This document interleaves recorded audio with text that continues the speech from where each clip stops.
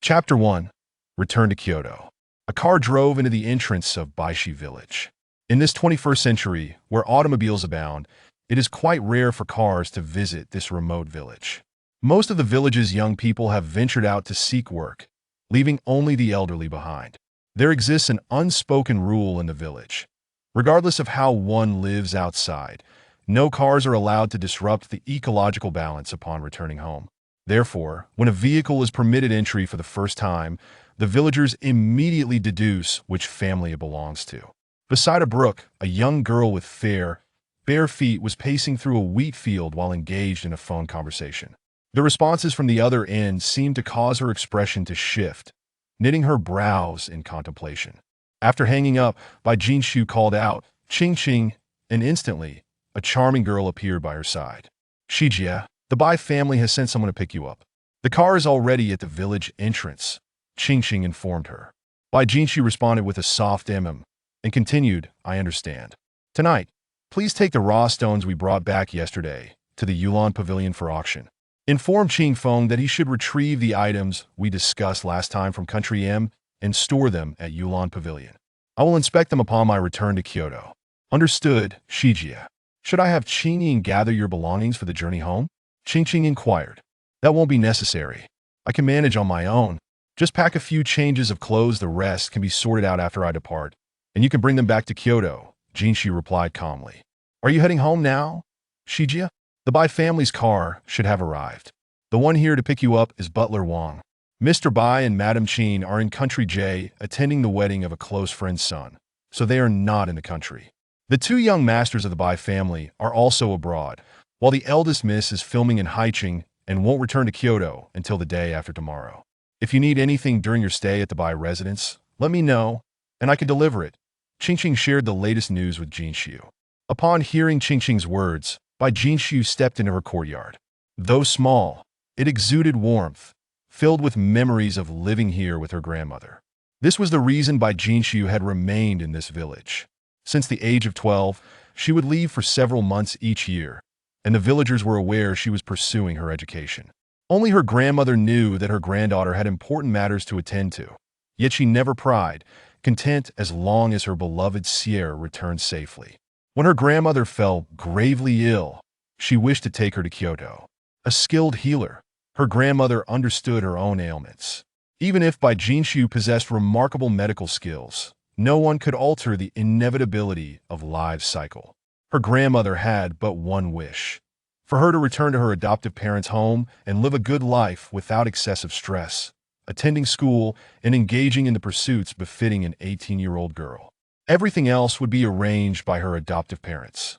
Butler Wang, upon seeing Bai Jinshu, exclaimed with excitement, "Young miss, I am here to escort you home." Wang Bo, please wait a moment. We shall depart shortly," Jinshu replied, looking at Wang Bo.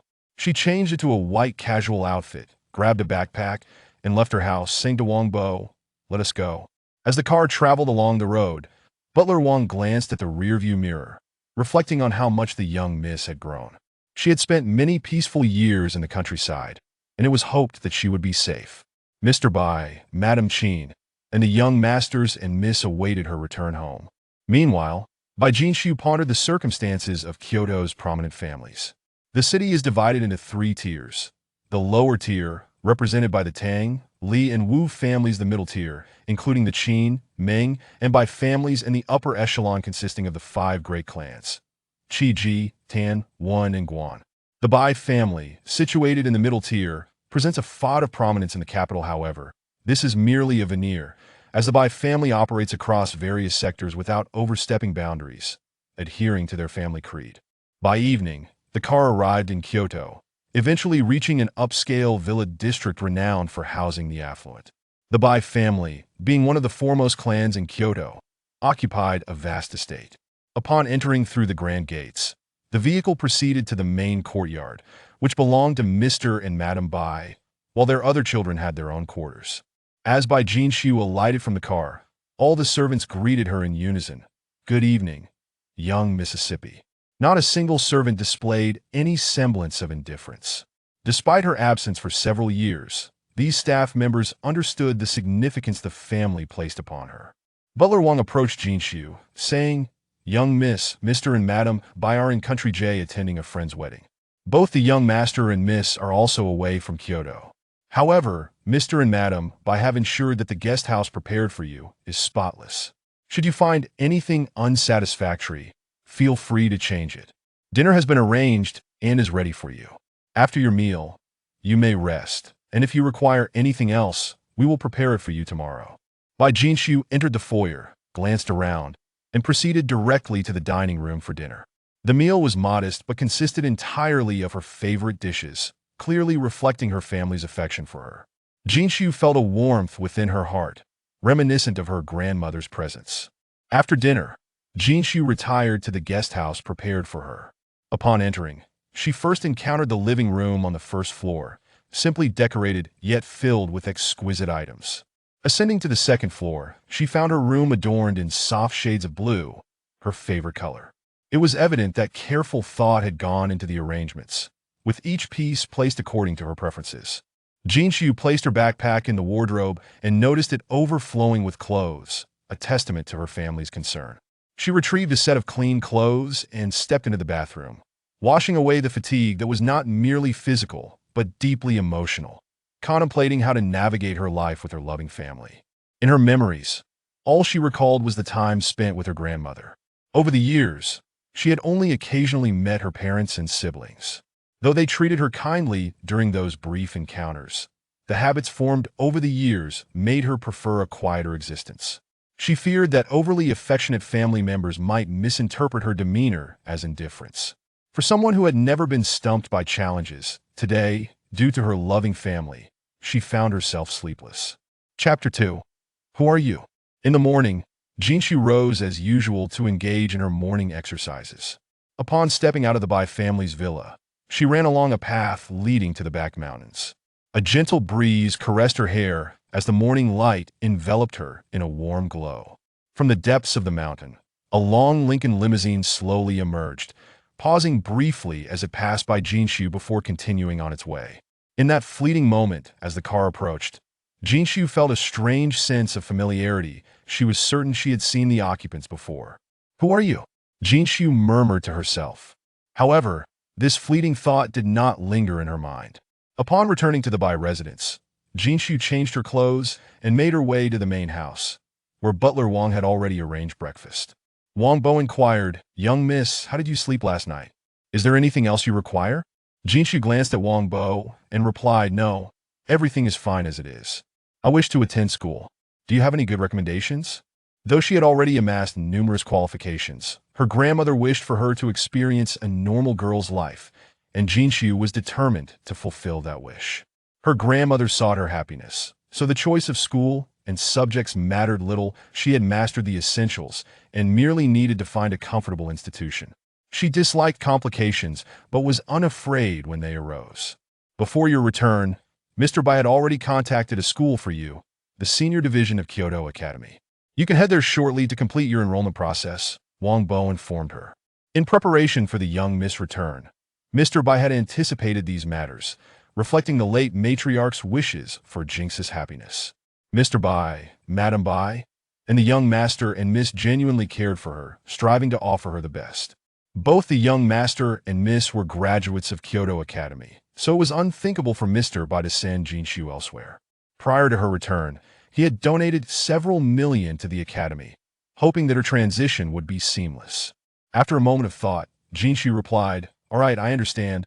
I can manage it myself. I prefer not to draw too much attention to my affairs." Recalling Mr. Bai's instructions before his departure, Wang Bo responded, "Understood, young Mississippi. Should you encounter any issues or require assistance, do not hesitate to reach out." After finishing her breakfast, Wang Bo remarked, "Young miss, the car is ready for you. Shall we head over now?" Jinshu nodded, but upon seeing the vehicle, her heart sank. A brand new Lamborghini? Was there no other option? This was merely a trip to school, and she wished to avoid any speculation about her identity. Turning back to Wang Bo, she asked, "Is there truly no other car available?" Wang Bo replied, "This is a gift that the young master specifically purchased for the young miss before his departure. He wishes for you to have it as a token of your journey home. allowing you to drive the car he gifted you to school. The clothes you have are also prepared by the second young master. Additionally, the young lady arranged for you to have a house, but later reconsidered, realizing you would prefer to reside with your family. Thus, that house remains unoccupied. However, it is conveniently located near the Kyoto school, where you may occasionally retreat to rest during your studies. Your villa has also been thoughtfully arranged by the gentleman and his wife, hoping that upon your return, you would find a warm abode. It is unfortunate that you return just as everyone is preoccupied, which is a regret of the gentleman and his wife for not being able to personally welcome you back, but they will make haste to return. Wangbo, I understand that my family loves me, but this car is rather ostentatious. I require a more modest vehicle. I do not wish to become a celebrity the moment I arrive at school, Jinsi remarked, resting her forehead in her hand. She was well aware of her family's affection for her, yet she preferred to avoid drawing undue attention, as it would inevitably lead to numerous complications. Understood, young miss, Wang Bo responded before departing to make arrangements. A few minutes later, he returned to inform her that the car was ready. Upon seeing it, Jinsi felt a sense of satisfaction. It was an ordinary vehicle that met her requirements. Taking her place in the driver's seat, the car slowly exited the Bai family villa. In the penthouse office of the Qi Corporation's building in the heart of Kyoto, Qi Lian sat at his desk, reflecting on the scene he had witnessed earlier that morning as he left the estate. A faint smile graced his lips as little girl had returned. However, according to the information he had received, it seemed she had forgotten about him. With a resigned sigh, he thought it was of no consequence if she had forgotten. He would ensure she remembered. Now that she had returned, there would be no thought of her leaving again. She would remain by his side from now on. At that moment, Qi Lian's phone rang. Upon answering, he heard the voice of Zheng Nanqing on the other end. "Third brother, there are some intriguing items at the Yulan Pavilion tonight. Will you join us? I've already called second brother. He returned this afternoon and will be joining us tonight. Fourth brother and fifth brother have other commitments and cannot make it, but once we finish here, they will meet us at Houting." Qi Lian replied, "Understood. I will be there promptly tonight." After hanging up, there was a knock at the office door, and Yufeng entered, stating, "Master Qi, the meeting is about to begin." Qi Lian rose and made his way to the conference room, stating, "All engagements for this evening are cancelled. I have other plans." Chapter 3. Kyoto Academy. As Jinsi drove her small car to the school, she noticed that the entrance was nearly deserted. She proceeded directly to the principal's office. The door was ajar, and inside, Tan Shiwen was engrossed in some documents. Jinsi gently knocked on the door, and without looking up, Tan Shiwen said, "Come in." With a cheerful smile, Jinsi greeted Uncle Tan. "It's been a while." Upon hearing her voice, Tan Shiwen immediately lifted his head. Momentarily taken aback, "Xiaoxi, what brings you here? I've called you countless times, and you always said you couldn't come. What's the occasion today? Are you here for business, or have you decided to teach here? I've been waiting for you so long that my hair has turned white. Just take a look." He concluded with a feigned expression of grievance. Although he was already middle-aged, such a demeanor was surprisingly fitting. Jinsi rolled her eyes, retorting, "I'm not here to work for you. I'm here to study. Who would prefer working over studying? Don't you agree?" She chuckled, but her smile seemed to evoke a sense of unease in Tan Shiwen. "Studying? Are you the daughter that the Bai family has brought back?" Although it was framed as a question, his tone conveyed certainty. "Yes, I am," Jinsi affirmed without hesitation. "How did you become the little daughter of the Bai family?" Tan Shiwen was unfamiliar with Bai Jinsi's background and had never investigated her identity. Their acquaintance stemmed from her master, a figure revered throughout Huagua and even the world. This illustrious individual had vanished 10 years ago without a trace to be by mere chance during a business trip to Yunqing. He encountered an accident, and Jinsi's master happened to be passing by, rescuing him and treating his injuries. Given that the Tan family was among the prominent families in Kyoto, he had been aware of such a person. Upon recognizing the name of his rescuer, he felt an immense relief, realizing that he had unexpectedly crossed paths with someone so significant. After recovering, Jinsi's master agreed to stay at Tan's home to recuperate, where he met by Jinsi, that he was instantly captivated by the intelligent and understanding little girl. After his recovery, they maintained contact, and Tan Shiwen was well aware of Jinsi's apparent accomplishments, which is why he had sought her out for Kyoto Academy. Unfortunately, the little girl had persistently declined his offers, leading to his hair turning white in worry. Your father donated a substantial amount to the academy to ensure your admission. Are you aware of this? Tan Shiwen remarked thoughtfully that I know. Uncle Butler mentioned it to me, Jinsei replied. You could have just let me come directly without involving my family in donations. Tan Shiwen, puzzled, inquired before your return, were you unaware that your family donated such a large sum for your education? If I had known, I would have opposed it. What a waste of money. Now that I know, the money cannot be reclaimed from you. It is a testament to my family's love for me. Which is why I believe I should come to school and strive for excellence each day. Jinsei succinctly recounted the facts. Hearing this, Tan Shiwen couldn't help but feel a pang of envy. As if he had bitten into a sour lemon. His heart ached with the sweetness of familial affection that Jinsei seemed to flaunt. Well, studying is preferable to not being here at all. Will you be joining the university department directly, or following your father's instructions to the senior year division? Tan Shiwen inquired about Jinsei's preferences, that I'll go to the senior year division, that I need to be the obedient daughter at home. So I'll follow their arrangements. However, I don't want to be in the top class.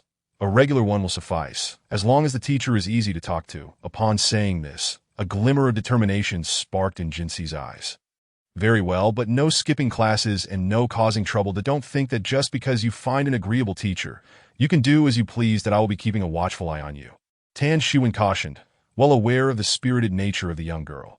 Rest assured, as long as you don't trouble me, I won't cause any issues, Jinsei replied, averting her gaze from Tan Shiwen. Tan Shiwen dialed a number. And within minutes, there was a knock at the office door that a male teacher, approximately 45 years old, entered. Teacher Fong, this is our new student. Please assist her in settling into your class, Tan Shiwen instructed. Certainly, I will take her to class. Teacher Fong replied, and Tan Shiwen nodded in acknowledgement. Hello, Teacher Fong. My name is Bai Jinsei, and I am a diligent student. Jinsei introduced herself sweetly. Upon hearing her words, Tan Shiwen raised an eyebrow, finding her excessive eagerness somewhat unsettling. He sighed softly, realizing he would need to keep a closer watch on her in the future. Teacher Fong, admiring the beautiful and charming student before him, nodded in satisfaction. Wonderful. We are in senior year class 5. Although we may not be the top academic class in the grade, we are a good class. He adjusted his glasses, realizing he must take good care of such a promising student and ensure she was not bullied by the more mischievous children in the class. If Tan Shiwen had known Teacher Fong's true thoughts, he would have chuckled at the irony. As long as Jinsei didn't bully others, that would suffice. Upon arriving at senior year class 5, they overheard the students discussing something about beauty and the morning's learning session. Teacher Fong entered and announced, "Quiet down, everyone. We have a new student joining us today. Please welcome Bai Jinsei. Would you like to introduce yourself?" As Jinsei stepped to the front of the classroom, she exuded an ethereal charm coupled with an air of elegance. Hello, everyone. My name is Bai Jinsei, and I will be studying with you from now on. I hope for your kind support. She playfully winked at her classmates. Teacher Fong directed Jinsei to an empty seat. And today, a student remarked that she was indeed the stunning beauty he had seen earlier, surprised to find that she was their new classmate. The students of senior year class 5 were filled with curiosity about this new girl. Which prominent family had nurtured such a poised individual? Chapter 4. Yulon Pavilion after school. As Jinsei was packing her belongings to leave for Yulon Pavilion, her desk mate suddenly spoke up. By Jinsei. Hello. My name is Yu Tingting, and I'm your desk mate. From now on, I'll look after you. Don't worry. With me around, no one will dare to bully you. Upon first seeing Bai Jinsei, Yu Tingting was enchanted by her clear, pure eyes, and her instinctive protective nature kicked in, prompting her to introduce herself and offer her support. Jinsei turned to Yu Tingting, who was a striking girl with an elegant demeanor and a hint of bravery in her gaze. It was evident from her lively eyes that her intentions were sincere. All right, let me formally introduce myself. My name is Bai Jinsei, and I'll be relying on you to look out for me. Dear desk mate, Jinsei replied with a smile. Yu Tingting felt a delightful flutter in her heart as she watched Jinsei smile back, wishing to gently touch her exquisite face, thinking her simply too beautiful and adorable. Great! Then we're friends now, Yu Tingting exclaimed with excitement. Yes, see you tomorrow, desk mate, Jinsei said, grabbing her backpack and preparing to leave the classroom. Wait, Xiaoxi. Let me take you out for some fun. It's on me. Yu Tingting hurriedly called out, chasing after Jinsei. Not today. I have other matters to attend to. How about tomorrow? Jinsei replied apologetically. Oh, I see. All right then, we must go out together tomorrow to celebrate our first day of acquaintance. Yu Tingting was genuinely fond of Jinxi, feeling as though she had experienced love at first sight. Yu Tingting blushed at her own thoughts, realizing she needed to return home and contemplate as Jinxi stepped out of the school gate. She spotted a red Lamborghini waiting not far away. Approaching the vehicle, a coldly beautiful woman with an expressionless face emerged. Sister Qinging, she greeted respectfully. Let us head directly to Yulan Pavilion, Jinxi said, slipping into the car.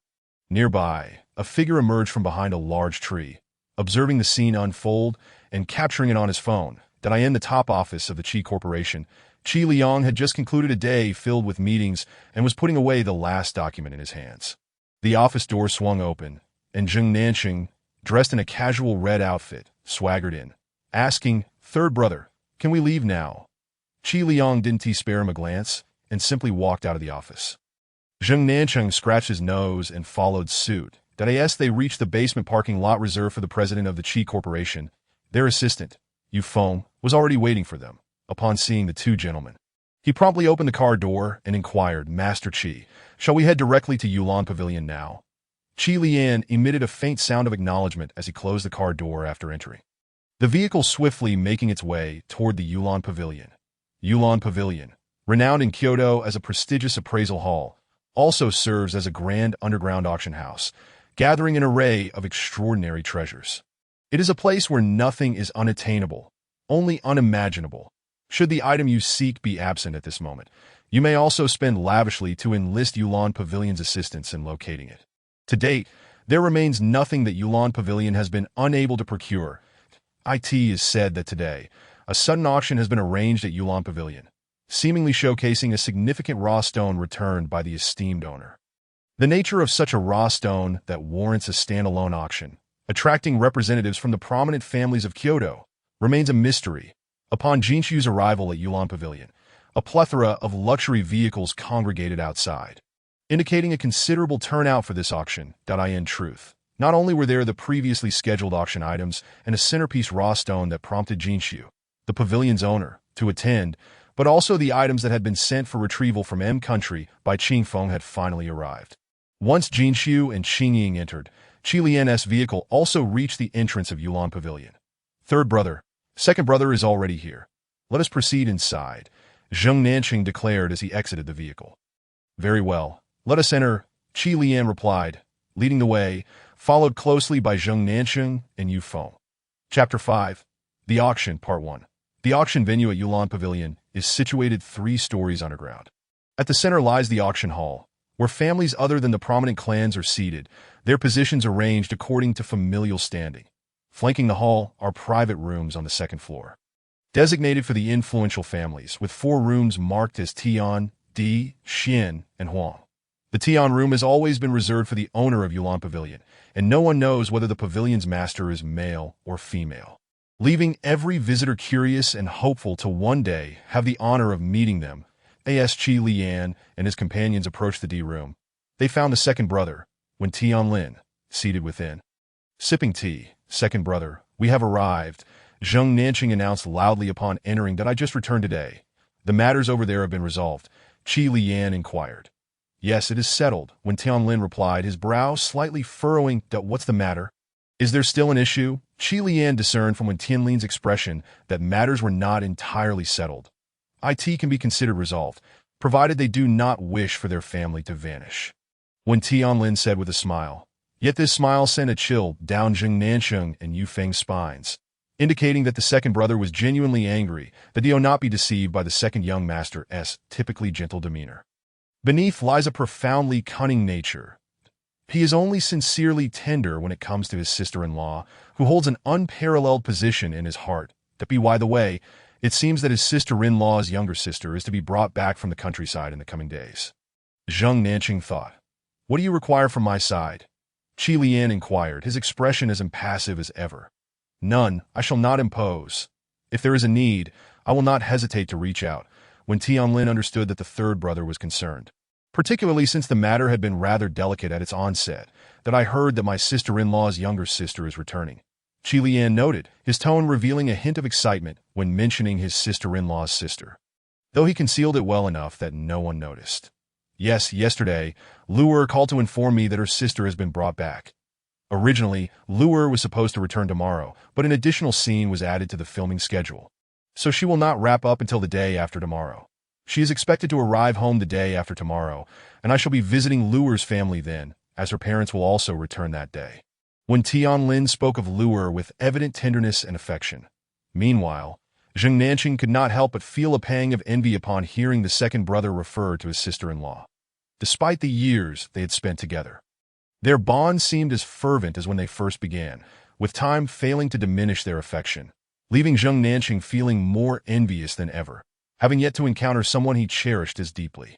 As Qi Lian contemplated when Tianlin's mention of the arrival of the guests, he recalled a girl he had seen during his morning run that very day, her beauty illuminated by the dawn light, evoking a serene and ethereal atmosphere, causing the corners of his mouth to curve upward ever so slightly at that moment. The voice of the auctioneer resonated from the floor below, a captivating woman clad in a modest black gown welcoming everyone to Yulan Pavilion. Teasing, "Are you eager to see the auction items?" As she spoke, the atmosphere shifted, and the audience's attention was riveted. The first auction item was presented, a diamond necklace adorned with colorful diamonds that radiated dazzling brilliance under the lights. A piece belonging to the royal family of Country L, accompanied by an enchanting tale. The ladies in attendance showed great interest, leading to fierce competition. The preceding auction items were successfully bid upon, leaving only 2 items remaining. Among these was a raw stone, remarkable for its ability to reflect varying hues under different lighting conditions and attire. The starting bid was set at 100 million, with increments of 10 million, and the auction commenced. The moment the auctioneer's words fell, the raw stone glimmered with a pink hue. The audience below was left in stunned silence, incredulous at the existence of such an extraordinary raw stone. Bids began to emerge from the private rooms above, with the Fong family in the second room bidding 210 million. That soon, disparate voices echoed, 3 billion, 4 billion, 5 billion, before the audience could fully comprehend. The bids from the upstairs had escalated to 5 billion. A distinguished guest arrived in the Xian room. Chapter 6. The Auction, Part 2. The Xian room's occupant placed a bid of 1 billion. As the audience processed this staggering price, they found themselves momentarily immobilized, astonished by the sudden jump from 5 billion to 10 billion. Who is this magnate? They pondered. "Master, shall we raise our bid?" Xian Yuanhong inquired. Resolute in securing this raw stone today. 20 billion, the Xian room announced. "Any further bids?" The auctioneer inquired, announcing the current price. None raised. 20 billion. First call, 20 billion, second call. As she counted, the audience awaited any sign of further bidding. Just as she was about to call the third time, the D room interjected, 25 billion, a bid from Qi Lian, who felt an inexplicable connection to this item, his heart fluttering with an unspoken anticipation. 25 billion. Is there another bid? 25 billion. First call. 25 billion. Second call. 25 billion. Third call. The gavel fell swiftly, far quicker than when Xian Yuanhong had bid. Congratulations to the esteemed guest in the D room. Shortly, a staff member will deliver the item to you. The final auction item was presented, a mysterious black stone, its purpose unknown, with a starting price of 1 yuan as requested by the auctioneer. A collective intake of breath echoed from the crowd below, for even without knowing its exact nature, the fact that it was being auctioned by Yulan Pavilion as the centerpiece item suggested it must hold significant importance. Bids began to rise. 1,000, 5,000, 10,000. A voice from the Huang room bid 100 million, representing the Bai family, as instructed by Bai Fengzi before his departure. 1 billion, Xian Yuanhong countered. Having come specifically for this item, as his grandfather had requested its acquisition, 1 billion from Qi Lian, he declared that in response, the Tian room, belonging to Jinshu, raised the stakes. When the bid emerged from the Tian room, the entire venue erupted in excitement, aware that the Tian room belonged to the owner of Yulan Pavilion. Could it be that the owner was now participating in the bidding? Upon hearing this, Qi Lian, Wen Tianlin, and Xian Yuanhong all shared a moment of shock. She has arrived. Second brother, third brother, is the owner in the Tian room. Have you ever met her? Zheng Nanqing inquired with palpable excitement. As he frequently attended auctions at Yulan Pavilion, but had never encountered the owner, Dai Yufeng, attentively listening, also awaited the response from the 2 elders that I have not seen her in person. I once caught a glimpse of her back when I was with the third brother.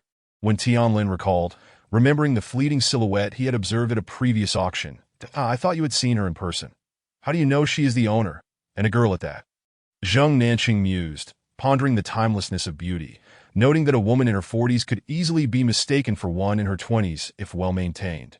Indeed, we can ascertain this, not only from her silhouette but also because the auctioneer referred to her as the owner. Although we did not hear it, we could read her lips, and the auctioneer remarked that she was too young to be in such a place, he added, with curiosity about the nature of the venue in question. When Tianlin reminisced about the scene he had witnessed that day, that it was truly remarkable that they could make such judgments, he thought, commending his second brother. Zheng Nanqing suddenly felt a wave of envy towards the two of them. How many people longed to catch a glimpse of the Shadow Lord? Only after hearing his second brother's words did he realize that he had missed out on something significant due to his prior commitments. 500 million for the first time, 500 million for the second time, 500 million for the third time, sold. Congratulations to the Shadow Lord for acquiring this item. Mimi was aware that the Shadow Lord had come for this stone today. Although they were uncertain of its purpose, they knew that prestigious families coveted it, and even hidden clans desired it, indicating that this object was far more complex than it appeared on the surface. Thank you all for attending tonight's event. The last item of the auction has been sold, and the auction has now concluded. Mimi's voice echoed through the hall. The attendees, who should have risen to leave, remained seated. Without needing to think, Mimi understood that everyone wished to behold the Shadow Lord's presence. Ladies and gentlemen, please exit. I know you all wish to see the Shadow Lord, but he has already departed. Upon hearing Mimi's words, the previously motionless guests began to stir. The three gentlemen also rose and exited the private room following Mimi's announcement. Zheng Nanqing, observing the hurried departure of his two brothers, realized they were eager to see if the Shadow Lord had truly left, that he hastened to follow suit, with Yufeng and Xin Yuanhong's subordinates trailing closely behind. Chapter 7. Sister by Qi Lu. When Qi Lian and his companions arrived at the Shadow Lord's private chamber, the door was ajar, confirming their suspicion that he had already departed. Qi Lian mused that there was no rush. He would eventually meet the Shadow Lord in person.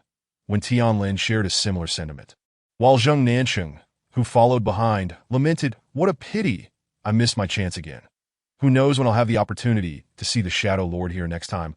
Qi Lian and Wen Tianlin exchanged glances, at a loss for words. Just as they prepared to leave, Xin Yuanhong approached. "President Xin Yuan, what a pleasant surprise to encounter you here." When Tianlin greeted him, that I never expected to run into President Wan and Lord Li here. It seems my trip was not in vain, Xin Yuanhong replied with a hint of meaning. Having seen the guests lingering at the entrance for days, he understood that the Shadow Lord was no longer present. So he deemed it unnecessary to engage further. Since I have not seen the Shadow Lord, I shall take my leave. With that, Xin Yuanhong departed with his subordinates. After Xin Yuanhong's exit, the remaining gentlemen followed suit. Once everyone had vacated the premises, a wall within the room gradually opened, revealing several figures, notably by Jinxi and her companions. Aware that some might doubt their absence, they had entered a concealed compartment in advance. After the crowd dispersed, they emerged, and at that moment, Mimi returned. "Sister Shi, everyone has left. Shall we go out and have some fun?" Mimi, having not seen Sister Shi for quite some time, was eager to bond. Despite Sister Shi being their leader, Jinxi had always regarded them as friends and family, treating them as equals, as long as they remained loyal to no, "It's too late today that I have school tomorrow, so I cannot go. In a few days, when my family returns and things settle down, we can go out for a couple of days. The resort is opening soon, right? Let's all go on the opening day, that we can have Qingfeng make the arrangements. And we can head over directly," Jinxi suggested as they walked. "That's wonderful, Sister Shi." "It's settled then," Mimi, ever the enthusiast, was thrilled, as were the others who knew the significance of their relationship with Sister Shi. Although Sister Shi treated them as siblings, they were acutely aware of their duty, to protect her at all costs. Mimi respected Sister Shi and took it upon herself to enliven the atmosphere. Even though she was not the youngest among them, everyone indulged her.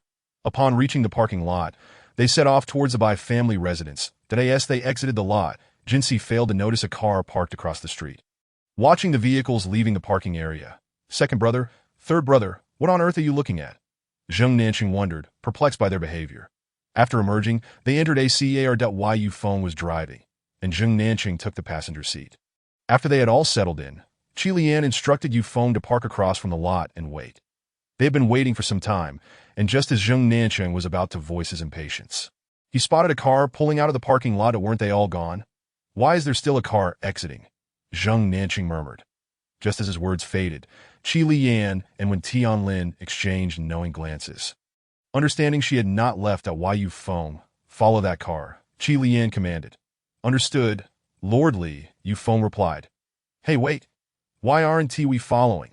If we spotted them, shouldn't we pursue? Plus, with Yu Feng's driving skills, he can surely keep up. Zheng Nanqing urged, his excitement mounting. Yu Feng couldn't help but interject. Seventh young master, my driving skills are not as proficient as the one in front.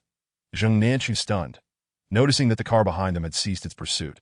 Jinsi promptly ordered her driver to return to the Bai residence. Upon their arrival, the lights in the Bai home were still aglow. As Jinsi entered the main house, she was enveloped in a tight embrace by a woman. Sheer, you're finally back. Your sister has missed you dearly. Upon hearing that voice, Jinsi recognized it was her sister, Bai Qilu. She found herself in a warm but somewhat constricting embrace, though she felt a bit out of place.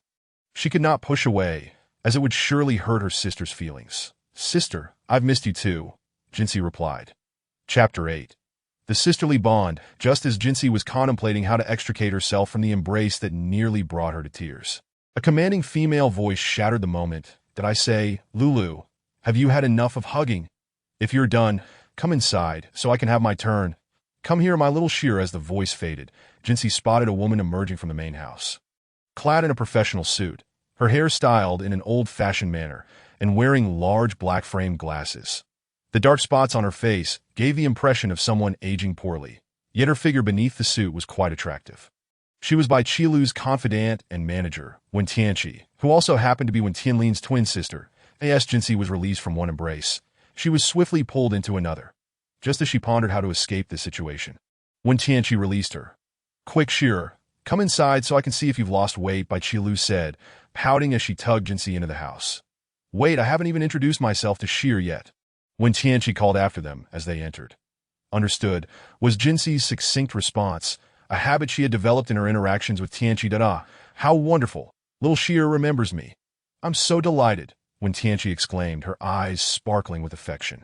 Jinsi felt a shiver run down her spine. Bai Qilu patted her back reassuringly, saying, Don't be afraid, it will keep our distance from her. She may seem all proper on the outside, but really. Bai Qilu, do you still want a vacation after these past few days? I am your manager, and if you continue to speak ill of me in front of Sheer, I will schedule so many engagements for you that you won't even have time to see her. Wen Tianqi retorted fiercely. Wah, Sheer, your sister is bullying me. Bai Qilu feigned sorrow, resting her head on Jinsi's shoulder. It's all right, sister, if you're busy, I'll come and see you. I won't let you go too long without seeing me. Jinsi consoled her. Good, Sheer, in a couple of days our parents and brother will be back. Tomorrow, I have the day off. Where do you want to go? I'll take you, Bai Qilu said earnestly. Sister, I have school tomorrow. And I've already made plans with my classmates. I'm sorry, Jinsi replied sheepishly. Had she known her sister would arrive so early, she would have rescheduled, but now that plans were made, she felt she could not back out. Foolish girl, it's nothing to apologize for. Remember, you never need to say sorry to your family who loves you. You still have the money Dad gave you. Here is some pocket money from me. As the conversation concluded, Bai Qilu produced a bank card and placed it firmly into Jinsi's hand. Sister, there is no need. I have sufficient funds that my grandmother, father, and mother have bestowed upon me ample money. Jinsi replied, attempting to return the card. That simply won't do. Those are gifts from our grandmother and parents. This is from your sister, earned through her own efforts, and thus holds a different significance. Take it. For it is intended for your future nephew. The money your brother-in-law earns is mine. Ha ha ha, Bai Qilu exclaimed, unable to contain her laughter. The money Tianlin earns is meant to honor me, his sister. After all, you two aren't even married yet. When Tianqi shot her a sidelong glance and added, you could always call Tianlin to verify whether the money is for me or for you. Your sister. Bai Qilu promptly dialed Wen Tianlin's number. Within 2 seconds, the call was answered, revealing a steady male voice. Lulu, after finishing a shoot, Wen Tianlin, who was with his friends in a luxury private room, answered the call without a second thought, knowing who it was. That I've just returned home. Surprised, aren't you? Sierra is back, so I didn't inform you in advance. Lin, I told Sierra that your earnings are all for me. But that brat Chi claims they are for her. I just wanted to confirm with you who the money is truly for. Bai Qilu purred playfully that a charming laugh emanated from the phone. Of course, it's for my Lulu. Chi should just tell you to go find her husband. When Tianlin spoke in a tone meant to soothe the child. Umph. Did you hear that? Bai Qilu replied. A hint of pride in her voice, when Tianqi rolled her eyes and called out to the phone, "White-eyed wolf! Come, Sierra. Greet your brother-in-law," Bai Qilu urged, bringing the phone to Jinxi. To brother-in-law, "I'm back," Jinxi said, maintaining her usual demeanor. "Good, as long as you're back, then I'll come over tomorrow. Your sister and I'll take you out for a meal," when Tianlin replied. "Thank you, brother-in-law, but I already have plans for tomorrow that I've discussed it with my sister. And it seems you two haven't seen each other in quite a while, so you should enjoy some time alone together," Jinxi stated. "That is not possible. Wherever you two go, I will follow." "After all, I don't have a boyfriend, and I'm out of money," Jinxi insisted. When Tianqi shouted into the phone, "Got it, Sir, that we'll meet at home when you return tomorrow, that I in a few days. Uncle Bai and Aunt you will be back, and we can all be together. Lulu, I'll come over tomorrow morning.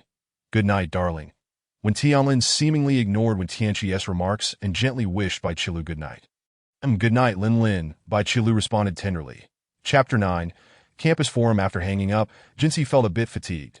"Sister, Qijie, I'm feeling a bit tired, then I'm going to my room to sleep. You both should rest early too."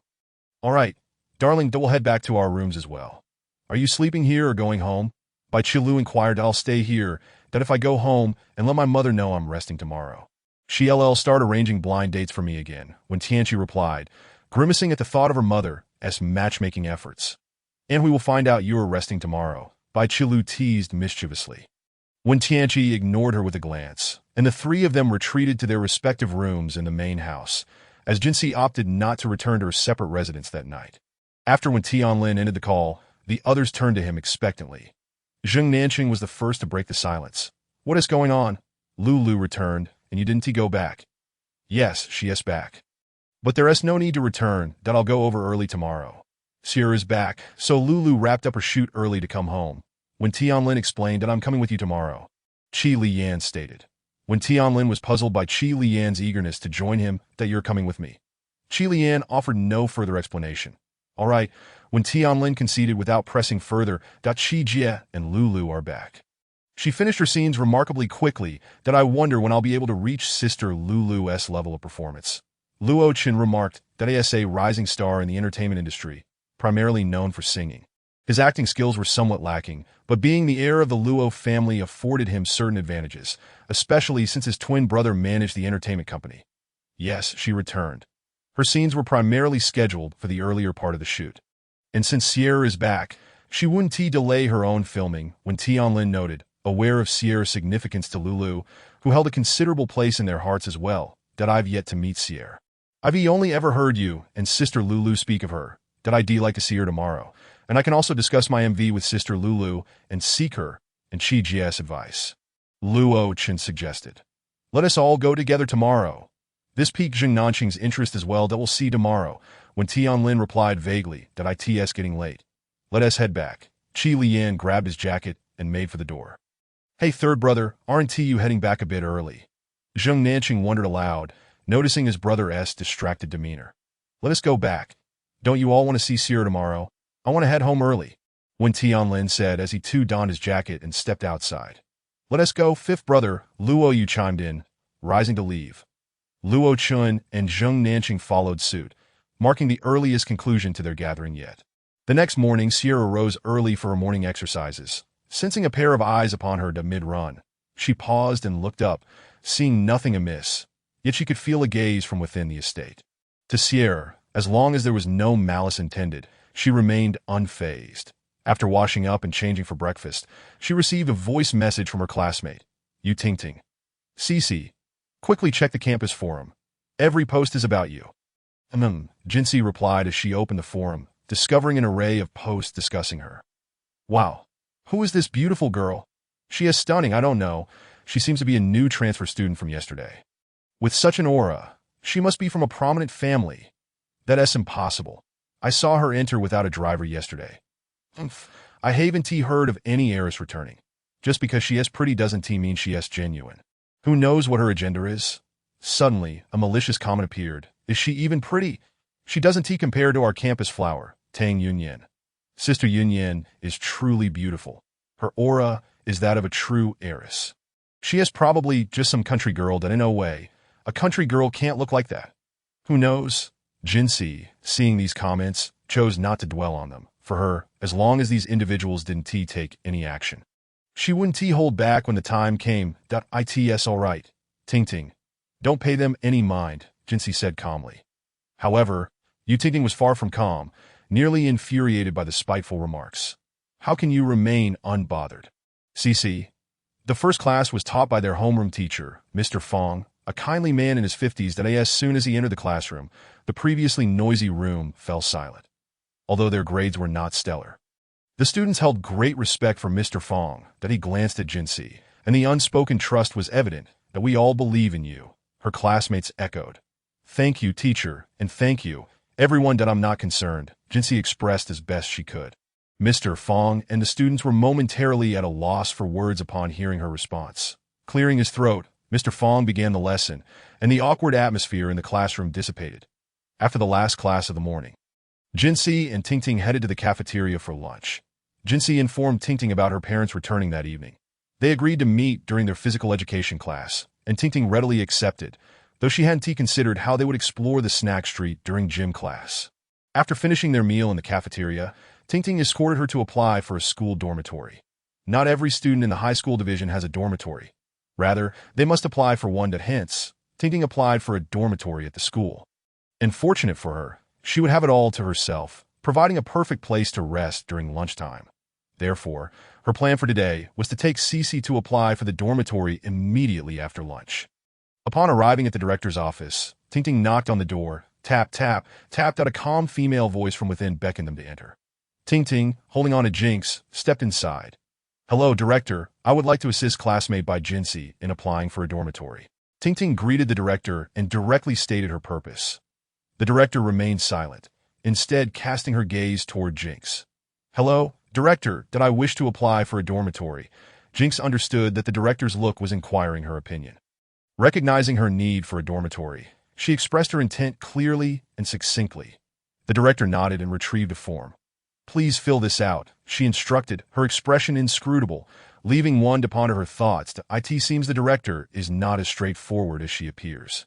Ting observed her with an expression of respect and eagerness. Once completed, Jinx handed the form back.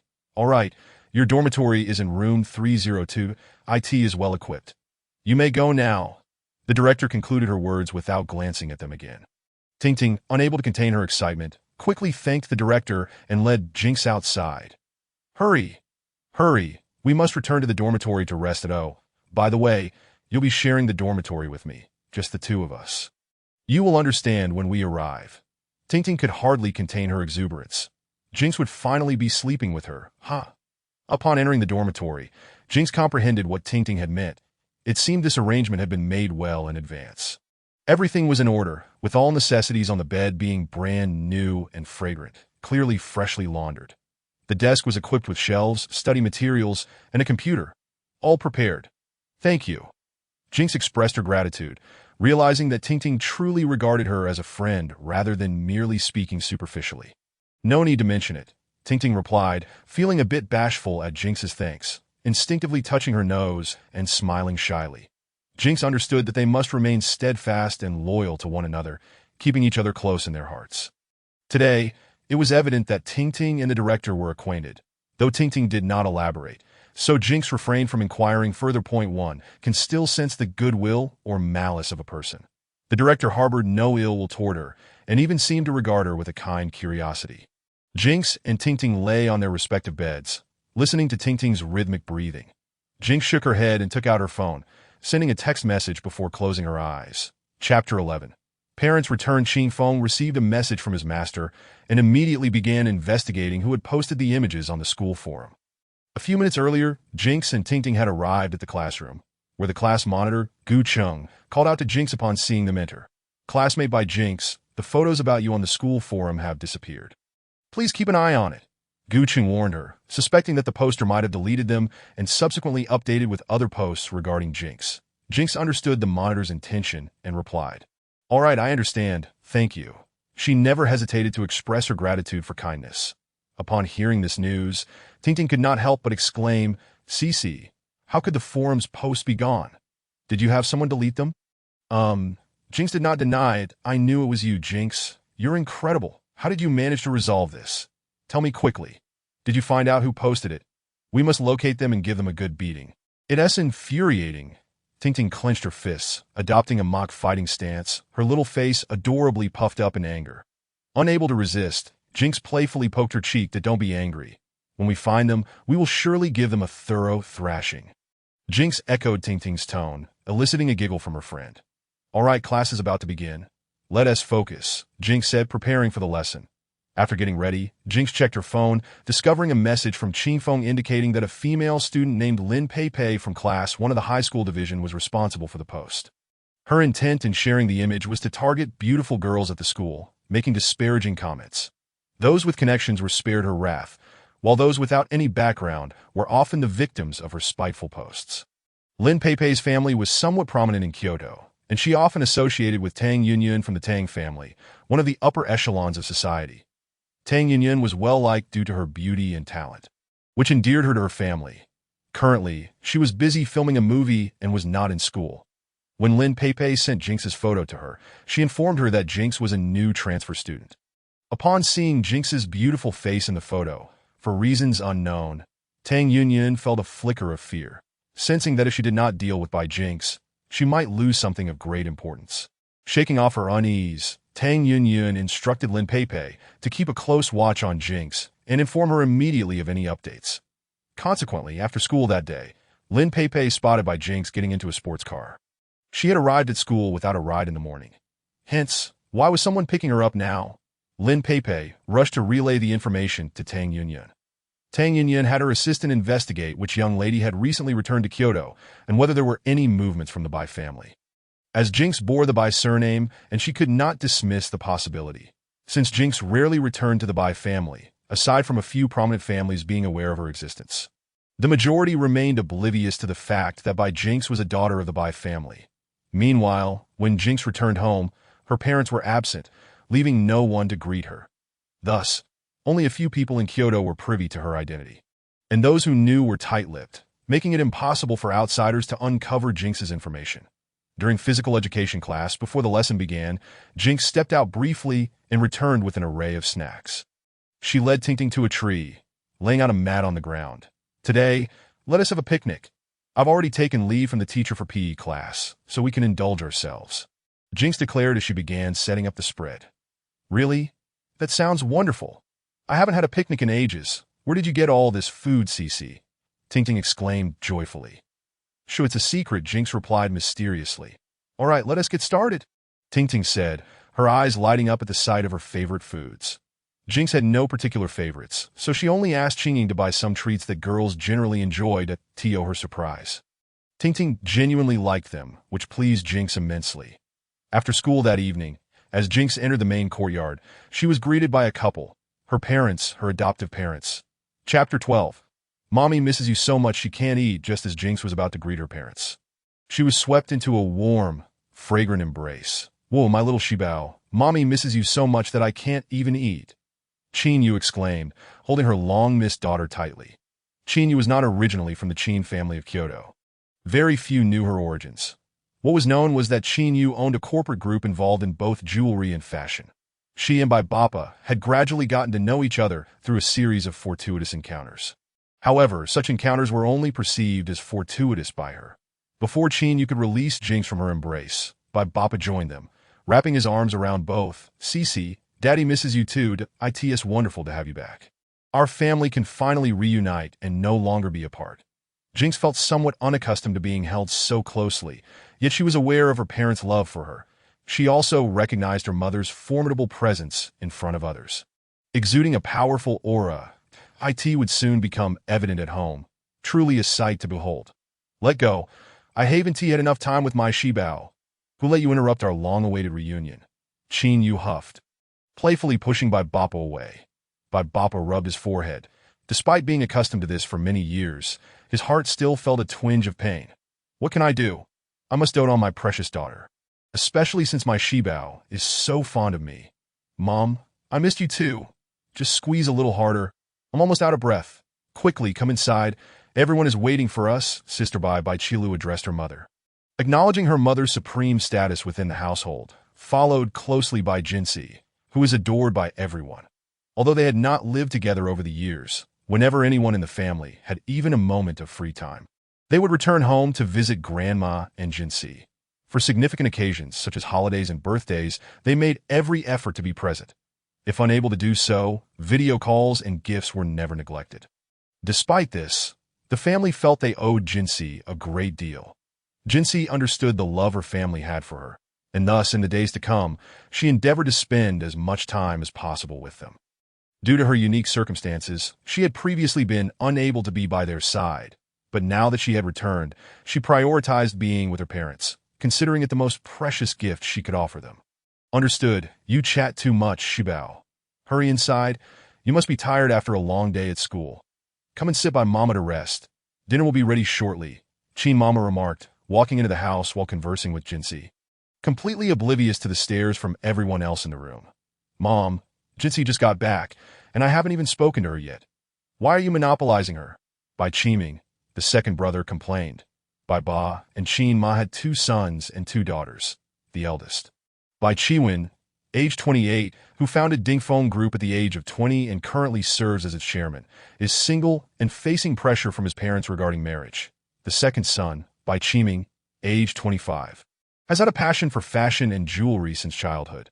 He began coordinating outfits at the age of 2, won first place in a design competition at his mother's company at the age of 12, and has since become a globally renowned designer. However, he only designs for Chin Mama's company, where he holds the positions of vice chairman and chief designer. Upon Jinsi's return, Chin Mama decided to let Qiming manage the company to spend more time with her treasured daughter, which prompted Qiming to voice his grievances. The 2 daughters are by Qi Lu and by Jinsi. The eldest daughter, by Qi Lu, ventured into the entertainment industry due to an incident from her childhood. Once, while attending a gathering with her parents, she encountered a little girl from her kindergarten, Annie, who had always harbored resentment towards her because Bai Qi Lu was exceptionally beautiful, possessing a mature demeanor uncommon for children her age. She never cried in difficult situations and was always willing to assist her peers, making both boys and girls eager to play with her. During that gathering, she fell victim to a scheme orchestrated by a jealous child. Chapter 13.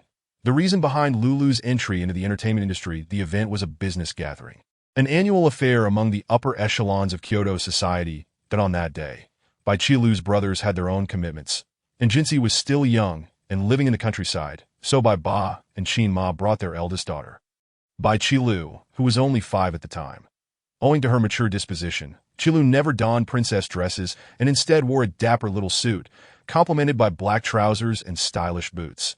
Her entrance into the venue immediately attracted the attention of other children, many of whom were from the same social circle and thus familiar with her.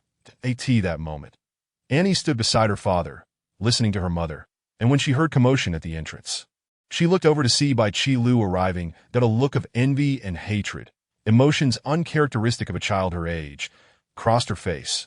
She loathed Bai Qi Lu for the affection her father showed her, for her beauty, and for the attention she received from all the other children, including her brother. Tianlin, Annie's own father, the younger son of the Wu family, had previously been engaged to a childhood sweetheart. However, on the eve of their wedding, scandal erupted when it was revealed that he had spent the night with a minor celebrity, leading to the immediate cancellation of the engagement and a subsequent reprimand from his father. During his month of confinement, news broke that the minor celebrity was pregnant, which severely impacted the Wu family's stock market standing. In response, the elder Wu insisted that his son marry the woman to quell the scandal. But Wu Wei had no intention of settling down, especially not with a woman like her. During the period of Annie's father's engagement, he initially treated her well, as their grandfather had promised to invest in the child if she was a boy, but offered only a monetary gift if she was a girl. When Annie was born, and it was revealed she was not a boy, her father's disappointment manifested in neglect, though their status ensured she lacked nothing. By the age of 3, Annie's father began bringing her to various gatherings, teaching her to charm the sons of prominent families. At one such event, she encountered Tianlin, whose maturity captivated her.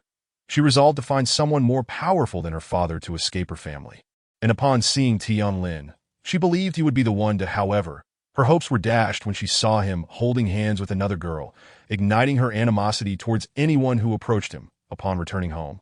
Annie immediately sought her mother's guidance on how to deal with Bai Qilu, recalling how her mother had previously instructed her on handling rival girls. The best weapon for a girl is her cuteness and innocence. If you can make others feel pity with your tears, you will succeed, her mother had advised. Recalling how she had won her father's affection, as Annie entered the house, she asked, "Where's Mama?" upon glancing at her. Wu Wei replied, "Your mother is of little use these days. You keep looking for her, but she is busy." Realizing her mother was absent, Annie understood that her father often had her mother attend dinners with various influential men, sometimes not returning home. Consequently, when Annie sought her mother, her father would dismissively remind her of her mother's limited utility.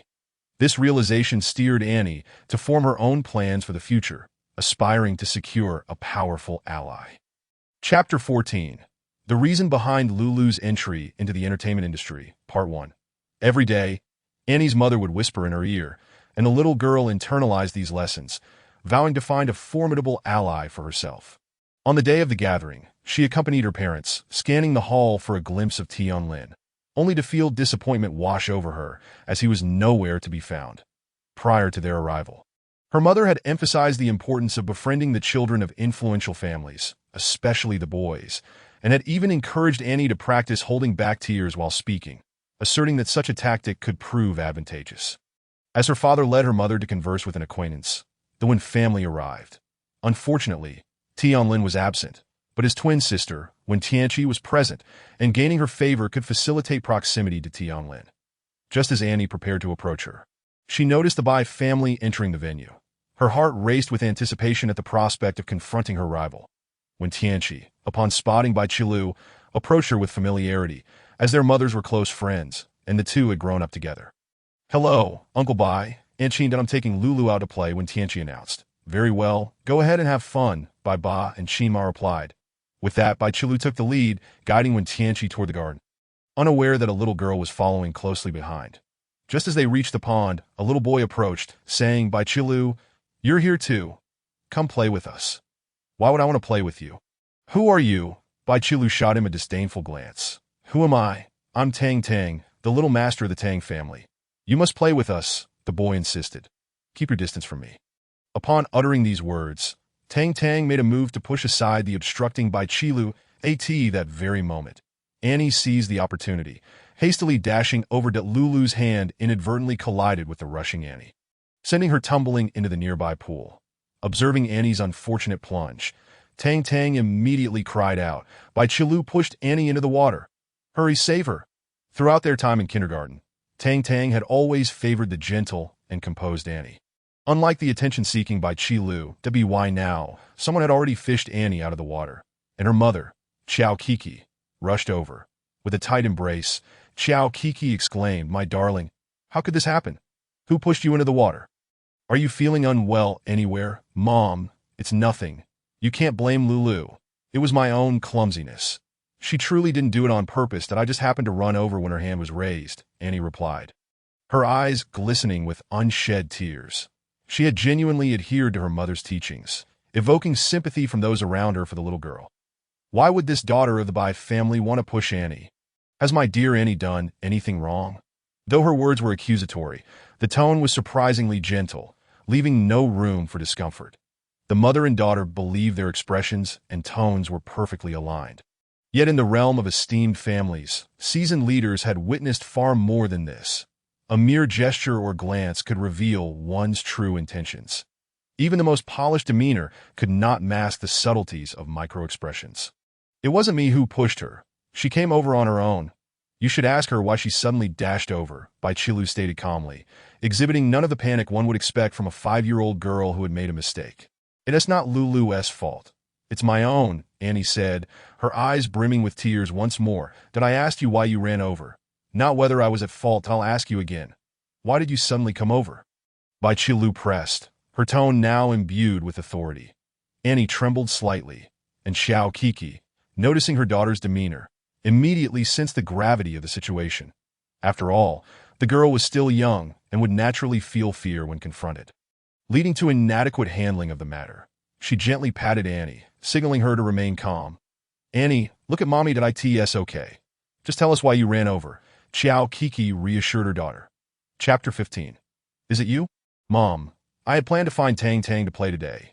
As I was coming out, I happened to see Tang Tang talking to Lulu. So I ran over. I didn't expect Lulu's hand to be raised at that moment. And I fell into the pool that I truly didn't mean to Lulu. Can you forgive us? Annie explained, her voice tinged with distress at that moment. Wu Wei approached Annie's father. He felt compelled to project the image of a good parent and garner more goodwill for his daughter. It's all right, Annie. I believe that little Lulu wouldn't have done it intentionally, Mr. Bai. Let us not pursue this matter further. We wouldn't want to jeopardize the friendship between the two children, Wu Wei said. Mr. Bai remained silent, then turned his gaze toward his daughter, trusting in her judgment that I have faith in Lulu, but I also feel deep sympathy for Annie falling into the water, Mr. Bai sighed, expressing his empathy. Yes, indeed. Such a lovely little girl falling into the water is truly unfortunate. I also feel for her, Qin Ma added earnestly. Upon hearing these words, the expressions of Wu Wei's family turned sour. When Qianqi remarked to Annie about her son Dash. Fully aware of the implications that a child is young, as she was already had a fair share of cunning. Just because they hadn't noticed her trailing behind didn't mean others hadn't seen her either. There were cameras, after all. Annie instinctively reflected on her recent actions, wondering if there were any flaws in her story. It did seem she had followed them for a short distance before running over. And while lost in thought about her next move, Bai Qilu interrupted her contemplation. You alone know what you were thinking. I in front of all these elders. I'll reiterate. I raised my hand. But it wasn't aimed forward. It was to the side. Why did you run up behind me and end up in the water? I would genuinely like to know, but considering you are just a child, I want to hold it against you. The truth will be clear to the elders present that I have no time to linger on this. Also, there is no need to speak of ruining friendships, as we were never friends to begin with, nor will we ever be. With that, Lulu led when Tianqi away. Mr. Bai and Qin Ma exchanged glances, realizing the situation. It was evident that this child had deliberately run over and fallen into the water, blaming Lulu for the incident. However, some parents present disapproved of Bai Qilu's assertive demeanor toward the gentle Annie that in elite social circles, the qualities of grace and poise in young girls were paramount. A strong-willed girl might not command respect in a future marriage, regardless of her family status, leading many to reconsider alliances with the Bai family. Annie stared wide-eyed at Bai Qilu, taken aback by her words, and immediately sought refuge in her mother's embrace. That moment, the elder Wu made his entrance, urging, "Why are you still here? Hurry and take the child for a checkup." Chiao Kiki immediately cradled Annie and rushed out, with Wu Wei following closely behind. In the aftermath of this incident, while Mr. Bai and Qin Ma felt relieved that their daughter had not been at fault, they were nonetheless troubled by her assertive behavior. That evening, Qin Ma engaged in a lengthy conversation with Lulu, ultimately concluding, "Isn't just acting. Who can't do that? I'll perform better than anyone else," Bai Qilu said, her face taut and her expression earnest. From that point forward, Bai Qilu began to change, embarking on an ever-deepening journey into the world of performance. Upon entering the house, Jinxi emerged from her mother's embrace upon hearing her brother's voices. Before she could utter a word, she sensed an intense gaze fixed upon her, stronger than before. Lifting her eyes, she encountered a pair of profoundly deep eyes. Such a gaze felt familiar, as if she had experienced it somewhere before. It seemed reminiscent of the gaze she had felt during her morning runs after returning home. Could it be him? Lost in her thoughts, she inadvertently blurted out, "Is it you?" At the moment Jinxi posed this question, everyone in the room fell silent. What did Jinxi mean by that? Had she already met Qi Lian? As confusion enveloped the group, Qi Lian gently curved his lips into a smile, acknowledging her deduction with a nod. It is Chapter 16. The cherished one, Su Su, family gathered unable to contain himself.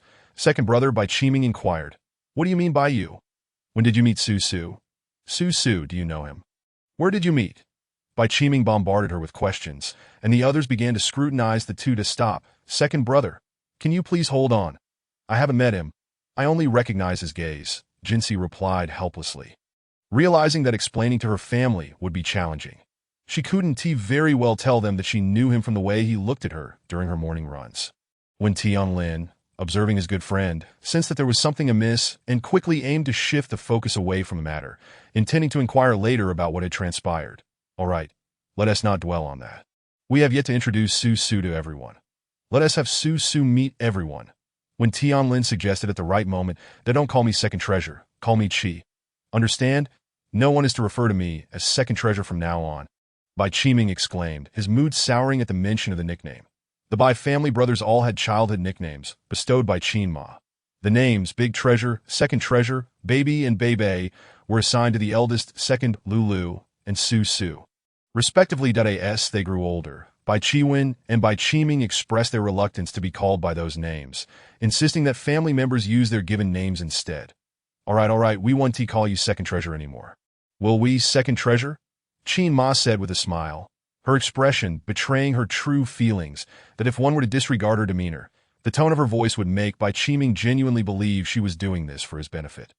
Had anyone known how close he was to believing his mother's words, they would have informed him that the nickname was indeed her creation, making her the most devoted to using it.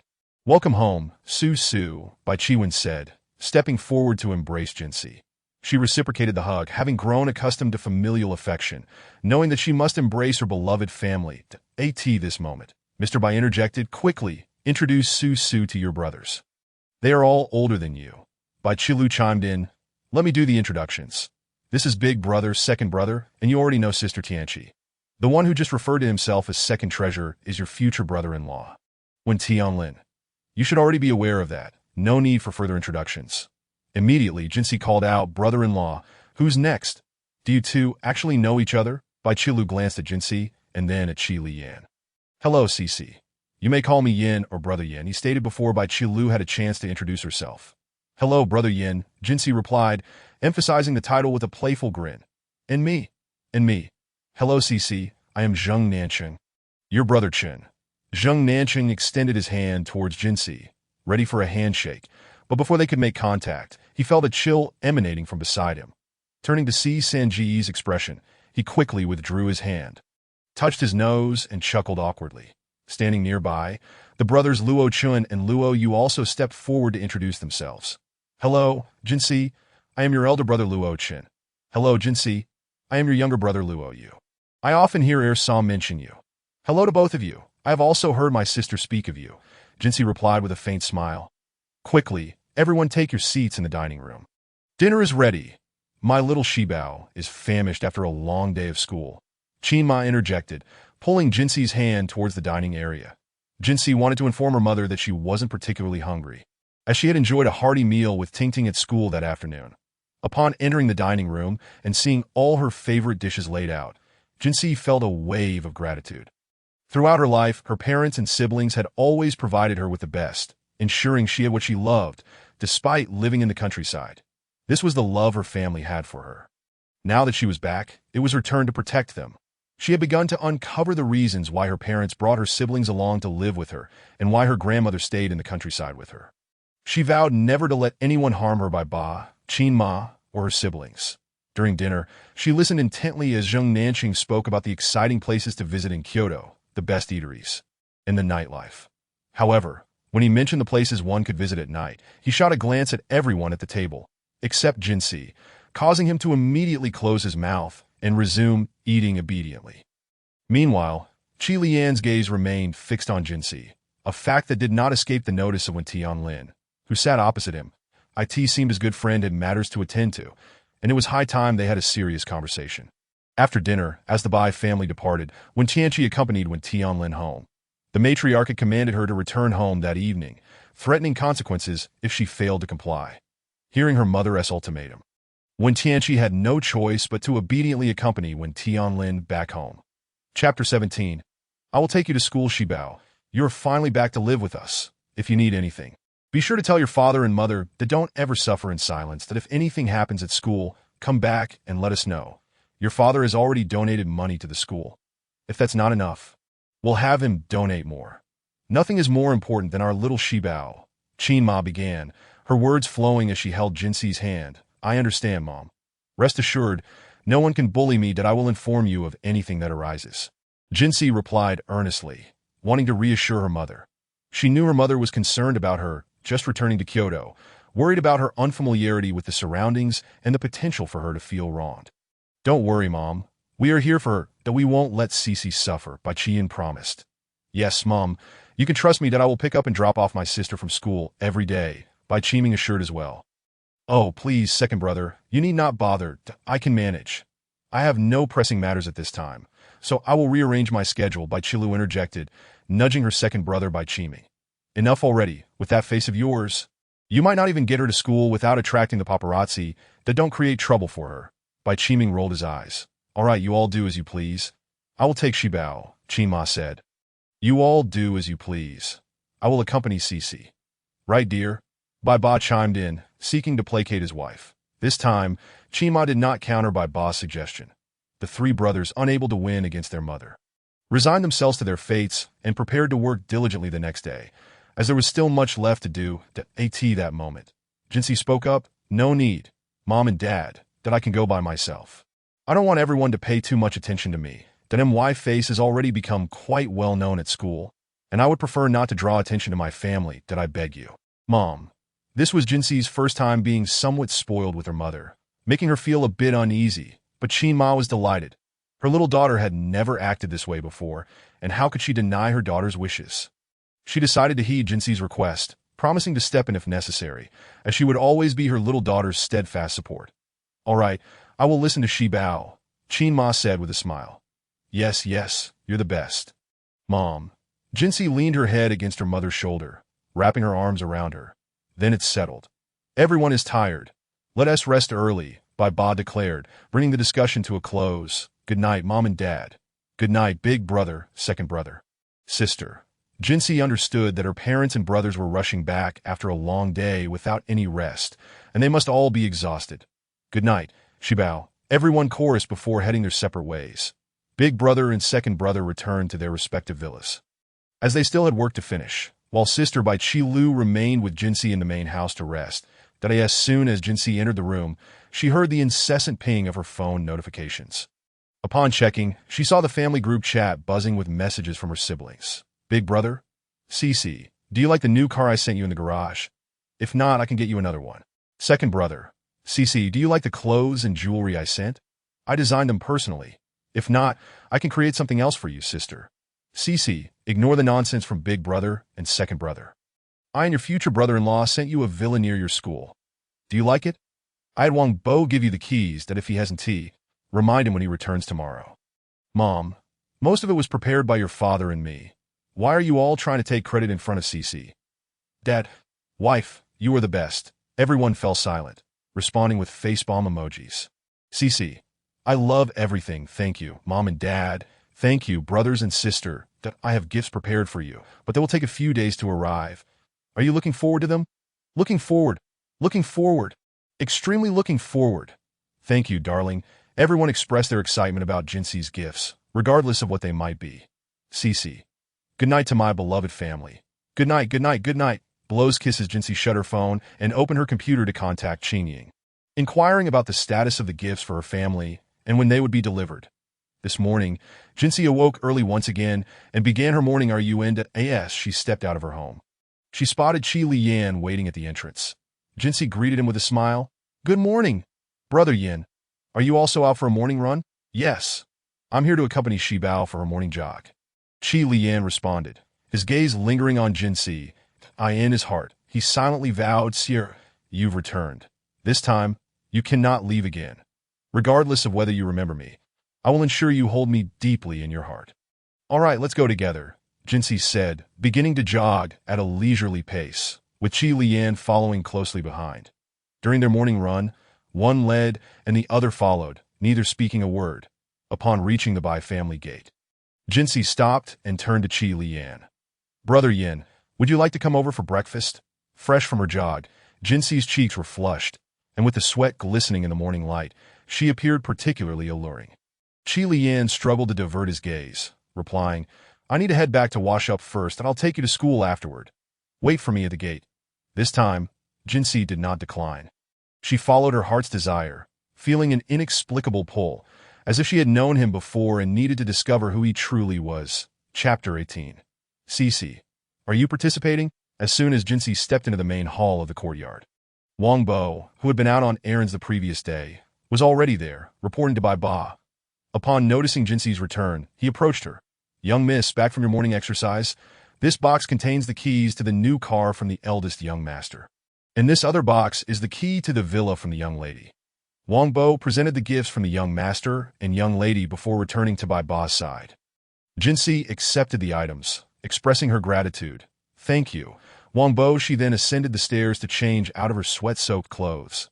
After freshening up, she made her way to the dining room, where her family was already seated, eagerly awaiting her arrival for breakfast. Seeing Jinxi approach, Chima quickly called out, "Shibao, come sit. I made your favorite porridge and snacks for breakfast. Let me know if they suit your taste." "Thank you, Mom," Jinxi said as the prepared breakfast was placed before her. "You don't need to thank me, Shibao. If you keep saying thank you, it will make me sad," Chima replied, feigning a tearful expression. Jinxi, noticing her mother's antics, realized that her mother was ready to put on a show again. Truly, it was a waste of her mother's talent not to pursue acting, but to be a CEO instead. Upon witnessing his wife's distress, Bai Baba hurriedly approached her, reassuringly saying, "My dear, there is no cause for concern. From now on, she will be with us every day, and that will prevent such occurrences." That he added, "I promise to put in greater effort, ensuring that Shibao feels at home with us." Chin Mama clenched her fists, signaling her determination, while their 4 children paid little attention to the couple's display of affection, already engrossed in their breakfast. There were numerous tasks awaiting them shortly, and it was rumored that this couple planned to visit a resort to scout a venue for a grand welcome banquet for Shishi, so that everyone would be aware of their precious Shishi's return. That as Jean, she enjoyed her breakfast. Her phone vibrated incessantly. "Dad, Shishi, here is your allowance from me. Be sure to accept it." The accompanying red envelope contained 0000000. "Mom. Shibao, this is from me. Spend it freely, and I will provide you with more if it runs out." Another red envelope, also containing 0000000, followed. Soon after, her older brother, second brother, and older sister also sent red envelopes, which Jean she readily accepted without hesitation. Just as she was about to express her gratitude, she caught sight of her mother's pleading gaze and swallowed the words of thanks. "I will endeavor to spend it wisely. If it runs out, I shall ask for more," Jean she thought, believing this would please her parents. Indeed, her mother's expression brightened with joy. "Yes, Shibao, spend it diligently, and when it's gone, Mom will replenish it." Chin Mama was now beaming with delight. Just under 50 years of age, with a harmonious marriage and children who had never caused her worry, Chin Mama bore no resemblance to a woman nearing 50. She appeared rather as a slightly mature version of someone in her 30s, an age that radiates charm, that I end by Baba's eyes. Chin Mama was the epitome of beauty, and this perception never wavered. "Mom, Dad, I have finished eating. I'm off to school," Jean she announced, having just received a text message from an unfamiliar number. Initially inclined to delete it, she felt an inexplicable urge to open it. Trusting her intuition, which had proven reliable, upon clicking, she discovered a message from Qi Lian. "I am at your doorstep. Come out and add me on WeChat." After reading the message, Jean she decided to step outside without her family noticing her departing in Qi Lian's car, as she had not received their consent for them to drive her. "All right, Shibao, off you go. Remember to have fun," Chin Mama encouraged. "Goodbye, Mom, Dad, brother, sister," Jean she replied as she made her way out, with everyone bidding her farewell. Upon reaching the entrance, she spotted Qi Lian's car parked outside. She opened the passenger door and took her seat. Today, Qi Lian was driving himself. Once seated, Qi Lian leaned in closer to secure her seatbelt. And Jean she certainly did not entertain the thought that he intended to kiss her, and he started the car and drove towards Kyoto Academy. While fastening the seatbelt, he observed Jean she's reaction. Noting her lack of resistance, a positive sign, he believed, indicating that she would soon grow accustomed to his presence. At the last intersection before reaching Kyoto Academy, Jean she alighted from the vehicle. "That I will pick you up after school." Qi Lian stated that no, I might be going out with classmates tonight. Jean she responded, waving goodbye as she walked away. Qi Lian chuckled softly, shaking his head as he drove slowly towards the company. As soon as Jean she entered her classroom, Yu Tingting spotted her. "That she, are you participating?" Yu Tingting asked eagerly. "Participating in what?" Jean she inquired, still unaware of the context. "The autumn sports meeting. This will be our last sports event in high school. Are you signing up for any events?" "I signed up for the 400-meter relay," Yu Tingting explained, sharing her chosen event with Jean. She'd go ahead and sign up. I will see what else I can enter. Jean, she settled at her desk, placing her backpack down.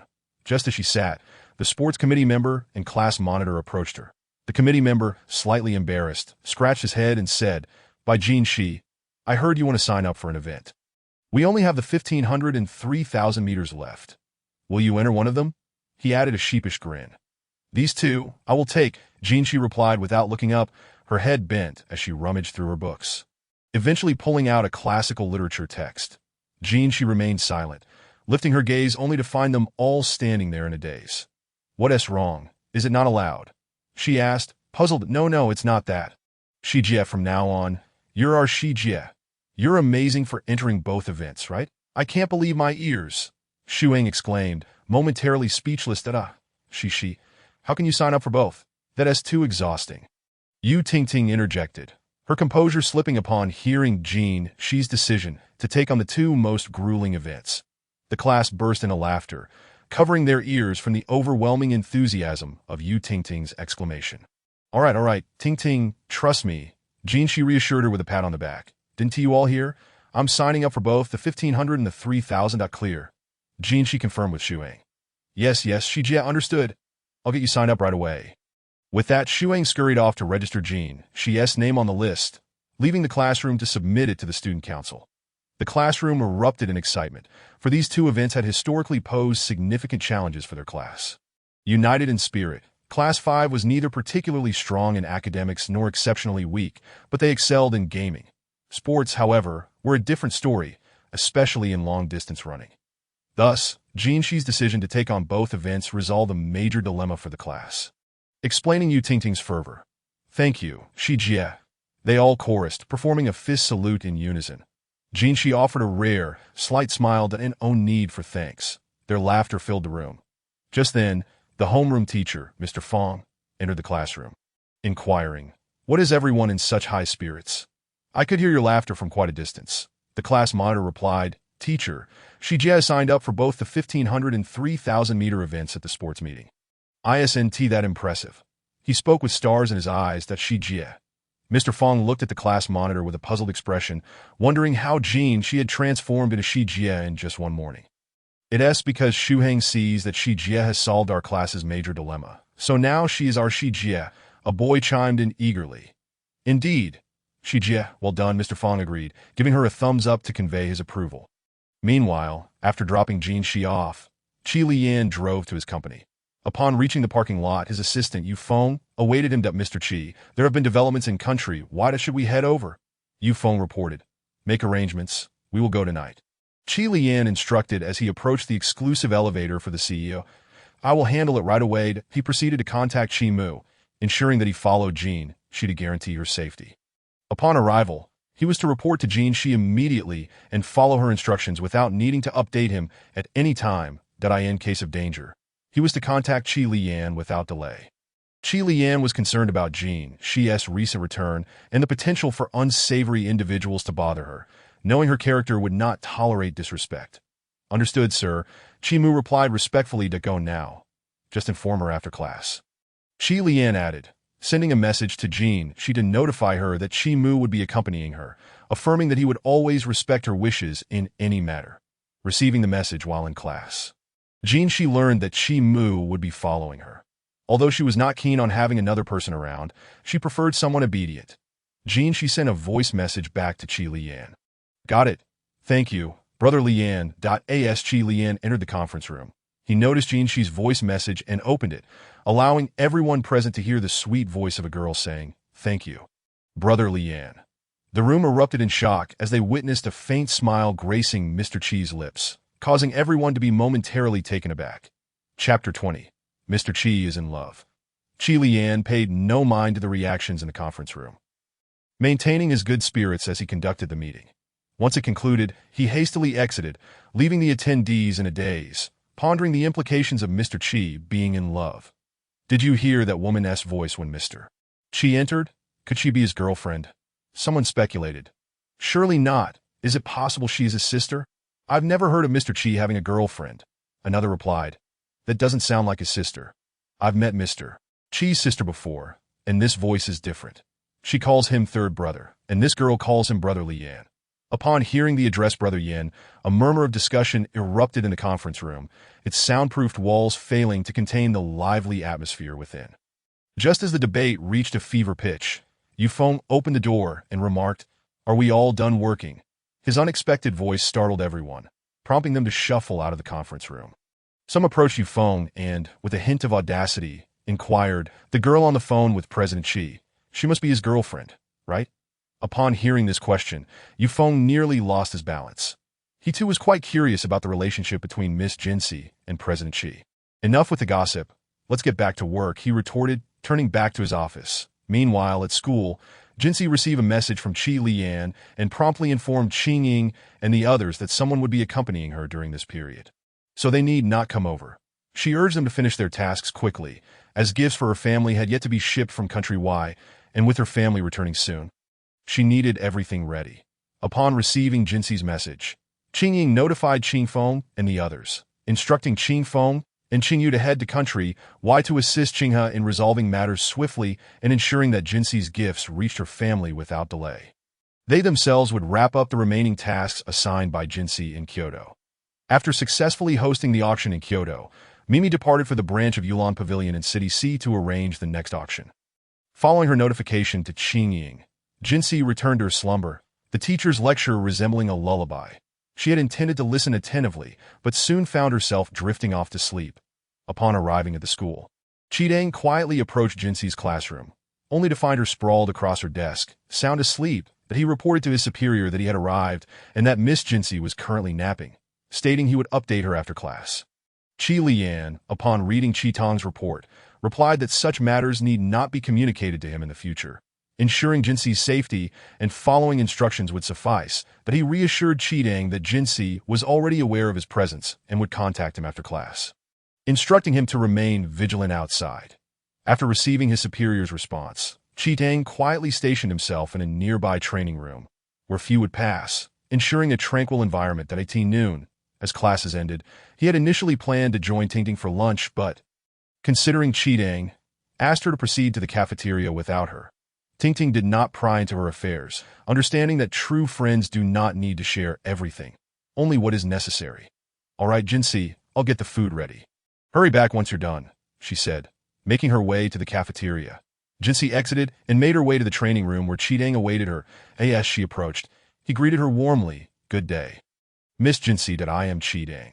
From now on, I shall heed your instructions exclusively and will not report any matters to Master Lian. I swear." He even gestured dramatically to emphasize his vow. Jinxi had expected someone under Qi Lian's command to be rather composed. Yet she was surprised to find a hint of levity in his personality. "Understood that I won't make an appearance unless necessary. If I require assistance, I will call upon you. For now, I am off to lunch." "And you should manage your own affairs," Jinxi stated, waving goodbye to Qidang. "Understood, Miss Jinxi," he replied, quietly following her at a respectful distance. Jinxi felt somewhat uncomfortable with his close proximity, but appreciated his demeanor, thus finding satisfaction in Qidang's conduct. Qidang, meanwhile, reflected on Jinxi's amiable nature, pondering that someone so beautiful as she deserved protection that he contemplated suggesting to his superior that Qixing should also be brought on board. As having a female companion would facilitate certain matters, that he took out his phone and sent a message to his superior, sharing his thoughts. Upon receiving Qi Tong's message, Qi Lian acknowledged his insight and thoroughness. He promptly contacted Qixing, instructing her to join Qidang in ensuring Jinxi's safety. Chapter 21. Waiting for my return, Qi Lian could no longer bear to wait. He yearned to see Jinxi immediately. Rising from his seat, he exited his office just as Yufeng approached the door, preparing to knock. The door swung open, nearly resulting in a collision with Qi Lian, who appeared rather anxious. "Master Lian, the flight has been arranged ahead of schedule. When shall we depart?" Yufeng inquired, uncertain of his superior's destination, yet sensing urgency. "Wait for my return," Qi Lian replied curtly, disregarding Yufeng as he entered the elevator. Upon reaching the parking lot, he texted Jinxi, "I am heading to your school now. Wait for me at the entrance." After receiving Qi Lian's message, Jinxi informed Tingting and left her dormitory. After waiting for about 10 minutes, she spotted Qi Lian's car approaching. The vehicle halted before her, and Qi Lian opened the passenger door, saying, "Jinxi, get in." Once inside the car, silence enveloped them, with Qi Lian remaining taciturn and Jinxi mirroring his quietude. Eventually, Qi Lian broke the silence. Jinxi, I will be away for a few days and will not be in Kyoto. Should anything arise, have Qidang and Chixing handle it immediately. Always take Chixing with you. It will be more convenient having a girl by your side that I have arranged for Chixing's transfer to your class, so she will always be close to you. Can I trust you to keep her safe? Qi Lian spoke slowly, and Jinxi could sense his concern. Although unaware of the specifics, she felt secure enough in herself to reassure him. Yes, I will keep Chixing with me at all times. You can rest assured. She promised, gazing earnestly into Qi Lian's eyes. Jinxi, wait for my return, Qi Lian said, feeling a pang of reluctance to part from her, as he suppressed the impulse to embrace her and bid her farewell. Upon returning to her classroom, the afternoon bell rang, and Mr. Fong entered with a short-haired, beautiful girl that he introduced her to the class, saying, "This is our new transfer student. Qi Xing, let's give her a warm welcome." Qi Xing, would you like to say a few words? Qi Xing confidently addressed the class. Hello, everyone. My name is Qi Xing, with Qi from water and Xing from star, not to be confused with the term for gorilla. I look forward to studying hard together with all of you. That MY grades might not be stellar, but I will give it my all. After concluding, she made a fist and cheered, turning to Mr. Fong. Teacher, can I sit at the same table as that beautiful girl? She pointed to the spot where Jinxi sat, flashing her a supportive expression. Observing Qi Xing's enthusiasm, Jinxi recalled her encounter with Qidang at noon and wondered if everyone around Qi Lian possessed such playful potential. Mr. Fong noted the empty seat next to Jinxi and agreed to Qi Xing's request. Meanwhile, Bai Ba drove Qin Ma to the resort, contemplating the arrangements for the banquet. The resort manager, aware of the chairman's visit, had ensured that the staff was prepared and waiting for his arrival. After a brief tour of the resort, Qin Ma proposed to Bai Ba, "How about we invite the kids over tonight? Tomorrow is the weekend, and with Jinxi free, we can see if she has any thoughts about it, that we could spend the weekend here together." Seeing the sparkle in Qin Ma's eyes, Bai Ba knew she had a plan in mind. Over the years, he had always supported her wishes, and this time was no different. Upon receiving Bai Ba's agreement, Qin Ma promptly called the children, instructing Lulu to pick up Jinxi from school and bring her over. Jinxi received a message from her mother, stating they would be heading to the resort that evening, with her sister coming to fetch her. She acknowledged the message and informed her mother that she would be bringing a friend home. As Qi Xing would be accompanying her from now on, she decided to introduce Qi Xing to her family that night. Bai Qilu was currently accompanying Wen Tianqi on a blind date. After returning home, Wen Tianqi had received a matchmaking arrangement from her mother, leaving her no choice but to call Bai Qilu for assistance at 1 p.m. Wen Tianqi arrived to pick up Bai Qilu, who nearly recoiled at her friend's over-the-top makeup, which was more dramatic than her usual work attire. Are you going on a blind date or auditioning for a horror film? I might need to inform directors that if they require a horror film in the future, they can just cast you, saving on makeup costs, Bai Qilu remarked, shivering at the sight. Did I it really that exaggerated? I think it's fine. Now let's go. We might be late and I'm actually looking forward to this date. Wen Tianqi insisted. Upon concluding her words, Wen Tianqi activated the vehicle.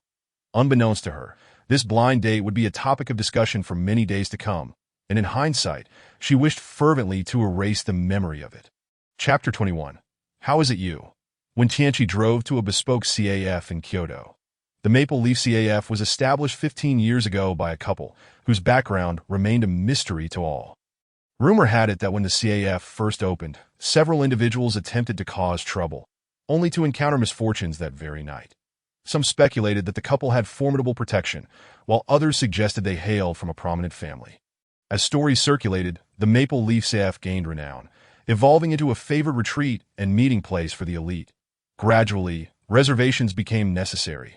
Without prior arrangements, securing a table was nearly impossible. To her surprise, their blind date was scheduled here, indicating that this individual was quite influential indeed, capable of securing a reservation. When Tianqi pulled Bai Qilu along as they entered. "Welcome. May I inquire if you two have a reservation?" the attendant asked politely. "Yes, a date with a distinguished guest," Wen Tianqi replied. "Very well. Please follow me." The attendant led Wen Tianqi and Bai Qilu to the private room designated for their meeting.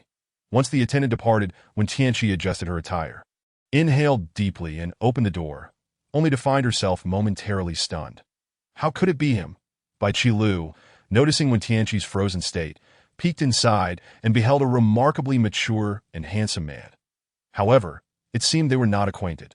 Why was she standing there, motionless? She gently nudged Tianqi. "Hey, do you know him? We seem unfamiliar with each other. Haven T, we never met." It was only then that Tianqi regained her composure and stepped inside. The man regarded her reaction with satisfaction. Her ability to recognize him indicated she had not forgotten. "Please, take a seat," he continued, pouring tea, his movements fluid and unbroken. Once the tea was ready, he placed it before them. "Please enjoy," that he gestured for them to begin. When Tianqi and Baiqilu elegantly lifted their teacups. They were no strangers to the art of tea appreciation, having been nurtured in such pursuits by their elders since childhood. Music, chess, calligraphy, painting, etiquette, and the enjoyment of tea, wine, and coffee were all areas of studied as they immersed themselves in the contemplation of their tea. The man across from them spoke. "Miss Wen, Miss Bai, greetings. Allow me to introduce myself. My name is in Yunnan.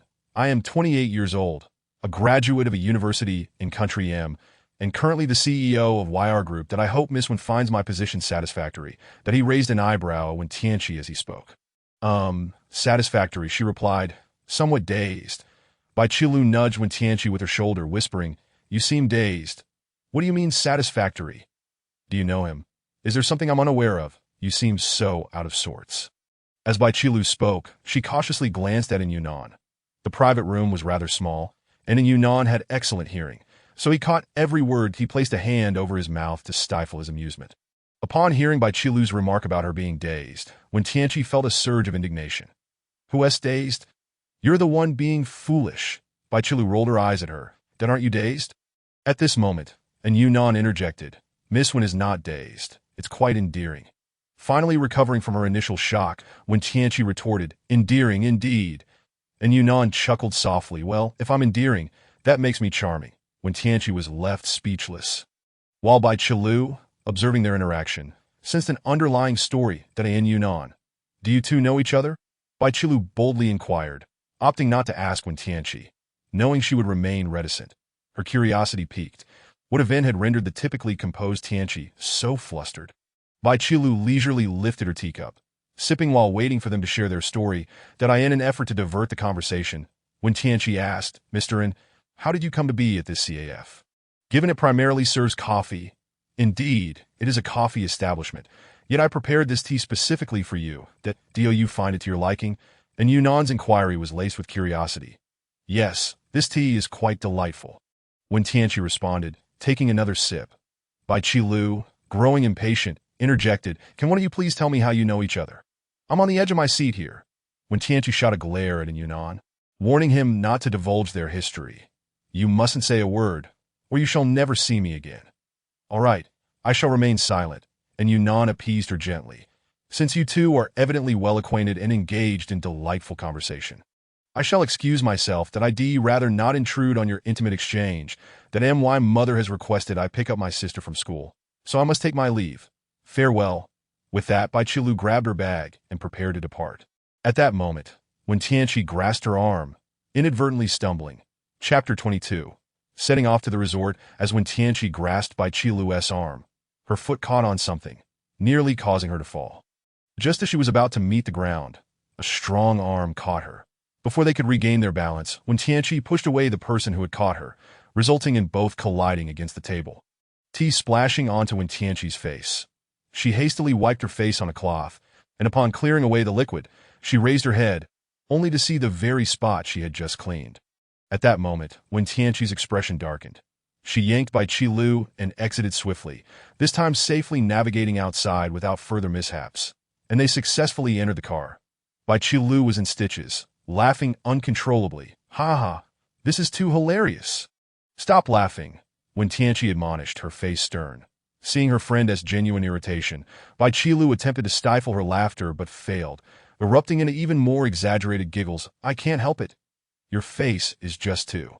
"Ha!" Upon hearing Baiqilu's remark about her face, Tianqi pulled out a mirror to inspect herself, only for Baiqilu to hear her exclaim in shock, "Yun, Nan, that I never wish to see you again. Why is it that every encounter with you brings such misfortune?" Tianqi lamented loudly.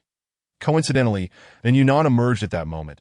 Overhearing her outburst, he approached leisurely, gently tapping on Tianqi's car window. and, leaning down, said softly, "It's impossible for you not to see me." When Tianqi was about to retort when, before she could voice her protest, and Yunnan entered his waiting vehicle and departed. When Tianqi retrieved a wet wipe and began to clean her face, horrified by the spectacle she had become. Once the wipe was used, a radiant, ethereal visage emerged, prompting Bai Chi Lu to exclaim, "Sister, you look stunning. Why do you conceal such beauty daily? What do you know? If I revealed this face, what place would you have in the entertainment industry? Today's events must remain confidential. Do not mention to anyone that I know in Yunnan. Just say, he is exceedingly unattractive, resembling a middle-aged man with a receding hairline." Understood? When Tianqi emphasized, fearing Bai Chi Lu would disclose her embarrassing episode. "Understood, my beautiful friend," Bai Chi Lu replied, emphasizing her acknowledgement. Relieved by Bai Chi Lu's promise, when Tianqi breathed a sigh of relief. "Let us go. My mother requested I pick up Cece for a trip to the resort. We should head there now," Bai Chi Lu urged when Tianqi to start the car. "All right, I'll join you. It's a perfect opportunity to evade my mother's inquiries," when Tianqi responded as she ignited the engine. Steering towards Jinxi's school. "Can you tell me how you met in Yunnan?" Bai Chi Lu inquired, gazing at when Tianqi, that it was last winter, while you were filming in Haishur. "Due to a company matter. I returned early and met him on the flight," when Tianqi recalled, not wishing to delve into the details of their acquaintance. "What transpired between you two?" Bai Chi Lu pressed on, "I want to tell you. I need to focus on driving, otherwise we'll be late to pick up Cece." When Tianqi chose silence. Upon arriving at the school, they found Bai Jinxiu waiting at the entrance alongside a stunning young woman neither had previously encountered. The vehicle halted before Jinxiu, who pulled Qi Xing into the car and securely closed the door. When Tianqi started the engine, they set off towards the resort. "Sister, Qi Jie, this is Qi Xing, a companion arranged by Yin Gu for me. She will be joining me from now on." Jinxi provided a straightforward introduction to Qi Xing's identity. Li Yin questioned how he had not encountered Qi Xing before. Bai Chi Lu gazed at Qi Xing and inquired, "Miss Lulu, Sister Qi, greetings to you. I was not by Master Li's side previously. I have just returned today and was directly assigned to Miss Jinxi to ensure her protection moving forward." Qi Xing assured her, "I will take good care of Miss Jinxi." "Very well. Ensure that you fulfill your duties adequately. If you fail, I trust you are aware of the consequences," when Tianqi remarked. "Understood, Sister Qi." Qi Xing replied, meeting when Tianqi's gaze. Jinxi observed the exchange among her two elder sisters and Qi Xing, remaining silent as she gradually succumbed to slumber by the window, with Jinxi now asleep. The trio fell into silence as they continued their journey towards the resort. The resort, under the auspices of Bai's father's company, was a harmonious blend of relaxation and tourism, nestled against a backdrop of rolling mountains. It boasted natural hot springs and a series of charming wooden cabins, each adorned with a garden wherein various vegetables thrived, while some featured blooming flowers. Guests were free to select their preferred garden, each accompanied by its own natural hot spring pool. The amenities within the cabins varied. Some embraced a modern aesthetic, while others echoed designs from the mid-20th century, the late 20th century, or even ancient times.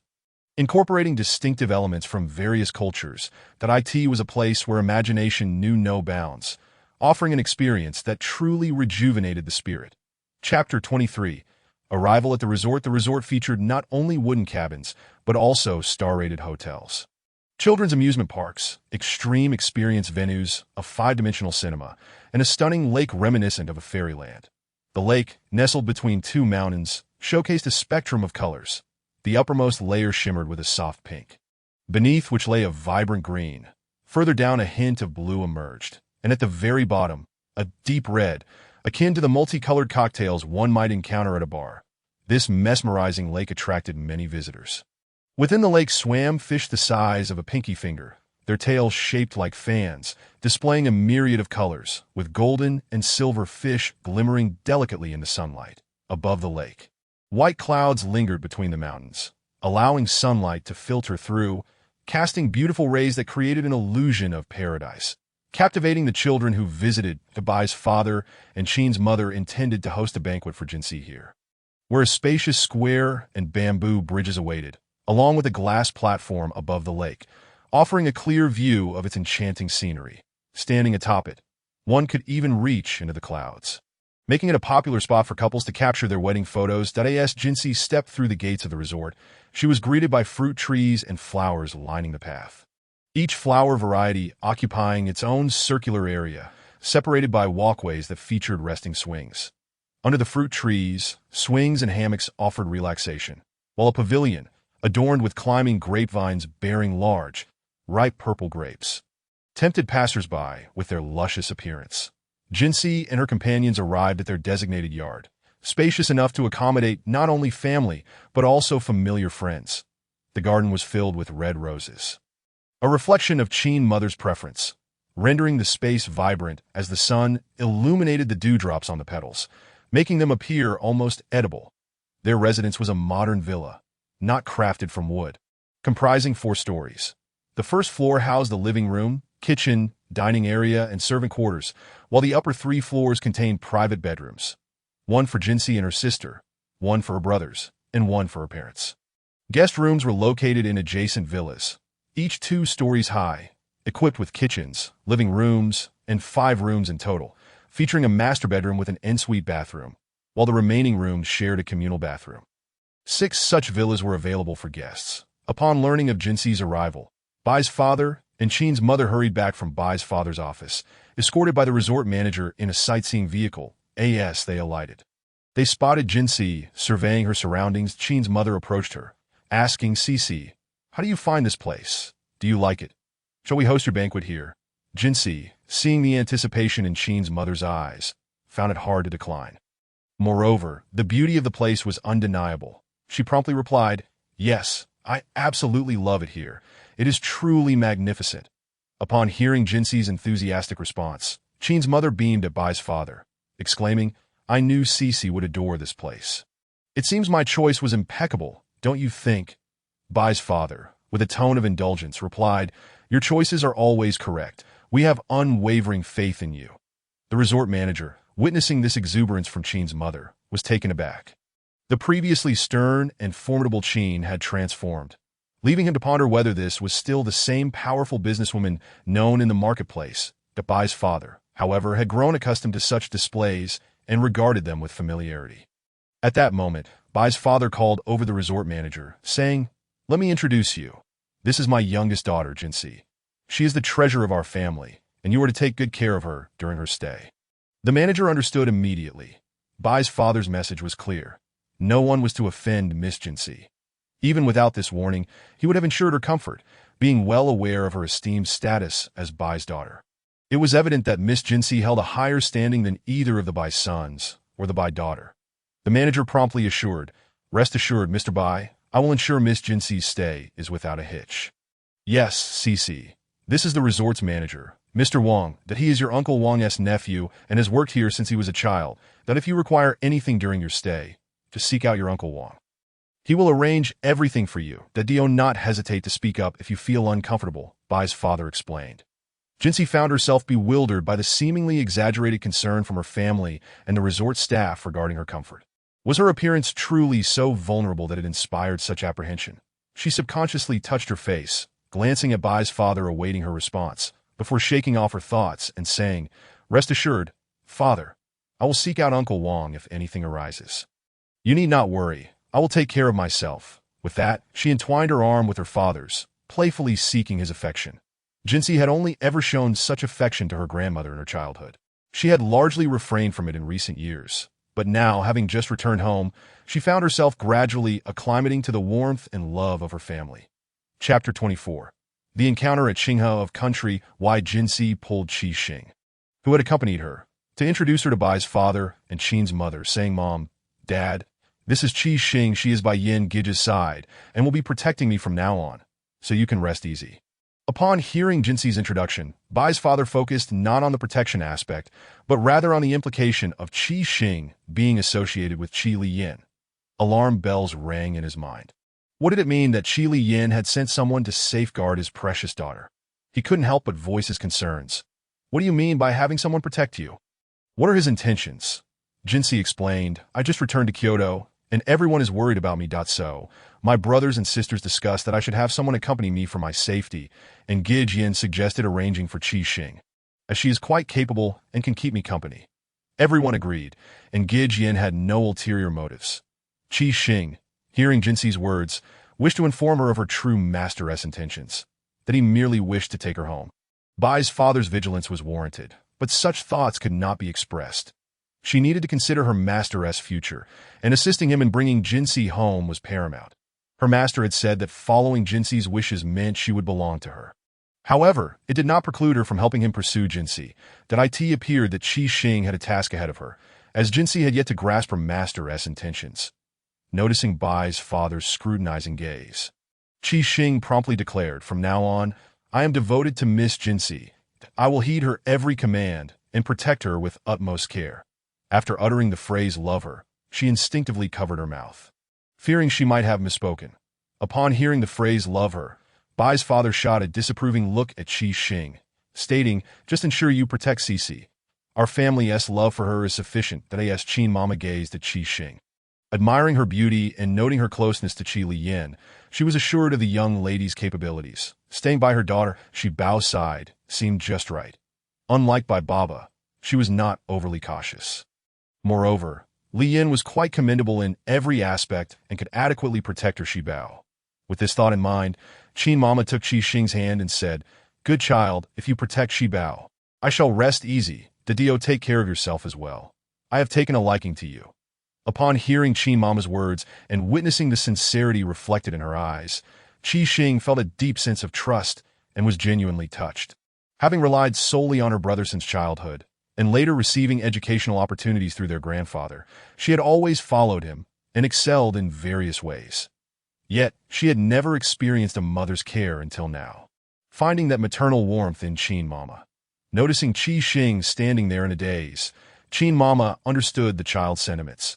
The individuals nurtured by the Qi family were often orphans, despite the family's kindness.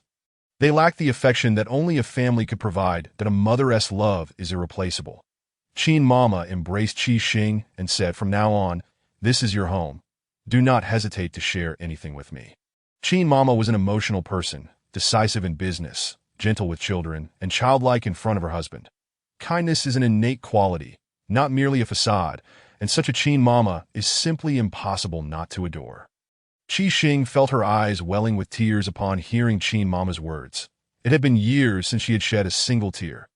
Even during the most arduous training or when she was injured, she had never cried at this moment. She truly longed to weep. Jin Shi, noticing Qi Xing's distress, gently patted her shoulder, understanding her feelings. "Let us return to the house. Your brother should be arriving shortly," Bai Baba suggested. At that moment, Qi Xing secretly messaged Qi Tang, sharing everything that had transpired, hoping to evoke a tinge of envy. This time, Qi Tang had not accompanied them, as Jin Shi had asked him to organize school materials and familiarize himself with the people and matters at school to avoid future encounters with troublesome individuals like Lin Peipei. When Qi Tang received Qi Xing's message, he was in the midst of organizing the information Jin Shi had instructed him to compile, that he couldn't help but protest, questioning why both of them, as protectors of Miss Jin Shi, were treated so differently. Could it be merely because she was a girl? Yet he still felt genuinely happy for Qi Xing, who in his heart was like a beloved sister. They were all akin to siblings, yearning for familial bonds, but Qi Xing, being a girl, craved it even more. While they were joyously gathering, Qi Liyan, accompanied by Yu Feng and Qi Mu, was already en route to Country Y. Qing Feng and Qing Yu had also arrived in Country Y and were about to meet Qing He that moment. Qing He was engaged in a standoff with Qi Shang at the YR Group headquarters in Country Y. To be precise, Qi Shang had specifically come to find Qing He, the general manager of YR Group, regarding a rare diamond mine discovered on the outskirts of Country Y that many sought to claim it.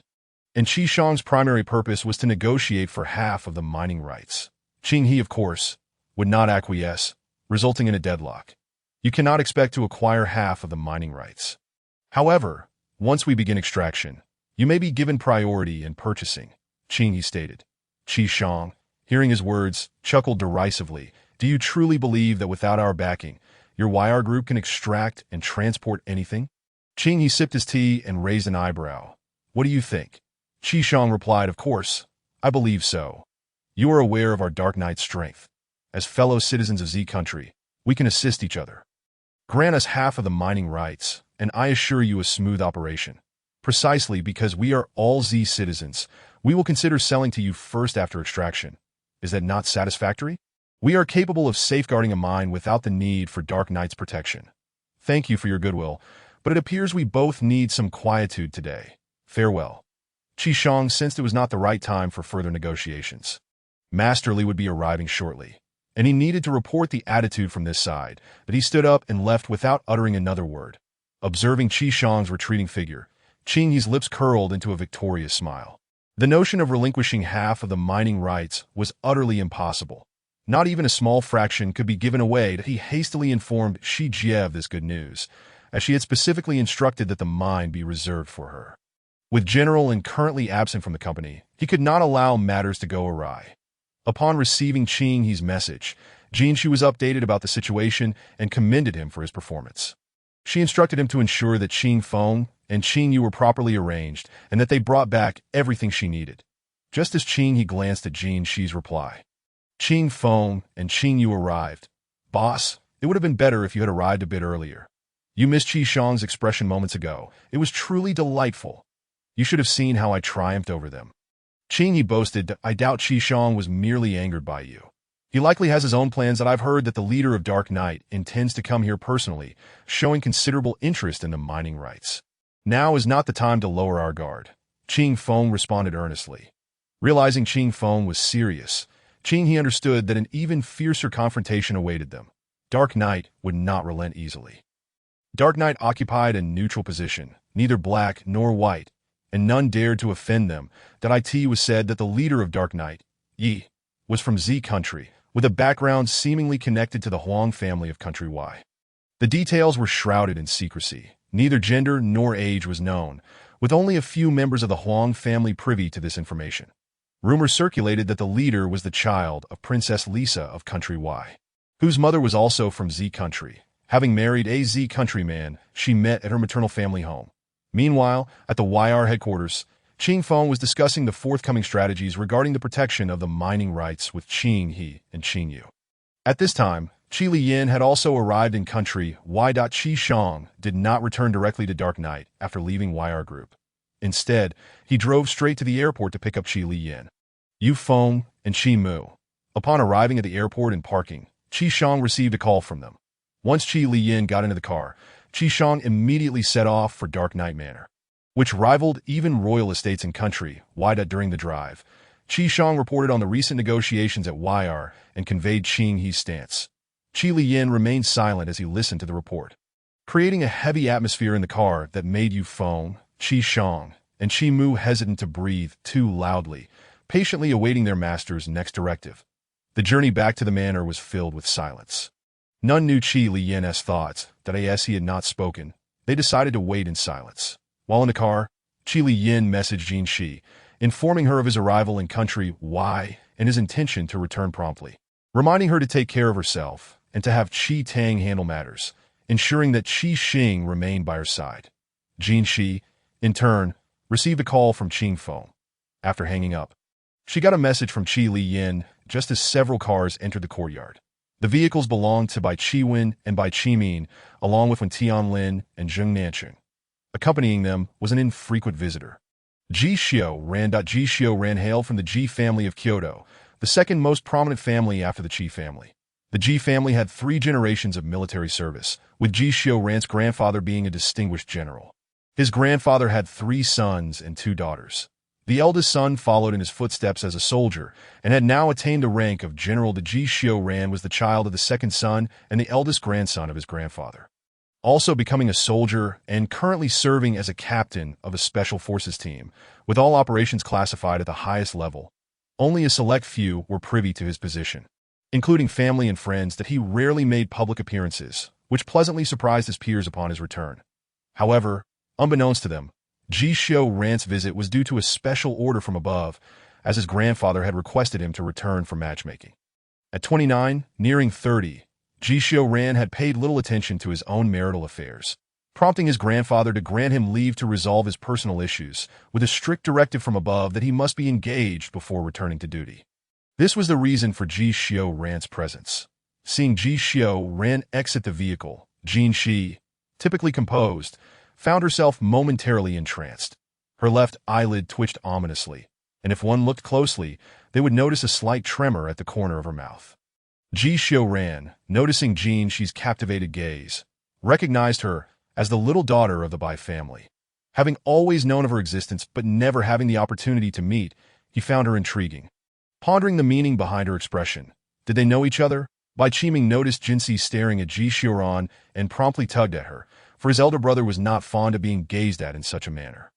Jinsi, while it is true that my brother possesses great looks, you ought not to fixate on him so intently at that moment. Jinsi realized her lapse in composure. She shouldn't have been staring at him. Surely he would not recognize her, especially since she had been wearing a mask at the time. Why was it that she lost her poise in the presence of Qi Liyan and this individual? Was he truly handsome? No, she was merely admiring the car behind him, one that she adored, that in an effort to alleviate the awkwardness. Jinsi gently cleared her throat. That car is truly exquisite. Brother, do get me one tomorrow. Yes, it should arrive in a few days. Bai Qiwen readily agreed to his sister's request. The Ji Xiaoran observed Jinsi's attempt to divert her attention, finding her cunningly endearing, and he stifled a smile behind his hand. Ming, aren't you going to introduce us? Ji Xiaoran inquired.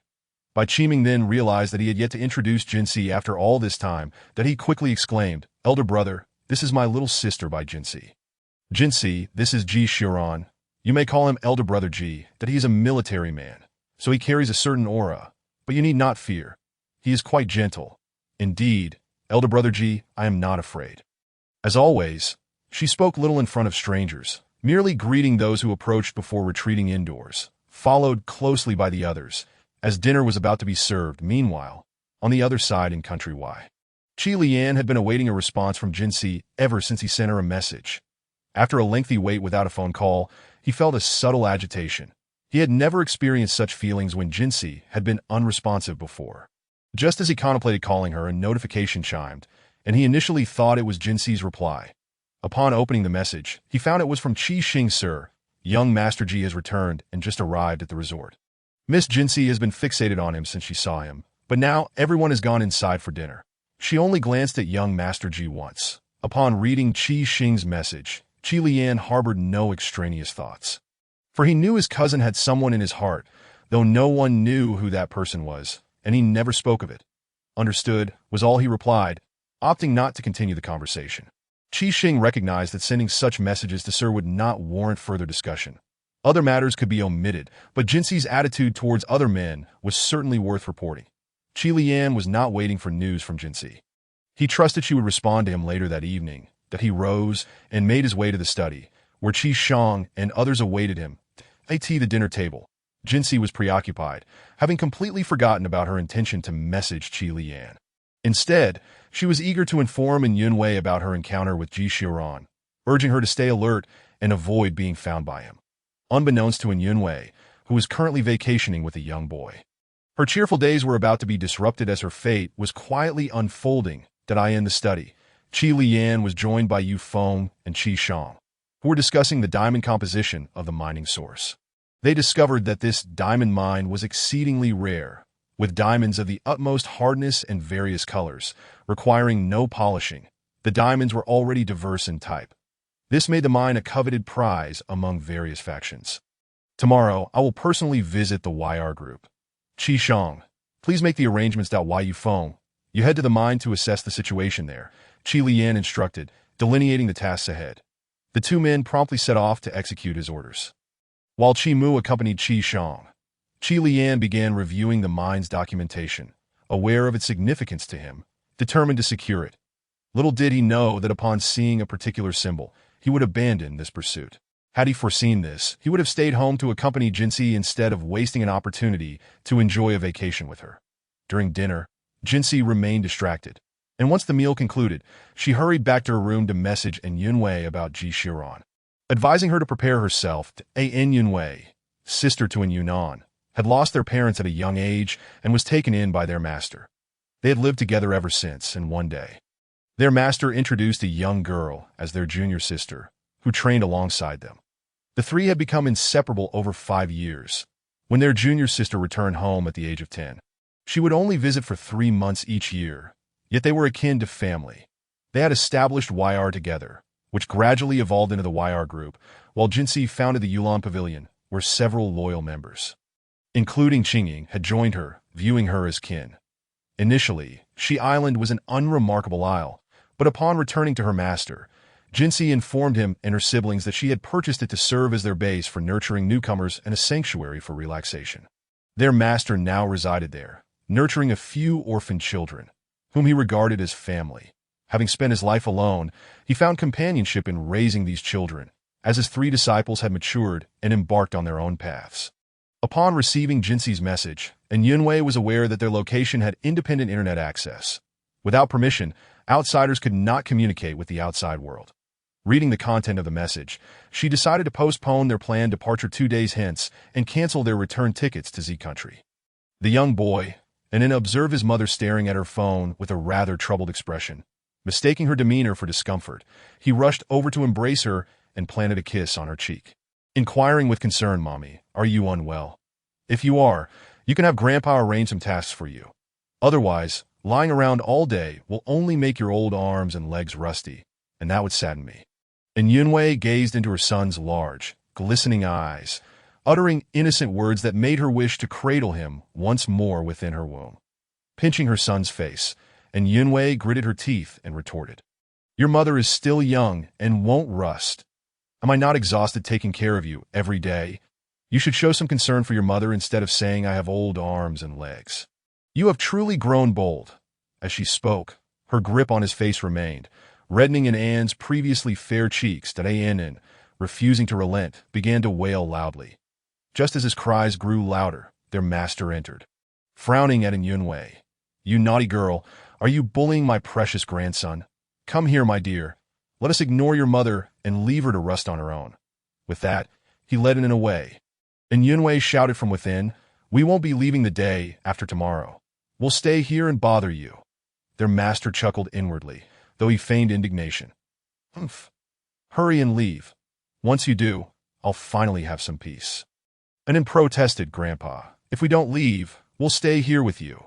Their master smiled warmly. "Indeed, Arna will stay here with Grandpa." Leaving her to fend for herself, Anne nodded vigorously in agreement. The following morning in Country Y, Qi Lian and his team set off for the YR Group, where Qing Feng, Qinghe, and Qingyu awaited them. The other parties interested in the mine had been dealt with, leaving only the Nightshade faction, which proved more challenging to negotiate with. Qing Feng was prepared for the discussions ahead. Qing Feng was aware that today marked the occasion of the Dark Emperor, the leader of the Dark Knight, personally coming to negotiate. He had always harbored a profound curiosity about this enigmatic figure, and the Emperor's personal appearance genuinely took him by surprise. That it seemed that the source of the mine was something the Dark Knight earnestly desired. However, this mine held significant importance for Sister Shi as well, and irrespective of who came, it was inconceivable to relinquish it. Qi Shang drove to the base of the YR building, where Qi Lian and 3 others disembarked, while the rest awaited further instructions in their respective vehicles. Downstairs, members of the Dark Knight SA team were present, a group of 6 led by Jason, each possessing exceptional abilities that surpassed even those on the global assassin rankings. This showcased the gravity with which Qi Lian regarded the matter at hand. Qi Lian primarily sought to procure this mine as a gift for Jinsi, believing she deserved nothing but the finest. Upon learning about the diamond mine, he immediately tasked Qi Shang with handling the matter, but they were still a step too late, as someone else had already seized the opportunity. Qi Lian had begun preparations as soon as he learned that Jinsi was returning. It had been 2 years since he last saw the young girl, and he pondered whether she still remembered him, that he yearned to present her with the best, for she was worth it. The reception staff at YR were informed of the arrival of esteemed guests, and they promptly escorted them to the general manager's office, taking the elevator directly to the designated floor. Upon exiting the lift, Qinghe's secretary was already waiting. She knocked on the door, inviting the group inside, where Qing Feng and his companions awaited. Qing Feng recognized that the figure leading the way was indeed the Dark Emperor. To his astonishment, the Emperor was an extraordinarily handsome young man, with deep-set eyes that were difficult to gaze upon directly, exuding an oppressive aura that even they found challenging to endure. Qing Feng understood that this was a deliberate display by the Emperor. Yet he felt unperturbed, as the Emperor's demeanor reminded him of Sister Shi during negotiations. Regardless, the source of the mine would never be surrendered. Qin Feng was the first to speak. Dark Emperor, please take a seat. May I inquire as to the purpose of your visit? We will endeavor to accommodate any request within our capabilities. His unspoken implication was clear. Anything beyond their means would not be entertained. Qi Liyan remained silent, while Qi Shang observed Qin Feng's feigned ignorance. Fully aware that the discussion revolved around the mine's source, he decided to clarify their intent for coming today. We are here regarding the mine. Name your price. We are prepared to negotiate for half of the mine's yield. Qi Shang's straightforwardness prompted Qin Feng to respond without mincing words. We will not sell, regardless of the price, unless his words trailed off, leaving the implication hanging. Unless what? Inquired Yu Feng. Unless the Dark Knight becomes part of YR. Otherwise, this matter is non-negotiable. Qin Feng's tone was devoid of jest. Dream on. Qi Mu could no longer contain himself. Sit down, Qi Liyan barked sharply. Qi Mu, known for his short temper, often ignited at the slightest provocation, but only Qi Shang and Qi Shui could restrain him. The others found it difficult to manage Qi Mu, but Qi Liyan's directives were always executed impeccably, which was why Qi Mu remained close to him. Realizing that his elder was genuinely angered, Qi Mu's bravado dissipated instantly, and he sat down like a chastened child. Qi Shang and Yu Feng were equally incensed by Qin Feng's words, though they masked their emotions well. After spending years in Y country, Qi Shang had never encountered anyone unwilling to collaborate with the Dark Knight, except for Qin Feng and Qin Yi. Name your price. Moving forward, YR and the Dark Knight will be partners. You are well aware of the Dark Knight's capabilities in Y country, Qi Liyan stated, leaving no room for dispute. Qin Feng understood that the Dark Emperor's visit today was driven by an unwavering determination to obtain at least half of the mine's yield. The Emperor had clearly indicated his willingness to negotiate for half, and other factions in Y country knew that working with the Dark Knight offered numerous advantages. Not collaborating would likely lead to exclusion, but they felt no such need, as their own backing was sufficient. Thank you, Dark Emperor, but we find ourselves in need of nothing. Just as Qin Feng concluded his statement, his watch vibrated, a message from Jinsi inquiring about the situation. Seated opposite him, Qi Liyan keenly noted the significance of the watch, a communication device exclusive to her. Could it be that the mine belonged to her? If so, he would forego it and prepare other gifts for her, ensuring her safety in Y country. Contemplating this, Qi Liyan picked up his phone and sent a message, awaiting a response before making a final decision. Chapter 30. The disguise is about to fall away. Qi Liyan recognized that the watch Qin Feng possessed was the same one Jinsi had shown him 2 years prior.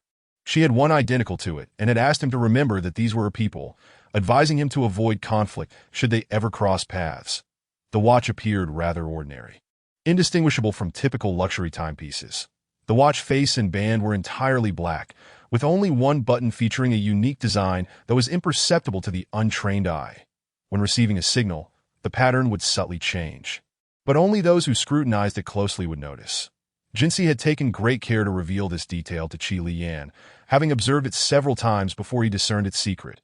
Initially, Qi Liyan had intended to acquire a similar watch, but Jinsi had none available at that time, requiring several days for new stock. Each watch was bound to its owner, unalterable unless destroyed. Before the watch arrived, Qi Liyan had received a call and departed, and they had not seen one another in the 2 years since, until Jinsi's return. Qi Liyan resolved to ask Jinsi for the watch, as it would serve as her first gift to him.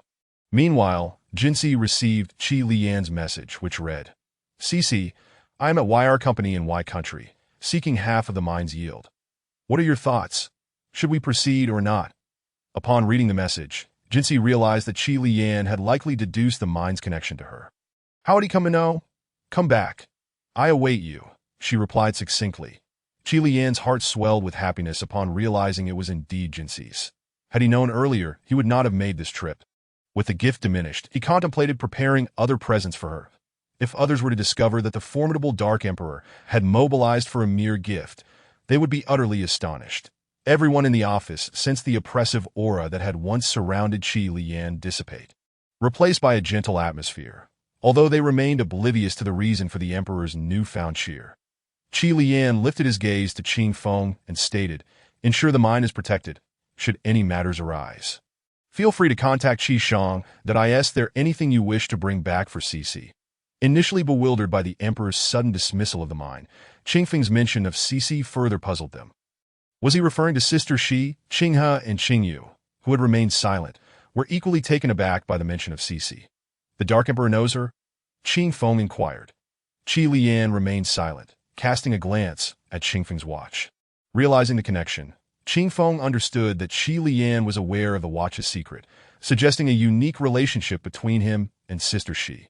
Yu Feng, Qi Shang, and Qi Mu struggled to comprehend the situation that hadn't the emperor desired the mine all along.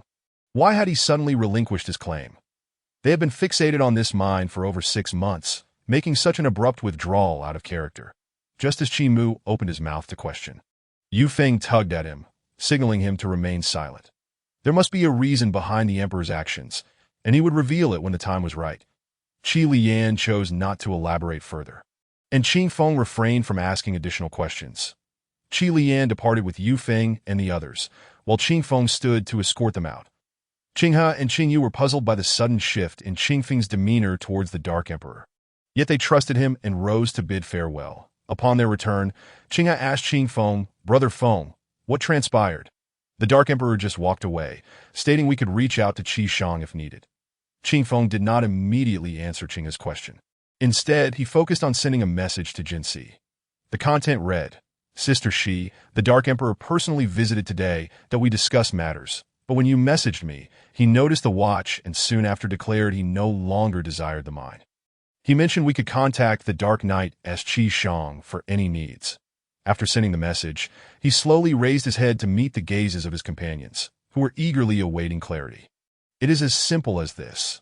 The Dark Emperor knows Sister Shi," Qingfeng stated casually. "What? Sister Shi is acquainted with the Dark Emperor? How did that happen?" Qinghe asked in astonishment. "Indeed, we were never informed that Sister Shi had any ties to the Emperor. If they are familiar, why would the Emperor seek to claim half of the mine?" Qinghe continued to press. "It seems that prior to today, neither Sister Shi nor the Dark Emperor was aware of each other's true identities." Qingfeng speculated. Meanwhile, Jinxi received Qingfeng's message, to which she simply replied, "Yes, we are acquainted that in the future, collaboration with Qi Shang is feasible." Upon receiving the news, Qingfeng promptly informed Qing that in Y country, the primary responsibility lies with Qinghe. While on Yuan and Enyanwei have returned to Z country for a period to attend to some matters and will not be back for the time being. Qingma is also away on business and has yet to return.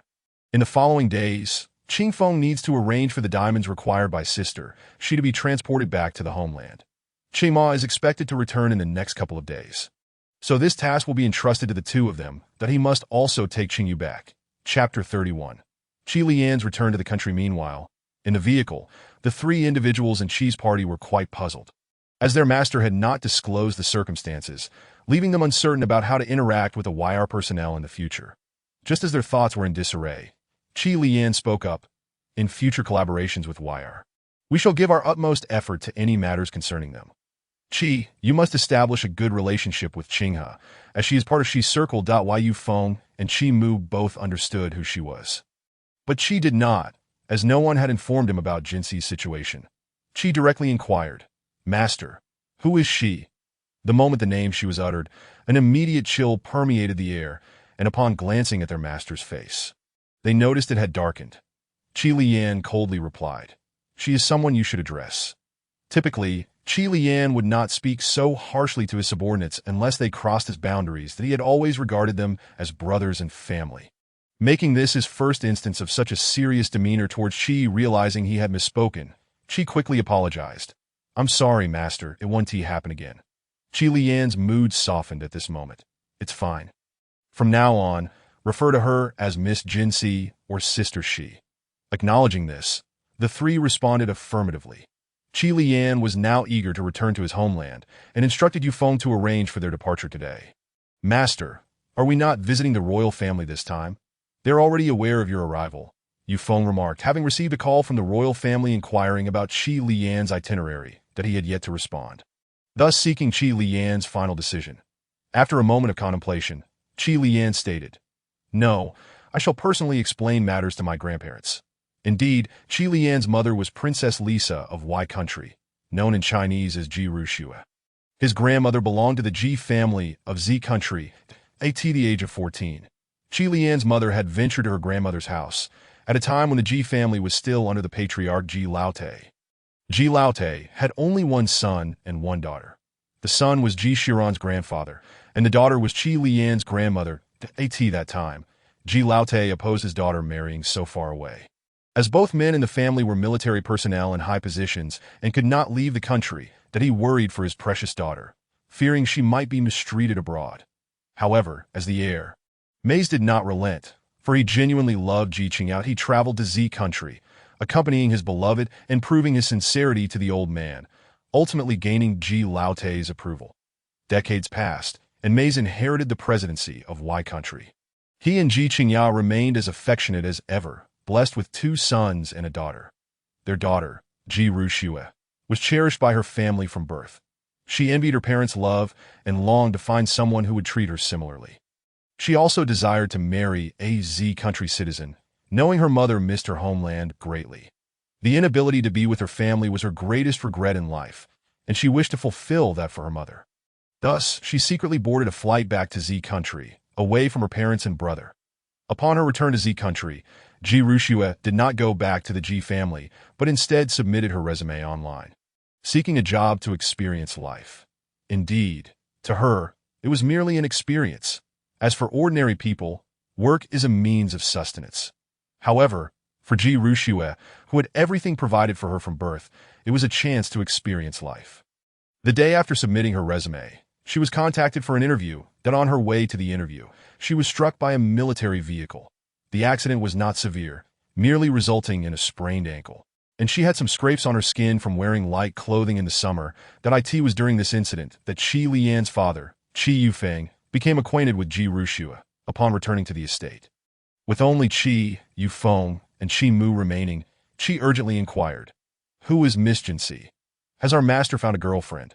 Yufeng shot him a knowing glance, while Qi Mu honestly replied, "Not yet. But she likely will be in the future." However, Miss Jinxi probably still does not know, as both Qi and Qi Xing have already addressed Sister Xi, so any questions you have should be directed to Qi Xing. Damn, that's rather inconsiderate. Why didn't you tell me sooner so I wouldn't embarrass myself in front of the master? I nearly lost my life. At that moment, Qi felt the urge to curse that we thought Qi Xing would inform you. Qi Mu replied. Qi shot Qi Mu a look that conveyed his frustration. By the time that girl tells me, I'd have already died 100 times over. Let us go inside. The master has finished his instructions and is likely eager to return. From now on, show some respect to Miss Jinxi, as she will undoubtedly be our future mistress. Yufeng instructed the two. Chapter 32. Qi Lian returns to the country upstairs. Qi Lian was on the phone with his grandfather, Mays, who was aware of Qi Lian's purpose for coming. Have you completed your business there? Mays inquired. Yes, it pertains to her mine. YR is also related to her, Qi Lian succinctly explained. His grandfather had always known that a certain girl occupied a special place in his grandson's heart. And it seemed she had finally emerged. Suddenly, a gentle woman's voice came through the receiver.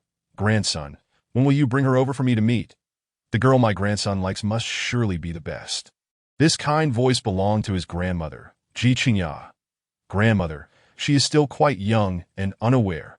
Once I discuss matters with her in my first year, I will strive for her consent and bring her to meet you.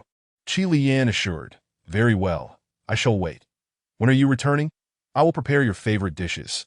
Your cousin should have already arrived there, his grandmother said. Before her sentence concluded, the study door swung open. And a voice called out, Cousin, I'm here. It was his cousin Qi Lian informed his grandmother. He has arrived. This time I will not be returning. I need to hasten back to find the young lady. But I will visit you and grandfather when I have the opportunity. Prioritize your matters, and remember that the girl is of utmost importance. Your mother is still unaware, is she? No, she is at my father's military district and has not returned.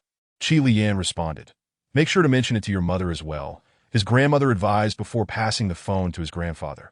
Return promptly, that if you are certain, do not waver. Treat it with seriousness.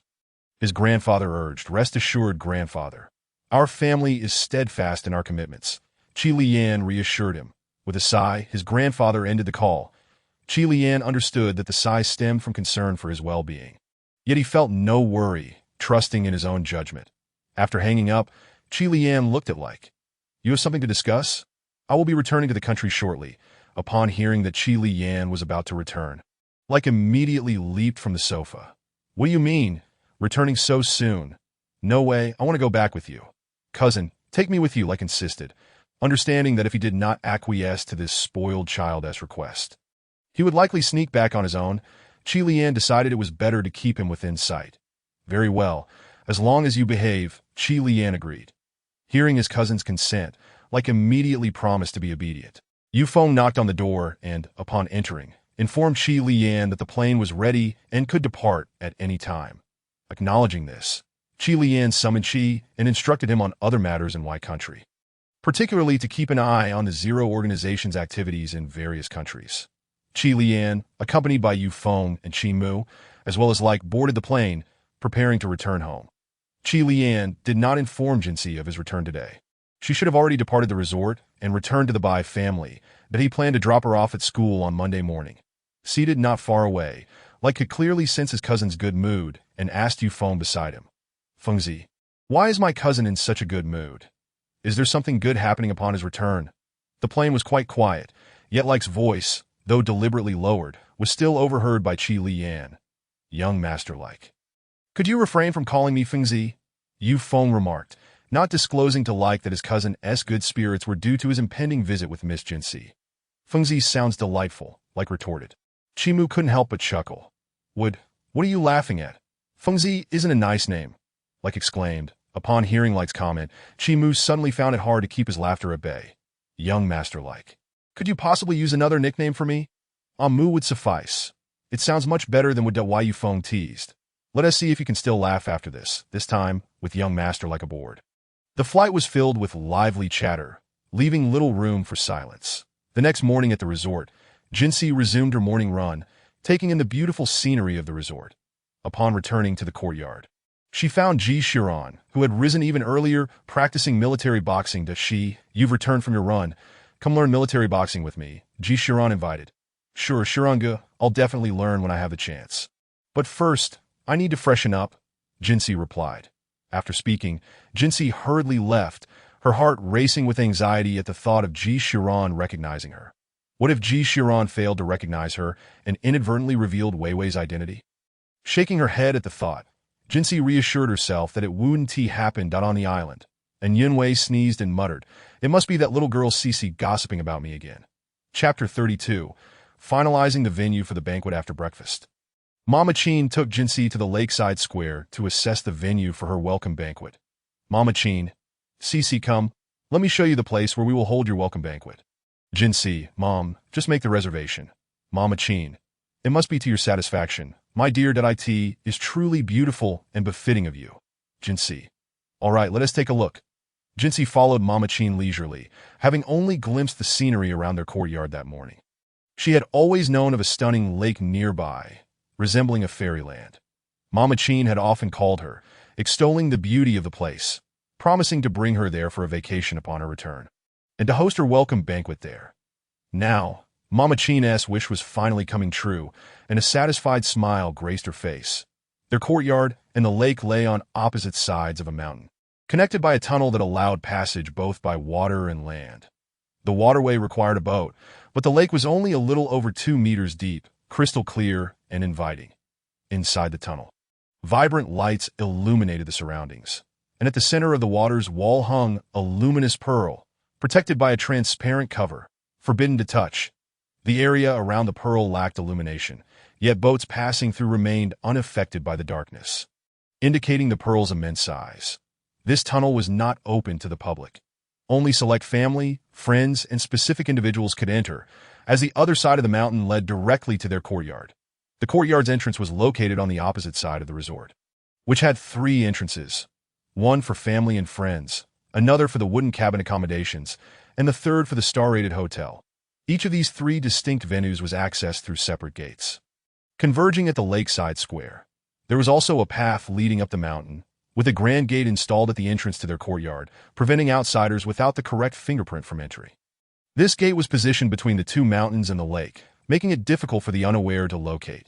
Jinxi and Mama Qin chose the lower tunnel, as Mama Qin was not fond of climbing. Even though the mountain was not particularly high, Bai Papa and the others had also joined them. Despite having visited countless times, today's purpose was primarily to accompany Jinsi in selecting the venue. As it was her first visit, Bai Qilu and Wen Tianqi had plans to show Jinsi around, along with Qi Xing, who was there to ensure Jinsi's safety but was also a friend and family member. Treated kindly by the Bai family as long as she treated Jinsi well. Bai Papa caught up with Mama Qin and Jinsi, and as they entered, they encountered a flight of stairs bordered by the crystal-clear lake. The lights above cast a colorful reflection upon the water. At the bottom of the stairs was a path made of bluestone, leading approximately 50 meters to the docking area. Bai Papa took Mama Qin and several girls on one boat, while the rest of the group boarded another. They all used simple kayaks, and the journey across the water would take approximately 3 minutes. Once on the boat, Jinsi dipped her hand into the lake, immediately feeling the refreshing coolness of the water, an excellent choice for a hot summer day. Bai Papa noticed Jinsi's playful gesture and gradually steered the boat forward, cherishing this rare moment of her childhood. Jinsi had been quite mature since the age of 3, rarely displaying childish behavior. Her family longed for her to live without worries, to indulge in moments of childishness and express her temper, wishes they had always held dear. Seeing Bai Papa's slow pace, Bai Qilu and the others followed suit. Ji Xiuran, unfamiliar with Jinsi's usual demeanor, observed her childlike innocence at that moment that if others were aware of his thoughts, they would have remarked on how fortunate he was to witness Jinsi in such a light for the first time. Despite the slow pace, they soon reached the opposite shore, whereby Papa assisted Mama Qin while she held Jinsi's hand as they disembarked. Bai Qilu and Wen Tianqi, feeling neglected, exchanged glances. Wen Tianqi mused. Am I not their biological child? Bai Qilu. Mom and Dad, are you ignoring us? Mama Qin. You're grown now. Do you still need our care? Bai Papa. Dear, let us focus on Cici and not them. Bai Qilu stamped her foot and looked to Wen Tianlin, who upon seeing his sister's pitiful expression, felt a pang of sympathy.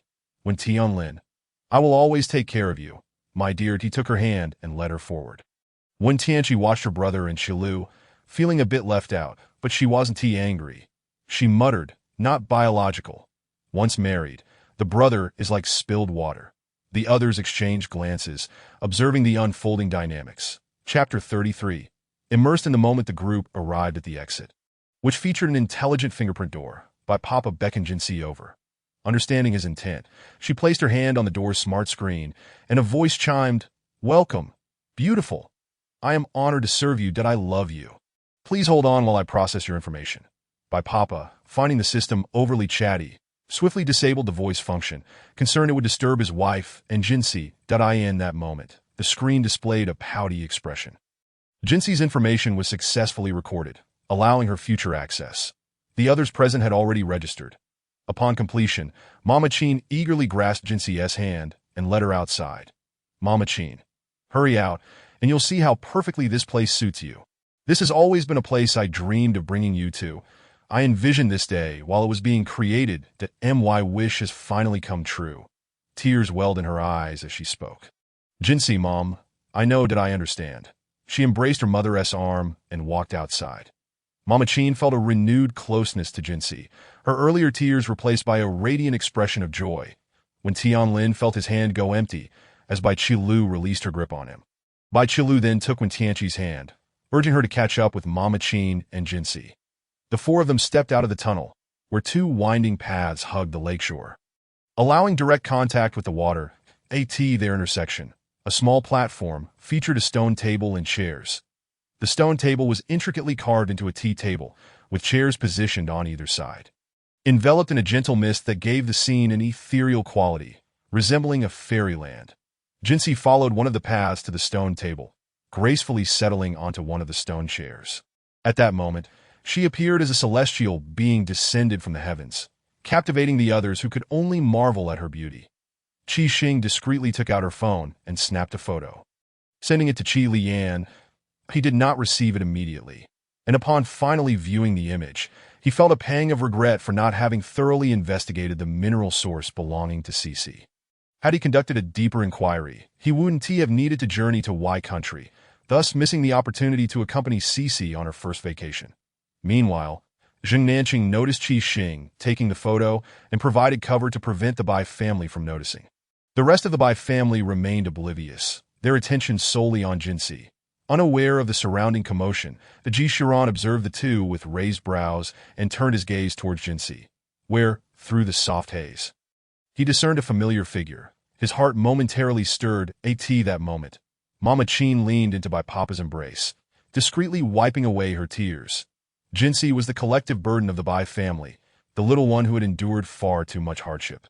Papa gently patted Mama Chin's back, while when Tianlin held Bai Qilu close. Bai Chiwen and Bai Qiming exchanged glances, their eyes glistening with emotion. Their family was finally reunited, though Grandma had passed. They felt her presence remained among them, hoping for the day they could truly be together again.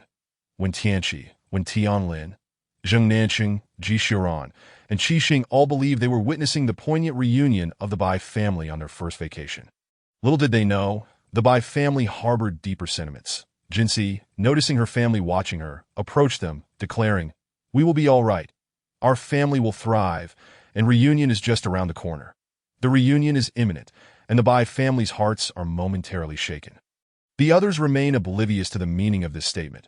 However, it is of little consequence, as the Bai family understands it well. Jinsi, "Mom, let us head upstairs."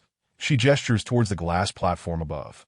Qin Mama, having released herself from Papa's embrace, wipes away the corners of her eyes and replies, "Yes, let us go take a look." Descending from the glass platform leads straight to the square.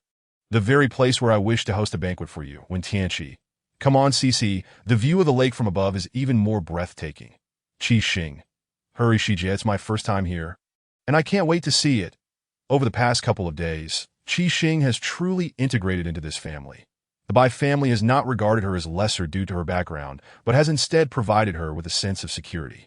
Despite her usual vigilance, she has revealed a more youthful side that if Qi Shang were to witness Qi Xing now, he would scarcely believe it, yet this has always been his wish as an older brother. Jinsi feels a sense of comfort seeing Qi Xing like this. Every girl should embody a sense of innocence and joy. Jinsi, "Let us go." As she passes by Ji Xiran, she notices an unusual glint in his gaze directed at her. Presently, she is indifferent to whether he acknowledges her presence. It suffices that he does not confess to having seen her. Wei Wei has yet to leave the island, rendering Ji Xiran unable to locate her. Jinsi has changed a bit since a few years ago, making her less recognizable. Ji Xiran, "Cici, have we met before?" Chapter 35. Homecoming. Ji Xiran's inquiry is scarcely above a whisper, audible only to him and Jinsi. She chooses to ignore his question, pretending she has not heard it, and swiftly walks past him. Upon reaching the glass platform overlooking the lake, the water gleams in 5 distinct colors, creating a stunning visual display. Below, she can see the stone platform she ascended earlier, with stone tables and chairs shrouded in mist, resembling a paradise. Jinsi stretches her hand towards the sky, brushing against the rays of light filtering through the clouds. Qi Xing discreetly snaps a photo to send to Qi Lian. This time, Bai Qilu notices and also takes out her phone to openly capture Jinsi's image. "Qin Mama, Shi Bao, let us take a photo together. Soon we'll have a family portrait." Jinsi, "Sure." When Tianqi, "Don't forget me." When Tianlin, "Aunt Qin, count me in." Zheng Nanqing, "Aunt Qin, don't leave me out." Bai Qiming, "What business do you have in our family portrait?" Bai Papa has already wrapped his arms around Qin Mama's waist, ready for the photo. Bai Kaiwen and Ji Xiran remain silent, yet their steps lead them in the same direction to this moment. Qi Xing raises her hand from behind, exclaiming, Me, I can take your picture. My photography skills are exceptional." One photo after another is taken. Qi Xing's skills truly shine, as she is trained in various aspects. Photography being a key skill essential in urgent situations to capture clear and useful images. After the photo session, they descend to the square, which is spacious enough to accommodate thousands. It features flower beds, grassy areas with cushions for relaxation, baby cradles, wooden horses for children, swings for couples, and a large jade stone inscribed with the words "was who," revealing the lake's name. Qin Mama, Shi Bao, during the National Day holiday. "We plan to host a homecoming banquet right here in this square. What do you think?" Bai Papa, "Let us invite families from our circle in Kyoto who have good relations with us, as well as our business partners, to introduce them to our CC. Bai Qilu, I'll invite some friends from the entertainment industry. They will surely envy how beautiful CC is. That I want them to be jealous that I have such a stunning sister." When Tianqi rolls her eyes at Bai Qilu, thinking she is already enviable enough without further inciting jealousy. Zheng Nansheng. Cici, I will definitely be there. By Qiming. Why is it that you're always around? By Kaiwen. Cici, if you have any ideas, let your brother take care of them. Jinsi. I'll follow Mama's lead. Qin Mama. I'll quickly arrange everything. Let me know if you need anything. And I'll handle it all. Jinsi. Okay, Mom, I'll also invite some of my classmates. Qin Mama. Yes, make sure to invite your classmates. By Papa. Let us go. We'll take Cici to see the little courtyard we prepared for her in the Wooden House Village. The group heads to the Wooden House Village, where the cabin reserved for Jinsi mirrors the one she used to share with her grandmother in the countryside. The furnishings are identical, and upon seeing them, Jinsi's eyes well up with tears as she recalls her time living with her grandmother. Bai Papa designed the space to provide Jinsi with a comforting place to reminisce about her grandmother. Jinsi, thank you, Mom and Dad. I really love it here. Qin Mama, Shibao, we will always be by your side. By Qilu, Cici, our family will never be separated again. The three men of the Bai family nod in agreement. The others, upon seeing this courtyard, finally grasp what Jinsi's previous life was like and understand the significance of her living in the countryside with Grandma. They realize such arrangements must have deeper intentions. After a brief tour of the resort, they return to their own courtyard, as they are set to head home later that evening. Although tomorrow is a weekend, everyone has their own commitments. Qin Mama, everyone seems a bit tired. Let us rest a while and have lunch before heading back. All right, Mama, everyone replies in unison. The men seem fine, but Bai Qilu and Wen Tianqi are genuinely fatigued, while Jinsi and Qi Xing feel relatively refreshed. Bai Qilu and Wen Tianqi head back to their rooms, while Wen Tianlin accompanies Bai Qilu. Bai Papa joins Qin Mama to rest as well. The other men gather in the courtyard for tea, while Jinsi takes Qi Xing to the fruit garden filled with grapes, where they relax in a pavilion, enjoying the grapes in a delightful atmosphere. Meanwhile, Qi Lian, after finishing a call with his grandparents, notices the photo Qi Xing sent of Jinsi, a girl basking in sunlight, embodying pure beauty. He regrets not having been there with her in the country. Unable to sit still any longer, Qi Lian rises to find Yufeng, determined to return to the country immediately, as his grandparents are waiting for him to bring someone over. Like, seeing him in a rush, is unaware of the circumstances, recalling the earlier moment when he incessantly questioned Yufeng during the flight. Chapter 36. How dare you say I'm incompetent after lunch? The group sets off for home. Bai Papa and Qin Mama serve as the drivers and assistants, with Wen Tianlin in the passenger seat beside Bai Qilu, while Jinsi, Wen Tianqi, and Qi Xing occupy the back. Bai Kaiwen and Bai Qiming drive back on their own, and Ji Shiran also departs separately. Ji Shiran, reluctant to return home due to his grandfather's directive to arrange several matchmaking meetings in the coming days, is compelled to comply, yet already has someone in mind. Until he secures the right partner, he cannot disclose this to his family that Ji Mama has already begun scheduling his dates and potential partners. And Ji Shiran has gathered some information about one woman, seemingly connected to the YR group. He intends to verify the details, postponing any inquiries about Jinsi for the moment. Unbeknownst to Jinsi and in Yunwei, one has narrowly escaped inquisitions while the other is on the verge of being discovered. Upon returning home, it is already evening. Uncle Wang greets Jinsi with enthusiasm. Miss, did you enjoy your time at the resort? Is the venue confirmed? Are you hungry? I can have dinner prepared for you right away. Jinsi smiles and responds. Uncle Wang, the venue is set at the Wuzhu Square in the resort, and I had a wonderful time over these past 2 days that I'm not hungry yet. I'll wait for Dad, Mom, and my siblings to return before eating. Uncle Wang. Very well, miss. You should go rest. Qi Xing. Hello, Uncle Wang. Jinsi. This is Qi Xing. You can just call her Xiao Qi Qi Xing. Yes, Uncle Wang. Please just call me Xiao Qi Uncle Wang. Of course, Xiao Qi, let me know if you need anything. Qi Xing beams. Thank you, Uncle Wang. I'll be sure to trouble you often. After introducing Qi Xing, Jinsi takes her back to their respective rooms in the little courtyard, while the others are busy elsewhere and do not return immediately, providing the two of them a moment to wash up and rest. Uncle Wang observes Qi Xing's lively demeanor and wonders where Miss found such a spirited girl. Upon realizing Qi Xing's surname is Qi, a thought crosses Uncle Wang's mind, appreciating how fortunate it is for the Miss to have someone like her by her side. Meanwhile, Qi Lian and his companions have returned to the country. Like does not visit the Ji family, but goes directly to Qi Lian's place, planning to see the Ji family elders tomorrow. Presumably, Grandma has already called to inform them of his arrival. And he must also pay a visit to the Chi family. Upon arriving home, Like collapses lazily onto the sofa. Chi Mu, young master-like, you should really get some exercise, after just a few hours on a plane and in a car. You already this exhausted. That one T do. Hearing Chi Mu's admonition, Like immediately jumps up and retorts. Chi Mu, do you know that you shouldn't T someone T do to a man? How dare you say I'm incompetent? What am I incapable of? Chi Mu, you see, your exhaustion indeed pales in comparison to our physical well-being. You cannot even measure up to Qi Xing. Lei Ku, it's futile to reason with you. Yu Feng, kindly take him away to AT this moment. Yu Feng was suppressing laughter so intensely that his stomach ached. Upon hearing young master Lei Ku's request to escort Chi Mu away, he immediately seized Chi Mu and departed. This young master can be quite difficult to appease when angered. Chi Mu, evidently still oblivious to where he had erred, left Yu Feng in a state of helplessness. Pondering whether to label him naive or foolish, Qi Li Yin sent a message to Jin Shi. Shi, I must attend to some matters at the company tomorrow.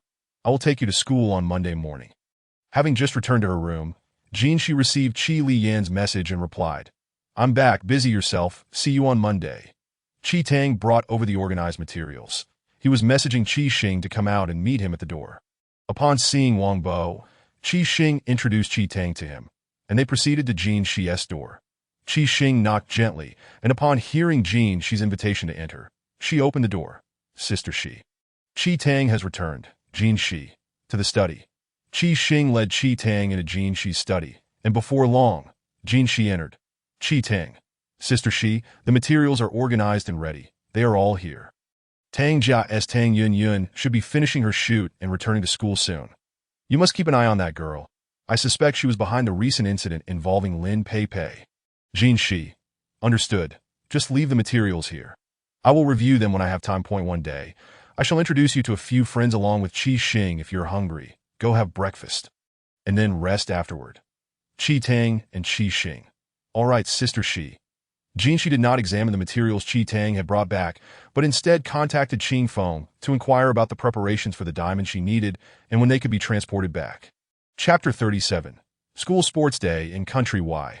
Qing Feng was coordinating with Qing He and Qing Yu about how to ensure the confidentiality of the transportation of the diamonds needed by Sister Shi. At that moment, Qing Mo returned, looking weary and travel-worn. His once fair complexion had darkened, and he bore panda eyes along with unshaven stubble, presenting a rather haggard appearance. Qing He, incredulous and slightly teasing. Did you escape from a disaster? How did you end up like this? Your work didn't even seem related to mining. Qing Mo lazily sank into the sofa, half closing his eyes. If you had gone, you'd probably have returned looking worse than I do now. Brother Feng, I'm hungry. After eating, I need a good sleep. Qing Yu. I'll go prepare a meal for Brother Mo. It won't take long. Qing Mo. Thank you, my little you darling. Qing Yu. Brother Mo. Wait for me. Qing He. Stop. You two have had enough. Can you refrain from grossing me out? Qing Feng. They've been like this since childhood. You wouldn't understand the amusement in their banter. Qing He waved dismissively at Qing Yu, wearing an expression of disdain. Hurry up, or else your Brother Mo will starve to death. Qing Yu ignored Qing He and headed straight for the kitchen to prepare some of Qing Mo's favorite dishes. The kitchen was always stocked with their necessities. There were no servants here, so everyone cooked for themselves when they had time, that if too busy, it was often Qing He's secretary who brought food over, or they would eat out. The other three had just finished breakfast, and Qing Feng was preparing to head to the mine to check on the diamonds needed by Sister Shi. With Qing Mo back, Qing He and Qing Mo could take the diamonds back to their homeland. The watch vibrated twice. A message from Jin Shi arrived. Qing Feng saw that she was inquiring about the diamonds, and he replied, They should be ready for extraction today. Qing Yu and I will head to the site shortly. Qing Mo is already back, and this side is in the capable hands of Qing He and Qing Mo. The 0 tasks have been completed as well. We'll return the day after tomorrow. Once the diamonds are extracted, Qing Yu and I will head back home. Jin Shi, upon reviewing Qing Feng's update, messaged Qing Ying, instructing her to finalize the auction arrangements for Mei and Haishur over the next few days and to begin organizing a diamond auction in Kyoto. Just as Jin Shi was finalizing her plans, a maid knocked on the study door. Young Miss, Mr. and Mrs. Bai have returned and are calling you to the main house for dinner. Jinshi had just intended to review the materials prepared by Chi Tang when the maid knocked. She stood up, opened the door, and walked past the maid, leading the way. Wang Bo approached Jinshi. Young Miss, Mr. and Mrs. Bai are already waiting for you in the dining room. Jinshi. Thank you. Wang Bo upon entering the dining room. Jinshi heard Mama Qin's voice. Shi Bao, come sit. You must be hungry. Your father had to resolve some matters at the company and returned a bit late. So next time, don't wait for your father and me. Jinshi smiled warmly at her mother. I'm not hungry. I wanted to wait for you to return together. Papa Bai felt touched that his little daughter could wait for them. Dining together as a family created a lovely atmosphere. In the future, they would ensure to inform Shishi in advance if they would be late for dinner. The three older siblings had their own affairs to attend to and often did not require arrangements. The two sons frequently missed meals, and the eldest daughter could not return home while filming. Now, with Shishi at home, the situation was different. She would return every day for school unless special circumstances arose. Papa Bai earnestly told Jinshi, Shishi, if your father and I cannot return for dinner, we will let you know in advance. Your siblings are often busy and may not return, so you must remember to eat on time. It's not good for your stomach to be hungry for too long, that if you feel like eating something, let Wang Bo know, and he will take care of it. Mama Qin nodded in agreement. Yes, Shi Bao, you mustn't starve yourself. Bai Qi Lu also advised Jinshi. Shishi, your father is right that I often go out to film and seldom return home for meals. If your sister comes home, she'll let you know, and your brothers are very busy, so don't wait for them. You need to eat more. You're too thin. Jinshi touched her leg. Pondering that she didn't seem particularly thin, she glanced at Bai Qi Lu's figure and understood what her sister meant by being thin. Bai Qi Lu wore a light green long dress today. Her waist delicate, and her skin was as tender and fair as a baby's, that her upper body was alluring, and her long legs complemented her captivating peach blossom eyes, making her appear exceptionally endearing. Jinshi felt a sense of inferiority when comparing her figure to her sister, Esta Jinshi. All right, Papa and Mama, let us eat. I'm quite hungry. Papa and Mama Bai. Let us eat. Let us eat. Our Shi Bao, Shi, is hungry, Bai Qi Lu. Let us eat, Papa and Mama. The following day on the weekend, Jinshi did not go out, and her family members were all busy with their work. She had already received Qing Feng's message in the morning, stating that they would return to their homeland with the diamonds tomorrow. Next week, during her break, she planned to personally create gifts for her family. In the afternoon, she received a call from Yu Ting Ting, informing her that the sports day would commence tomorrow afternoon, and the class was going to buy sports uniforms today, asking if she wanted to join.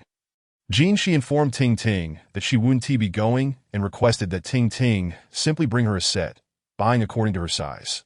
Qi Lian also came to the company over the weekend. He had spent the past few days in country while handling diamond-related matters, while domestic affairs had piled up immensely. Leica left early in the morning for the Ji family's old residence. Old Master Ji knew that Leica had returned with Qi Lian, and he personally called to invite him over today. His sister had been abroad for decades, and as her brother, he had missed her dearly. The Ji family would always be her safe haven. Although she was married, there was no division of family in old Master Ji's eyes. The Ji family also had her inherited properties. As for her descendants, both old Master Ji and old Madam Ji held them in high regard, caring for them more than their own grandchildren. Every time she returned, they were more attentive to her than to their own kin. The Ji family avoided the intrigues common among other prominent families, believing that the larger the family, the more they should unite to thrive for generations. The Qi, Ji, and when families all shared this belief. Chapter 38. The Ji family old residence. Upon arriving at the Ji family's old residence, situated on a hillside in the Western District, Leica found that it housed numerous high-ranking military officials and leaders. The courtyard was not the grand estate one might imagine. There were guards at the entrance, and entry required checks and registration. The higher one's status, the more elevated their residence. The Ji family's old residence was situated 2 levels below the mountain's peak. Originally, the Ji family was supposed to reside on the 2nd level, but old Master Ji preferred the current location of the courtyard, wishing to avoid any apprehension from those above him. He only aimed to fulfill his duties. Showing no interest in the highest positions, protecting the nation and its people was his responsibility, as was safeguarding his own family, a mission he needed to accomplish in his lifetime. Presently, the attention given to him and his descendants from higher authorities stemmed from the recognition that no one in their family would be granted his position. Thus, while others navigated the undercurrents of political maneuvering, the G family enjoyed peaceful and tranquil lives. The G family's old residence was enclosed by walls nearly 2 meters high, with an additional layer of protective netting. After all, Old Master G held a high position, and extra security for the courtyard was necessary. The main entrance was also manned by a soldier with a distinct handle assigned by the higher-ups. And no other families raised any objections. Lei Kud drove himself over. He visited Z country every 2 years and had become quite familiar with the roads in Kyoto, allowing him to navigate without a driver or GPS. After passing through security checks, he drove directly to the old residence's entrance, where a new soldier awaited. Earlier that morning, the soldier had received notification from the superior that a family member of a high-ranking official would be arriving today. And upon seeing the license plate, he knew to allow entry. The soldier saluted upon seeing the plate. "Good day," opened the grand door, and allowed Like's vehicle to enter. Like's car came to a gentle halt in front of the young soldier. He sincerely expressed his gratitude, saying, "Thank you, born into the royal family of country Y." Like was accustomed to the soldier's salutes. Yet when faced with the charming duty personnel, he always bestowed upon them the utmost warmth and affection. The young soldier smiled and said little more.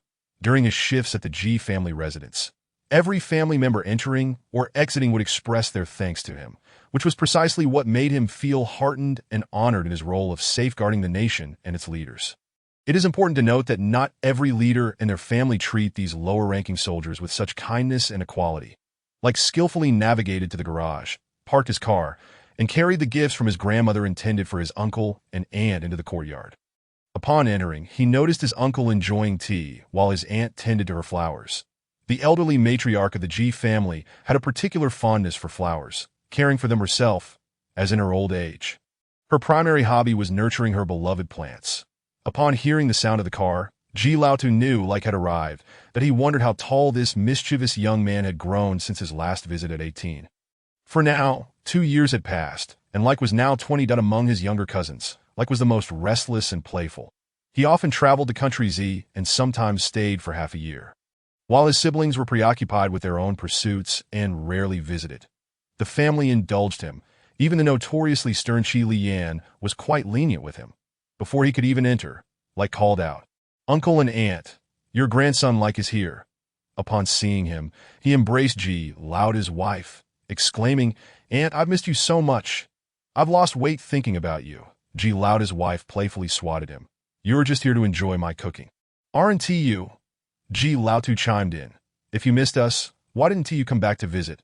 Like, recognizing the need to placate his uncle, promptly sat across from Ji Laotu, sipping the tea that had been poured for him. "How could I not visit you, uncle? I've been busy with further studies these past 2 years. But now that I've completed my work, I'm here to see both you and Aunt." Ji Laotu's satisfaction was palpable, and he refilled Like's cup. It was no surprise that Ji Laotu held a special affection for Like. Despite Like's carefree demeanor in public, he always made time to accompany Ji Laotu for tea and chess upon returning to country Z, never exhibiting the impatience typical of youth. Like genuinely cherished the tea brewed by Ji Laotu, though he lamented his inability to master the art of tea-making, still far from Ji Laotu's skill. Even though others deemed Like's tea quite good, Like patiently joined Ji Laotu for tea and assisted Ji Laotu's wife with her flowers. Over the years, he was the only one who found joy in spending time with the elderly couple. While other younger relatives were preoccupied with their own careers in country Z, that the grandchildren had their own studies and interests, and fortunately, the elderly couple did not require their constant company, content with Like's occasional visits, which never felt burdensome. Sometimes, Qi Liyan would also sit and play chess with Ji Laotu. "Aunt, I'm eagerly waiting for the dishes you've prepared for me that I didn't eat enough last night. So I plan to indulge today," Like said cheerfully. Ji Laotu's wife responded with several affirmations. "Good, good, good." Yet her pace did not slow. Ji Laotu looked at Like and said, "Let us go accompany your uncle for a game of chess." Like replied, "Of course. But today, you must go easy on me. It's been a while since I last played, so I need to get back into the swing of things." Ji Laotu chuckled, "You cheeky boy.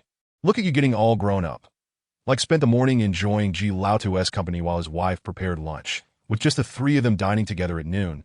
After the meal, The elderly couple needed their afternoon rest. Miss Zheng, who has been assigned to care for the elderly, has already prepared your room, young master-like. Would you like to rest now? Like had grown quite familiar with Miss Zheng, who had always cared for the elderly couple. Over the years, she had remained a constant presence, and now, with her advancing age, 2 additional helpers have been appointed to assist her. Did I want to return to my room just yet? Miss Zheng, I'll step out for a while and should be back around for this afternoon, like replied. Very well. Young master-like, did I ask there anything special you'd like for dinner? The old lady has instructed that tonight's meal should cater to your tastes. As the family in Kyoto should be returning, Miss Zheng mentioned, relaying the old lady's instructions regarding the evening's arrangements. You know what I like, Miss Zheng. Just prepare what you usually do. Why taste haven tea changed. I'll be on my way now. I'll return shortly. With that, he gave Miss Zheng a warm embrace. Miss Zheng smiled, noting how unchanged like remained, his character consistent over the years. She was well aware of how well the Ji family treated her, and how like and Qi Lian regarded her as family, that as long as she remained loyal to the Ji family, they would always treat her as one of their own. Chapter 39. The Pink Series after leaving the Ji family residence. Like had no destination in mind other than the shopping mall owned by the Qi family, that he was there to pick up a newly ordered smartphone.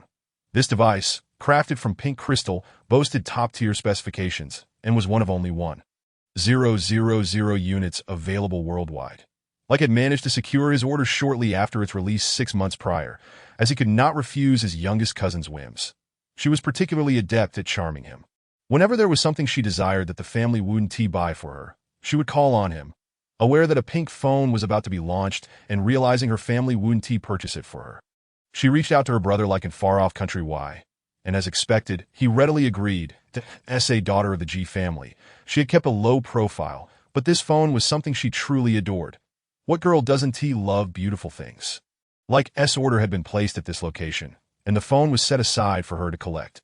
However, after receiving a call yesterday, he decided to personally retrieve it today, intending to surprise her that evening. In the shopping mall parking lot, like parked his car and made his way to the YG Digital Specialty Store. The phone was a new smart device developed by YR Group, designed to recognize its owner. Once bound to a user, only that individual could unlock the device. Even if turned off, its location remained active, and it could communicate with its owner, acting as a personal assistant. Upon entering YG, a service representative greeted him. Good day, sir. Which product can I assist you with today?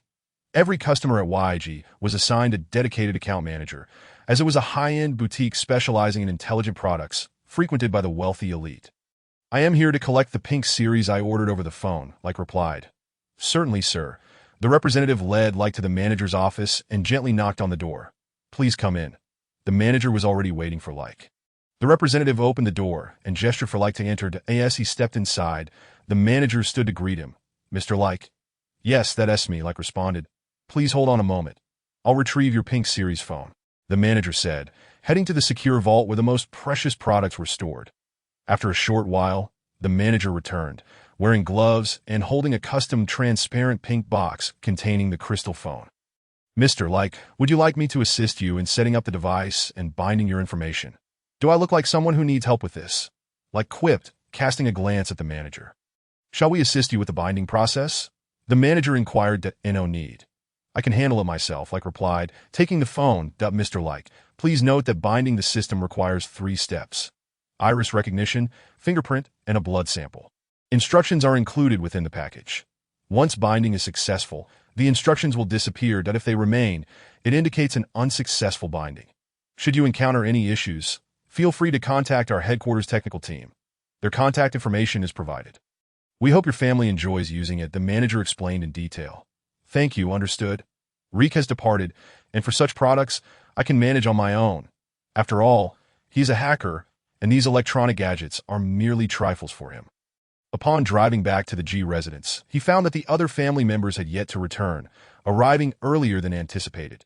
The elder Mr. G and Mrs. G had already risen and were in the courtyard, where the old man was not sipping tea or playing chess, but was engaged in conversation with his wife. The Mrs. G maintained a stern demeanor, playfully pushing him away, indicating he should not approach. Uncle and Aunt, I'm back. Aunt, did Uncle upset you again? Reek remarked with a hint of mischief as he observed the old man as Schadenfreude. I was trimming this flower here, and he kept meddling, insisting I shouldn't cut it this way or that. Quite bothersome, Mrs. G retorted, rolling her eyes at her husband. Seeing that his wife was genuinely displeased, the old man quickly admitted his fault. Yes, it was my mistake. I shouldn't have offered my opinion. Please don't be angry, my dear. With that, he gently tugged at Mrs. G's arm, but she swatted his hand away with a huff, ignoring him. Where's Chin Chin gone? This pink box you have is quite lovely. Who is it for? Do you have a girlfriend? Bring it here for Aunt to see. Mrs. G, spotting the box in Rika's hand, assumed he had a romantic interest. I do not have a girlfriend. If I did, I would tell you immediately, Reek replied with a sense of resignation. This is obviously for Lele. It's a pink gift intended for a girl. Who else could it possibly be for? Has Lele asked you for something again? You're indulging her too much. The old man guessed correctly. Uncle, you're quite perceptive. Since Lele likes it, I bought it for her. She's my only little sister, and if I don't spoil her, who will?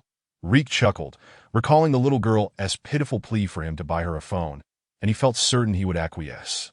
This little sister of his had an undeniable charm, and he found himself unable to resist her whims. Alas, it's a pity for that girl.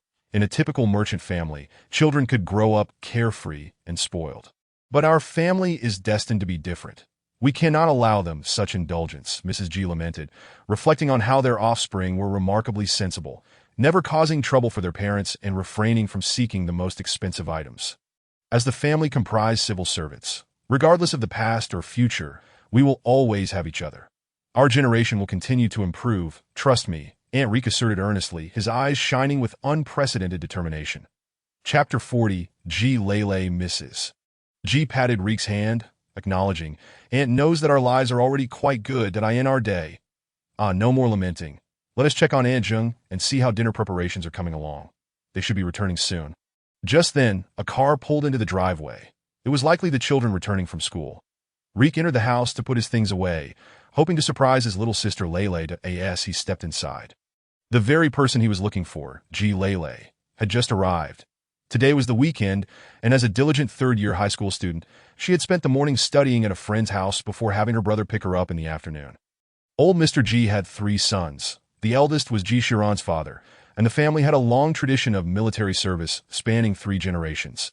The eldest son married Tan Xian, a member of the esteemed Tan family from Beijing. Besides Ji Shiran, there was another son named Ji Shuyang, who was a sophomore in college to Ji Ershu, a doctor, married Fanya. They had fallen in love at university. Fanya's parents were ordinary workers, but the Ji elders were quite pleased with her. They had a pair of twins, Ji Xiuqin and Ji Bingbing, with Ji Xiuqin working in research and Ji Bingbing, like their father, also becoming a doctor. To Ji Xiaoshu was in business and married Yunyuan, the only daughter of the Hai family. The two met by chance. Unaware of each other's backgrounds at first, the Ji Xiaoshu found his wife a handful.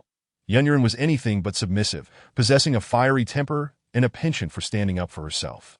They had one daughter, Ji Lele. Ji Lele was collected by Ji Shuyang, who had a basketball match today and had to go to school early before returning in the afternoon, effectively becoming Ji Lele's chauffeur.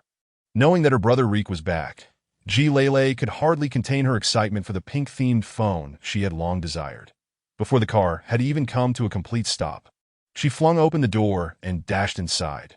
Lele, slow down. The car isn't stopped yet. If you fall, you'll be crying, Ji Shuyang cautioned her, as the family still regarded Ji Lele as a little child. The Ji family had 2 daughters. Ji Bingbing was always sensible, and they hoped Lele could retain some of the carefree innocence of childhood. The entire family, including Ji Bingbing, doted on her, ensuring Ji Lele grew up to be a brave, kind, and occasionally feisty girl. I can't wait. I'll go in first, brother, Ji Lele exclaimed. Rushing ahead, the Ji Shuyang smiled indulgently at his sister. Observing her spirited nature, she was already on the cusp of college, yet remained so vivacious. Upon entering the house, Reek had already set his things down and came downstairs. The Ji Lele immediately wrapped her arms around Reek's, playfully demanding, Brother, where's my pink series phone? She giggled foolishly after speaking. Reek loved to tease her. Oh, there isn't one. I was supposed to reserve one for you, but then some mishap occurred and it fell through, so before he could finish, Ji Lele pouted. That's impossible. You must be lying to me. Right, just go get it. I don't believe you. She pushed Reek playfully, indicating he should retrieve her phone. Ji Shuyang entered just then and saw Ji Lele pushing Reek upstairs, prompting him to inquire about the situation. After hearing the exchange, he shook his head. I can't believe this. Whatever Lele desires, even if it means plucking stars from the sky, you'll fetch it for her. Old Mr. G emerged from the study, having just returned from a phone call, and Mrs. G joined him from the kitchen. Upon hearing Ji Shuyang's remarks, both elders nodded in agreement. Seeing her allies arrive, Ji Lele instantly transformed into the picture of a well-behaved child. Assisting her grandfather to sit down, Grandpa, Reek is always bullying me, she complained. Old Mr. G patted her head. Your brother Reek dotes on you, giving you whatever you want. He is just teasing you as for how you can get it from him. That is something you'll have to figure out on your own. His words carried a deeper meaning. Hearing her grandfather's words, Ji Lele's face brightened as she turned to Reek. Brother, thank you. Whatever kind of sister-in-law you need in the future, I'll take care of it for you. How about it? I'll solve your lifelong affair for you. So can you please give me my phone? She added with a cheeky wink. Reek grimaced. I appreciate it, but let us see how you perform today. That if I'm satisfied, I'll hand over the gift to Ji Lele beamed. It wouldn't be too hard for her to behave well. And she was eager to impress him. Yes, everyone else was still away. The few inside witnessed Ji Lele putting on a performance, pouring water for Reek, and giving him a back rub. Her grandparents watched her attentively as she catered to everyone. By the time the rest of the family returned, they were all amused by the scene. Dinner at the G household was filled with laughter, largely thanks to Ji Lele, who was putting in every effort to win her dream Pink Series phone. Eventually, it was only after old Mr. G intervened, instructing Reek to stop teasing the little girl and to quickly present her with the phone, that Reek finally relented. After dinner, Chi Lian took Reek back home. They did not stay at the G residence, for Chi Lian had to drive his daughter Cece to school the following morning. On Monday morning, after finishing breakfast, Jinsi arrived at the front gate and spotted Chi Lian's car, waiting. As she approached, she realized that it was not Chi Lian driving today. She opened the back door and sat beside him. Chi Lian introduced her to his assistant Yu Feng, who was driving, and Reek, who occupied the front passenger seat. The Chi family followed closely behind in their own vehicles. Initially, Reek had no intention of waking up so early. But Yu Feng and Chi Mu arrived at his room, insisting that there would be a surprise at the office today, and he was easily convinced that he had planned to tease them if there were no surprises. But to his astonishment, there truly was something significant awaiting him. While waiting at the Bai family's entrance, Reek inquired, Cousin, who are we waiting for? Are we waiting for Mingo? He knew a few of the Bai siblings, and Bai Qiming often spent time with them. Chi Lian's gaze remained fixed on the Bai family's entrance, and he did not respond to Reek's question. That moment, a girl emerged from the Bai family, and Chi Lian's face broke into a smile. Reek was taken aback. Was this truly his cousin? Following the direction of Chi Lian's gaze, a delicate girl clad in a school uniform emerged. Glancing back at her cousin before turning to look out the window, in that instant, Lei Ke grasped the truth. This was the surprise Yu Feng had mentioned to Chi Mu. Yu Feng started the car towards Kyoto Academy.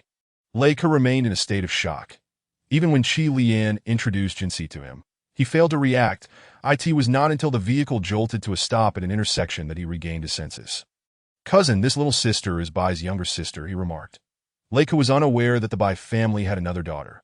During his gatherings in Z country, everyone had mentioned Jinsi, leading him to believe that Bai only had one daughter. Bai Qilu. Chi Lian, in a good mood, merely responded with a nonchalant and did not pursue the conversation further. Is there a sports event today? Has Jinsi signed up for any events? He inquired. Jinsi has signed up. She should be competing in the last 2 events tomorrow afternoon, came the reply. All right, just don't overexert yourself. I have to go to an event the day after tomorrow afternoon. So I'll pick you up after school, Chi Lian said, to which Jinsi nodded lightly to indicate her understanding. Jinsi and Qi Xing alighted from the vehicle to head to school, while Chi Lian parked across from the campus. Now that Qi Xing was by Jinsi's side, he no longer needed to wait outside the classroom. If anything arose, Qi Xing would signal him. Chi Lian watched Jinsi and her companions enter the school before instructing Yu Feng to drive to the company. Unable to contain his curiosity, Lei Ke asked Chi Lian, Cousin, you are so kind to Jinsi. Are you perhaps indulging in a relationship with someone significantly younger? A stern glare from Chi Lian silenced him. And he added, Wait, doesn't that mean Jinsi could be my future sister-in-law? Is Anne aware of this? I don't know. I'll tell her when I return that I no need to speak out of turn, Chi Lian warned. Understood, cousin. You must be planning to surprise Aunt and the others. Lei Ke sighed softly, muttering, "Oh dear, poor girl," caught in the clutches of an older man. Chi Lian shot him a sharp look, prompting Lei Ke to close his mouth in submission. While Yu Feng chuckled to himself, knowing this revelation would certainly astonish the young master. After the morning classes concluded, the group headed to the cafeteria for lunch, as soon as Yu Tingting entered the dormitory. She insisted Jinsi try on the sports uniform to ensure it fit properly. If it didn't, they would need to change it quickly, since it was required for the afternoon. The athletes of Class 5 wore a unified sports uniform, as did the cheerleading team, that Yu Tingting had already washed the uniform for Jinsi, allowing her to wear it straight away. Unable to refuse Yu Tingting, Jinsi changed into the uniform, which fit perfectly. Satisfied, Yu Tingting urged Qi Xing to don his uniform as well. She also changed into her own, then took out her phone to snap a photo of the three, posting it in their class group chat. The chat erupted with excitement upon seeing the pictures of the three beauties, prompting others to share their own. That's too ugly. Could you refrain from posting such unflattering pictures? One complained that no, you're the ugly one. Look at yourself. You're hardly a sight for sore eyes, came the retort. The class monitor's photo turned out rather lovely. Yet the most stunning remained that of the three beauties. Tingting, how did you take such a great picture? I can't seem to replicate it. That I use the newly released Meisho app, but honestly, it's not just about the software. We three are simply beautiful, she laughed. Seriously, I can't take it anymore. Let's take a group photo this afternoon. Has the teacher's outfit been delivered? Yes, it fits well. The teacher said he would lead the cheerleading squad this afternoon. That should be quite entertaining. They chuckled. The midday passed in a flurry of messages within the group chat. Chapter 42. The sports meet begins at 1 p.m. The classmates of Class 5 arrived punctually at the classroom, with participants preparing their numbers and the cheerleading team designing their formations and slogans. When Teacher Fong entered, he was heartened to see the students united. This was likely their last sports meet together in high school. Students, today marks our final sports meet of high school life. That I hope those competing achieve great results. That I will cheer alongside the cheerleaders, and together we will create glory for Class 5. Yes. Let's work together in unity. I will do my utmost to earn a place. Me too. I will as well. The students voiced their determination, while the cheerleading team chanted, Class 5, press on, fearless youth, pursuing our dreams. As the cheers echoed, the students of Class 5 made their way to the sports field. The sports meet commenced at 1:30 p.m., with the principal and school leaders taking their places on the podium. With the principal's announcement, the first group of athletes entered the track, and the cheerleaders were ready. In total, 10 events were contested that afternoon.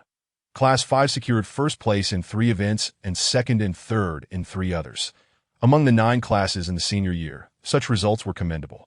Teacher Fong was pleased and treated the whole class to milk tea. Yu Tingting also participated in the 400-meter relay, and before her event, she urged Jinsi and Qi Xing to cheer for her. Jinsi, you must cheer for me. Promise? Of course, I'll run alongside you. Jinsi replied. Great. I'm sure I'll come in first. As the race commenced, Yu Tingting, the third runner, expressed her nervousness. Jinsi, what if I get anxious? I need to use the restroom. I'll accompany you. It'll be your turn soon. Just stay focused. Qi Xing encouraged. The cheerleaders rallied, chanting, Class 5, press on. Fearless youth, pursuing our dreams. Yu Tingting clenched her fists, making a gesture of encouragement. Let's go. As Jinsi joined her, running alongside her when she received the baton, Qi Xing followed closely behind. The results were announced. Class 5 had come in first. Yu Tingting embraced Jinsi, bursting into laughter. That we did it. First place, how amazing. Jinsi smiled softly in response. We placed first. You were fantastic. Come on, Jinsi, let us go ask Teacher Fong for our reward. Teacher Fong already prepared milk tea for us, Jinsi informed. Really? Why wasn't I aware? You were too nervous earlier to hear, Jinsi explained. Oh. Let us hurry before they take it all. Don't worry, I've already set aside ours. Qi Xing reassured to Xing. You're the best. Qi Xing thought. What else with the Xing nickname? Can Ti Tingting refrain from calling me that? Jinsi, let us go out for dinner tonight. I'm craving crawfish. Qi Xing remained silent, glancing at Jinsi, who nodded in agreement. Yu Tingting gleefully went to fetch their milk tea. Jinsi had already called home to inform them she would be taking Qi Xing and her classmates out for dinner. Upon dismissal, the trio did not take a car. They headed to a nearby street filled with various delicacies. where Yu Tingting led them to the crawfish restaurant she frequented. The owner recognized Yu Tingting, having grown fond of her from her frequent visits. "Welcome, Tingting. You brought friends today? Go find a seat inside." The owner greeted. "Thanks, Aunt Wong. These are my dear classmates. Tell Uncle Wong to prepare extra for us. We're celebrating my first place finish. First place. That is wonderful. I'll have Uncle Wong whip up your favorites. Today, it's on me. And you two, don't hesitate to ask for anything you want." "Thank you, Aunt Wong." Jinsi and Qi Xing chorused.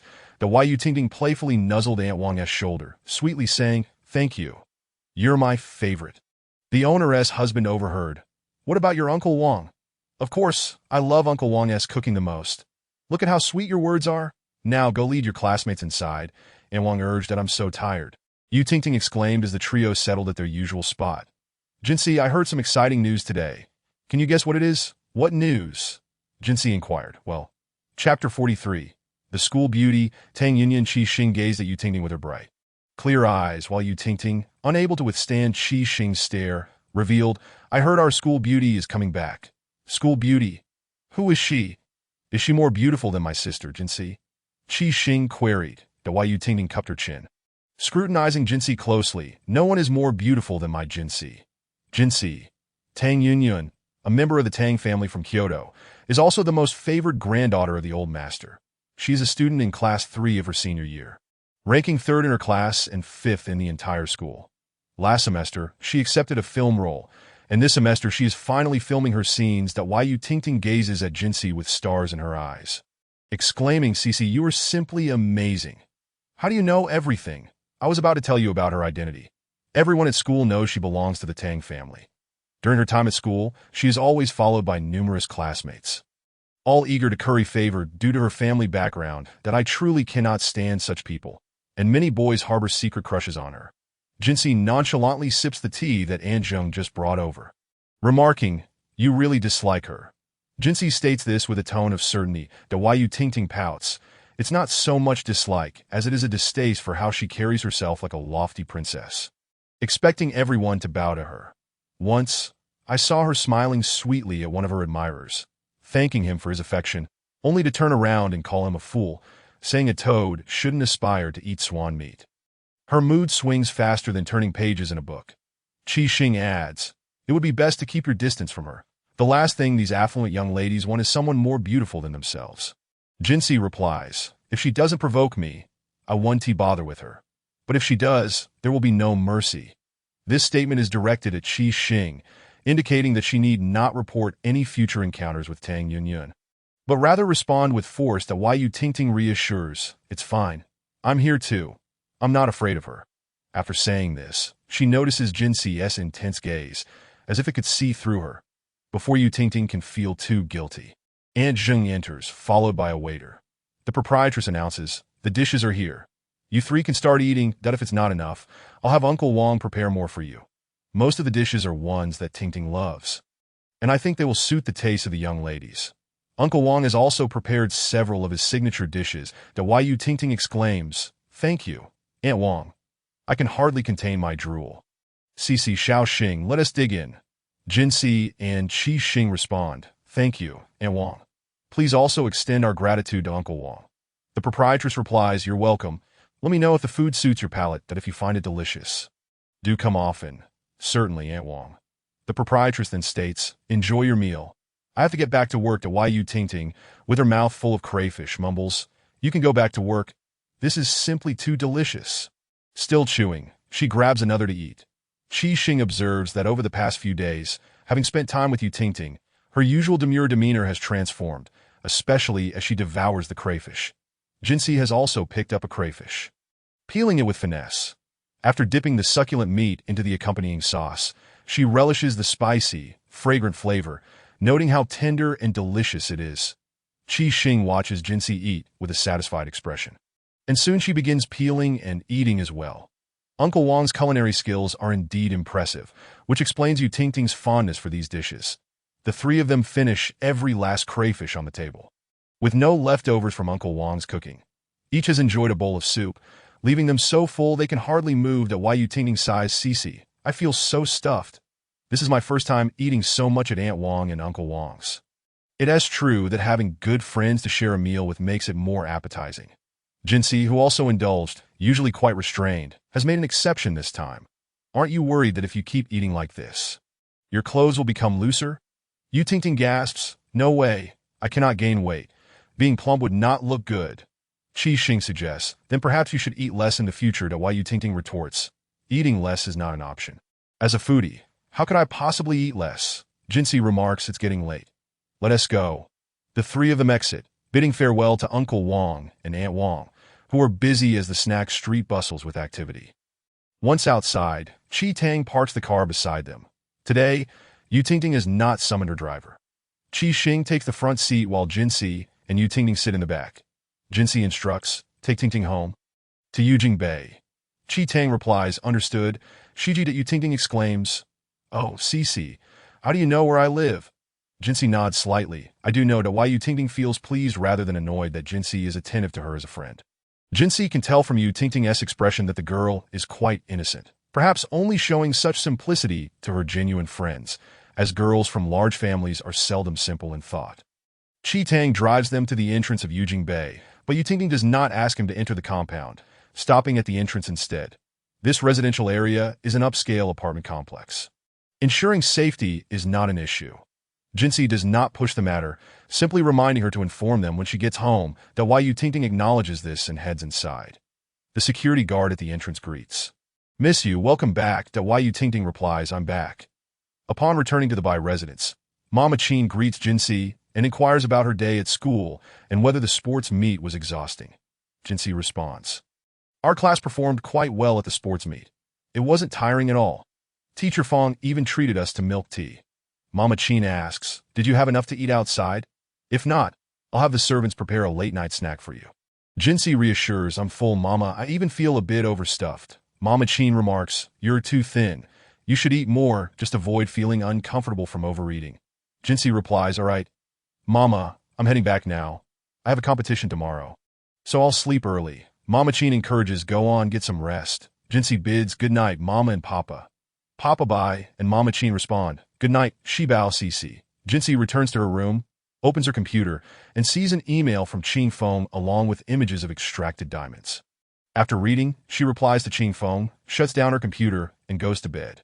Meanwhile, Qi Xing is downstairs, chatting with Qi Tang. Tangu, you and T believe how delicious the crayfish we had today was. Next time, I'll make sure Shiji brings you along. Qi Tang asks, what is this? Qi Xing replies, how did you get crayfish? Qi Tang explains, while you were eating, Shiji had someone bring some out for me. Qi Xing insists, I want to eat too. Shiji must have ordered it when she stepped out. She is so thoughtful. Qi Tang starts eating, and Qi Xing eagerly joins in, still wanting more. Chapter 44. And Yunwei returns to the country just as Jinsi lies down and turns off the lights. Her phone rings with a video call. She picks it up and sees it's a video from Weiwei. Upon answering, she hears a sweet, childish voice. Cici, have you thought about it? Look how thin it has gotten. It is all because I miss you. And look at Mommy. She is getting chubby from lying around all day, completely missing you. Diana makes a gesture that says, you must believe in me, which melts Jinsi's heart. Jinsi replies, of course, I miss our little one and I miss you so much. Jinsi mimics an Anne's tone, saying, I knew you missed me. After all, I'm your Prince Charming. Anne and smugly declares, a Prince Charming? In a few days, I'll be tanned into a dark horse prince. N Yunwei bluntly states the unlikeliness of that happening. Mommy, how can you say that about your adorable and handsome 3-year-old son? And then pouts, touching his own face, that I'll go find Grandpa and ask him to make me fairer. What if I turn dark and Cici doesn't want me anymore? Cici, I'm going to get fairer. After saying this, he hands the phone to his mother and runs off. N Yunwei chuckles at her little rascal's antics. Jinsi remarks, if you don't tease him, it would be just fine. N Yunwei explains, this is how we nurture our bond. You wouldn't understand. Jinsi inquires, what is going on? And Yunwei announces, I'm returning to the country. Jinsi expresses surprise. Didn't you say you'd wait until Ji Shiran left before coming back? And Yunwei clarifies, things are almost settled on my brother's side. And little one needs his father. I can't hide forever. It's better to meet that he can't take my child away. If it's suitable, we'll be together. If not, at least in knows he has a father. Jinsi responds, as long as you're sure. When will you arrive? and Yunwei replies, the day after tomorrow. My brother will pick us up. You should come too. Jinsi agrees, okay. I haven't seen my elder brother since returning to Kyoto. It's a good opportunity to go together. Yunwei continues. My brother recently arranged for someone to meet with Tianchi. I wonder how that's going. When I asked him, he wouldn't tell me. Jinsi suggests, let it unfold naturally. I trust he has it figured out. Yunwei expresses, I quite like this sister-in-law. She pauses. I should stop talking. You have school tomorrow, so get some rest. See you the day after tomorrow. Jinsi replies, all right. After hanging up the video call, Jinsi feels wide awake, pondering how amusing it will be when Weiwei returns and Ji Shiran finds out. It will be a chase of one pursuing the other, as they once were, all while sweetly entangled. The next day, as usual, Qi Liyan and others accompany Jinsi to school. Today, Light does not come as he was out all night and returned to sleep. Although he wishes to build a good rapport with his future sister-in-law, fatigue overtakes him, and he collapses in a bed. The sports meet is scheduled for the afternoon, so they attend classes as usual in the morning.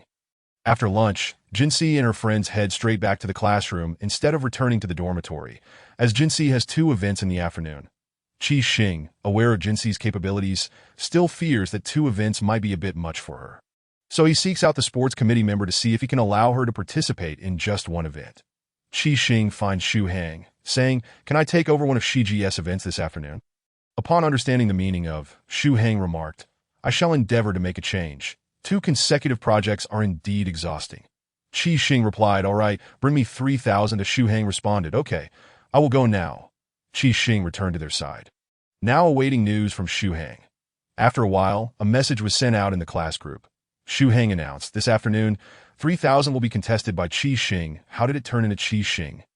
Indeed, it is true that Shiji has been running 2 projects alone, which is quite taxing. Qi Xing, I admire you. Qi Xing is formidable. Jinshi turned to glance at Qi Xing and said, you told me to make the change. Qi Xing replied, yes. Jinshi remained silent, while Yu Tingting, filled with excitement, exclaimed, Xiao Xinger, you are incredibly handsome. This afternoon I will cheer for you. Qi Xing smiled and said, join us in the run. Upon hearing the phrase join us, Yu Tingting instantly felt deflated, letting out a dry laugh. You naughty Qi Xing, hum. Qi Xing chuckled. The 3 of them arrived at the playground, where they spotted a crowd gathered while Yu Tingting pulled a classmate from their 5th class and inquired, what is happening over there? Everyone is gathered. The female classmate replied, the school beauty, Tang Yunyun, has returned, and everyone is crowding around for autographs. It seems she has brought some new movie trinkets for the students and is distributing them. Everyone wants one. Hence the gathering. Yu Tingting responded, oh, I see. Thank you. The 3 of them paid no mind to the commotion, as they were neither fans nor admirers of Tang Yunyun. However, their disinterest was challenged when the star of the excitement approached them directly. Jin Shi and her companions watched as the previously lively crowd parted, revealing a girl with exquisite features, adorned with the latest subtle makeup trends, exuding a sense of purity and beauty. Upon Jin Shi's arrival, Tang Yunyun noticed her immediately. Jin Shi's presence conveyed an aura of challenge. The girl appeared even more stunning in person than in photographs, surpassing her own beauty. Tang Yunyun felt a surge of jealousy, yet managed to conceal it flawlessly. Jinshi also recognized Tang Yunyun. Their gazes locked, revealing no emotions from either side. Jinshi thought to herself, no wonder she is the favored daughter of a prominent family. Her management is impeccable. It appears that the acting profession suits her well. Tang Yunyun stepped forward and extended her hand. Hello, by Jinshi. I am Tang Yunyun. Before returning to school, I heard about a beautiful transfer student. And seeing you today, you truly are stunning. Her smile was perfectly measured, radiating sincerity. Jinshi replied simply, hello. Jinshi's curt response nearly caused Tang Yunyun to lose her composure. Despite her overt friendliness, she was met with indifference. Igniting her inner resentment towards Jinshi, Tang Yunyun continued, I am aware of the forum incident. I did not expect Peipei to act this way. I apologize on her behalf, and I hope we can become friends. Qi Xing, overhearing Tang Yunyun's words, recognized her as a typical schemer, wishing to befriend Shiji. Impossible, as Shiji held no regard for her. Jinshi replied, acquaintances will suffice. Yu Tingting added, yes, we are all good classmates. The crowd was too large, and Yu Tingting wished to prevent Tang Yunyun from monopolizing Jinshi's attention. Fearing the awkwardness that might ensue, especially with Tang Yunyun's multitude of fans around. Seeing both girls' responses, Tang Yunyun conceded, "Yes, classmates," and turned to walk back to her class, casting a glance at Qi Xing as she did. Qi Xing remarked, "Shiji, she is merely seeking attention in your presence." That Wai Yu Tingting speculated. She must be here to gauge just how much more beautiful our Shiji is. I bet she's seething with jealousy.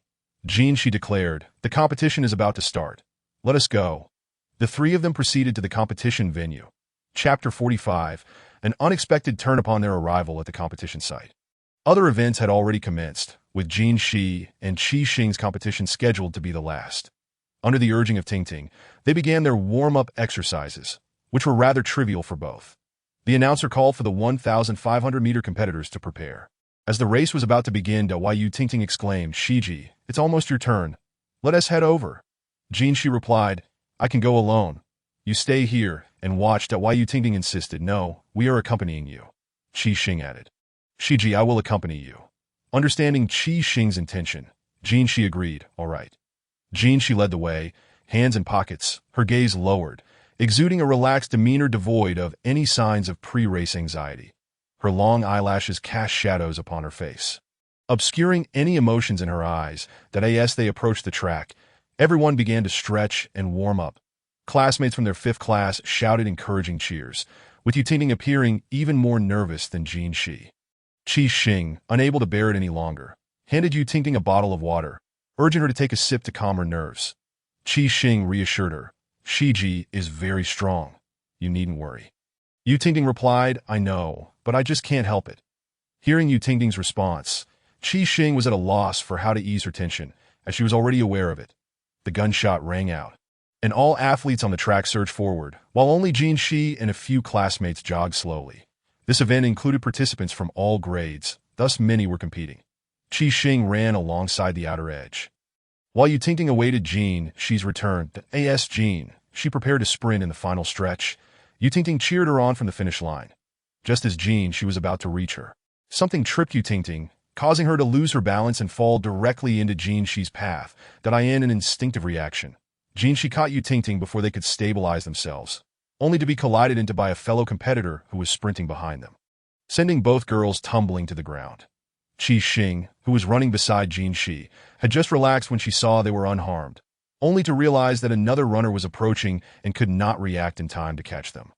The student who collided with Jin Shi and Yu Tingting exclaimed, "I'm so sorry. I didn't mean to. I was running too fast and someone called me. I turned to look and didn't see you stop. It was too late to avoid it. Truly, I apologize." Jin Shi helped Yu Tingting to her feet while Qi Xing checked Jin Shi for injuries. Qi Xing, with a cold gaze, addressed the classmate, "How could you not look ahead during a race? Who could possibly call you at such a moment?" The classmate retorted, "Someone did call me, but I didn't catch what they said and just turned to glance." Jin Shi intervened, stopping Qi Xing from responding further. "That's enough. Qi Xing, I'm fine." And this student did not act with ill intent.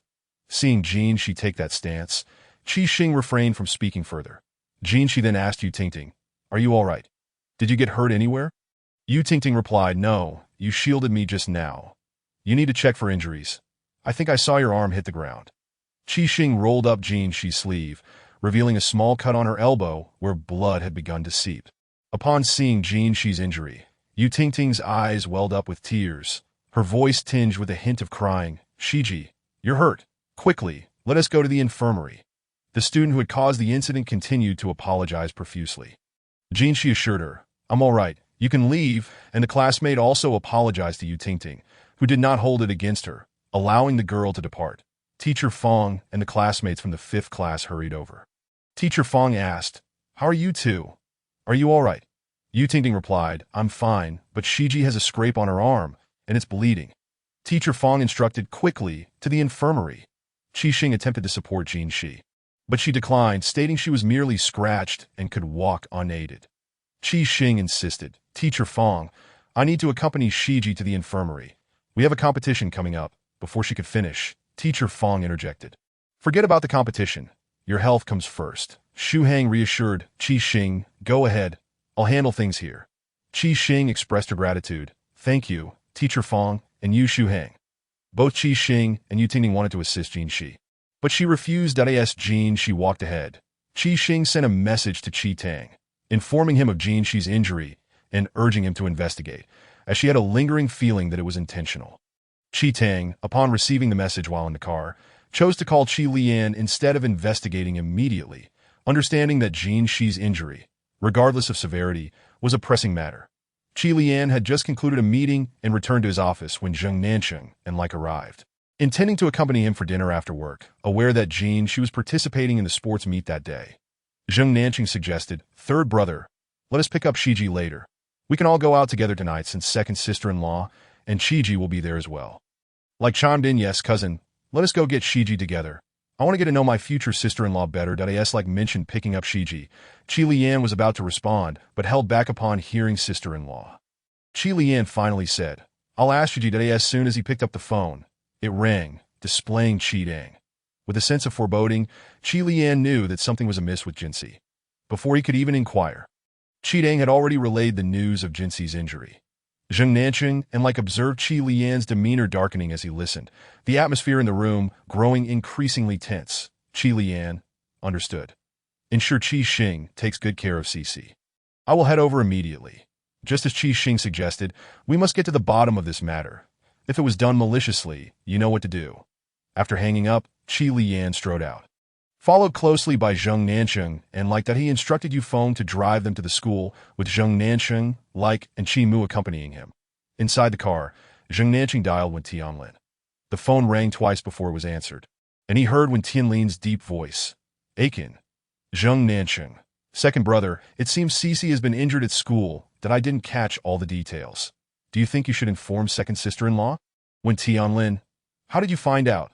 Zheng Nancheng, "Qi Tang called third brother that I overheard a bit of the conversation, that we're on our way to the school now." Wen Tianlin, "All right, I understand that. Go check on the situation and keep me informed." After ending the call with Zheng Nancheng, Wen Tianlin pondered for a moment before calling Bai Qilu. Bai Qilu was currently shooting an advertisement and had been staying at a seaside hotel for the past few days. Chapter 46. A farewell to in Yunnan at the seaside resort. Bai Qilu had just wrapped up her advertisement shoot. Normally, this shoot would have concluded much earlier, but the planner had unexpectedly added an extra scene. If it weren't for the fact that it was her family's advertisement, she would have left long ago. After taking a shower, Bai Qilu picked up her phone and dialed Wen Tianqi. The call connected, and Wen Tianqi said, "Are you done?" "I'm on my way. I'll be down in 10 minutes. Bai Qilu, you arrived quite swiftly, Wen Tianqi. I knew you would finish early today, so I came ahead. Once you're done, we can head back together. Bai Qilu, I just need to dry my hair before heading down." Wen Tianqi, "All right." Once Bai Qilu was ready and had stepped into the elevator, her phone buzzed. Assuming it was Wen Tianqi informing her of his arrival, she picked up the phone only to see it was Wen Tianlin calling. With a smile, she answered, "Brother Lin, I've finished shooting. Sister Qi is here to pick me up, and we're heading back shortly." Wen Tianlin, "Lulu, Cici has sustained some injuries at school." Bai Qilu momentarily lost control of her voice. "Cici is hurt? How did it happen?" Wen Tianlin, "Aiken called me, that he overheard Qi Tang reporting about Cici's injury to Lian, that he hasn't called Lian yet, that I'm just letting you know, don't panic. Lian has already gone to the school.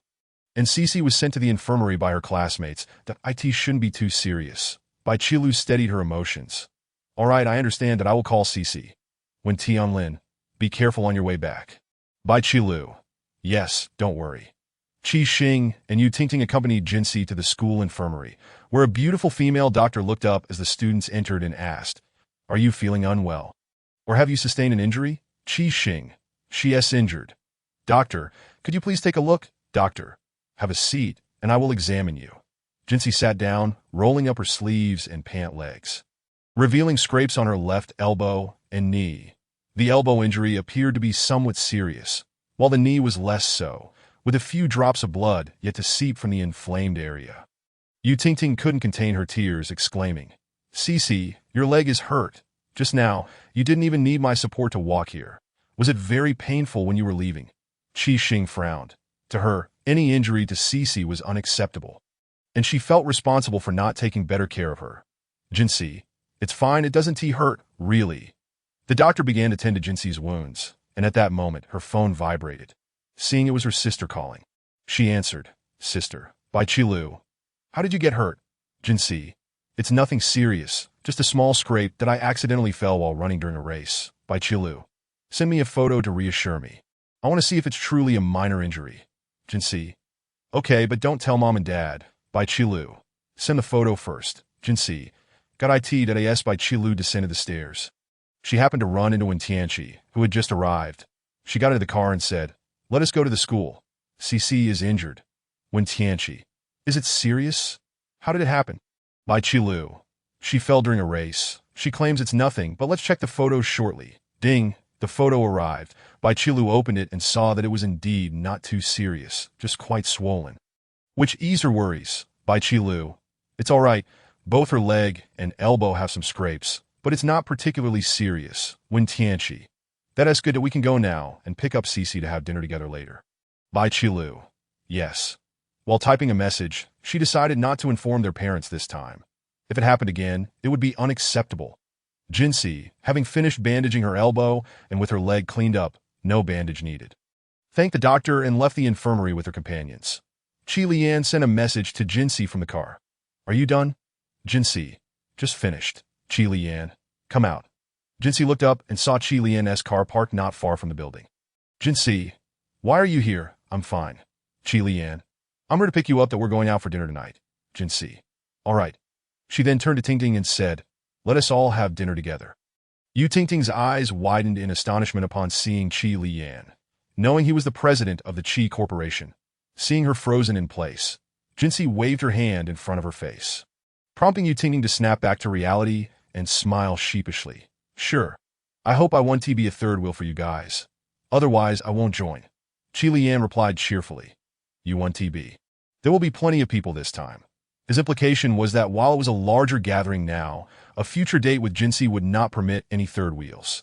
Qi Xing stood nervously in the background, unable to meet Qi Lian's gaze, that he glanced at her but said nothing, urging Jinsi to get into the car. Noticing Qi Xing didn't join them, Yu Tingting followed her, aware that she should avoid being a third wheel. Otherwise, President Qi might have something to say. Jinsi informed by Qilu that Qi Lian had come to pick her up, so she didn't need to come over.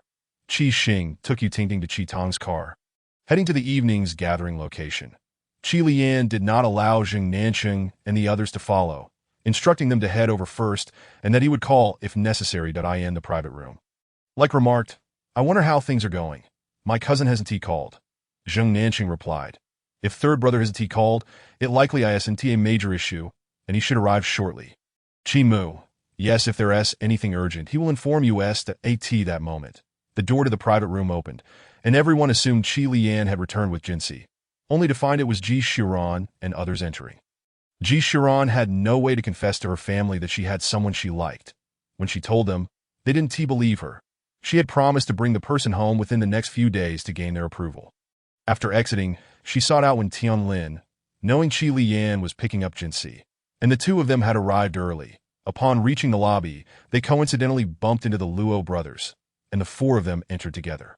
As Ji Shiran entered the room, she asked, Is Lian not here yet? Jing Nancheng. He should be arriving soon. Brothers, I'm back again. When Tianlin. How long are you planning to stay this time?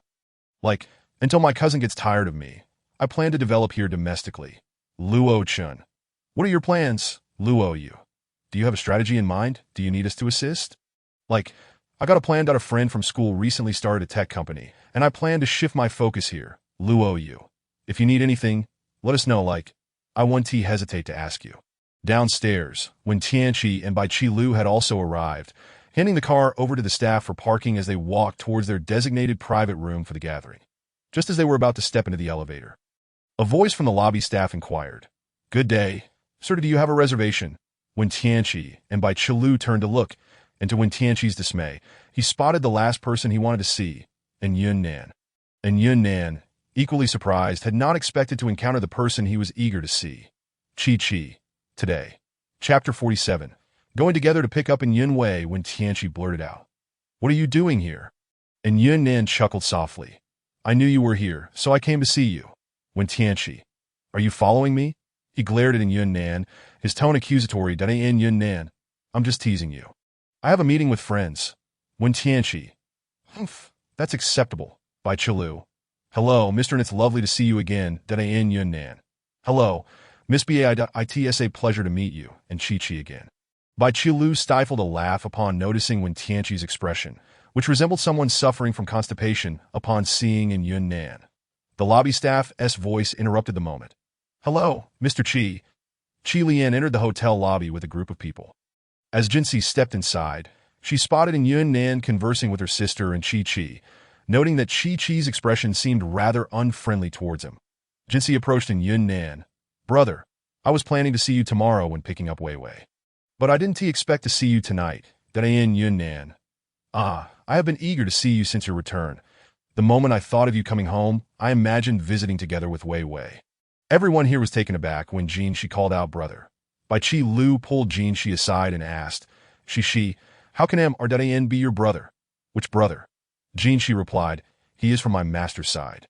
I've mentioned him to my family before, but I never had the opportunity to bring them home."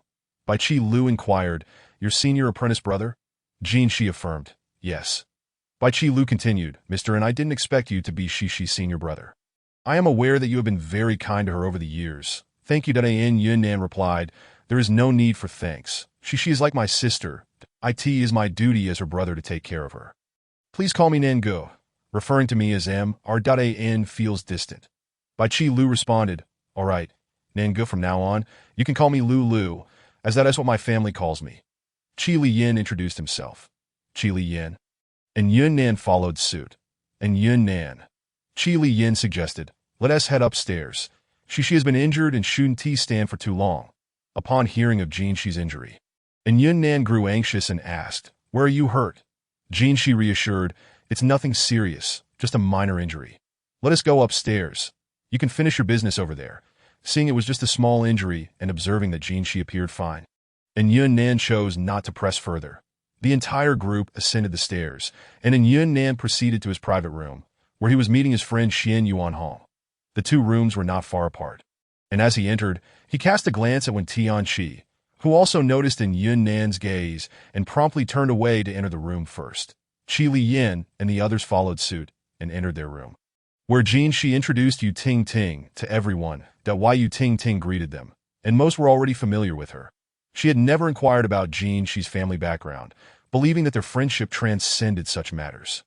It was only upon seeing Jinxi's family and friends today that she realized she hailed from the Bai family of Kyoto. Once seated, Jinxi asked, "Are an elder brother and second brother coming?" Bai Chi-Lu responded, "They are on their way. Let me see your injury." Jinxi revealed her wound for her to see, and Bai Chi-Lu, upon verifying that it was indeed minor, felt relieved. The others were also concerned, but relaxed upon learning there was no serious issue. Bai Chi-Wen and Bai Chi-Ming arrived as well, requesting to see Jinxi's injury. Jinxi had no choice but to roll up her sleeve again for her two elder brothers to inspect. After they were satisfied, they were able to enjoy their meal. There was another important purpose for today. Jinxi, pondering this, discreetly glanced at Ji Xiu-ran, who caught her eye and raised an eyebrow. Knowing that she would likely share with him what he wished to know, Jinxi informed her brothers, "My senior brother from my master's side will also be coming soon. I ran into him downstairs. He is meeting friends in another room." Bai Chi-Wen replied, "Good, we should get acquainted." Jinxi added, "Yes, coincidentally, my senior sister from my master's side will also return tomorrow. We plan to pick her up together." When she mentioned her sister, she cast another glance at Ji Xiu-ran. Jinxi said to Ji Xiu-ran, "Let us go together tomorrow." Ji Xiu-ran smiled and replied, "All right." The two shared a tacit understanding, while the others remained oblivious to their silent exchange. Chi Lian interjected, "I'll join as well," adding, "I'll be your driver." Jinxi responded, "Good. I will introduce you to my sister Wei." Chi Lian, upon hearing Jinxi's agreement, felt particularly elated, believing that she was gradually beginning to accept him. Ji Xiu-ran's eyes lit up upon hearing the name Wei. He realized his suspicions were correct. Jinxi knew her. Jinxi must have been the one to assist her during her last departure. And no wonder he felt a sense of familiarity when he first met Jinxi. It was her profile that sparked the recognition. Observing Ji Xiu-ran's expression, Jinxi knew he had recalled something. Earlier in the car, he had messaged Wei Wei to inform her that he would be dining with Ji Xiu-ran tonight. And Wei Wei had instructed him to tell Ji Xiu-ran to pick her up at the airport tomorrow. She admired Wei Wei's decisive character. Once she made up her mind, she would act on it without hesitation. Yu Ting took a seat beside Jean Shi while Zheng Nanshan occupied the other side. Noticing Yu Ting's slight discomfort, he sought to ease her mood with conversation. Zheng Nanshan greeted, "Hello, Ting. Are you classmates with Shi? May I call you Ting?" Yu Ting replied, "Of course. Shi and I are classmates and now best friends." She thought to herself. Since he has addressed her informally, how could she refuse? Zheng Nanshan quipped, "They say to guard against fire, theft, and best friends that you two best friends need to keep an eye on each other." Yu Ting retorted, "Right now, I need to guard against you." Zheng Nanshan replied, "Guard against me? I have no intentions towards you." Yu Ting countered, "What if you threaten my friendship with Shi? Shouldn't I be cautious?" Zheng Nanshan protested, "I haven't threatened your friendship." Yu Ting exclaimed, "The food has arrived. We can begin eating." She entirely disregarded Zheng Nanshan. Jin Shi and Lei Ke, who had been listening to their exchange, admired Zheng Nanshan for his ineptitude in conversing with girls. Lei Ke placed a dish Zheng Nanshan liked onto his plate, saying, "Brother Chen, enjoy your meal." Zheng Nanshan asked, "Did I say something wrong?" Lei Ke replied, "No, the mistake lies with the one who first made that statement." After the dishes were served, Jin Shi messaged in Yunnan to inquire about the situation on his end. Discovering that he was with Xian Yuanhong, she then asked Qi Liyin if he could bring Xian Yuanhong along. Qi Liyin assured, "We all know each other. Let us have them both join." Jin Shi teased, "What do you mean by brother? You two are the same age." Qi Liyin responded, "Don't you call me brother?" Jin Shi ignored him and messaged in Yunnan to bring Xian Yuanhong along, requesting the waiter to add 2 more seats. The room door swung open, and in Yunnan entered with Xian Yuanhong. Everyone recognized Xian Yuanhong, Qi Liyin's business rival, and the other must be the brother Jin she mentioned. And Yunnan greeted, "Hello everyone. I am also Shi's brother." And Yunnan. Ji Xiuran glanced at Yunnan, who in turn looked at Ji Xiuran. Chapter 48. A father and son reunion. In Yunnan was aware that Ji Xiuran was an father. And upon their first encounter, he felt quite satisfied that Ji Xiuran was a military man, and all other information about him was encrypted and unobtainable, that he hailed from the Ji family of Kyoto. And in Yunnan wondered if the Ji family would accept his sister. However, it didn't matter. He could support them for a lifetime. Moreover, his sister wasn't entirely dependent on him. He would first observe Ji Xiuran's attitude. And Yunnan took a seat beside Ji Xiuran, who had just heard from Jin Shi that in Yunnan was her master's brother, and that Wei Wei was her master's sister. Thus, this brother must also be Wei Wei's brother, making him her future brother-in-law. Someone he couldn't offend, especially since he wished to bring her home smoothly tomorrow. That Yunnan asked, "We are picking up Wei Wei tomorrow. What are your thoughts on this?" He hoped that if Ji Xiuran had a girlfriend or someone he liked, he would refrain from going, and he wouldn't mention Nn's circumstances to him. Ji Xiuran replied, "I have been searching for her for over 3 years, waiting for her. She belongs to me, and I belong only to her." Yunnan was not fond of Ji Xiuran's possessiveness, but felt comforted by his unwavering dedication to his sister. And Yunnan stated, "I hope you can keep your word, regardless of what happens." That Ji Xiuran assured, "I will take good care of her, as long as she no longer avoids me." That Yunnan noticed that everyone was observing their conversation with curiosity, wondering if the two had met before. Zheng Nanshan inquired, "Elder brother, did you and Nan know each other previously?" Ji Xiuran replied, "This is our first meeting." Qi Liyin glanced at Jin Shi, who said, "You'll find out tomorrow." Qi Liyin did not press further, while Xin Yuanhong felt a slight discomfort watching the interaction between Jin Shi and Qi Liyin. Xin Yuanhong was also acquainted with Jin Shi, having always regarded her as a younger sister and genuinely liked her.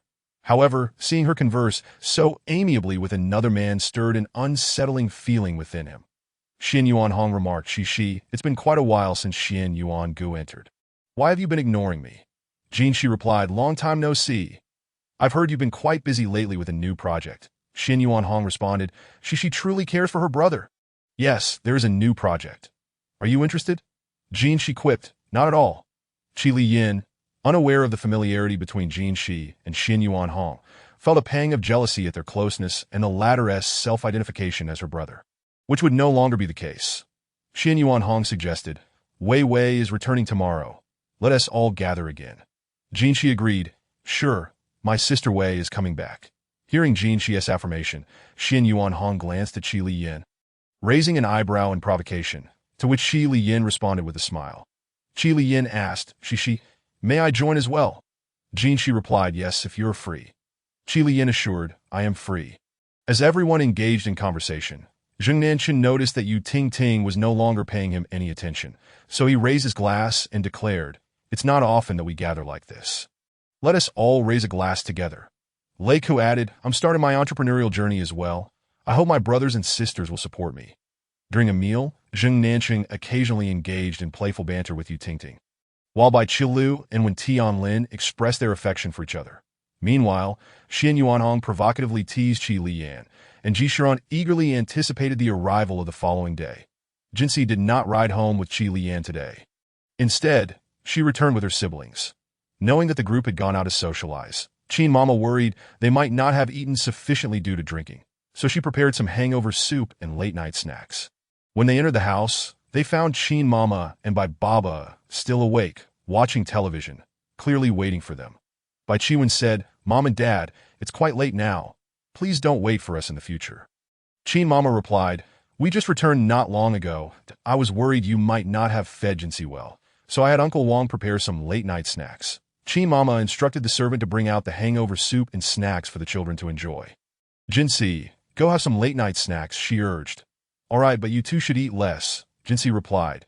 Bai Baba and Qin Mama agreed, yes, we will join you. As Qin Mama reached out to help Jinxi with her injured arm. Bai Qilu instinctively interjected, Mom, don't touch her. Why not? Qin Mama inquired. Bai Baba, knowing his children well, immediately asked, did Jinxi get hurt? Bai Qilu cast an apologetic glance at Jinxi, his eyes conveying regret for not keeping the promise to her and their mother. Qin Mama, in a state of concern, exclaimed, Jinxi, where are you hurt? Let me take a look. It's nothing serious, Mom. Just a minor injury, Jinxi reassured her, revealing the affected area. Upon seeing it, Qin Mama glared at her two sons. You knew Jinxi was injured and didn't inform me. You still took her out to eat, and now she needs to rest properly.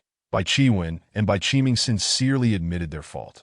Mom, I was wrong. Bai Qiwen confessed. Me too, Mom. Let us hurry and let Jinxi have her late-night snack so she can rest, Bai Qiming added. Qin Mama gave a look that signaled forgiveness and turned to Jinxi, saying, next time, don't hide anything from me. Quickly go eat something before resting. Bai Baba playfully kicked Bai Qiming and followed his wife to the dining room. Bai Qiming lamented, why is it always me who gets hurt? Bai Qilu responded, second brother, it's fine for you to take the hits. Protect the rest of us. Bai Qiming retorted, Lu, have you stopped loving me? He placed a hand over his heart, feigning injury. Bai Qiwen ignored him and proceeded to the dining room, while Bai Qilu chose not to engage with her second brother and followed suit.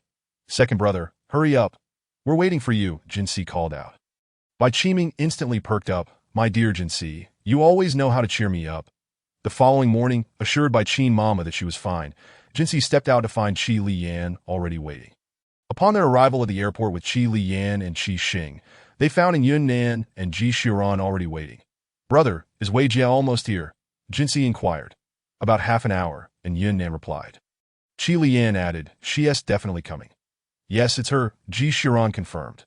Qi Xing and Yufeng joined them as Qi Xing had been waiting in the car with Qi Mu. Wai Yufeng leaned into Qi Liyan and whispered, Young master, Xian Yuanhong has arrived. Qi Liyan glanced over, positioning Jinxi between himself and in Yunnan to keep Xian Yuanhong at bay. Jinxi, good morning. Xian Yuanhong greeted. It's past 9. Jinxi replied. There are quite a few people here today. Xian Yuanhong remarked. Let us just wait. They should be landing soon. And Yunnan suggested. Ji Shiran, feeling more anxious now than during any previous tasks, found herself increasingly on edge. 20 minutes later, the plane landed. And after about 15 minutes, a striking figure emerged, long, dark waves framing her face, sunglasses perched on her nose, her cherry-red lips visible beneath. She wore a long black dress that exuded sophistication and beauty, capturing the attention of everyone around her. The most captivating sight, however, was the little boy beside her, clad in a light blue suit, adorably charming. Inan, upon spotting his uncle, was about to call out when he noticed Jinxi approaching. Jinxi, your Prince Charming has arrived, he exclaimed. The others turned to look, and Ji Shiran was momentarily frozen in shock, as it bore an uncanny resemblance to his father. Inan had seen Ji Shiran in photos before, courtesy of his mother prior to their arrival. Chapter 49. Young Master Li and Jinxi's rising temperatures. Ji Shiran's heart raced, having anticipated merely meeting someone he had longed to see. But now he was faced with an unexpected delight, eagerly awaiting the moment to share it with her, and Yunwei wheeled little and an over to everyone, and he immediately leaped into Jinxi's embrace. "Little rascal, if you're going to look at Jinxi, then forget about mommy." And Yunwei teased that, "Don't you want to see your uncle?" And Yunnan asked that, "Of course I do, very much." And then replied that if you miss your uncle, why not give him a hug? And Yunnan encouraged that, "I can't. If I hug anyone else, Jinxi will get jealous," and then stated that, "I'm not jealous." Jinxi interjected, "Jinxi, do you still love me?" And then asked, sensing a tearful moment approaching. "All right, I'm a little jealous." Jinxi conceded that, "I knew my Jinxi loves me.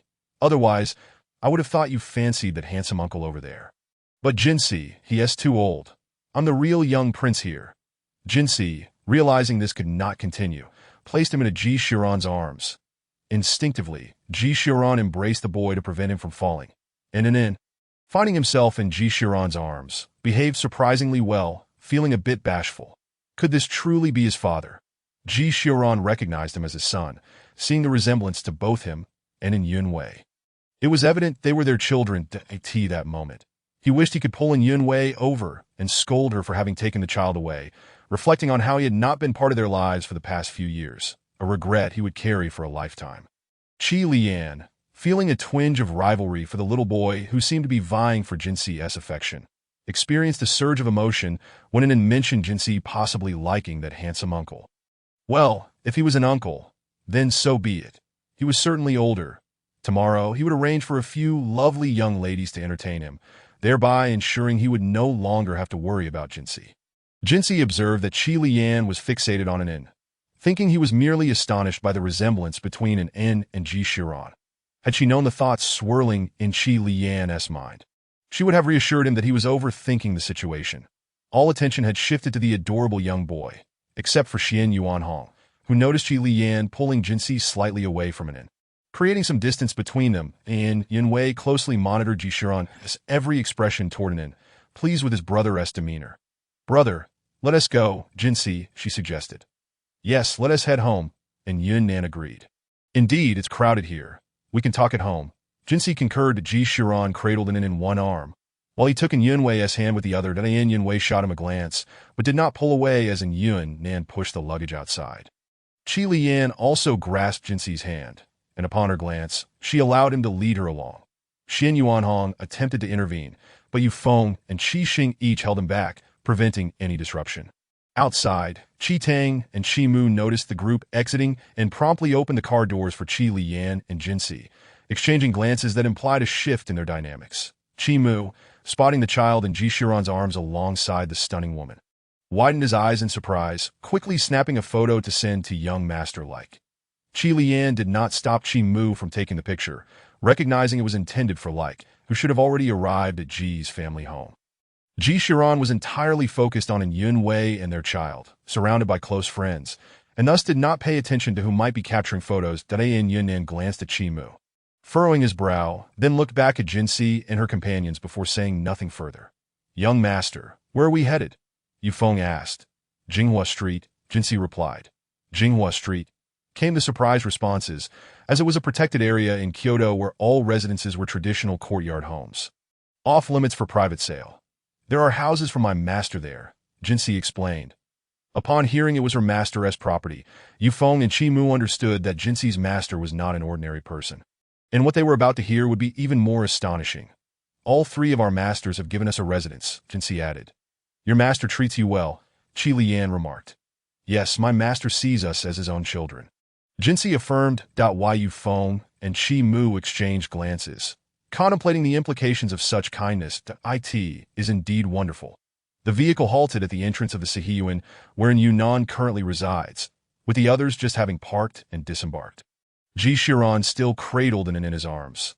The little one must be weary, having fallen asleep in Ji Shiran's embrace. After all, he is merely 3 years old. Yunnan welcomed everyone inside. Upon entering, they found themselves in an outer courtyard, adorned with a screen wall. Opposite them stood a row of inverted houses, accompanied by a flower bed beside them. Proceeding further led them to the inner courtyard. To the right of the inner courtyard lay a corridor and an eastern wing, while the left side featured a western wing, a side room, and the kitchen. Directly opposite was the main house, flanked by a living room, a study, and a side room, all beneath the shade of a century-old tree. In the center lay a spacious courtyard, furnished with 2 wrought-tan chairs, and a table. On the eastern side of the courtyard stood an archway, leading into a rear garden that boasted a fish pond, complete with a wooden bridge above it. The group followed in Yunnan into the living room, where Ji Shiran brought and into the room prepared for Enwei and the little one. Enwei remained with Ji Shiran in the room to keep the slumbering and in company, allowing the two to converse. Jinsi, adeptly brewing tea at the living room's tea table, moved with such grace that one could discern her expertise in the art of tea-making. She invited everyone to take a seat, and in Yunnan entered shortly thereafter, without anyone following her, indicating that the two needed to discuss matters privately. In Yunnan remarked, "Please sit for a moment. I have instructed my assistant to procure some pastries and fruit, which will arrive shortly. Meanwhile, savor the tea brewed by Shi. It is exceptionally delightful." Jinsi poured a cup of the brewed tea for Yunnan first, followed by a second cup for Qi Liyan. Upon taking a sip, Qi Liyan remarked, "Indeed, it is exquisite." Xian Yuanhong also accepted a cup of tea from Jinsi, praising, "You have brewed it splendidly." This time, Qi Xing, Qi Tang, Qi Mu, and Yu Feng also joined them, with Jinsi pouring a cup for each. "Thank you, Sister Shi," Qi Xing expressed, with the other 3 following suit in their gratitude. While Yu Feng possessed some knowledge about tea, the other 3, though less acquainted, could still discern that this tea was distinct from their usual brews. Jinsi inquired, "Do you think they might come to blows?"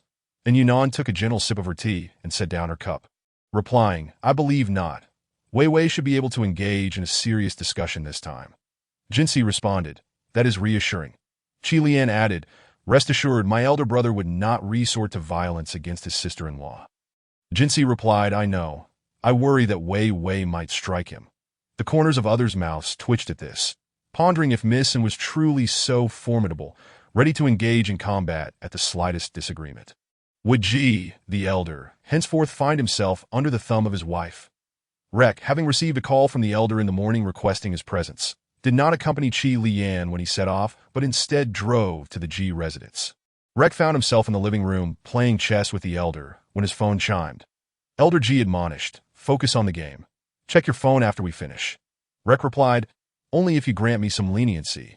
"Uncle," Elder Ji remarked, "you have potential." Rek chuckled, not particularly concerned with the message's content. If it were urgent, a call would suffice. After concluding a game of chess, Elder Ji's wife beckoned the two to partake in some pastries and tea. Rek retrieved his phone, discovering a message from Qi Mu. Upon opening it and seeing the photos contained within, he exclaimed, "When did my elder brother have a son?" Chapter 50. Yet another connection to her hearing Rek's exclamation. The 2 elders turned their attention. Elder Madam inquired, "My dear, which of your brothers has a child?" Observing the 2 elders' hesitance, Rek discerned that Elder Ji had become quite astute with age, able to read their expressions and deduce that it pertained to their family. Elder Ji reassured, "Fear not, Chen Chun. We shall not disclose that it was you who informed us."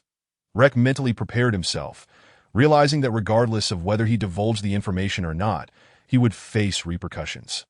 At least if he informed the elder, should his brother chastise him, the elder could offer some protection. Conversely, if he concealed the truth and the elder discovered it later, the consequences would be graver. Rek stated, "Uncle and Aunt, please take a seat. I shall show you a photo." The 2 elders exchanged glances, settling down in anticipation of Rek's revelation, both sensing that this would be quite the surprise. As expected, upon viewing the photo, their hands trembled with excitement. Elder Madam exclaimed, Is this the child of Xiao Ran? Look, our eldest grandson has a child. This girl is exceptionally lovely." Elder Ji commanded, "Call him and ask him to bring them over."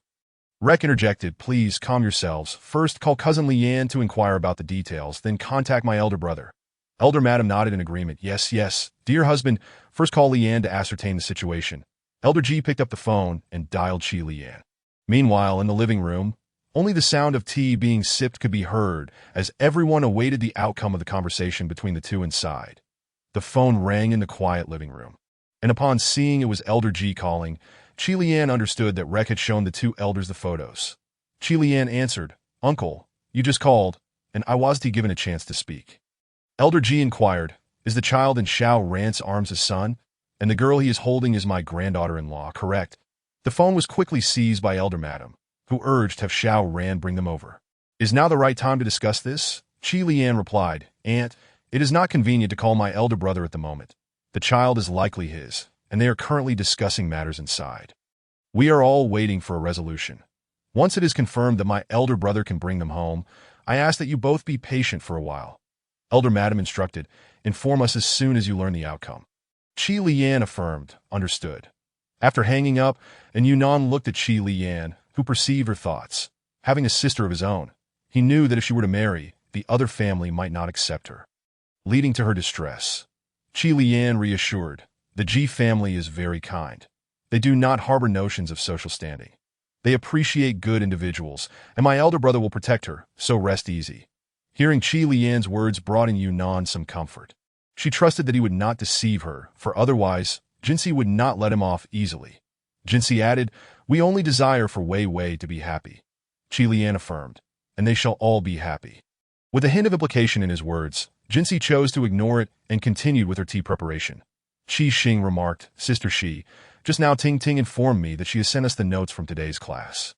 Teacher Fong mentioned that if there are any uncertainties, we should ask him later.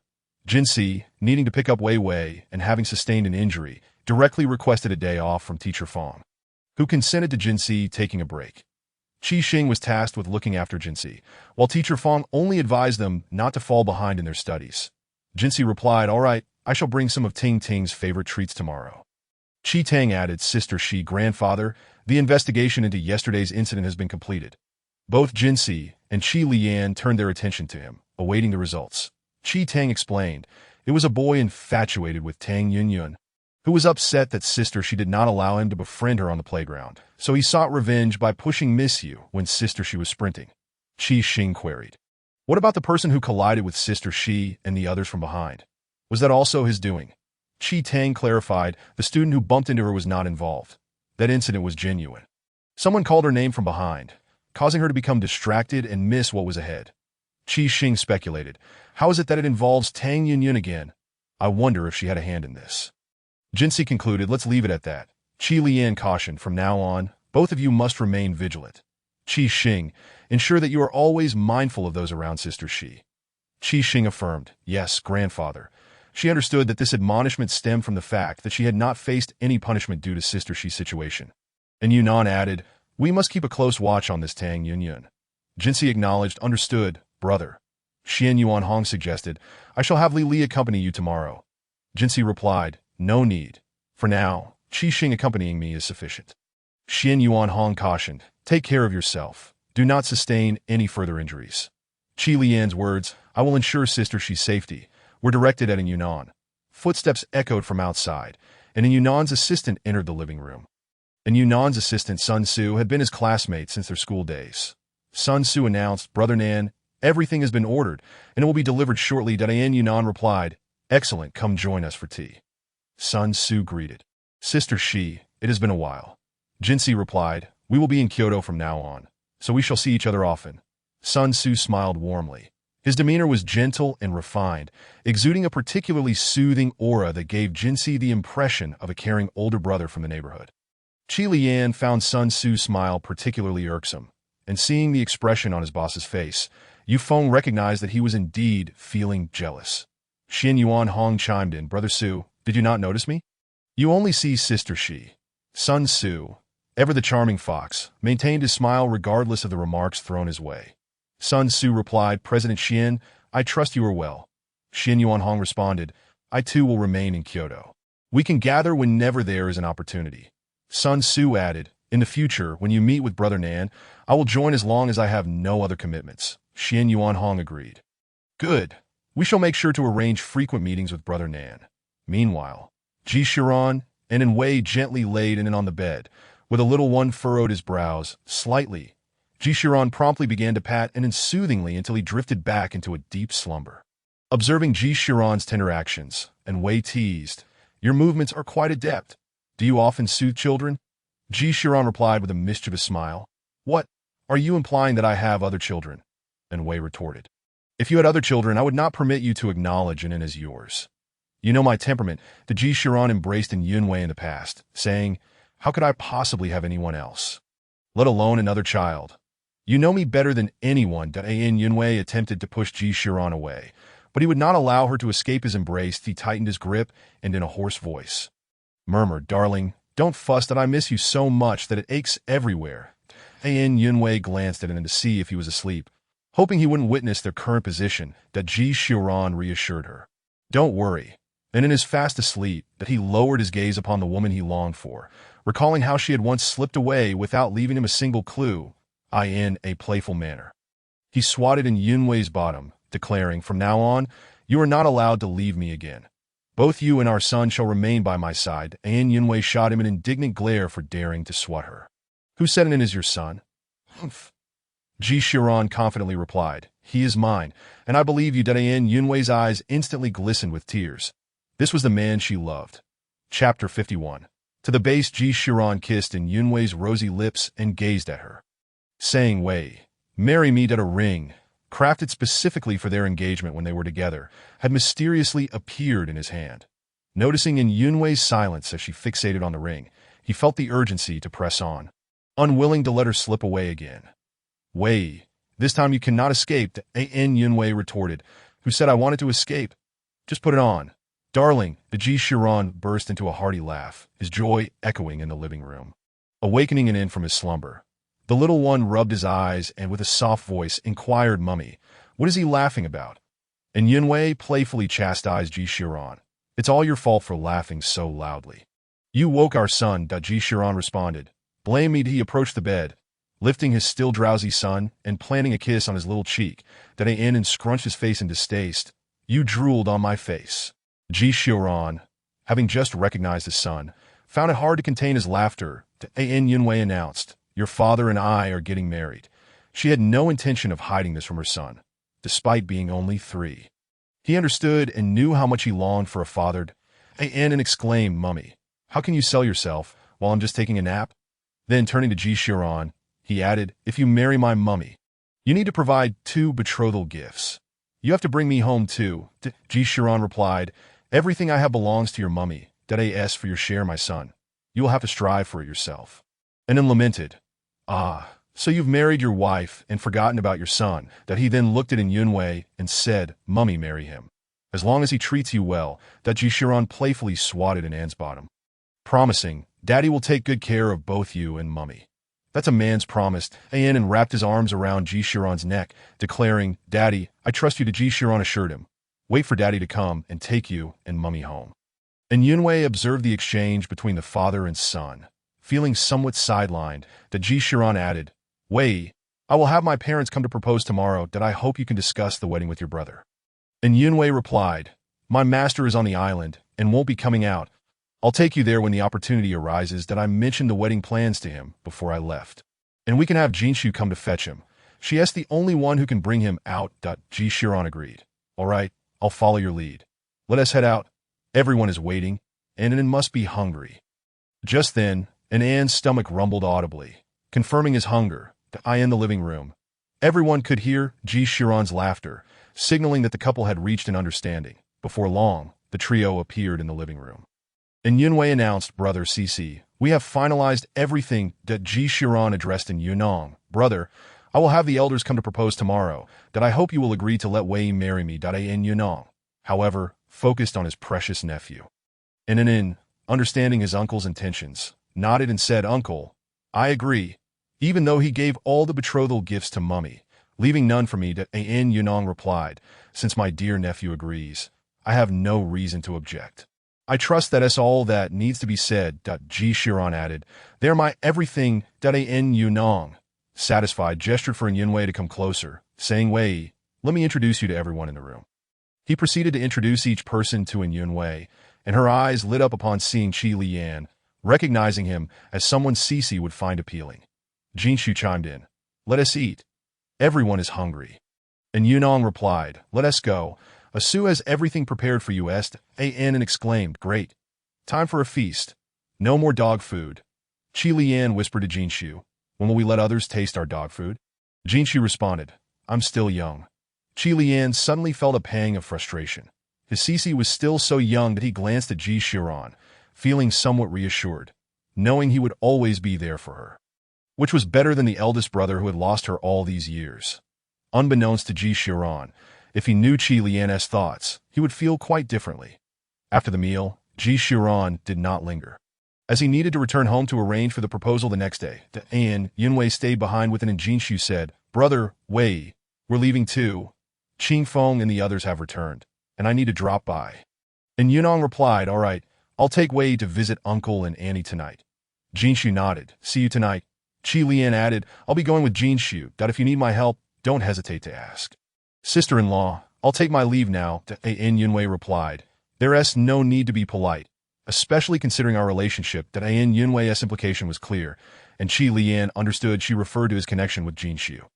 Qi Lian responded, "Understood," and then waved, "See you tonight, Cici." Jinshu replied, "Goodbye," and then Xin Yuanhong and Sun Tzu remained, as they still had matters to discuss. Xin Yuanhong observed Qi Lian following Jinshu, feeling a sense of unfulfilled longing. Sun Tzu advised, "Just protect what you have," that he said no more, understanding that letting go was not so simple. If it were, they would have done so long ago. Upon exiting, Jinshu sent a location to Qi Tang and Yufeng, instructing them to head there. Yufeng recognized the location as a manor in the outskirts, owned by a prominent figure for several years, yet remained unoccupied until now, unexpectedly belonging to Cici. In the car, Jinshu informed Qi Lian, "We're heading to my manor. The base has been established there." Qi Lian didn't pry further, replying, "All right, I'll accompany you." That he had not previously considered which organization Jinshu's base belonged to. Yufeng speculated similarly about the nature of Jinshu's base. Meanwhile, in the car behind, Qi Tang, Qi Mu, and Qi Xing wondered where Jinshu would lead them. Upon arrival, they encountered an unexpected person, revealing that the person they had long wished to meet was actually Cici. Chapter 52. The Ghost Master. Cici. As the vehicle arrived at the manor's entrance, massive iron gates loomed ahead. That a robot emerged from inside the gate, its mature male voice greeting them. "Hello. I am the captain of the manor's robot team. May I ask if you have an appointment?" Jinshu replied, "Identification." The robot captain responded, commencing identification. Iris comparison initiated. A chime sounded. Owner's iris detected. "Please provide voice confirmation." Jinshu commanded, "Open the gate." The robot captain announced, "Verification successful. Welcome home." "Cici, a warm welcome awaits." Jinshu retorted, "Silence." The robot complied, "Understood." Cici. Yufeng and the others initially perceived the robot as dull, but its behavior proved quite amusing. Jinshu looked at Qi Lian and remarked, "Someone has been quite playful." Qi Lian chuckled and ruffled Jinshu's hair, which made her slightly uncomfortable. Yet she did not shy away. As the vehicle entered the vast estate, they were greeted by several three-story buildings, with a castle nestled in the center. The car came to a stop in front of the castle. Yufeng parked the car, and Jinshu exited, greeted by Qingying and Qingfeng, who approached her. "Cici." Jinshu replied, "Yes, let us go inside and talk." She turned to Qi Lian, saying, "Let us discuss inside." Qi Lian nodded, signaling for Yufeng and the others to follow. Once inside, Jinshu introduced her companions. "These are my people, Qingying, Qingfeng, Qingyu, and Qingqing." She then addressed Qingying's group. "I trust everyone knows who Mr. Li is without needing further introduction." Qingfeng added, "Mr. Li, it's good to see you again." Qi Lian responded, "All matters in Y country have been arranged." Qingfeng replied, "Thank you for your concern, Mr. Li. Qinghe is over there. I will contact Qi Shang if any issues arise." Qi Lian nodded. "If you need anything, just inform Qi Shang." Jinshu continued, "This is Yufeng, Mr. Li's assistant, and Qi Mu, who usually accompanies Mr. Li." She then introduced Qi Tang and Qi Xing. "This is Qi Tang and Qi Xing. They are now part of my team." Looking at Qi Xing, she added, "This is Qingying. You can call her Sister-in-law if you need anything in the future. Feel free to reach out to her." Qingying's group understood what Jinshu meant by "my people." Since Jinshu trusted them, they would welcome those who followed her as well. Qingying stated, "From now on, we're all family. If you need anything, just let me know." Qi Xing replied, "Will do, Sister-ing." Qingqing inquired, "Cici, when will I return to your side?" "Jinsi, recently, Qingying has been quite busy over here, so please assist her for the time being. Once things settle down, I will join you." Qingqing, "All right, Sister Shi." Qingfeng, "Sister Shi, everything is prepared. Shall we head over now?" Jinsi, "Yes, let us go now. I need to return home early after we finish." Qingyu, "Sister, she will be leaving soon." Jinsi, "Yes, there are matters to attend to at home today. I'll come over this weekend with my family." Qingying, "Okay, Sister Shi." Jinsi pulled Qi Liyuan along. Let us go take a look together. Qi Li Yuan replied calmly. All right, I will accompany you. He felt a surge of joy at Jinxi's initiative to pull him along, indicating that she was becoming increasingly comfortable with him. Qing Ying and Qing Feng walked behind with Yu Feng and the others. Jinxi introduced the place to Qi Li Yuan.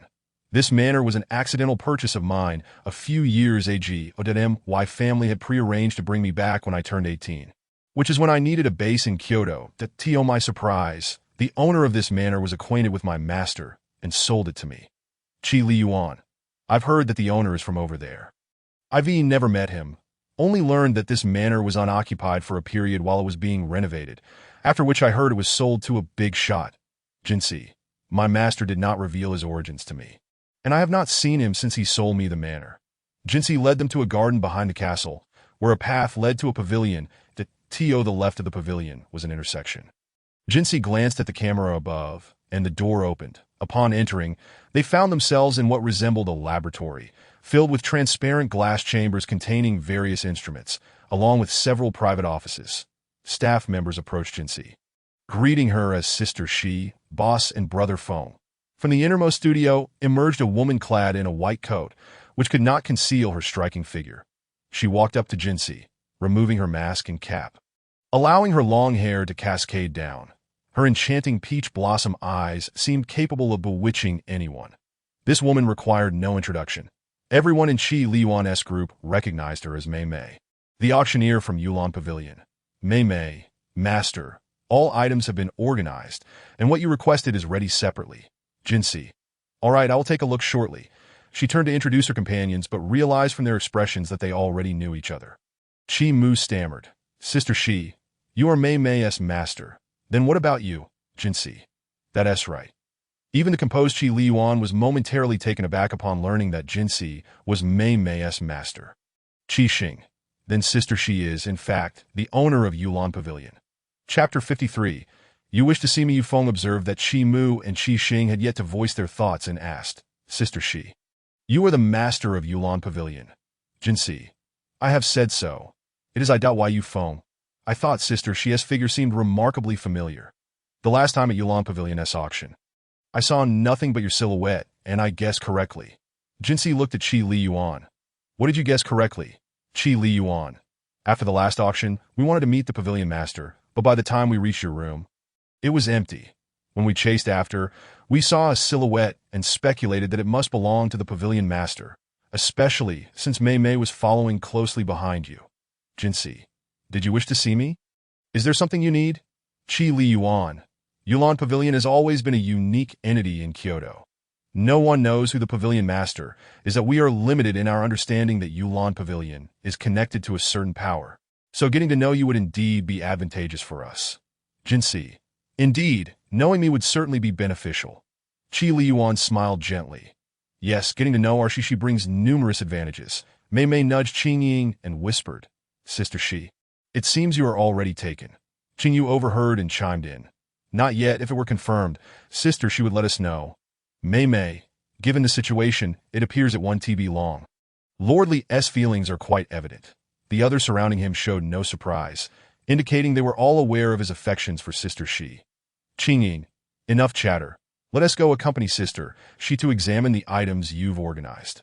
Mei Mei, Sister Shi, shall we go see the organized items now? Jinxi. Let us go. The group proceeded to the innermost room, which appeared as a typical office from the outside, but upon entry revealed a large verification door requiring various checks to pass through.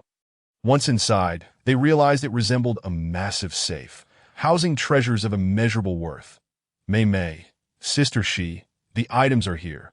Mei Mei opened one of the smaller safes, revealing several uncut diamonds. Jinxi examined the contents, identifying the pieces she needed. The blue ones were intended for her brothers, the green for her father, the pink for her sister, and the rarest, the colorful one, was for her mother. Qi Li Yuan. These are from that mine in Country Y.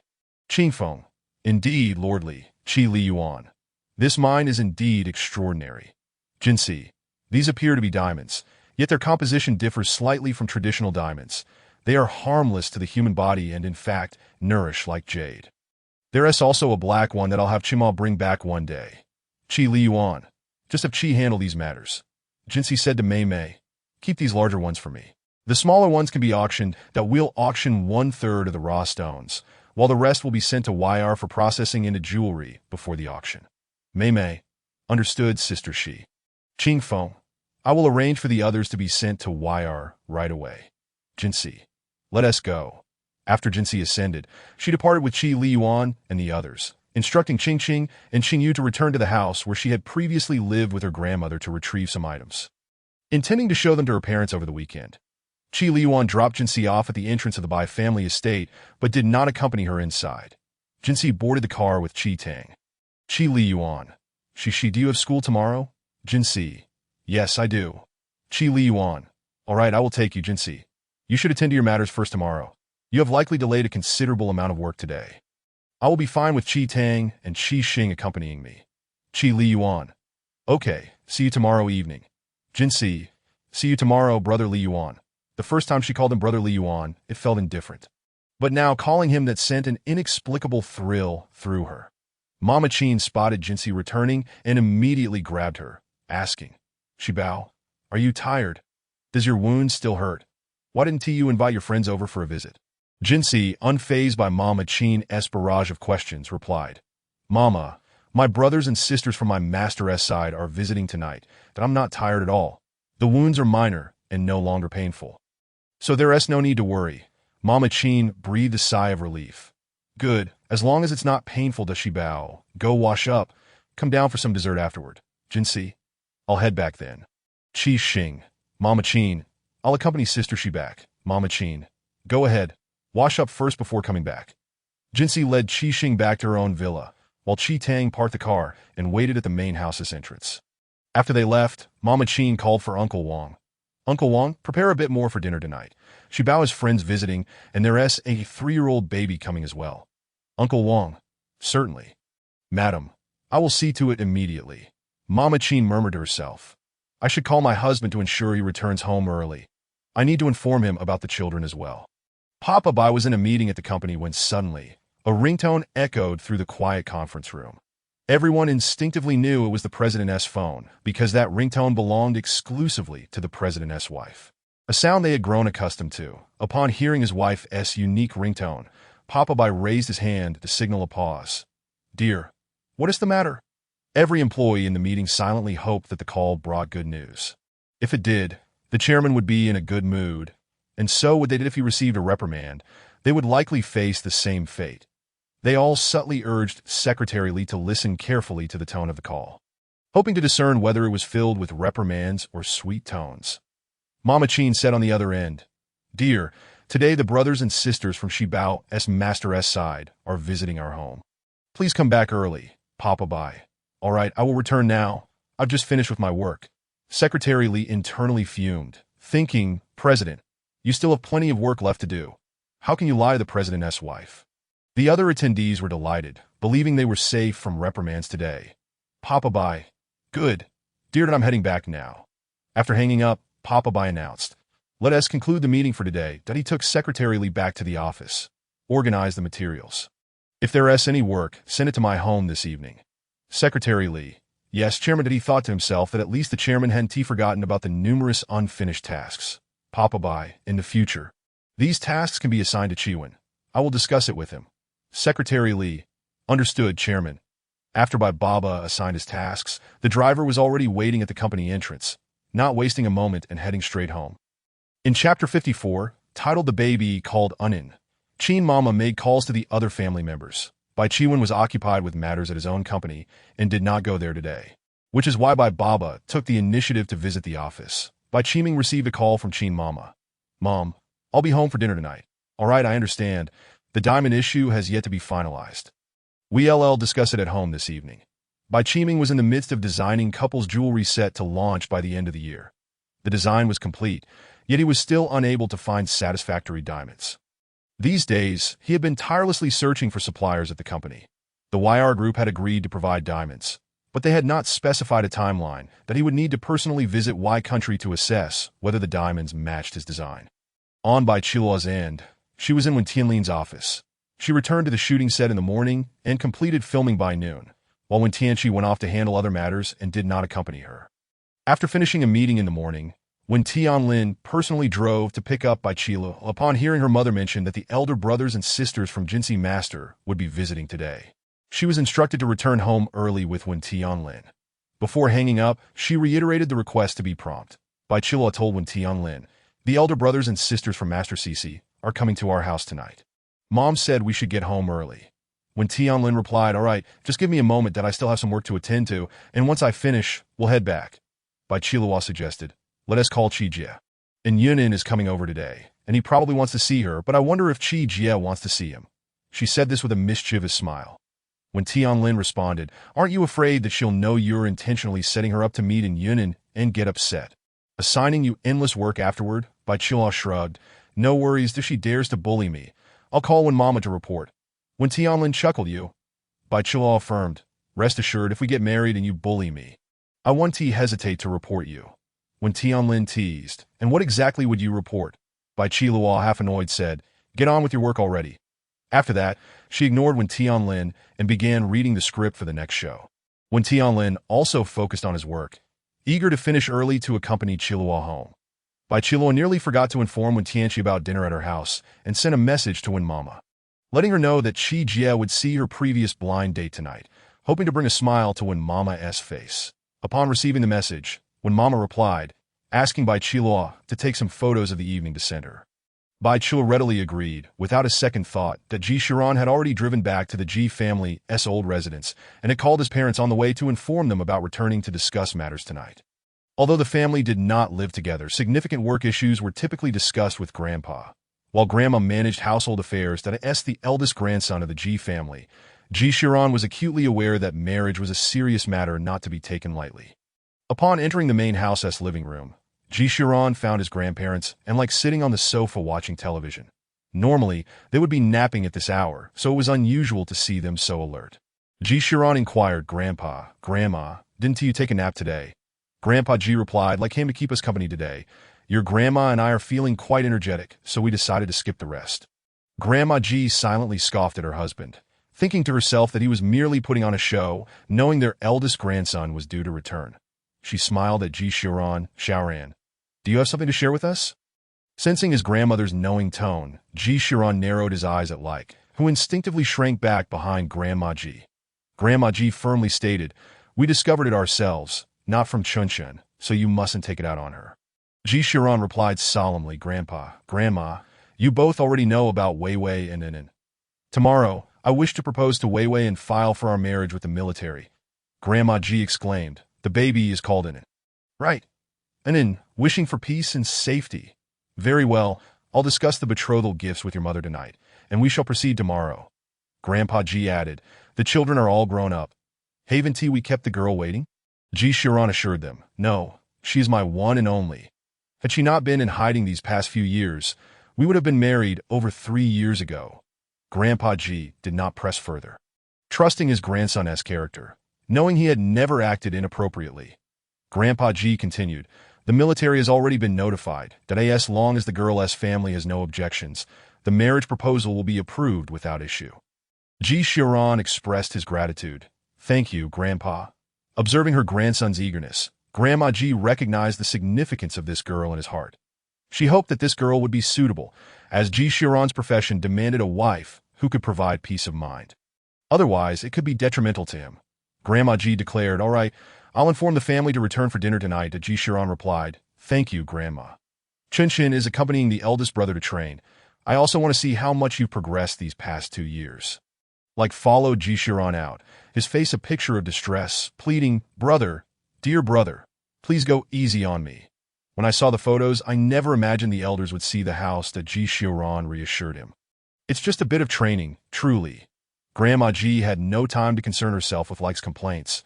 She needed to notify the family about dinner that evening that around 4 in the afternoon. And Yunin and Xian Yuan Hong finalized a new collaboration, which was crucial for YR's establishment in Kyoto. Yunin planned to take in Yunwei and Unin to visit the Jinsi family, so he did not keep Xian Yuan Hong. Sun Tzu also needed to return to the company to handle some work. Thus they departed together. Yunin instructed in Yunwei to get ready as they were heading out to the Jinsi family. Anan exclaimed joyfully, "Great, I can see Cici again soon." And Yunwei playfully pinched his nose, Naughty boy, all you think about is Cece, Dayan Yunin inquired. Did you inform Master about our visit to the Ji family to propose? And Yunwei replied, I did. Master said that you can take charge, and the elders for the wedding can simply be her parents. Dayan Yunin nodded. That works. Since Master has spoken, we should see what Uncle Bai and Aunt Sheen think today. And Yunwei remarked, Master will definitely come. With Cece and Enin, I don't believe he can resist. Dayan assured Uncle, Mommy, don't worry. Just wait and see. Dayan Yunin lifted in, and all right, it will be up to Arnin then. Let us head out now. Dayan cheered, yay, we're going out. And Yunwei asked, brother, did you bring the gifts? And Yunin confirmed, they're all in the car. Let us go. Dayan chapter 55, titled The Beloved in it before setting off. And Yunwei sent a message to Jinsi to inform her of their arrival. Upon receiving the message, Jinsi mentioned it to Qin Mama before heading out to find Qiding. Jinsi instructed, in half an hour. Please meet at the main gate to pick up Brother Nan and Sister Wei. They're on their way now. Qiding responded, understood, Sister Shi. Qixing chimed in, Sister Shi, I'll accompany Qiding to pick them up. Jinsi did not oppose, advising them to keep track of time. Meanwhile, Qin Mama called Uncle Wang to arrange some snacks and check if there were any omissions in the prepared gifts at that moment. Baba returned and immediately asked Qin Mama, dear, are the children on their way? Qin Mama replied, Shiba said they've already left, and I'm currently ensuring the gifts are sufficient and we also need to prepare a red envelope. A little treasure is coming. Baba reassured her, no rush, take your time. They should take about an hour to arrive. Qin Mama replied, got it, that I'll go see how Wangbo is preparing. Jinsi entered the house. She found her mother bustling around a table full of gifts, with her father nearby, occasionally shielding her from bumping into things. Jinsi said, Mom, they won't arrive for a while yet. You can prepare at your leisure. Qin Mama acknowledged, I know, but with a little treasure coming, I want to ensure I have everything needed, just in case the little one doesn't like it. Jinsi reassured her, don't worry, Mom. Enin will love whatever you prepare for him. Hearing her daughter say that the little treasure would adore her gifts, Qin Mama's eyes sparkled with joy. She had a special fondness for little ones and was eagerly anticipating becoming a grandmother or a great-grandmother. However, with all the children focused on romance and marriage, only Lulu was engaged, with her wedding set for next year. Alas, her yearning heart to be a grandmother was somewhat placated by the arrival of a little treasure. When Bai Chilo entered, holding Wen Tianlin's hand, she noticed the family gathered around the table, which displayed an assortment of children's toys and clothes. Bai Chilo asked, Mom, Dad, what are you all discussing? Qin Mama replied, Tianlin and Chilo are back. Come and see what I prepared for our little treasure coming over tonight. Bai Chilo inquired, are two little treasures coming tonight? Qin Mama clarified, just one little treasure. Bai Chilo, why are there gifts for both boys and girls and even a little dress? Is the one who comes tonight a girl? This question clearly pertains to Jinsi. Jinsi, it's a boy. The dress is quite lovely, and it would look beautiful on him, Bai's father, seeing his two daughters accompanying his wife, calls Wen Tianlin to join him for tea. Wen Tianlin, Aunt Qin, I will accompany Uncle for tea. Aunt Qin, how many times have I told you? Call me Aunt Qin. You are not nearly as obedient as Chi-Chi. When will you two bless me with a little darling? Wen Tianlin, I will listen to Lulu. He says this while casting a gentle glance at Bai Chilu. Bai Chilu, go have tea with Dad. Aunt Qin, whenever the topic of a baby comes up, you go silent. Tianlin is not a child anymore. Even your mother is eagerly awaiting a grandchild. Bai Chilu, aren't we getting married tomorrow? What mother is in a hurry to marry off her daughter? Aunt Qin, after the wedding tomorrow, you must have a baby. You are not allowed to use filming as an excuse to evade me. Bai Chilu gives Jinsi a meaningful glance, signaling her to change the subject. Jinsi, Mom, why don't you go check how Uncle Wang is preparing the snacks and dinner? And it will be arriving soon. Aunt Qin, I'll let you off this time. I have matters to attend to. With that, she heads to the kitchen. Bai Chilu, thank you, my dear Cece. Come here, let me give you a kiss. Jinsi, stop. They're almost here. I'll go take a look outside. As Jinsi steps out, and Yunnan holds a gift, while Yunwei leads in an inside, with Qiding Chixing following behind, upon seeing Jinsi come out to greet them. And then rushes into her arms like a little cannonball. Anin, Cece, I'm here. Jinsi, welcome, my little darling. Brother Wei Jia and your parents are all waiting for us at home. Let us go inside. An Yunnan. All right. Let us go. As they enter, Aunt Qin has returned to the living room. Not seeing Jinsi, she asks Bai Chilu, Lulu, where is Shibao? Bai Chilu, they should be arriving soon. Cece went out to greet them. Aunt Chin turns to the kitchen and calls, "Uncle Wong, please set out the snacks. Our guests are arriving." Uncle Wong, "Yes, ma, I am, right away," just as the snacks and some treats are laid out. Footsteps are heard from outside the door. Bai's father and Wen Tianlin set down their teacups and rise to greet them, while Aunt Chin and Bai Qilu have already reached the door to welcome the guests. Seeing Inen in Jinxi's arms, Aunt Chin strides over, and before Jinxi can introduce them, she extends her hands with a gentle smile and says, "Darling, may I hold you?" Inen, "Hello, Grandma." Inen is happy to be held by Grandma. Aunt Chin takes Inen. "You are so adorable. Grandma has prepared many gifts for you at this moment." Aunt Chin turns to An Yunnan and An Yunwei. "You too. Come inside quickly. An Yunnan and An Yunwei. Hello." Aunt Chin. Aunt Chin beams with joy at An Yunwei, calling her Aunt Chin. "Wei Wei is truly lovely. I adore little girls and cherish little darlings. An Yunwei. I like Aunt Chin too. And then I like Grandma as well." Bai Qilu also wishes to hold Inen, but Aunt Chin deftly evades her hand before she can reach. Bai Qilu, "Mom, let me hold him too." Aunt Chin, "You don't know how to hold him. What if you drop the little darling?" Bai Qilu is left speechless. Jinxi interjects, "Sister Wei Wei." Bai Qilu, "Hello, Wei W. Yad An Yunwei. Lulu, I wanted to meet you. Our personalities should be quite similar. We will become great sisters." Bai Qilu, "Yes, from now on, we will be good sisters. Another good sister is coming soon. I believe you will like her too." She glances at An Yunnan. An Yunnan is delighted, knowing Bai Qilu is referring to Wen Tianqi, hoping that Wei Wei and Chi will get along well. An Yunwei, "Great. I just returned to Kyoto, so it's perfect to make two new friends." The group has already entered the house, and Bai's father notices the little bundle in Aunt Chin's arms, eager to hold him as well. However, Aunt Chin swats Bai's father's hand away. "Don't scare Inen. Can't you show a smile? Why are you so serious?" Bai's father protests his innocence, wondering when he has ever looked serious that if he can't hold him, then he won't. He can wait until his wife puts the darling down. As the others enter, and Yunnan says, "Uncle and Aunt, this is a gift for you both. Aunt Chin, just this once. From now on, consider this place your home. An Yunnan. Of course. An Yunwei. Hello. Bai's father. Ah, welcome. Please take a seat. An. Hello, Grandpa. My name is An Bai's father. And then may I hold you? And then later, Grandpa. Right now, and then wants to enjoy snacks with Grandma." Aunt Chin displays a triumphant expression. And then, "Darling, look at the gifts Grandma prepared for you. See if you like them."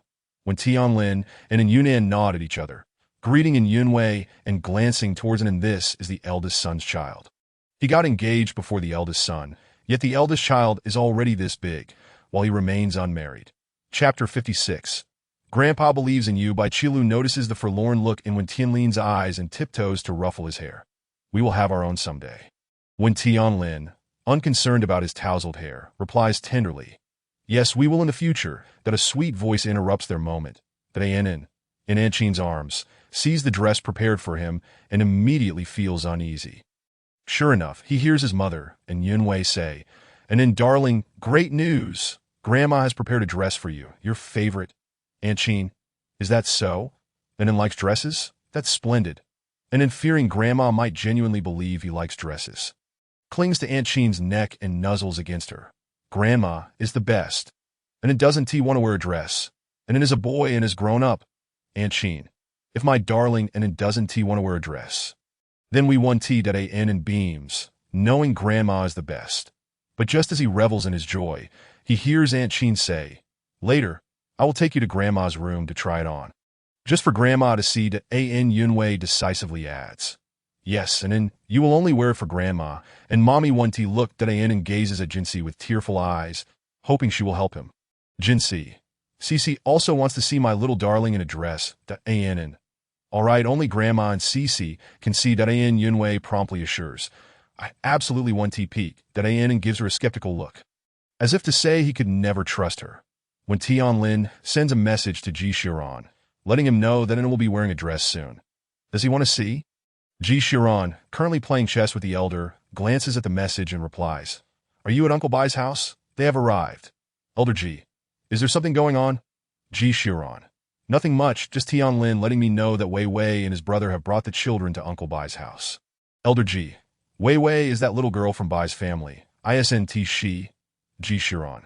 Yes, she is the child adopted by Cece's master. Wei Wei and her brother are siblings raised by the master without parents. Elder Ji, be good to that child. She has had a difficult life, but fortunately, she encountered a good master. Elder Ji. Yes, he can no longer take care of his family due to his profession. And he must not do anything to wrong those two, the Ji Shiran. That will not happen. The Ji family sons do not betray their wives. Elder Ji. Grandma will take good care of her in the future. Ji Shiran. Thank you, Grandma. Elder Ji. We are one family. The Ji family should also be grateful to her. Ji Shiran understands his grandfather's meaning. If it weren't for Wei Wei, he might never marry in this lifetime. Elder Ji hopes the younger generation will consider a military career, that Ji Shiran's father and uncles had no desire to join the army. Therefore, to fulfill his brother's dreams and ensure the elder has a successor. Ji Shiran's father enlisted, earning all his merits through his own efforts as the eldest son and grandson. Ji Shiran follows in his grandfather's and father's footsteps to serve in the military. The elder shows a fondness for their branch of the family. And the others are not jealous. Instead, they hold great respect for their eldest brother. Ji Shiran knows that while his grandfather publicly acknowledges him as a soldier who must obey orders and protect the people and national property. Privately, the elder fears for him, but he worries that he has brought harm to his eldest grandson. Ji Shiran sincerely loves in Yunwei and feels that she has given him a lovely son. Ji Shiran solemnly tells his grandfather, I will protect them well, to Mr. Ji. Very well, grandfather trusts you. By family, Mama Chin has seen that Anin agrees to wear a dress, without a moment's hesitation. She scooped Anin up and retreated to her room. Dadain Yunwei urged Jinsi to join them inside, confident that Anin would consent, and requested Jinsi to secretly capture some photos and send them over. Jinsi shot her a mischievous glance and lazily followed suit. Downstairs, Father Bai invited Winchenlin to accompany in Yunnan for tea, while Bai Qilu engaged in Yunwei in a conversation about the famous delicacies of Kyoto. Mama Chin selected a pink princess dress for Anin, who was already fair and adorable, with long eyelashes and bright eyes, resembling a delicate Barbie doll. Mama Chin exclaimed, So cute, so beautiful, my darling. However, sensing something was amiss, she recalled that An's hair was too short, so she fetched a wig for Anin to wear, transforming her into a stunning little princess. Jinsi marveled that no one would discern Anin as a boy when she stepped outside. She took out her phone to begin snapping photos. Anin attempted to stop her, but Jinsi insisted, Let's make a keepsake for Anin. It will look lovely. Anin replied, Then you must promise not to show anyone else. Jinsi assured, I promise not to let anyone see on my phone. Mama Chin chimed in and let grandmother take a few pictures, all right? I'll let others see. Anin cautioned, Grandmother, you absolutely cannot let anyone see. Mama Chin promised, grandmother guarantees it. Let us make a pact. Anin understood that keeping it from others was futile. Appeasing adults was indeed exhausting. While the two upstairs took pictures of Anin, Bai Kaiwen and Bai Chiming returned one after another, with Winnie Yankee being the last to arrive. Upon entering, she spotted in Yunnan sitting in the room, her gaze momentarily wavering as she dared not look at him. Bai Qilu introduced Sister Chi. Allow me to present in Yunwei, Wei Wei, the sister of Brother Nan. Winnie Yankee greeted, Hello, Wei Wei. I am Wen Tianqi. Dadain Yunwei responded, Sister Chi.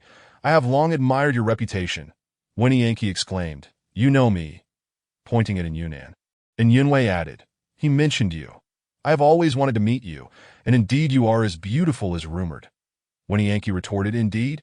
While giving Yunnan a glare, Dadain Yunwei smiled, Indeed, beautiful. Winnie Yankee, unadorned by makeup, had come as her natural self. And of course, she was lovely.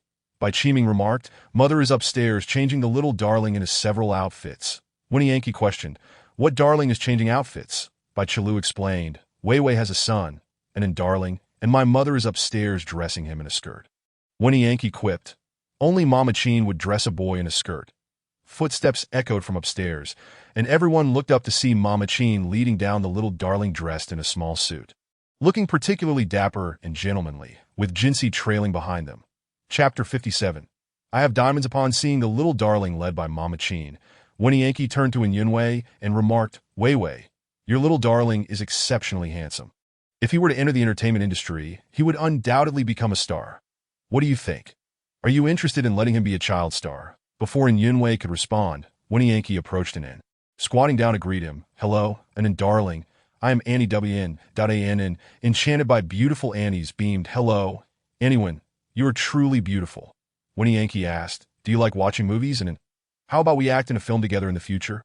Upon saying this, she realized that it bore a striking resemblance to Ji Shiran. Jinsi, not wishing to dampen Winnie Yankee's spirits, remarked, "Sister Chi, I fear your aspirations for an An to become a star may be in vain." Bai Qiming added, "Because an An's father is the esteemed Ji Shiran. Do you think he would allow An to become a child star?" Bai Qiming's excitement grew. An is the son of the eldest brother. So Wei Wei must be the sister-in-law. And Yunwei clarified, "We are not married yet. No need for that title." Bai Qiming retorted, "Right, let's hold off on titles. Perhaps we can negotiate for a title fee when the time comes." Wen Shenlin teased, "You dare to ask the eldest for a title fee? You truly need a lesson." Mama Qin interjected, "Everyone is back. Shall we proceed to the dining room? Dinner should be ready. Do not mind my foolish son." Bai Qiming, deemed the foolish son, received a look from Bai Kaiwan that conveyed, "You are my foolish younger brother," as he patted Bai Qiming's shoulder. "Come along, foolish brother." Winnie Yankee inquired Wen Shenlin, "Isn't An truly the son of the eldest brother?" Wen Shenlin confirmed, "Indeed, beyond doubt, that so, sister, please do not harbor any intentions toward An." And Winnie Yankee conceded, "All right, how about asking the eldest brother and Wei Wei if An could act once, just as the son in the film Lulu? Just a few scenes, and then he will not act again." She cast a glance that asked if that would be permissible. Bai Qilu responded, "Sister Chi, you should give up. The eldest brother will not agree." Winnie Yankee replied, "No matter. I will ask Wei Wei in a moment." "She did not refuse just now, did she?" Bai Qilu countered. "It seems you did not give Wei Wei a chance to refuse." Winnie Yankee mused, "Is that so?" Jinsi urged, "Sister Chi, let us not dwell on that. We must prioritize our meal." Winnie Yankee agreed. "Yes, as Jinsi said, the meal is of utmost importance." Once everyone settled at the table, Bai Qiming left a spot for Jinsi beside him, while Wen Shenlin and Bai Qilu sat together, leaving a seat for Winnie Yankee next to An Yunnan. Mama Qin, unaware of the situation between Winnie Yankee and An Yunnan, prompted, "Chi-Chi, sit down." Winnie Yankee, reluctant to sit beside An Yunnan, found herself unable to change seats as everyone was already settled. Uncle Wang inquired, "Missin, does young master An prefer milk or juice?" And Yunwei replied, "Juice will suffice, thank you." Uncle Wang responded courteously, "You are welcome." Miss and Mama Qin instructed, "Uncle Wang, please bring out the fruit wine. Wei Wei is here for the first time and has yet to taste it." Uncle Wang acknowledged, "Certainly, madam." Mama Qin explained, "Wei Wei, this fruit wine is specially brewed. It is excellent for beauty and health, particularly beneficial for young ladies. You may have a bit that one tea intoxicate you." An Yunwei replied, "Thank you, Mama Qin. And chimed in, "Grandmother, I can have a little fruit wine too." Mama Qin admonished, "Children cannot drink wine." And conceded, "All right, I shall wait until I grow up." The Bai family did not adhere to the rule of silence at meals. Mama Qin recalled Bai Qiming's earlier comment about needing diamonds and asked, "Xiaoming, what was it you mentioned regarding diamonds today?" Upon hearing the inquiry about diamonds from the head of the family, Bai Qiming seized the opportunity to ascertain whether his father and brother had collaborated with YR and if they could establish contact. If he could connect directly, it would simplify matters greatly. Bai Qiming explained, "We are looking to launch a couple's jewelry set by the end of the year, but we are short on diamonds. Today, I managed to contact a department manager at YR who can provide us with some. But he mentioned it would be inconvenient to discuss over the phone and suggested I meet in person in Y country the day after tomorrow." The bigwigs from YR were present, and upon hearing that a manager was willing to sell diamonds to Bai Qiming, they were perplexed as to which department manager might be selling newly mined diamonds. Jinsi inquired, "Second brother, which department manager at YR contacted you?" Bai Qiming answered, "She is the sales department manager, Millie." Jinsi glanced at An Yunnan, silently asking who Millie was. An Yunnan explained, "Millie was newly appointed as the sales manager last year. She has performed admirably during her 6 years at the company. Previously, Song Yi managed the sales department, and I arranged for him to return to take charge of YR here. Hence Millie was promoted." Bai Qiming asked, "Jinsi, do you know anyone at YR?" Bai Kaiwan playfully tapped his foolish brother on the head, saying, "Do you not know that the president of YR is in Yunnan?" Bai Qiming's eyes widened. "I truly did not know." Jinsi remarked, "Elder brother, do you desire diamonds?" Bai Qiming affirmed, "H'm." Jinsi continued, "I have diamonds. I am taking our family to my place this weekend, and you can evaluate whether they meet your satisfaction. If not, I can have someone send more back." Bai Qiming insisted, you should keep your diamonds. Just have Brother Nan sell me some. An Yunnan clarified, the diamonds sourced from Y country by YR belong to Jinsi. So you can simply approach Jinsi without needing to come to me. He then flashed Bai Qiming a gentlemanly smile. Father Bai queried, are you planning to relocate YR back to Kyoto? And Yunnan confirmed. Yes, we are gradually working on it. Preparations began last year. Wenchunlin added, I heard YR recently partnered with Xianyuan Hong. An Yunnan confirmed. Indeed, we are jointly developing a project. While speaking, he passed some dishes to Wen Yankee. Mama Qin, noticing in Yunnan's gesture, inquired, what is going on between you two? Wen Yankee coughed slightly, and Yunnan handed her water while gently patting her back. Take your time. Wen Yankee coughed, unable to articulate her thoughts. Realizing that everyone might misinterpret their relationship, she stammered cough, Mama Qin cough mom. Before she could finish, Yunnan interjected, a few days ago, I went on a blind date with Qi. I find her particularly wonderful, and I am currently pursuing her. Mama Qin responded, this is splendid news. Qi certainly ought to find a boyfriend. Does Anwen know? Bai Qilu interjected. Anwen knows and is particularly supportive. Wenchunlin remarked, my sister should find a boyfriend, but it must be someone who treats her well and has good character. This statement was evidently directed at Yunnan. An Yunwei reassured. Rest assured, should Sister Qi truly end up with my brother, if he treats her poorly, both Jinsi and I will not let him off easy. Jinsi encouraged, Brother Nan is quite good. Keep it up. Wen Tianqi. Stop. Let us move past this topic. An Yunnan, not wishing to press too hard, diverted the conversation. Tomorrow, the Ji family will come to propose marriage. Uncle and auntie, master wishes for you both as elders to assist Wei Wei in the arrangements. Qin Mama, wonderful, I adore you all. Henceforth, I shall be your godmother, An Yun Wei. Godmother. Qin Mama. Ah, splendid. I shall ensure your wedding is a magnificent affair. The Bai family must not skimp on the dowry for their daughter, An Yunnan. Godmother, Wei Wei's dowry has already been prepared. Qin Mama. What you have prepared is yours, but as your godmother. I must also provide a portion for my dear girl. By Papa, tomorrow, I will accompany your godmother early to see what needs to be arranged, An Yunwei. Thank you, godfather. And clapped in delight. Oh, hurrah! I now have grandparents. Qin Mama, my precious little grandson. Chapter 58, a goal established. Which girl from which family? The Bai family commenced discussions about the necessary preparations for the Ji family's marriage proposal the following day. While the Ji family deliberated on the wedding gifts, Qi Lian's mother had also returned, heading straight to the Qi family's elder. Qi Lian escorted Jinsi back home and then returned to the Qi ancestral residence. Qi Lian's grandfather, Qi Guofeng, a veteran revolutionary of the same generation as Grandpa Ji, was now retired and devoted to spending time with his spouse, free from all other concerns. Upon Qi Lian's return to the ancestral home, his grandfather summoned him to the study. Qi Grandpa, I heard from Grandpa Ji that Ran is to be engaged. Qi Lian. Yes, the engagement is set for tomorrow. Qi Grandpa. Ran is already engaged. When will you bring home a granddaughter-in-law for your grandfather? Qi Lian. The elder brother has children already. A son, 3 years old. Qi Grandpa. What? There is already a child. When I spoke on the phone this afternoon, I detected a tone of pride. It turns out I have a great-grandson.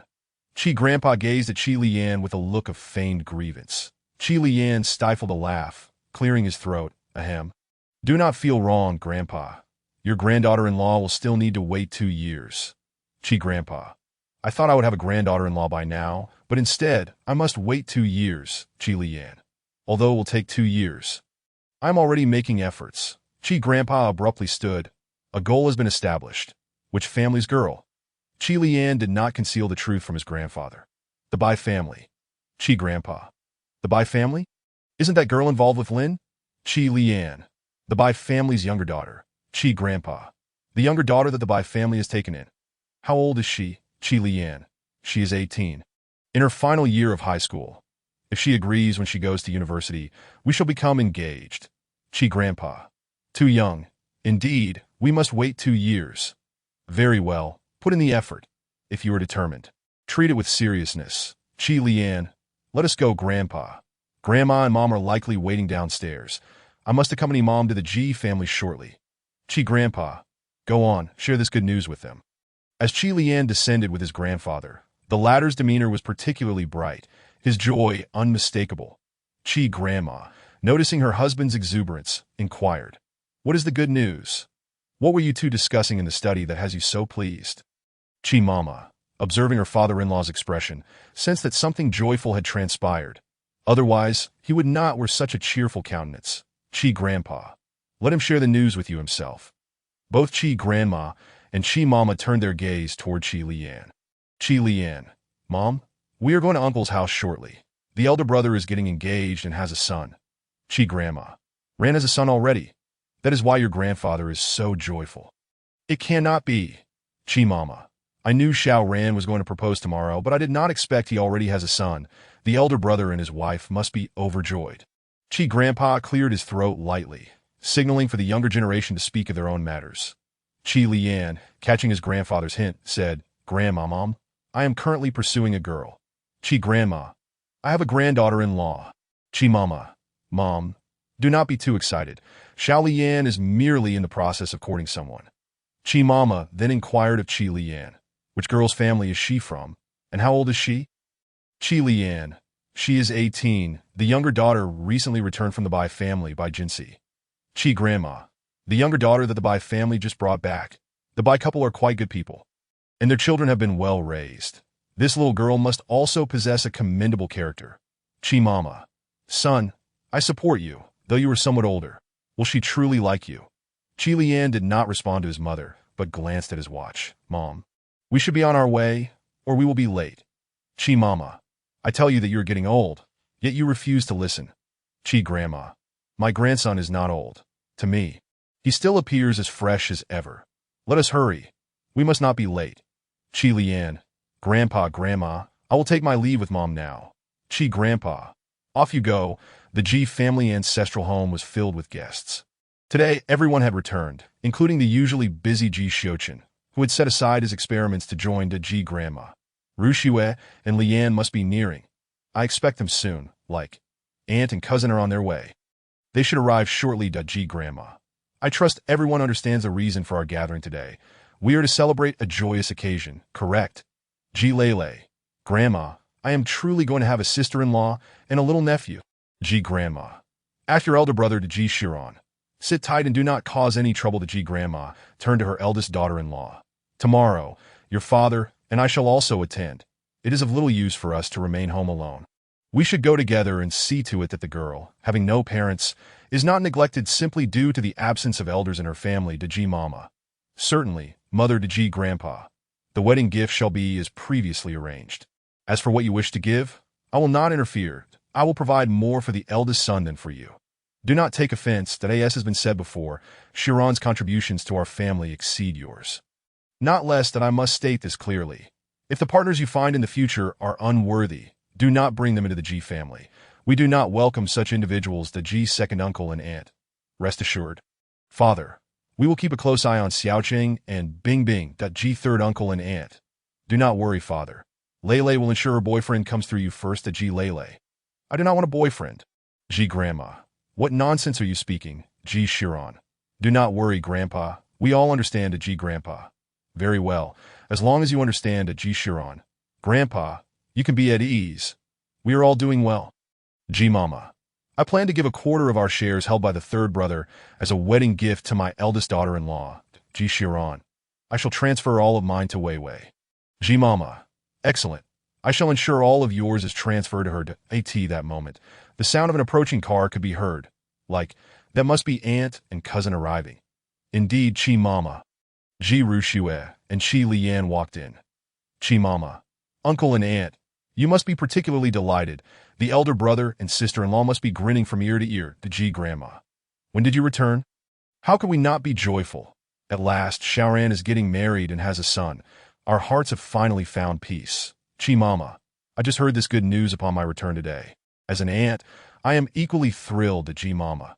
We only just learned of it. Your brother is overjoyed at the prospect of becoming a grandfather. Ji Papa. Who said that? Are you not happy? You are the one who is making such a fuss. Ji Mama. What are you talking about? Ji Papa fell silent, knowing that further words might provoke his wife's ire, leading to his banishment to the study for the night. Everyone chuckled at Ji Papa's predicament. Chapter 59. The Song family of Jiangcheng, after the laughter subsided, Ji Grandma produced the wedding gifts prepared for her eldest grandson, Ji Grandpa, hailing from a wealthy family. Had a father who, during times of war, decisively donated a significant portion of their wealth to the nation and participated in the revolution. His mother was a miss from the Song family of Jiangcheng, another prominent household. Observing the situation in the country, Grandpa Song also generously contributed half of their wealth to aid in repelling foreign adversaries. However, due to the turmoil of war, the family was compelled to relocate abroad, while his mother remained due to her father's connections.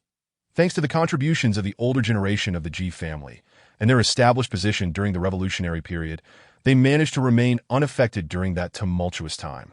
Though there were those who attempted to exploit Grandma Ji's status, Ji Grandpa thwarted them all. Moreover, the substantial donation made by Grandma Ji's father before his passing, coupled with the proof she retained, deterred any who might have wished ill upon the Ji family from acting rashly. During the reform and opening up, Ji Grandma's brothers were among the first group of overseas Chinese to return, contributing to the nation's development.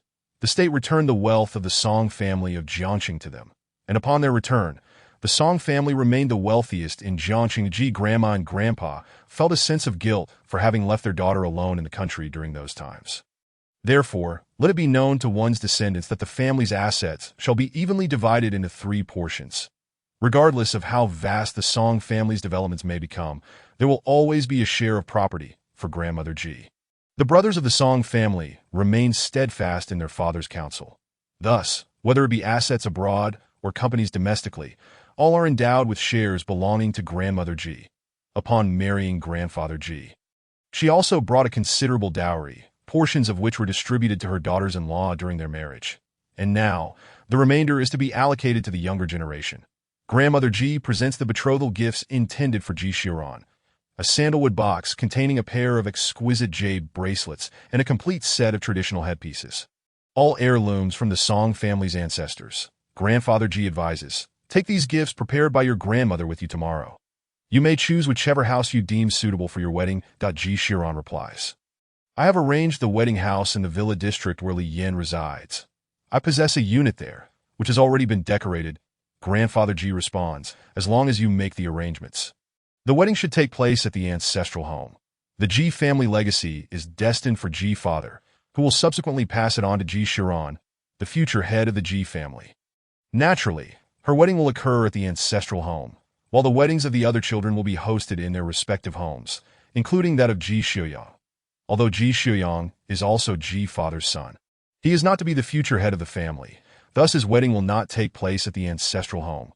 Grandmother Ji remarks, let us proceed to dine. Ru Shui has come back without proper rest and must be famished. Ji Ru Shui assists Grandmother Ji in rising, while Ji Bingbing supports Grandfather Ji, and the rest follow behind as they make their way to the dining room. Ji Lei turns to Lei Ku and exclaims, Brother, the phone you gifted me is truly exceptional. The camera captures beautiful images, and it keeps me company when I feel lonely. Lei Ku responds, this phone boasts the highest performance.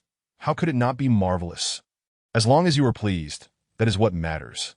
Aunt Ji interjects, you spoil her. Lei Ku retorts, Lei is my sister. Indulging her is a tradition in our family. Mother Ji Ru Shui, concurs with her nephew's sentiment. What Chen says is true. Pampering the girls in our family is a cherished tradition, and treating our daughters-in-law well is also our family's principle. The Ji mother adds, thus, ever since I married in, your elder brother has not dared to contradict me. He complies with my wishes in all matters that if he were to treat me poorly, both my father and mother would not let him off easily. Grandmother Ji acknowledges, that is because you are wise and know how to maintain propriety. You excel in all aspects. The implication from the matriarch is that such treatment is afforded to a good daughter-in-law. This is also intended as a lesson for the children, to remind them to be discerning and know their place. Grandfather Ji commands everyone, please take a seat. Lei Ku adds, I have pictures of the little treasure. The Ji mother eagerly responds, quickly show me my precious grandson. Ji Lei suggests, post the pictures in the family group. That way, everyone can see. Ji Shuyang agrees, yes, that way, everyone can view them. Ding, everyone's phones buzz as Lei Ku shares the pictures in the group. Ji Bingbing remarks, my sister-in-law is quite beautiful. Ji Ru Chen, who usually speaks little, cannot help but comment upon seeing the photos. My little nephew resembles our elder brother remarkably. Qi Liyan's phone continues to chime incessantly. Hearing the persistent notifications, Mother Qi inquires. Son, is it your little girlfriend messaging you? Aunt Ji adds, Liyan has a girlfriend now. Mother Qi clarifies. He hasn't won her over yet. Ji mother muses. That cannot be. Our Liyan is so handsome. Countless girls in Kyoto must be lining up for him. And there are certainly no girls he cannot pursue. Ji Shiran glances at Qi Liyan, who shakes his phone at her, asking, would you like to see? Ji Shiran responds, Cece has sent a message with an Anne's photo. It is not a question, but a statement of certainty. Previously, when Tianlin had informed him that Qin mother was dressing and in a skirt upstairs, and it was certain that she would take photographs of it, and however, when Tianlin had not sent him any photos to AT that moment, Qi Liyan's phone buzzes again, and upon seeing the notification, he knows it is a photo of an sent by Jin Shi. Upon hearing it is a photo of her great-grandson, grandmother Ji inquires, Liyan, is it a picture of an? Qi Liyan confirms, yes, it is a photo of an Ji mother urges, quickly post the precious photo in the group. We wish to see it as well. Qi Liyan promptly shares all the numerous photos she sent him into the group. The Ji family members are momentarily taken aback by what they see. Is this truly an or is she not a little princess? Ji father exclaims, this is my grandson. I assure you it is not a granddaughter. Ji mother rebukes, oh, stop your nonsense. This demonstrates how adorable my grandson is. He looks good in anything he wears. Ji Shiran cautions, father, when you meet him tomorrow, be sure not to mention this. If an learns that grandfather thinks she is a girl, she may ignore you, and we cannot help you, Ji father warns. You must not betray me tomorrow. Grandfather Ji affirms, upon meeting my great-grandson tomorrow, you must present yourself as a proper grandfather. Ji father instructs his wife. Darling, please ensure I look presentable in the morning. Ji mother smiles gently. Very well. I guarantee to make you appear approachable. Just tone down your demeanor tomorrow, so as not to frighten our grandson. Ji father assures. I will accomplish this task. Grandmother Ji declares, enough. Let us begin the meal. Grandfather Ji turns to Ji Shiran. Once the wedding concludes and you return to your own home, do take back what I have given you. Grandfather Ji has reserved various antiques and calligraphy for the children, all preserved in a secure location. Ji Shiran replies, understood, grandfather. Chapter 60. Setting off to the family, both the Ji and Bai families have made meticulous arrangements for the events of tomorrow. On the following morning, Jin Shi rises early as usual to go for a morning jog, a habit she has maintained for many years. After her run, she finds a secluded spot to practice her skills, knowing that the more she practices, the sharper her abilities will remain. Upon returning home, she opens her computer. After a series of operations on the ordinary interface, a mysterious window appears, revealing the network of contacts for Organization Zero. It has been quite a while since they last reached out to her, and she remains unaware of the status of her previous mission. Jinshi composes and sends out a few codes that only those within their organization can comprehend.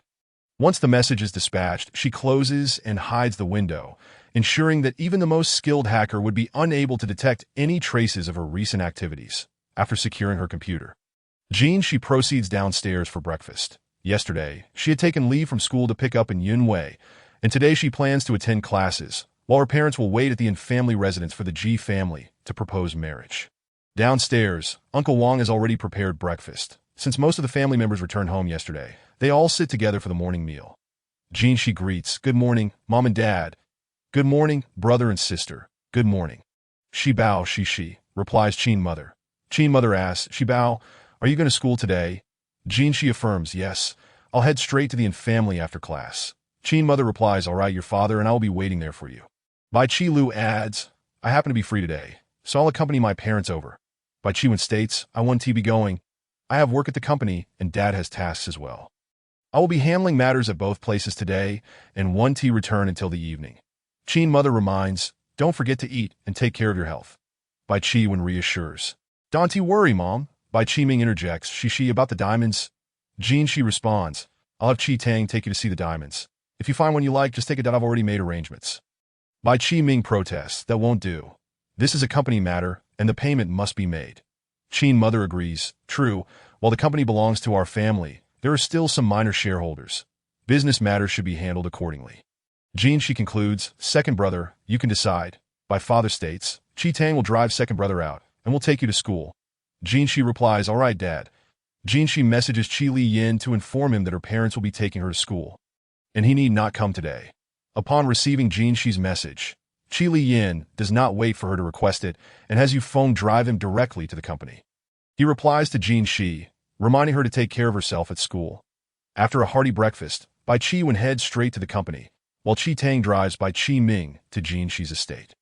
Bai Father drives Qin Mother and Bai Qi Lu, while Jinshi and Qi Xing head off to school first, with the three of them proceeding to the Yin family afterward. Upon entering the classroom, everyone expresses concern for Jinshi's injury. Jinshi reassures, "It's nothing serious. I'm almost fully healed."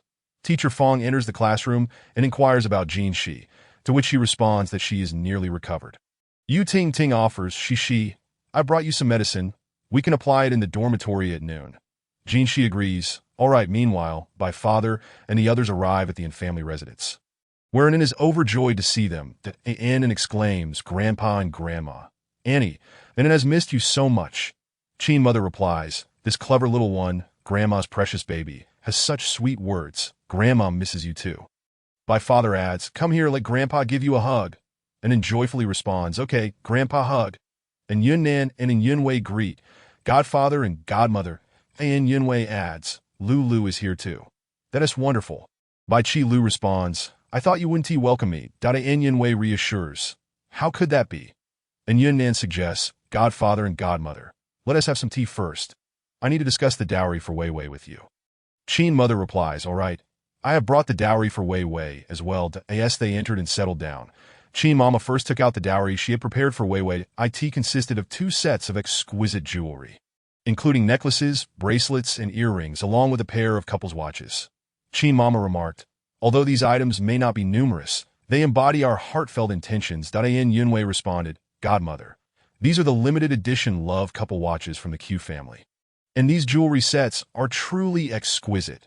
Bai Qilu added, "These were designed by my mother. Each piece is one of a kind. This set resembles the limited edition watch from Love, but it is distinct." Yin Yunwei continued, "Godmother, what you've given me is more than sufficient.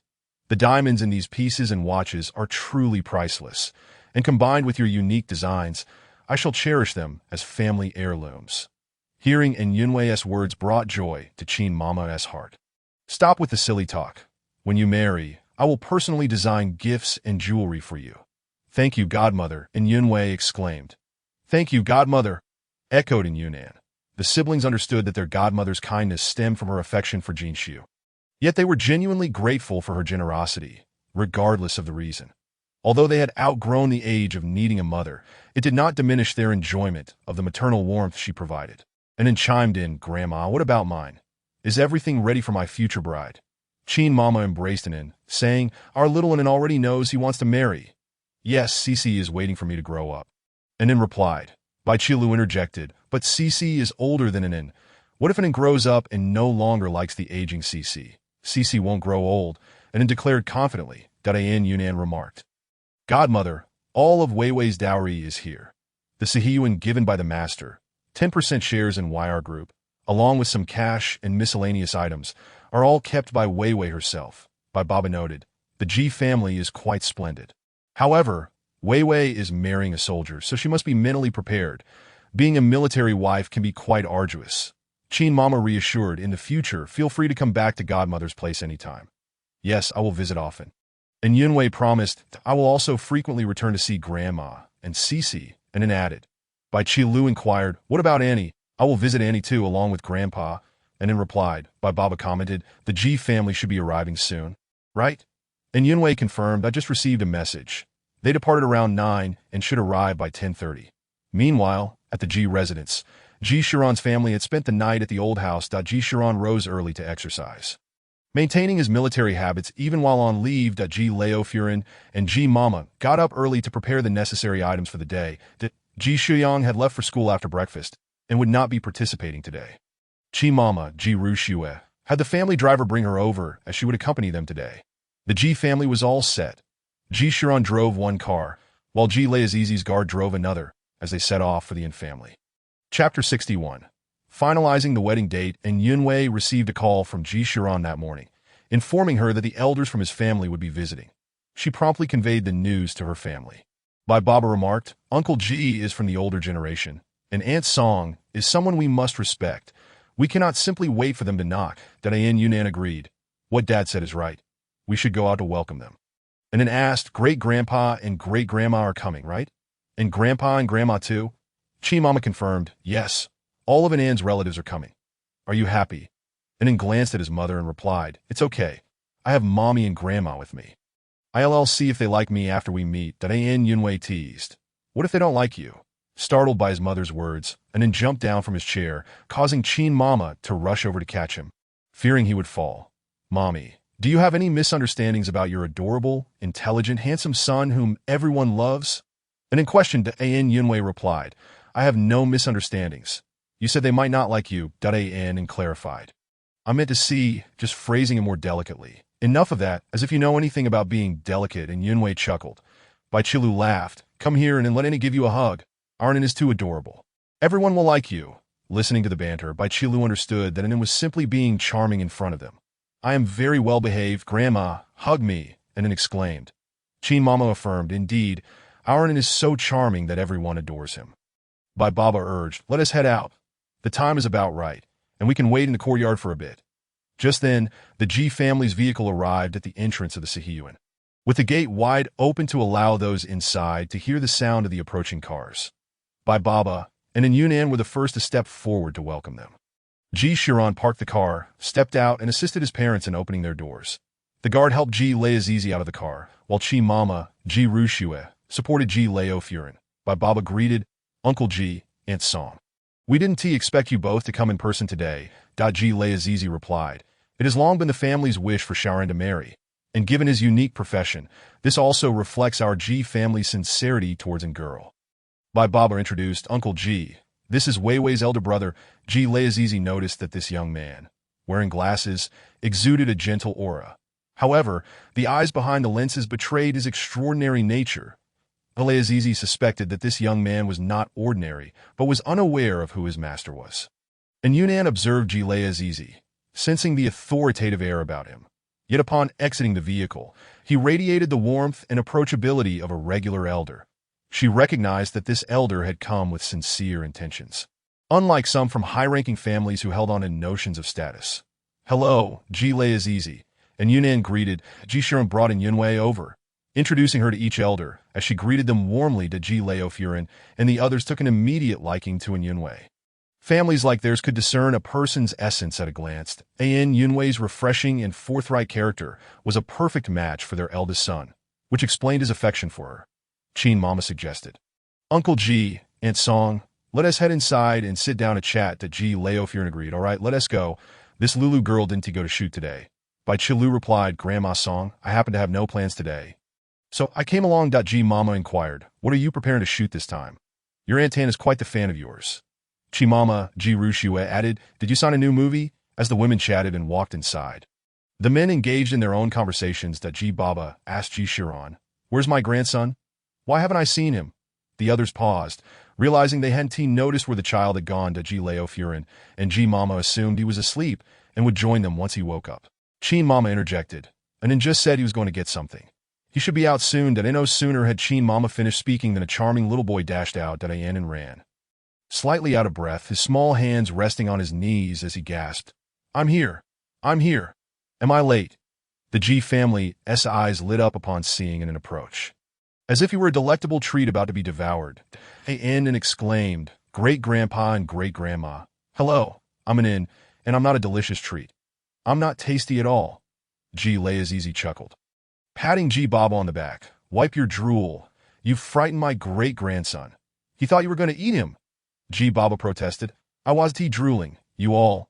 But before he could finish, he caught the threatening glares from his mother and wife and quietly muttered the rest of his sentence. The Ji Mama shot Ji Baba a look, prompting him to concede, realizing he had no authority at home.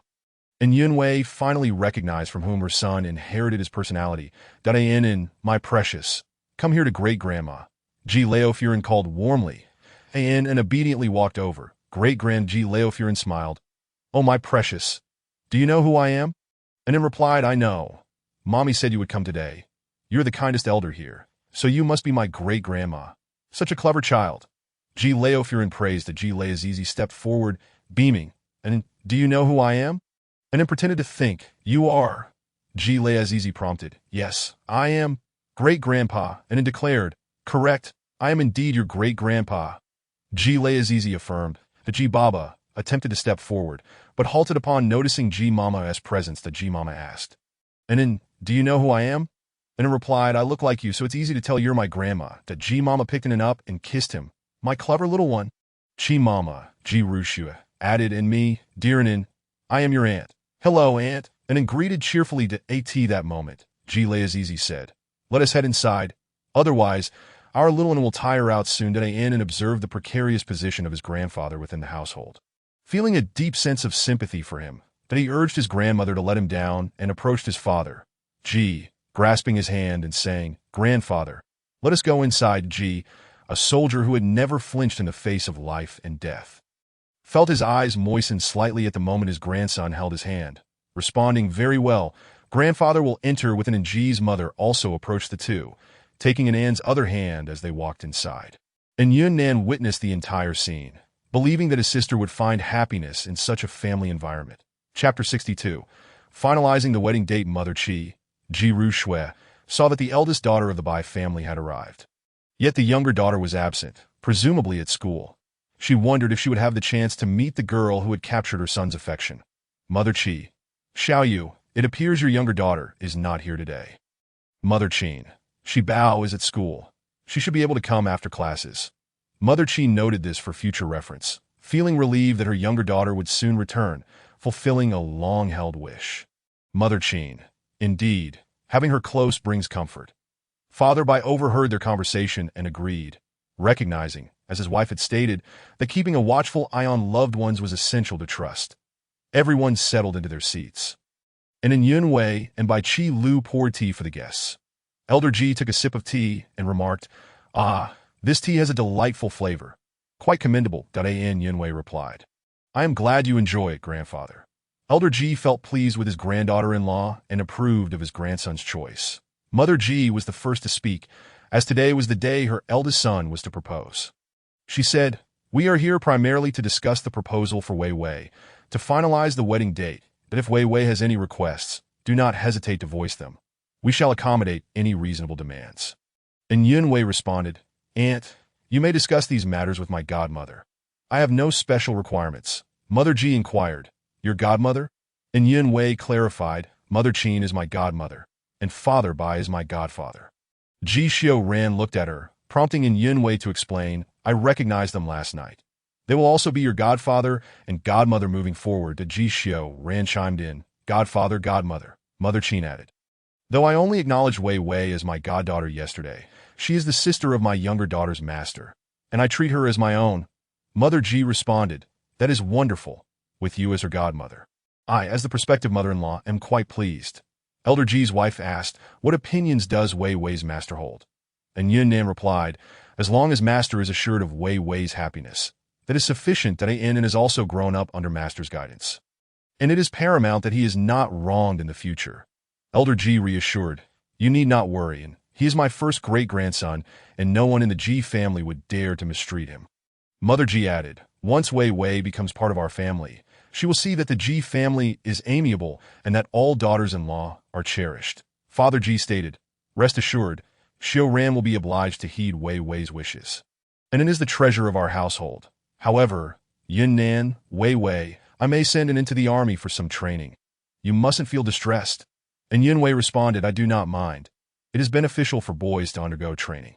And I fully support you, Yin, feeling somewhat resigned by his mother's unwavering decision to push him forward, remarked, Training might not be a bad idea, considering I have a rather unreliable mother. Mother Ji shot a disapproving glance at Father Ji, saying, We are discussing the children's marriage. Could you refrain from mentioning sending an into the army?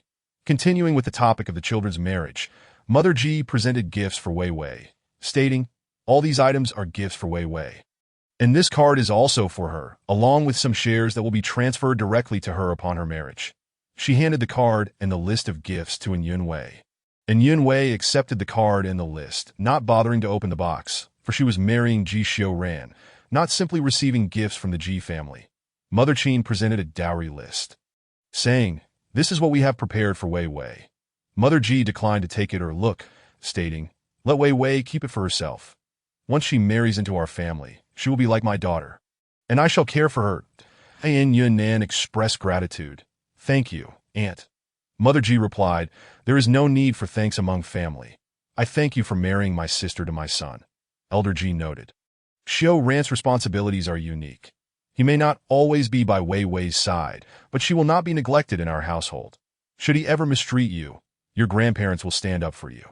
Father Ji added, "If he dares to bully you, I shall break his legs." That Anan looked at Ji Xiao Ran with sympathy, saying, "Father, your future standing in the family seems precarious."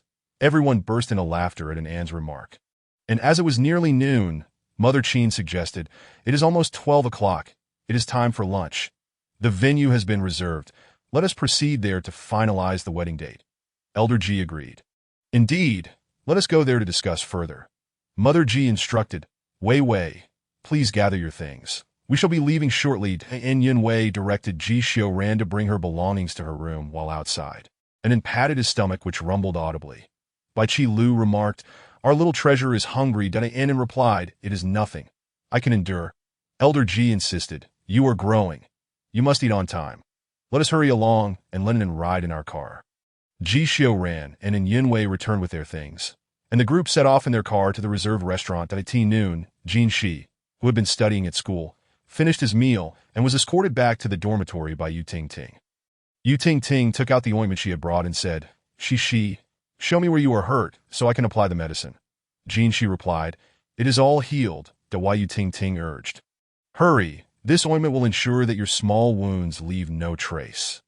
Jin Shi revealed her elbow, which was already scabbed over. Yu Ting Ting applied the ointment over the scab, which was provided by her family, known to prevent scarring.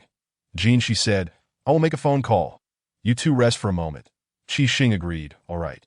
Jin Shi stepped onto the balcony and dialed her mother, who was at a restaurant, and learned that they would finalize the wedding date today before hanging up. Her second call was to her brother, Bai Qi Ming. As soon as the call connected, she heard his excited voice, Shi.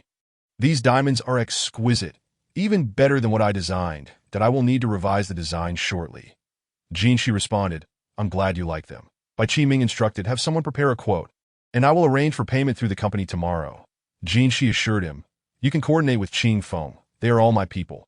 Bai Qi Ming confirmed, "All right, I will discuss it directly with Qing Feng." Jin Shi replied, "Okay."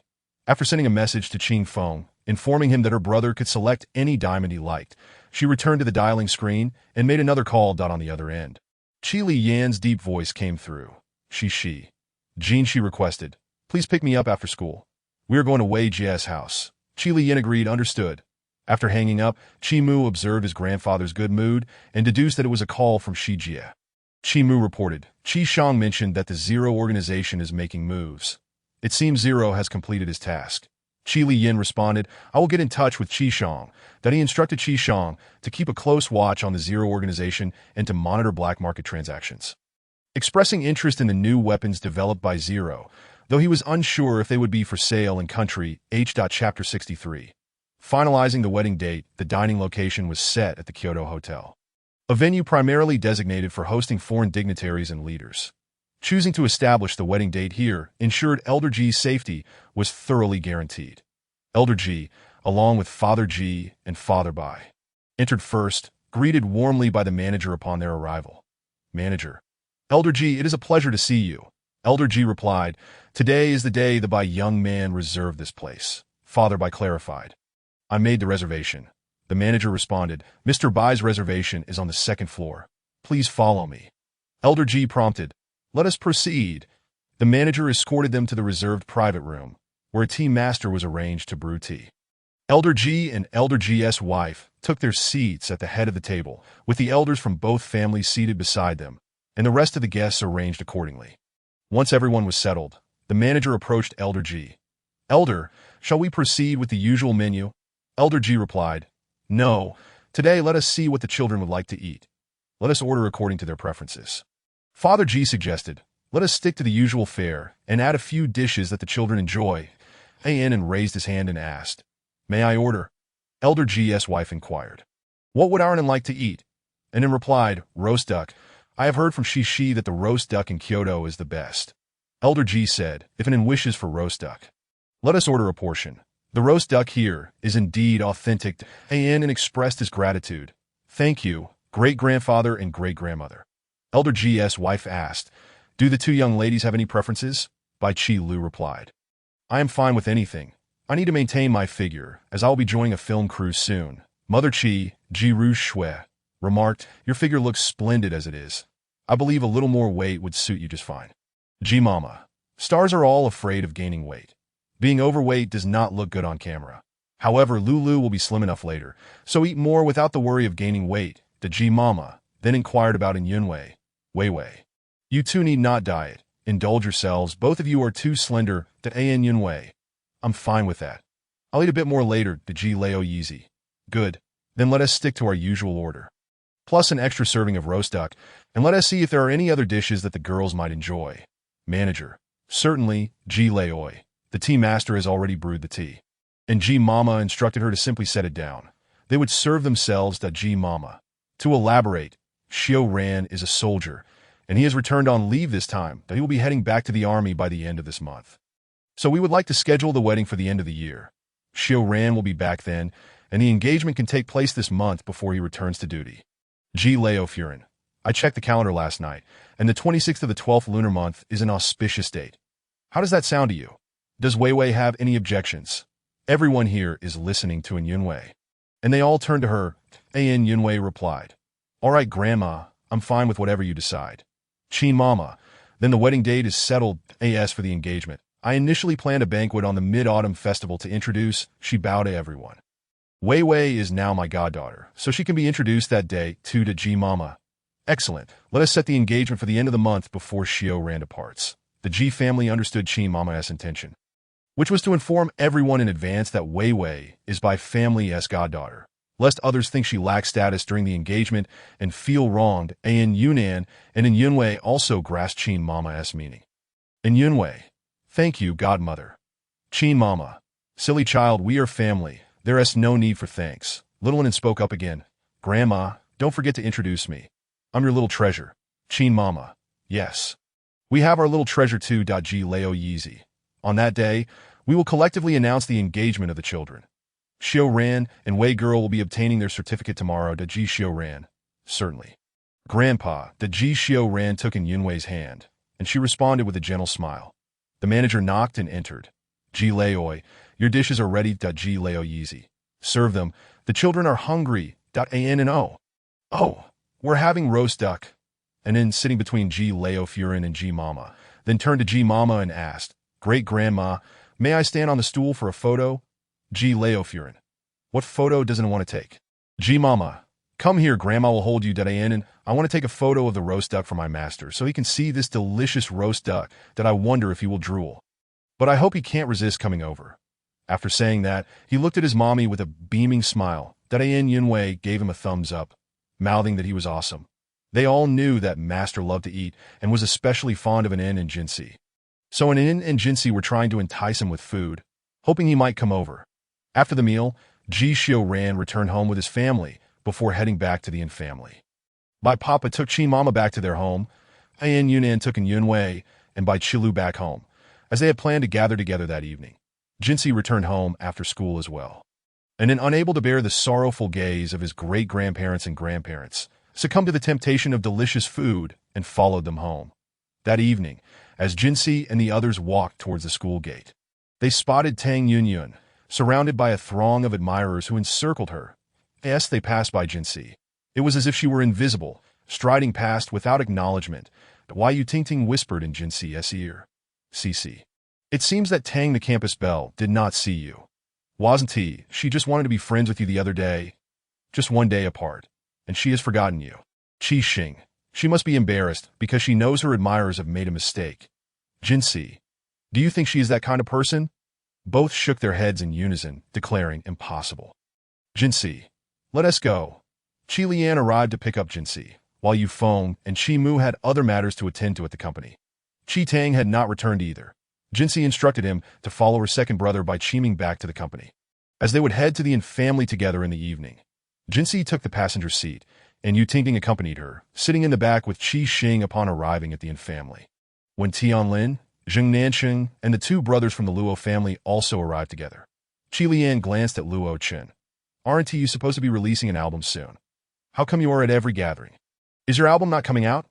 Luo Chen, third brother, it's not that I have a choice, that I was discussing the female lead for the MV with Lulu and Sister Qi. Sister Qi suggested I use a newly signed actress from the company. But after 2 days of shooting, I wasn't particularly satisfied that I decided to take a break for a couple of days to let her adjust her state. If it works out in a few days, great, otherwise I'll replace her. Zheng Nanqing, fourth brother, when did you become so patient, allowing for adjustments? Who is this newly signed actress? Luo Chen ignored his troublesome younger brother and walked directly into the courtyard. As he had yet to meet his sister-in-law. Chapter 64. The bi-siblings discover the situation. Luo Yu, walking behind, patted Zheng Nanqing on the shoulder and said, "Seventh brother, when will you start using your brain?" Zheng Nanqing, when have I ever not used my brain? Luo Yu, even if it's true, you shouldn't say it out loud. Zheng Nanqing's eyes lit up, realizing fourth brother must have something going on. Qi Lian pulled Jinxi inside, and she asked, "Does brother Nanqing ever have a normal moment?" Qi Lian, rarely, but when he works, he is particularly serious and sharp-minded. Jinxi, that's good. Ji Xiuran returned home after seeing off his family, and upon noticing the brothers had arrived. He welcomed them and Ji Xiuran. Allow me to introduce in Yunwei, your sister-in-law to sister-in-law. Hello, I am Zheng Nanqing. You can call me Xiao Qi. Zheng Nanqing introduced himself first. Luo Yu. Hello, sister-in-law. I am Luo Yu. Luo Chen, sister-in-law. I am Luo Chen. An Yunwei. Hello, everyone. From now on, we are all family. Zheng Nanqing. Sister-in-law, where's the little treasure? Ji Xiuran. She has gone back to the old house. Zheng Nanqing. Then we want to see the little treasure today. Yu Tingting observed Zheng Nanqing's demeanor, wondering why he always managed to elicit such an exasperated feeling, making one want to argue with him. That why Yu Tingting? Cici, why is it that when one person feels uncomfortable with another, they want to argue with them? Jinxi, hitting is affection, scolding is love. The desire to argue is merely the prelude to love. That why Yu Tingting? That's impossible. Her voice rose a bit too loudly. And upon noticing everyone's gaze upon her, she quickly covered her mouth. Zheng Nanqing leaned in. What's impossible? He quite enjoyed teasing this little sister. Ever since their last meeting, he had often thought of her.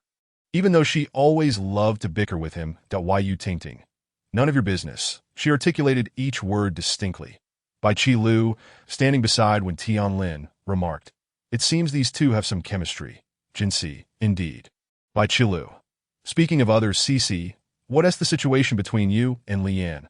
Qi Lian also heard Bai Qi Lu's question and was curious about Jinxi's response. Jinxi, there's nothing going on. Bai Qi Lu, I saw him holding your hand. If brother sees, he explode. Jinxi, he only held my hand because he was afraid I would fall. She said it with utmost innocence. If it weren't for the deep affection Qi Lian's eyes revealed for Jinxi, Bai Qi Lu might have believed Jinxi's words.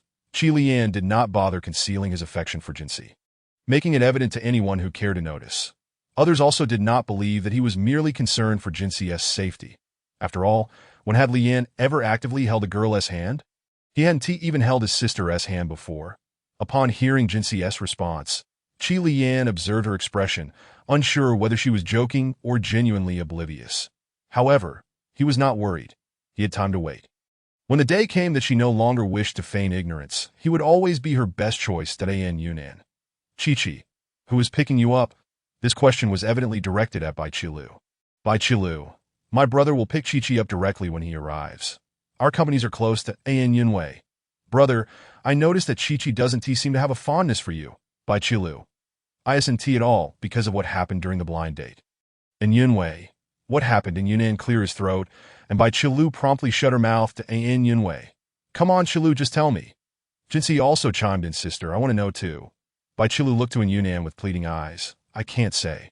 I promised Chi-Chi I wouldn't that you should ask Chi-Chi later, when Tianlin came to Bai Qi Lu's rescue. All right, let us not pester Qi Lu anymore. Don't ask her that my sister must be using work to threaten her again. Bai Qi Lu. Lin, you understand me so well. You are the best. Zheng Nanqing. Could you all show some concern for the feelings of the singles? when Tianlin nudged young Nancheng, signaling him to silence. Yu Tingting stifled a laugh beside them. Before long, the two brothers from the Bai family arrived with Wen Tianqi. Today, Qi Tang and Qi Xing were not required to accompany Jinsi, so after delivering them, they took Qi Xing back to the Bai residence. Seeing Wen Tianqi had arrived, and Yunwei rushed over and grasped her arm. "Sister Qi, you finally made it. Otherwise, my brother would have turned into a stone of longing for his wife." Wen Tianqi's ears flushed slightly. "What does your brother's longing have to do with me?" And Yunnan chimed in. "All right, Wei Wei, stop teasing Qi Qi." When Tianqi shot in Yunnan an irritated glare, "Isn't it all your fault?" And Yunnan scratched his nose, lamenting the long road to winning a partner, especially since he had offended her on their first meeting. "Now that everyone is here, shall we head to the dining hall? Dinner will be served soon," and Yunnan suggested.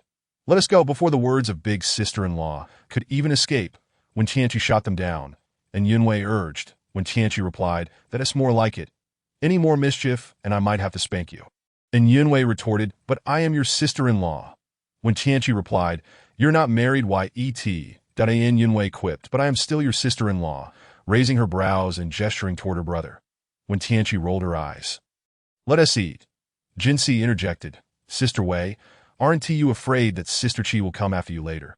And Yunwei reassured, "Don't worry, my husband will protect me." Ji Shiran wrapped an arm around her shoulder. "Indeed, I will safeguard you." When Tianlin, also embraced by Qi Lu's shoulder as they strolled toward the dining hall. Behind them, Qi Lian naturally took Jinsi's hand, and she did not pull away, allowing him to lead her forward. Bai Qiwen and Bai Qiming observed the scene, wishing to separate the two, yet intimidated by Qi Lian's presence, especially Bai Qiming, who genuinely feared his third brother's wrath. The Bai brothers walked closely behind, their eyes fixated on the hands entwined before them. Jinsi glanced back at her brothers. "Eldest brother, second brother, what are you two up to?" Bai Qiwen awkwardly replied. "Nothing, we're just walking behind you," Jinsi remarked. "I thought I had something on me, since you both were staring so intently." Noticing their eldest brother's darkening expression, Bai Qiming hastily added, "No, let us go. Everyone is already seated, we should hurry." Bai Qilu chuckled at the sight of her brothers trying to prevent Qi Lian from extending his claws toward Jinsi, yet lacking the courage to voice their objections. Qi Lian's expression clearly conveyed, "You wish to oust me, but you cannot," which only fueled the brothers' frustration. Seeing their brother's discomfort, Luo Chun and Luo Yu could no longer bear it. Luo Chun suggested, "Qi, come, let me drink a bit today." Luo Yu added, "Wen Gu, I have something I'd like to discuss with you."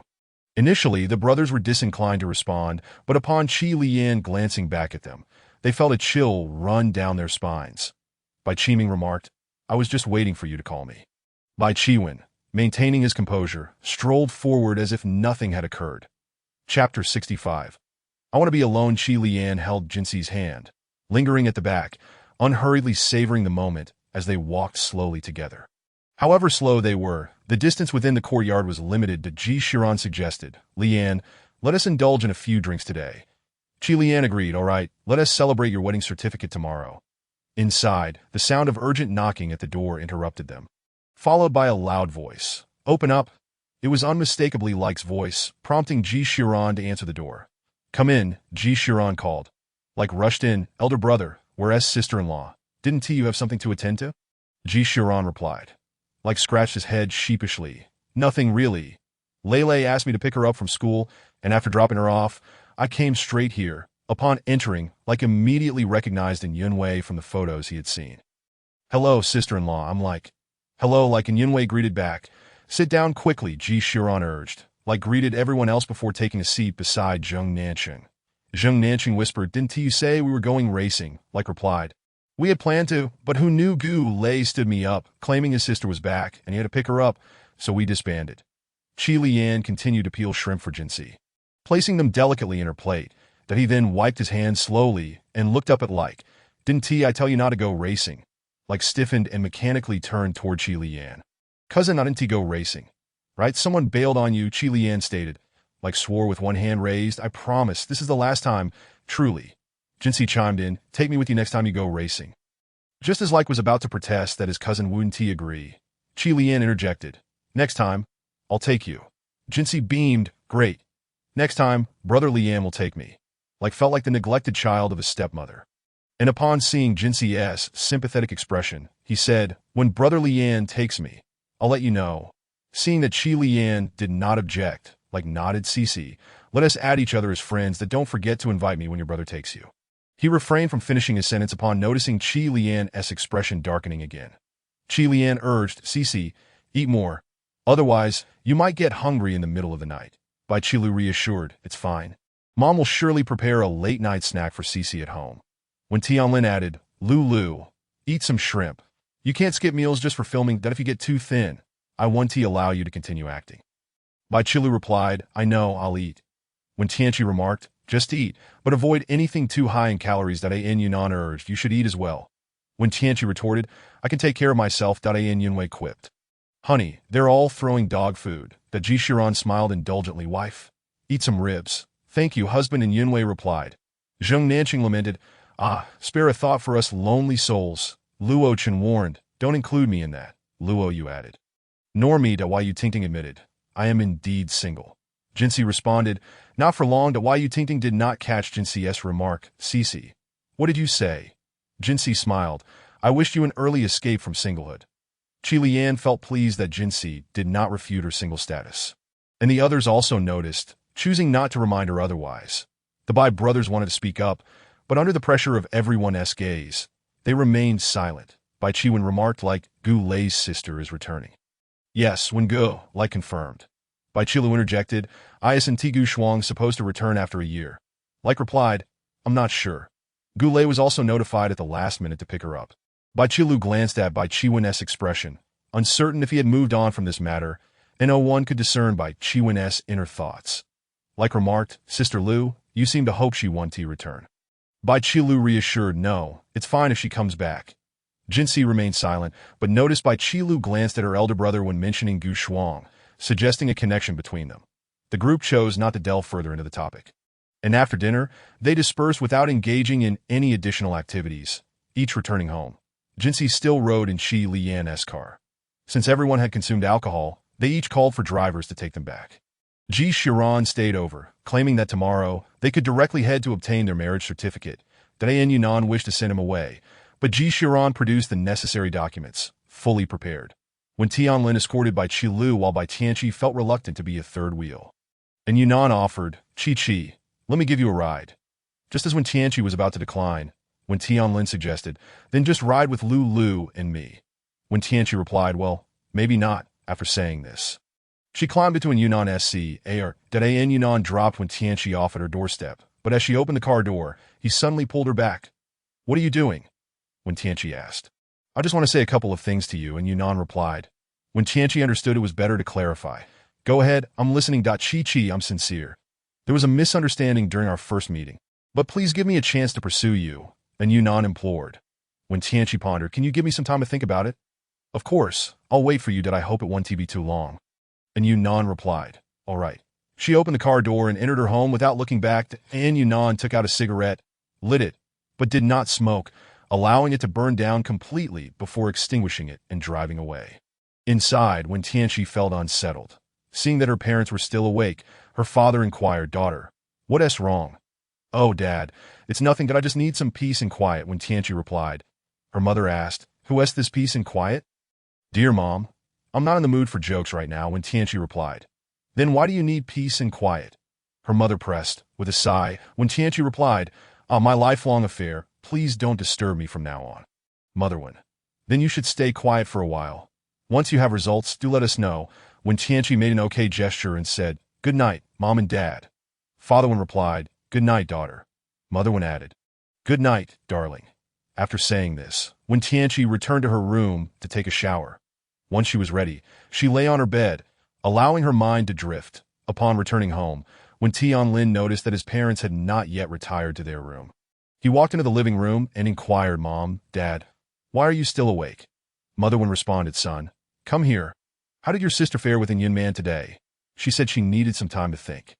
When Tianlin replied, "Nothing particularly special. It was just like their previous encounters. However, today Yunman accompanied her home, so perhaps something transpired in between." Fatherwin remarked, "That is quite possible." When Tianlin reassured them, "Parents, do not worry. My sister knows what she is doing. It's best to let her think it through on her own. Mother Wen agreed. Yes, let us not disturb her. Father Wen interjected. Let us head to our room. It is getting late. When Tianlin bid them good night. Good night, son, Mother Wen replied. Chapter 66. Custom clothing. Qi Lian's car arrived at the Bai family's doorstep alongside those of the Bai brothers and Wen Tianlin. The Bai brothers, concerned that Qi Lian might descend to escort Jinxi inside, were relieved when the Bai family driver parked the car. Bai Qiming promptly alighted to assist Jinxi with the door. He addressed Qi Lian, who was seated inside, saying, Third brother, thank you for bringing Jinxi home. You need not trouble yourself with escorting her in. Qi Lian replied, It was no trouble at all. I am more than willing to bring Jinxi home. However, it is indeed quite late, so I shall not be entering. Bai Qian turned to Bai Qi Lu and said, Lu, come with us inside. Let us have Tianlin return home early today. Bai Qi Lu responded, Got it. When Tianlin added, I want to accompany you inside today. I'll call you when I get home. Bai Qi Lu replied, All right, please call me when you arrive. She also requested the driver to drive back slowly and take care. Once the Bai siblings entered, they indeed found their mother waiting for them. Jinxi exclaimed, Mom, we're home. Mother Qin replied, You're back.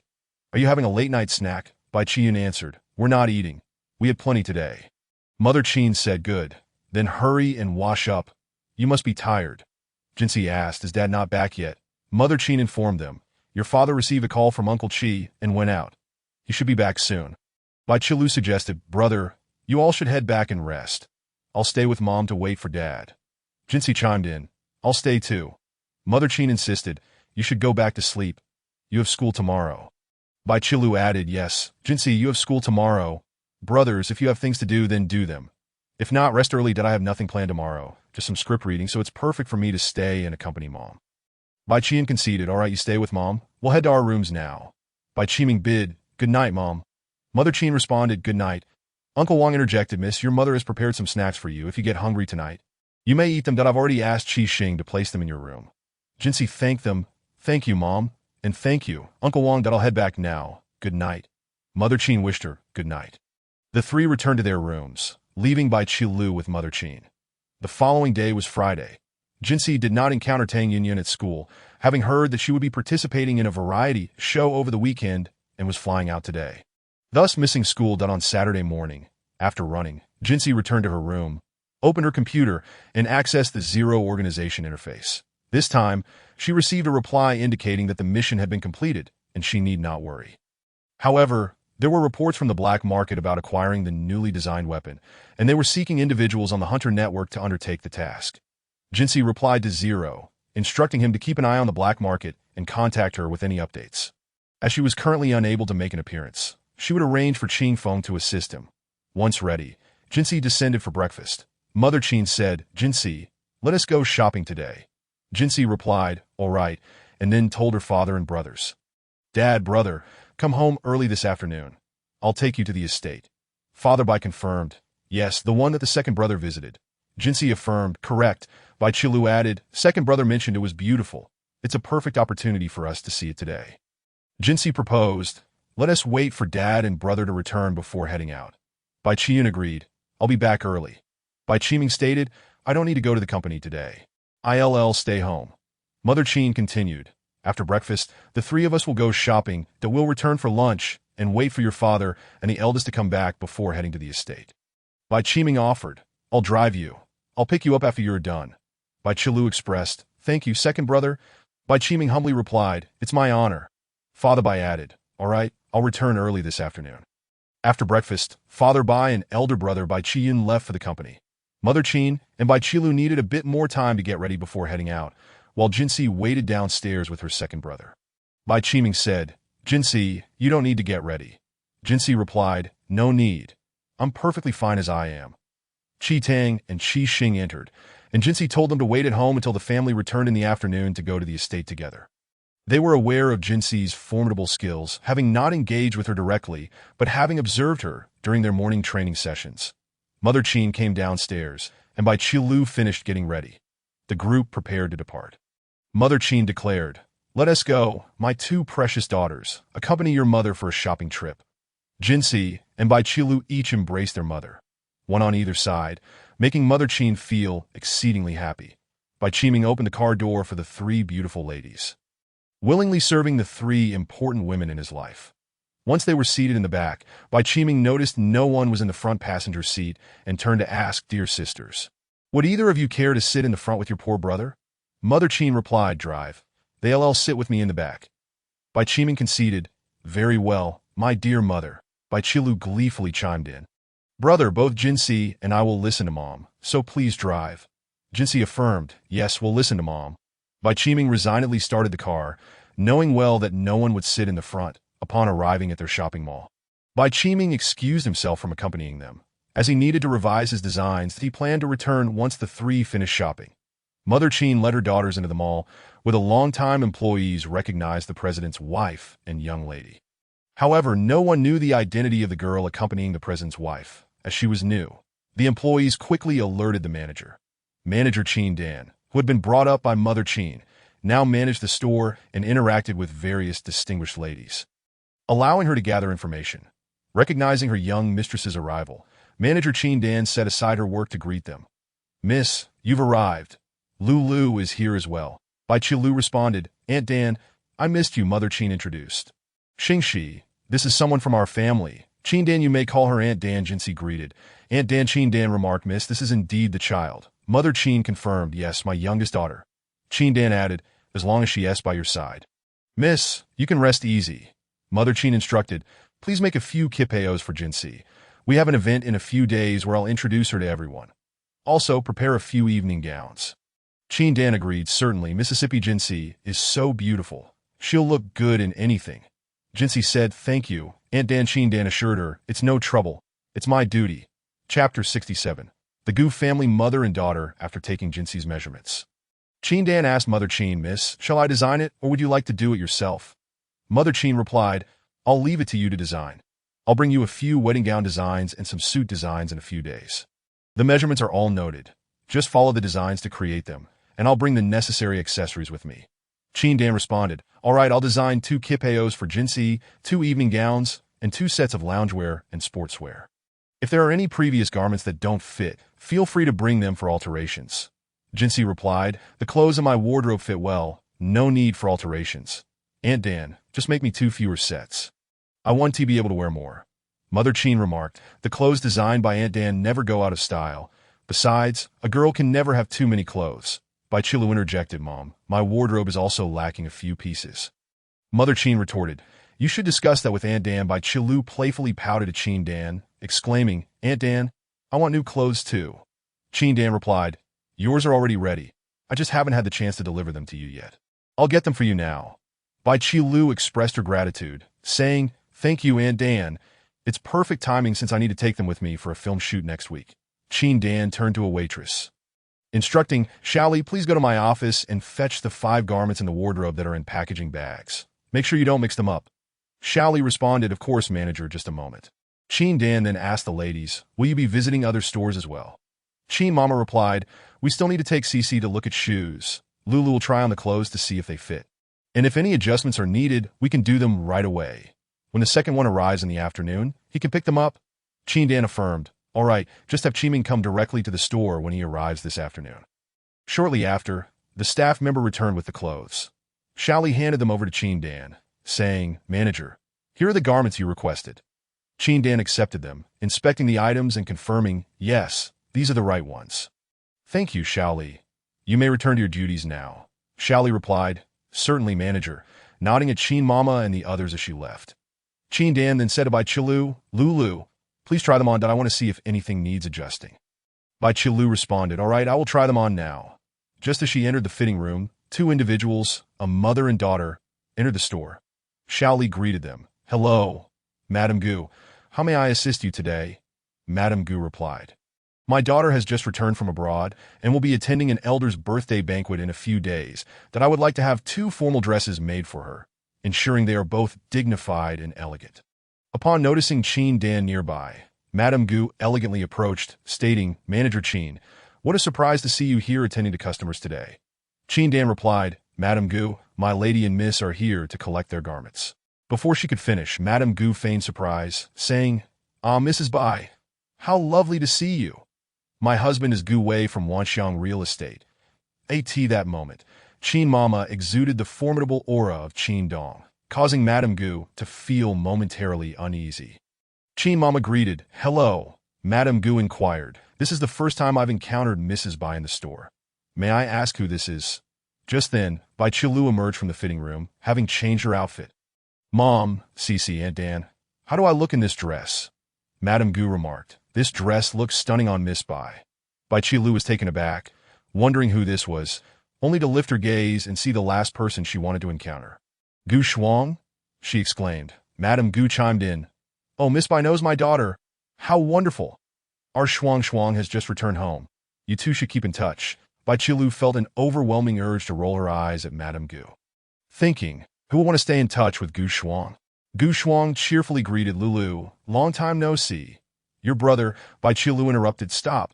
We're not close, so don't call me Lulu." Jiu Shuang looked at Bai Qilu in disbelief, her eyes welling with tears. Bai Qilu, noticing her expression, said, "Why are you looking at me like that? I haven't bullied you." Jiu Shuang, naturally delicate and charming, appeared even more vulnerable with tears in her eyes. Prompting an instinct to protect her, with a quivering voice, she said, "Lulu, weren't we good friends before?" Bai Qilu retorted, "You do realize that was in the past." Madame Gu interjected, "Miss Bai, my Shuang is a very well-behaved girl. Is there perhaps a misunderstanding between you two?" Gu Shuang insisted. "Mom, it's unnecessary to say anything further. It's all my fault. That let's go." She added to Bai Qilu, "Lulu, I won't give up," before Madame Gu could say anything else. Gu Shuang ignored her and pulled her out of the store. As they left, one could hear Madame Gu questioning Gu Shuang about what had transpired. Jinsi turned to Bai Qilu and asked, "Sister, is Gu Shuang the sister of Gu Lei, whom like mentioned yesterday?" Bai Qilu confirmed, "Yes, that's her." Jinsi refrained from probing further, understanding that Gu Shuang likely had ties to her elder brother. Qin Mama did not inquire about Gu Shuang either, recognizing that if her children wished to share such matters, they would do so willingly. Since Bai Qilu had tried on several outfits and found them satisfactory, no alterations were necessary. Qin Mama then proposed to Qin Dan. "Let's have lunch together. You continue with your work for now. I'll find you later." Qin Dan replied, "Certainly, Mississippi, I will reserve a table." Jinsi added, "Aunt Dan, see you later." Bai Qilu echoed, "See you later, Aunt Dan." Qin Dan replied, "Until later." As Qin Mama led Jinsi ahead, Bai Qilu lingered behind to send a message to her elder brother, Bai Kaiwan. "Big brother, I just ran into Gu Shuang at the mall, that I'm unsure of your current feelings towards her. But I hope you take the previous matters seriously." Having just returned to his office after a meeting, Bai Kaiwan received the message and furrowed his brows as he read it. After a moment, he responded, "I have no particular feelings. Nothing you need to worry about will happen." Jinsi noticed Bai Qilu behind her, absorbed in her phone, and recognized that she was likely informing her elder brother about the earlier encounter. Qin Mama said, "Cece, let us go look for shoes that you usually wear. I've already prepared the ones for the banquet day, so there's no need to buy more." Jinsi replied, "I'll follow Mom's lead." Qin Mama led them to purchase numerous items, most of which were for Jinsi. The pastries at the mall were particularly delectable, and Qin Mama also bought some of those to be by the time the three of them reached the vicinity of the store. They spotted Qin Dan waiting at the entrance, whereupon they placed their recent purchases down. Qin Dan informed them, "Miss, the table is reserved on the 8th floor. Shall we head up now?" Qin Mama agreed. "Let's go now. It's lunchtime, and we must be hungry." The restaurant staff on the 8th floor recognized the First Lady and Manager Qin, leading them directly to a private room without needing to ask. Chapter 68. Departing for the manor before lunch had concluded, Qin Mama's phone rang. Noticing it was her second son, Bai Qiming, she answered, "Son, have you arrived?" Bai Qiming replied, "Yes, Mom, I'm here." Qin Mama instructed, "Please take all the items from the store to the car. We'll be finishing up soon." Bai Qiming acknowledged, "All right, I'll wait for you in the car." After hanging up, Bai Qiming resignedly exited the vehicle to retrieve the items from the store, anticipating a significant amount due to Qin Mama's impressive purchasing power. As expected, upon his arrival at the store, Bai Qiming encountered over 20 bags lined up inside. The staff greeted him in unison. "Hello, boss," Bai Qiming inquired. "Are these the items?" Xiao Li confirmed, "Yes, boss, these are all for the madam and the others." Bai Qiming remarked, "Got it." Grabbing 5 bags in each hand, he was about to leave when Xiao Li, her face slightly flushed, offered, "Boss, let me help you carry these to the car." Bai Qiming glanced at her and then at the remaining items, saying, "All right, we need another person to help carry the rest." Xiao Li quickly responded, "No need, boss. I can manage by myself. Seeing that she truly intended to handle the remaining items, he chose not to argue further and strode out. Needing to expedite the unloading of his hands that I in the parking lot, Bai Qiming placed the items into the trunk of the car and told Xiao Li to set them down. Thank you. Xiao Li replied. You're welcome, boss. After putting down the items, Xiao Li hesitated, standing in front of Bai Qiming, her cheeks flushed, eager to speak yet unsure how to begin, appearing anxious and fidgety. Passers-by in the parking lot could easily mistake them for a couple. Imagining that the boy had said something to make the girl shy and flustered, Bai Qiming, noticing her demeanor, asked with mild exasperation, What is it? Speak quickly. At this rate, others will think you're about to confess your feelings to me. Xiao Li, taken aback, exclaimed, How could that be? I don't like you. Immediately after, she covered her mouth in shock. Bai Qiming sighed, I know you don't like me. That's why I'm patiently waiting for you to speak. If you did, do you think I would give you the chance to stand here? After contemplating his words, Xiao Li shook her head, replying, No, boss. Does that mean you're giving me a chance? Bai Qiming, now truly irritated, retorted, When did I ever give you a chance? Xiao Li replied, Oh, I thought you were giving me a chance. Boss, just accept me as your apprentice or a little assistant. I would be grateful for any opportunity to learn from you. Bai Qiming said, I'll think about it. For now, you should head back. Xiao Li executed a deep bow, saying, Thank you, boss. Bai Qiming cautioned, That depends on your future performance. With newfound confidence, Xiao Li beamed, I will perform well. Nearby, a passerby commented to their companion, When I first encountered them, the girl seemed so shy. Now she is radiating happiness that it seems they're together. The companion glanced at Bai Qiming and Xiao Li, commenting, They seem quite well matched. Bai Qiming, noticing the misunderstandings, urged Xiao Li to return promptly instead of lingering. Xiao Li, realizing this, quickly added, Thank you, boss. Goodbye. Before dashing back to as she entered the mall, she fortuitously crossed paths with Qin Mama and the others. Xiao Li halted, greeting Madam Miss Manager. Qin Dan. What are you doing? Xiao Li. I am helping the boss carry his wife's belongings to the car. Qin Dan. Why are you running? Someone is chasing you, Xiao Li. Unable to conceal her joy, forgot her usual reserve around the lady of the house, and cheerfully remarked to Qin Dan. Manager, the boss has promised to consider my request. Qin Dan, delighted for the girl, replied, That's wonderful. You should head back. The store will likely get busy soon. Xiao Li, goodbye, Madam Miss. Qin Mama, farewell. Once Xiao Li left, Bai Qilu pulled Qin Dan aside and asked, Aunt Dan, did that Xiao Li just say my second brother is considering her? Has she confessed to him? Qin Dan, no. Xiao Li must be seeking to become his apprentice. Jin Shi, she wants him to take her on as a student to learn design. Qin Dan, indeed. Xiao Li is a diligent and hard-working girl. Her family does not possess great wealth, yet her parents insist on supporting her education. Xiao Li is quite beautiful and has attracted the attention of many wealthy young men. But she is currently focused solely on her work, striving to provide a better life for her parents through her own efforts. Qin Mama. Few individuals in big cities remain unbewitched by money and self-interest these days. Jin Shi. So what does your second brother mean by taking her on as a student? Qin Dan. Yes, she intends to accept her, but for now, he wants her to gain more experience at the store. This child is still quite innocent. If she does not toughen up now, she may struggle to navigate this industry in the future, considering Qi Circle is filled with wealthy individuals. Qin Mama. Just ensure you keep a close watch on her. Qin Dan. Rest assured, miss, I will look after this girl closely. Bai Qilu. I thought your second brother already had a girlfriend. As they reached the parking lot, Bai Qiming overheard the mention of a girlfriend and inquired, Lulu. Who is a girlfriend? Bai Qilu. You do? I just heard many people say there's a couple in the parking lot. Bai Qiming, don't listen to the gossip. Xiao Li simply wants to be my apprentice. Nothing more. Bai Qilu leaned closer to her second brother, Bai Qiming, and asked, Xiao Li is so pretty. Don't you have any thoughts about her? Bai Qiming pushed her away slightly, saying, I have no such thoughts. Now, get in the car. Dad and brother should be home soon. Jin Shi. Then let's head back right away. Qin Mama. Yes, let us hurry home. Qin Dan, miss, please take your time. Qin Mama, quickly return to the store. Qin Dan, goodbye. Jin Shi and the others. Goodbye. Aunt Dan. Bai Qiming waited for them to settle into the car before starting the engine and setting off. Upon arriving home, they indeed found their father and elder brother waiting for them. Qin Mama. You all returned quite early today, though we expected you by 3 o'clock at the earliest. By Papa. I just wanted to see what you bought while shopping and check if you're tired. If you are, I can keep you company while you rest for a bit. Qin Mama continued. After resting, you should quickly head to the estate. I fear it might delay your visit. By Papa. No worries. Your well-being is of utmost importance. By Qiming.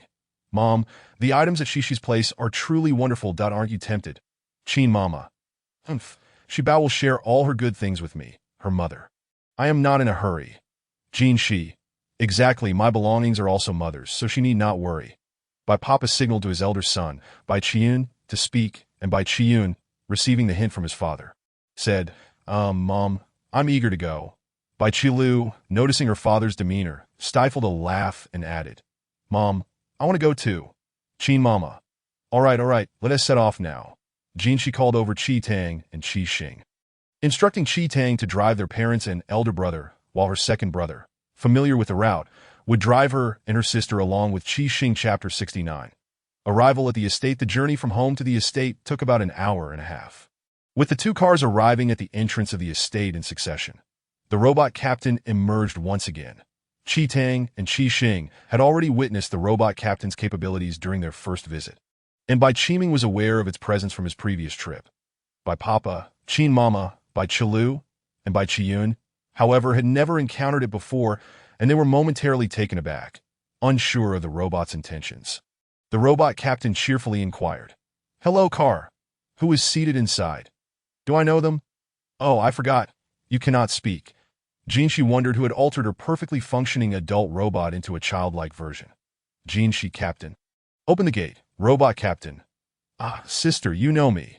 Though you are beautiful and adorable, which is my preferred type, I cannot let you in so easily. Jinshi. My patience is limited. Robot Captain. Wah, please don't be angry. Sister. Jinshi. Hurry up. Robot Captain. Initiating detection mode. Iris recognition successful. Sister, please tell me you like me. Jinshi. Open the gate. Robot Captain. Voice recognition successful. Shijie. Very well, you may enter. The gate opened, and Qi Xing and Bai Qiming drove into the estate. Bai Qilu was quite enamored with the robot captain and asked Jinshi, Shishi, are there more robots like this? Jinshi. Do you like it, Bai Qilu? I adore it, it's so cute. If I could have one to accompany me on set, we could chat during breaks. I bet the director would love it too. Jinshi. I have a smaller version of this one. Bai Qilu. Does it chat too? Is it just as interesting? Jinshi. Yes, it can be programmed with similar functions. Bai Qilu. That is fantastic. I'll set it up to follow only me. I am worried someone might try to take it, especially Qi Jie. Bai Qiming. If you bring the robot along, Qi Jie will likely not let it go easily. Jinshi. You can set it to a master mode. And once configured, it won't follow anyone else. It has an automatic defense feature. Bai Qilu. That is great, Shishi. When can I get it? Jinshi. You can take it when we leave the estate. Bai Qilu hugged Jinshi and planted a kiss on her cheek, exclaiming excitedly, Shishi, I love you so much. Qi Xing felt a pang of envy, thinking that the first person to kiss Shi Jie was not her own Li Yi, but rather Miss Lulu. Had Bai Qilu known Qi Xing's thoughts, she would have assured her that she was not the first to kiss Shishi, as many had done so shortly after her birth. Jinshi. Sister, can you let go of me now? Bai Qilu chuckled. All right, wow, Shishi, this estate is yours. Jinshi, yes. Bai Qilu, when did you buy such a large estate? Jinshi, a few years ago. Bai Qiming, a few years? How old were you back then? Did Grandma know? The mention of Grandma darkened the atmosphere in the car. Jinshi gazed at the estate before her, recalling the moment years ago when she had just purchased it. Accompanied by her healthy grandmother, Jinshi had once told her grandmother, Grandma, I bought an estate in Kyoto. It's beautiful.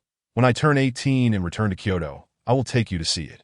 Grandma had lovingly replied, That sounds wonderful. I will accompany you to see our Shishi's estate. Time has passed, and Grandma is no longer with them. Jinshi's heart carries the greatest regret of not being able to take her along before leaving Kyoto. Bai Qilu. Shishi, I feel as though Grandma is right beside us, witnessing the beauty of the estate with us. Jinshi smiled back at her sister. Yes, Grandma is always with us. I feel like she has been accompanying me all along. Bai Qiming remained silent as the car came to a stop at the castle entrance, where Qing Ying and Qing Feng awaited their arrival. The group exited the vehicle, and Qing Ying approached Jinshi first. Shi Jie, Jinshi, let us head inside first. Qing Ying, all right. She turned to her parents and said, Mom, Dad, we'll go in first. By Papa. Good, go ahead. Once inside, She introduced everyone. Mom, Dad, these are my friends Qingying, Qingfeng, Qing, and Qingyu. The four greeted in unison. Good day, Mr. and Mrs. Bai, young Master Bai, young Miss Bai, by Papa. You've all been with Shishi for quite some time. Haven to you. Qingying. Yes, sir. We have been with Jie for several years. Qin Mama. You are all such good children. Qingying. Madam, we are very happy to be with Jie. Jin Shi. Qing, please prepare some tea and bring out some pastries. Qing. I'll get right on it, Jie. Jin Shi. Mom and Dad, let us take a short break, if you two want to explore. Just let Qingyu accompany you. By Qilu. Shi, my robot. Shi turned to Qingfeng. Please bring Tang over. Qingfeng. All right, Jie. Tang is the robot Jin she intends to gift to Bai Qilu. Currently with Mei. Qingyu. Wengu, Minggu, I'll take you to the training room for a look. By Qiming. Sounds great, brother, let us check it out. By Qin. Sure, let us go see. By Qiming put his arm around Qingyu's shoulder, and the two brothers headed out together. By Qiming. Brother, this is impressive. Jinsi was unaware of the moment when Urge grew so close to Qingyu. Bai Qilu remarked, Is Urge familiar with everyone? Qingying replied, Miss Lulu, it was Qingyu who accompanied young Master Ming during his previous visit. Bai Qilu responded, There's no need to call me Miss Lulu. It feels too formal, just call me Lulyuji. With a smile, Qingying agreed, Very well, Lulyuji. Qing emerged, holding pastries, accompanied by a girl carrying fruits. Sir, madam, these pastries are made by me. Please have a taste, Qing said. Qin Mama thanked her. And Qing cheerfully added, If they're delicious, please take some home later. Qin Mama replied, Of course, I shall give them a try. Qing then urged Lulyuji, Do taste them. Bai Qilu expressed her curiosity about the flavor of Qing's pastries and picked up a piece. Chapter 70.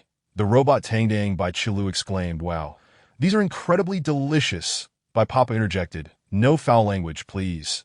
Qin Mama affirmed, Indeed, they are delightful, even surpassing my favorite pastries. From now on, I shall rely on Qing for my pastry cravings.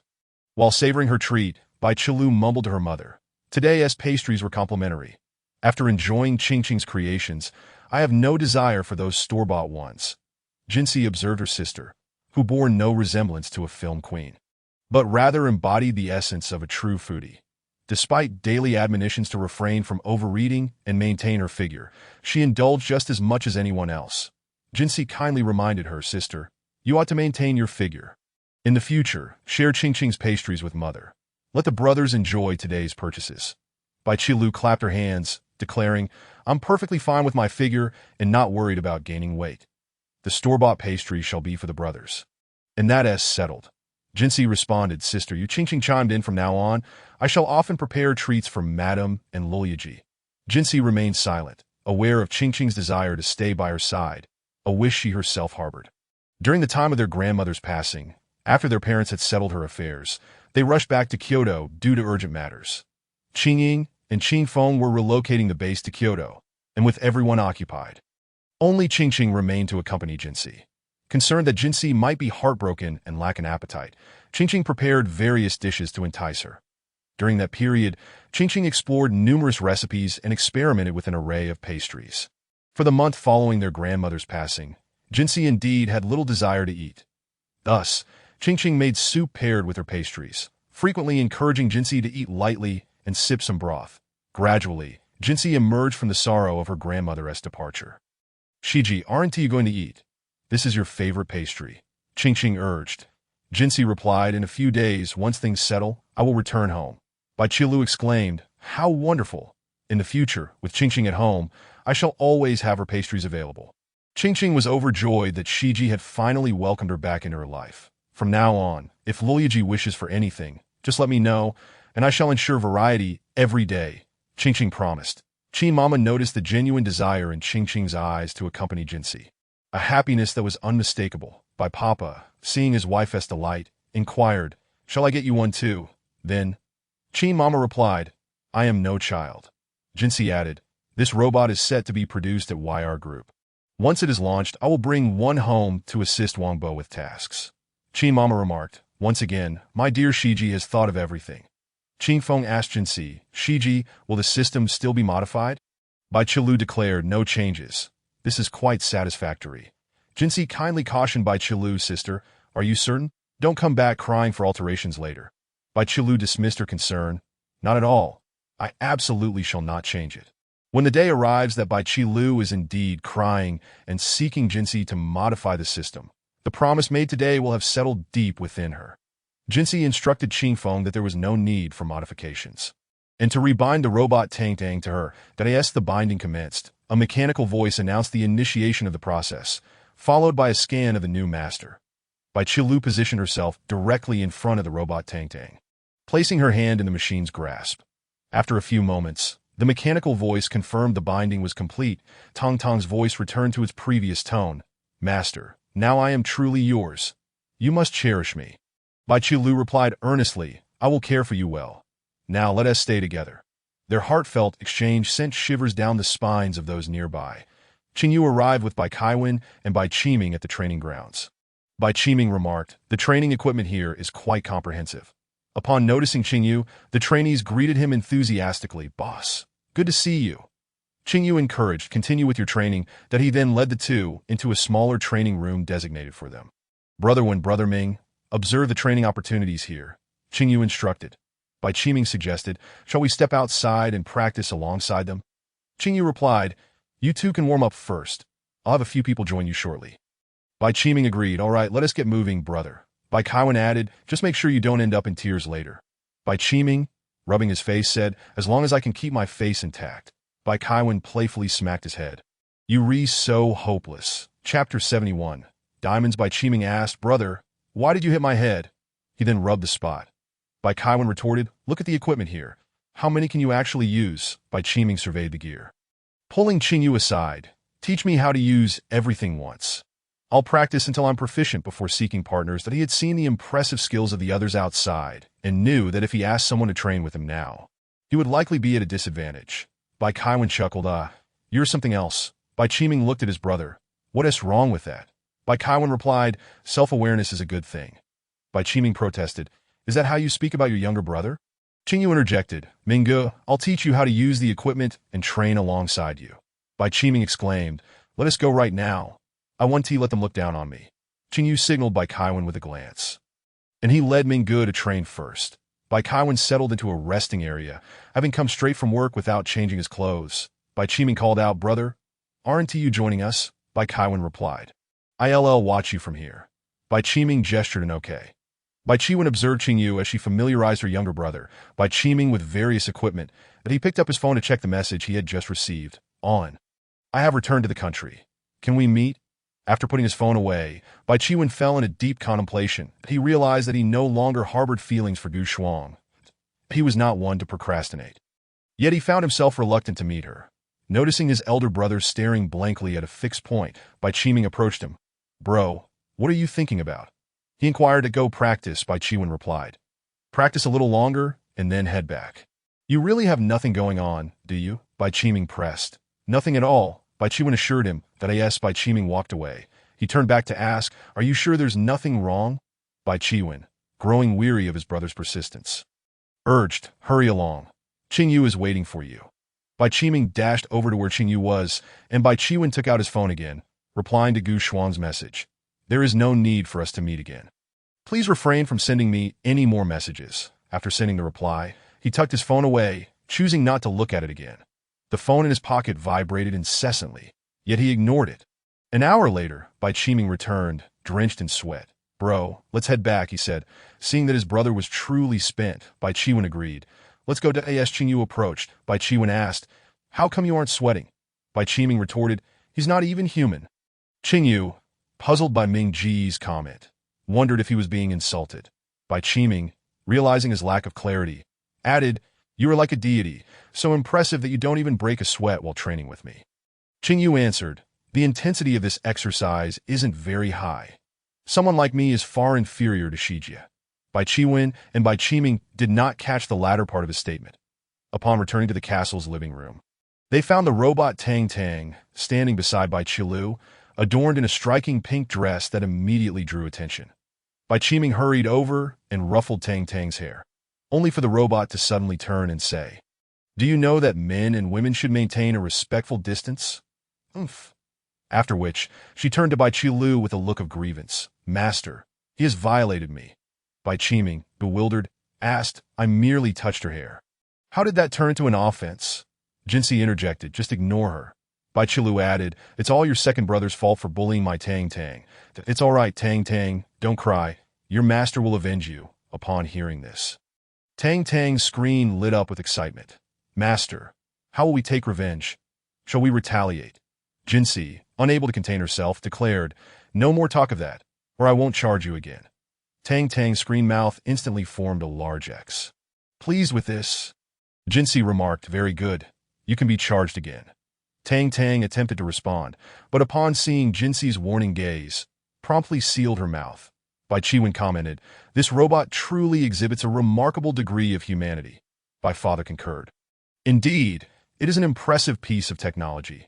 CC, the technician who designed this robot, must be well protected, lest someone with ulterior motives take an interest. Bai Chiwen added, exactly CC, such talent is coveted by many. Hearing the reminders from Bai Father and her elder brother, CC glanced at Qin Mother, who appeared somewhat concerned, and assured, don't worry, Mom and Dad. The technicians are well guarded, and no one will know who developed it. That's good to hear, Qin Mother replied. Having spent many years in the business world, she understood that some matters are not as simple as one might hope. However, she felt the need to conceal her worry from Xi. In a moment when no one was watching, Bai Father gently grasped Qin Mother's hand, giving it a reassuring squeeze. Qin Mother's expression softened, feeling warmth from her husband.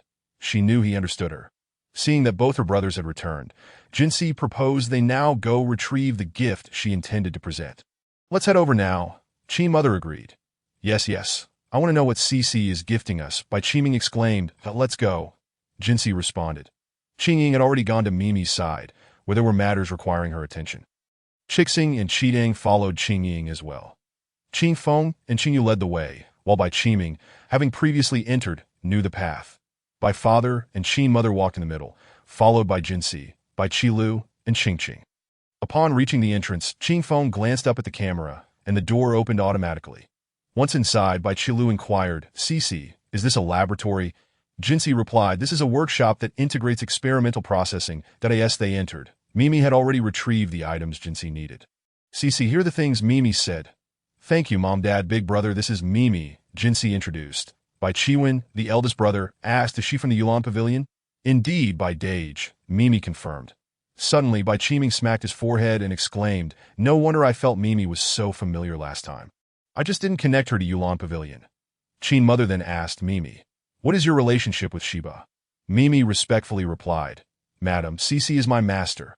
Upon confirming the answers everyone was curious about, Mimi observed the astonished expressions on their faces. Chapter 72. A diamond by Father, Qin Mother, and elder brother Bai Chiwen looked at Jinsi with great concern. Their daughter, Cici, was Mimi's master and had numerous people under her command, evidently not including her teacher or the in-family siblings. These were her OWN, at such a young age. They had not been by her side for these years. They could only imagine the hardships she must have endured and the hidden dangers she faced. Whenever the family spoke with Jinsi or Grandma, they would assure them that everything at home was fine, urging them not to worry that if Grandma had known about Jinsi's situation and kept it from them, it was likely to spare them distress. In truth, they were acutely aware that their time was limited, that Jinsi's primary task now was to grow up, although they longed to protect her beneath the family's wings. Some challenges must be faced by Jinsi alone, and no matter how many people they arranged to be by her side, should something go awry, she needed the ability to safeguard herself. It appeared that Jinsi was far more capable than they had ever realized, leaving them uncertain whether to feel joy or sorrow. In the eyes of parents, a child's growth is a blessing, and a child's capability is commendable. Yet if a child matures too swiftly, it reflects their own inadequacies in providing protection, prompting the child to become independent.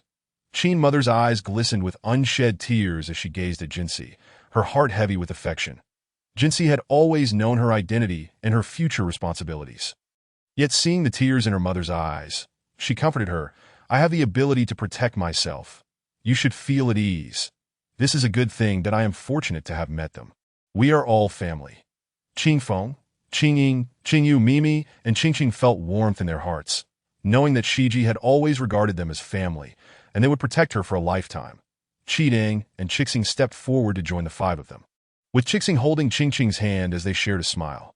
Qingyu shared Jinxi's earlier words in their group chat. We are all family. Qinghe, we are all family. Qingma, we are all family. Qingshi, we are all family. Many others responded.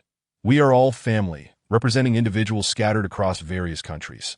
Bai Qilu broke the current atmosphere, asking Jinxi, Cici, you are the owner of Yulan Pavilion. Bai Qiming, feigning mystery, added, you are the legendary master of Yulan Pavilion, who mysteriously appears in the Sky Suite during every auction and departs just as mysteriously before it concludes. Jinxi looked at her second brother and sister, affirming, yes, that is me. If you wish to visit Yulan Pavilion, let Mimi procure a few diamond cards for the family. In the future, if there is something you like at the auction, you can inform Mimi. If it is to be bid on, she can communicate with the seller, allowing us to purchase it in advance. That if it's our own, we can take it home directly. Turning to her second brother, who appeared confused, she explained, I only participated in an auction once when I returned to Kyoto. I haven't been back since. Bai Qiming exclaimed, so all this time, I was fooled. They said the master was in the Sky Suite. And I believed it. Qin mother, feeling for Jinxi and amused by her silly son, found joy in the intelligence of her eldest son and daughters, contrasting it with her second son's foolishness. She patted Bai Qiming's shoulders, saying, son, I will keep an eye on you from now on. I won't let you fall for tricks again. As she spoke, she shed a couple of tears. Bai father gently embraced Qin mother, soothing her softly, it's all my fault. I did not teach him well. How is it that this child has inherited none of my good qualities? Bai Qiming, witnessing his parents' exchange, began to doubt himself. What was happening? Where was he now? Jinxi, catching a glimpse of her second brother's bewilderment, offered comfort. Second brother, the Sky Suite will be yours from now on. Bai Qiming no longer questioned his existence, declaring, then when I visit Yulan Pavilion in the future, I will find Mimi and have her show me around. Mimi, finding Jinxi's second brother amusing, replied with a smile, in the future, when Mingge comes over, I will personally host him. The Sky Suite will be reserved just for you. Jinxi refrained from pursuing the topic further. Instead, she retrieved a box, opened it, and remarked, these diamonds are raw stones freshly mined, untouched by cutting or polishing. Initially, I intended to have them refined before presenting them to you. But upon examining them a few days ago, I found them quite splendid as they are in the future. Mother and second brother can have them set into their preferred jewelry. Bai Qilu interjected. This pink one is absolutely stunning. I have seen pink diamonds before, yet none compared to this exquisite shade.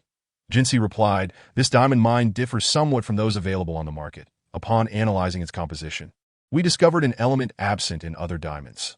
However, studies indicate that this component poses no harm to the human body. In fact, it may even be beneficial. Bai father remarked, is this not the new YR diamond mine that second brother mentioned the other day? The one he wished to contact. Indeed, father, this is the source of these diamonds, though only a small portion possesses such uniqueness. The majority remain ordinary diamonds, Jinxi affirmed. Bai father nodded, saying, we must maintain confidentiality. I assume the existence of such diamonds is not widely known. Jinxi confirmed, the outside world is only aware that this diamond mine is quite large. All other information has been tightly sealed. That is reassuring. Qin mother exclaimed, these colored ones are simply beautiful. I have never encountered anything like them before. Jinxi explained, the colored ones are gifts for you. While the green one is for father, the blue one belongs to brother, and the pink one is for sister. Qin mother suggested, let us set these aside for now. If Lulu needs any, she can transform them into jewelry. The others can be crafted into elegant displays, showcasing the diamonds in your respective offices, while I shall keep mine stored away, Bai father asserted. We shall heed your wishes, my dear. Bai Kaiwan added, yes, placing them in the office sounds splendid. Bai Qiming remarked, my diamond would also look charming in the office, that I was unaware of this diamond's existence during my last visit. Had I known, I would have taken it home. Bai Qilu said, I shall keep mine as well, placing it on my bedside table. Should I ever need it, I will ask mother to help me design it into jewelry. Jinxi smiled at her parents and siblings, as long as you all are pleased. Qin mother expressed her gratitude. Thank you, Shibao. I adore it. Bai Qilu added, I love it too. When my future brother-in-law proposes, I will insist he adhere to this standard. Bai Qiming suggested. Then let us transform this directly into a proposal ring. Bai Qilu teased. You are my second brother. Bai Qiming retorted. Wenyi Lin is also my second brother. Bai Qilu called out to their mother. Look at my second brother. Qin mother quipped. Do not mind your second brother. His current intelligence is in the negative. Jinsi glanced at the time and said, Father, mother, let us return to the living room. We shall rest here tonight and return tomorrow. Qin mother agreed. Very well. We shall follow Shibao's lead. Mimi and Qingying decided to stay behind, while the others departed together. Chapter 73. Dinner at the manor this evening. Shijia's family convened for dinner, with Qingqing taking it upon herself to cook. When Shijia was absent, they typically dined on meals prepared by the chef, consuming whatever was on the menu and occasionally indulging in personal cravings. Upon her return, Qingqing entered the kitchen, followed closely by Qixing, who wished to learn how to cook. Throughout her life, she had excelled at everything she attempted, except for cooking, which remained her Achilles' heel. She invariably burned her dishes, earning the admiration of all, including Master Li. Noticing Qixing's arrival, Qingqing inquired, What would you like to eat? I shall prepare it for you. Qixing replied, I am open to anything. I would like to learn from you while you cook. Qingqing encouraged. Cooking is quite simple. However, Qixing's expression fell as she confessed, the dishes I make never turn out well. Just then, Qidang overheard her lament. Qingyu, standing nearby, asked, Is Qixing's cooking truly unappetizing? Qidang reassured, It is quite palatable. I shall have Qixing prepare a separate portion for you to taste. Very well. I look forward to sampling Qixing's culinary skills, Qingyu responded. Qidang called out as he walked away. Qixing, Qingyu is eager to try your cooking. Qixing, aware of Qitong's playful intent, recognized that he was well aware of her cooking shortcomings. Yet, she found his mischief rather endearing, especially since she had been concerned about finding someone to sample her cooking. With a knowing smile, Qixing declared, All right then, I'll learn a bit more from Qingqing. The new dish I'll prepare tonight is perfect for you to try, Yuga. Eagerly, Qingyu replied, Great. I shall be the judge of your culinary endeavors. I believe they will be delightful. As he spoke, a hint of doubt crept into his voice, as if sensing that Qidang had set a trap for him. Qixing's smile softened, and she earnestly assured, Rest assured, Yuga, you must trust in my abilities. I will undoubtedly leave you singing my praises. The phrase singing my praises sent a chill down Qingyu's spine, instilling a sense of foreboding that had previously guided him away from danger during tasks. Shaking his head, he reassured himself that Qixing, being so charming, would not lead him astray. He had to believe in her. That I trust you, Qixing. At dinner, I shall certainly indulge in your dishes, Qingyu affirmed. Excellent. It is settled then. Yuga, Qixing responded with poise, showing no signs of apprehension. Seeing Qixing's genuine desire to learn, Qingqing assigned her to wash the vegetables while she prepared the shrimp. Qidang and Qingyu joined in to assist. The castle's main building typically housed only a few residents. Visitors would report matters in the study on the first floor and depart thereafter. The kitchen usually contained simple late-night snacks such as instant noodles, self-heating hot pots, snail noodles, spicy sour noodles, and an assortment of snacks favored by Qingqing, Qingying, and Mimi. Naturally, most of these treats were devoured by Qingyu, who, despite his mature appearance, was the undisputed champion of sweets and snacks among them. As Qingqing led the three in a bustling kitchen endeavor, the rest of the group outside remained busy. Bai Qilu was accompanying her robot, Tang Tang, who was lamenting its recent abandonment. Wah, master. You promised you would not leave Tang Tang. Where did you go? I could not find you, Jinsi, with a hint of sarcasm, exposed the robot's deception. Do you not have a locator? How could you possibly lose track of your master? Were you worried about encountering Mimi if you followed us? Tang Tang averted its gaze, insisting, No, it is not as you say. Master, do not believe her. She is wicked. Jinsi retorted. Tang Tang, you have grown quite bold to call me wicked. Tang Tang pleaded, Master, please protect me. Bai Qilu chimed in, Should it not be you who protects me? Tang Tang affirmed, I do protect you, Master, but could you please protect me in return? Bai Qiming erupted into laughter from the opposite sofa, asking, Who designed this system? I suspect the creator must be quite the jokester. Qing Feng interjected, Mimi designed it. Jinsi warned, If Mimi learns that you question her design, she will certainly bar you from stepping foot into the Orchid Pavilion. Bai Qiming cautioned, When Mimi returns, you must not mention this. He then turned to Tang Tang, warning, And you absolutely do not tell Mimi, understood? Tang Tang assured, Do not worry. I shall remain silent. My lips are sealed. I will not disclose anything. At that moment, Jinxi's phone rang. She glanced at the screen to see it was Qi Lian calling and stepped outside to answer. Brother Lian, she greeted Cici. Where are you? He inquired. I have brought mother and father to the manor today. We plan to stay here tonight, she replied. Very well, he acknowledged. And you, where are you? I'm at the old residence. In a few days, it will be grandfather's birthday. The family has returned today to finalize plans for the celebration, he explained. All right, you continue with your tasks, Jinxi said that on grandfather's birthday, Uncle Bai and the others will be present. Qi Lian added that I understand, Jinxi confirmed. You will also attend. He stated that I will go with mother and father, she assured him. That day, I wish to introduce you to my grandparents, as well as my parents. That a silence enveloped Jinxi as she processed his words. Acutely aware of Qi Lian's previous demeanor towards her. Though he had not explicitly stated his feelings, she had been feigning ignorance all along. Cici, Sierra, are you there? He prompted. Jinxi, though not devoid of feelings for Qi Lian, grappled with her emotions.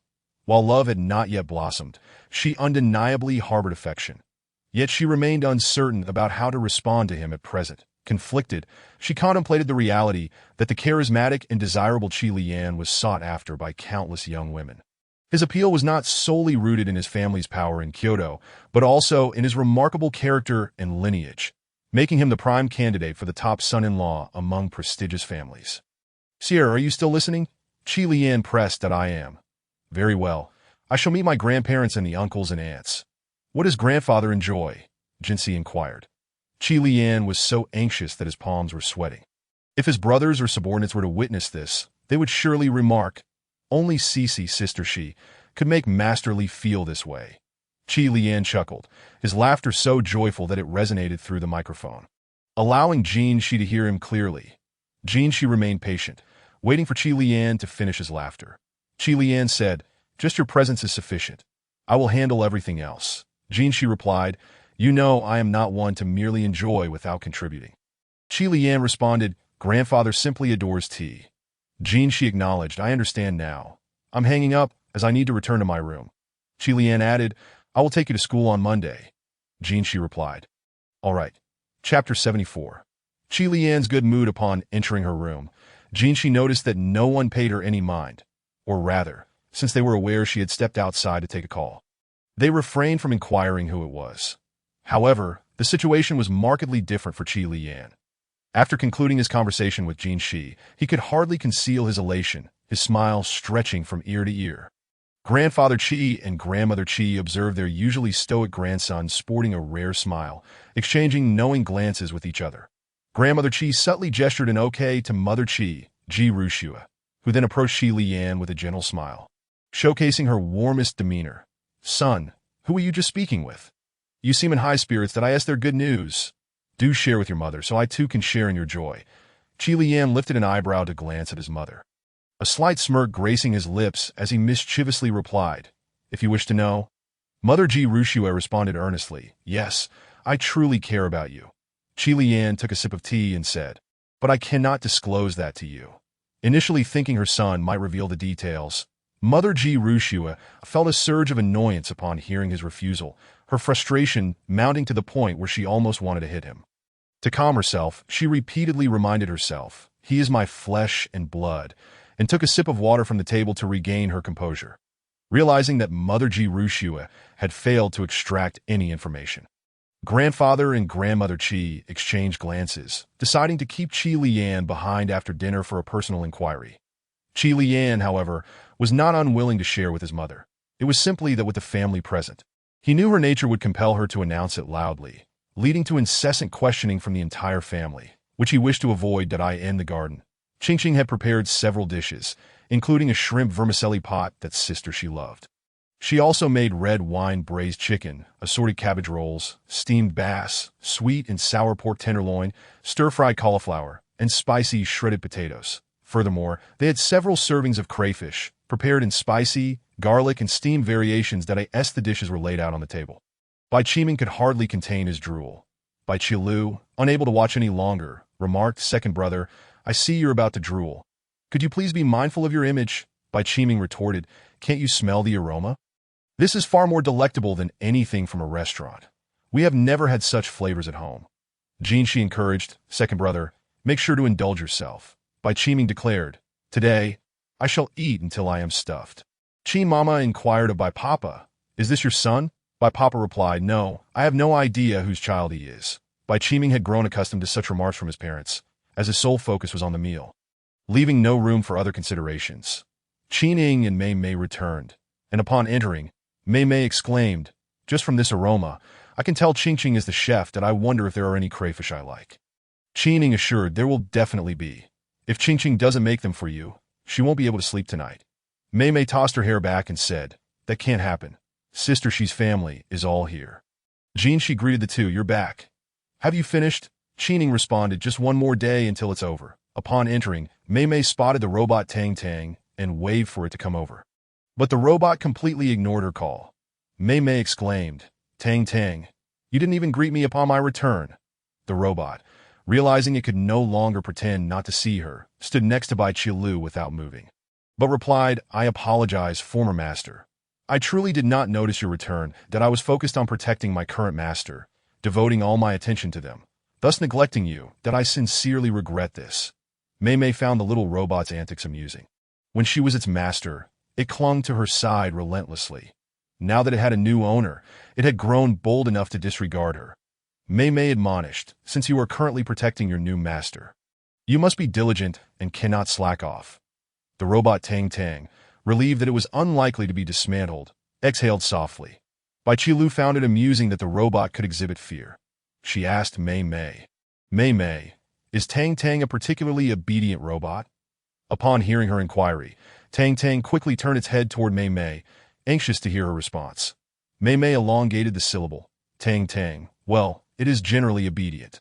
The robot Tang Tang sighed in relief, but then heard Mei Mei add, however, sometimes it can be a bit mischievous. That don't worry, Sister Lu, if it misbehaves, you can just dismantle it. Tang Tang pleaded, please don't, master, I will be obedient. You cannot dismantle me. Without me, who will accompany you?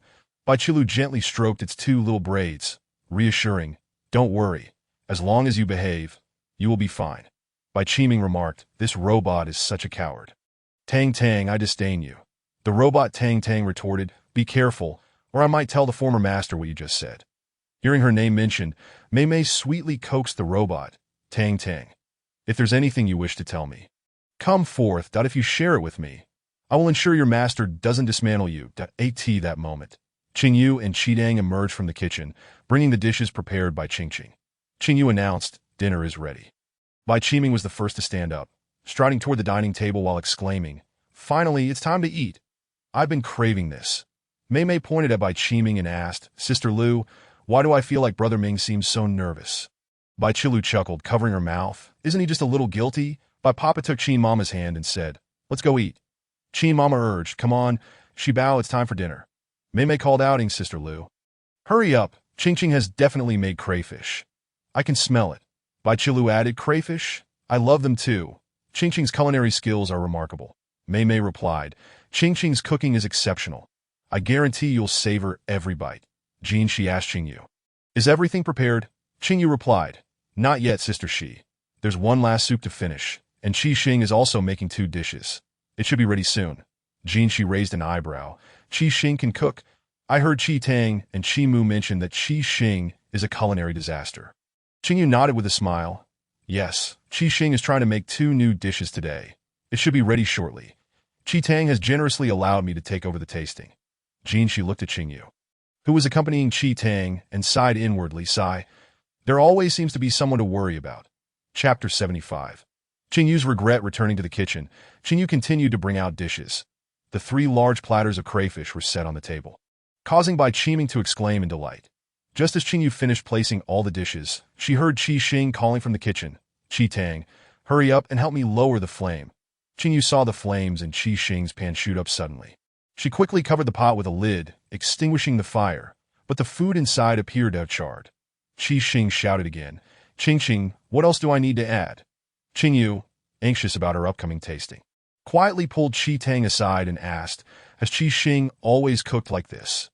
Qi Tang's eyes never left Qi Xing, ready to assist if she encountered any mishaps. Qing Yu, feeling the pressure regarding her tasting fate, nudged Qi Tang again. Speak up, Chi Tang replied, she's improved significantly since before.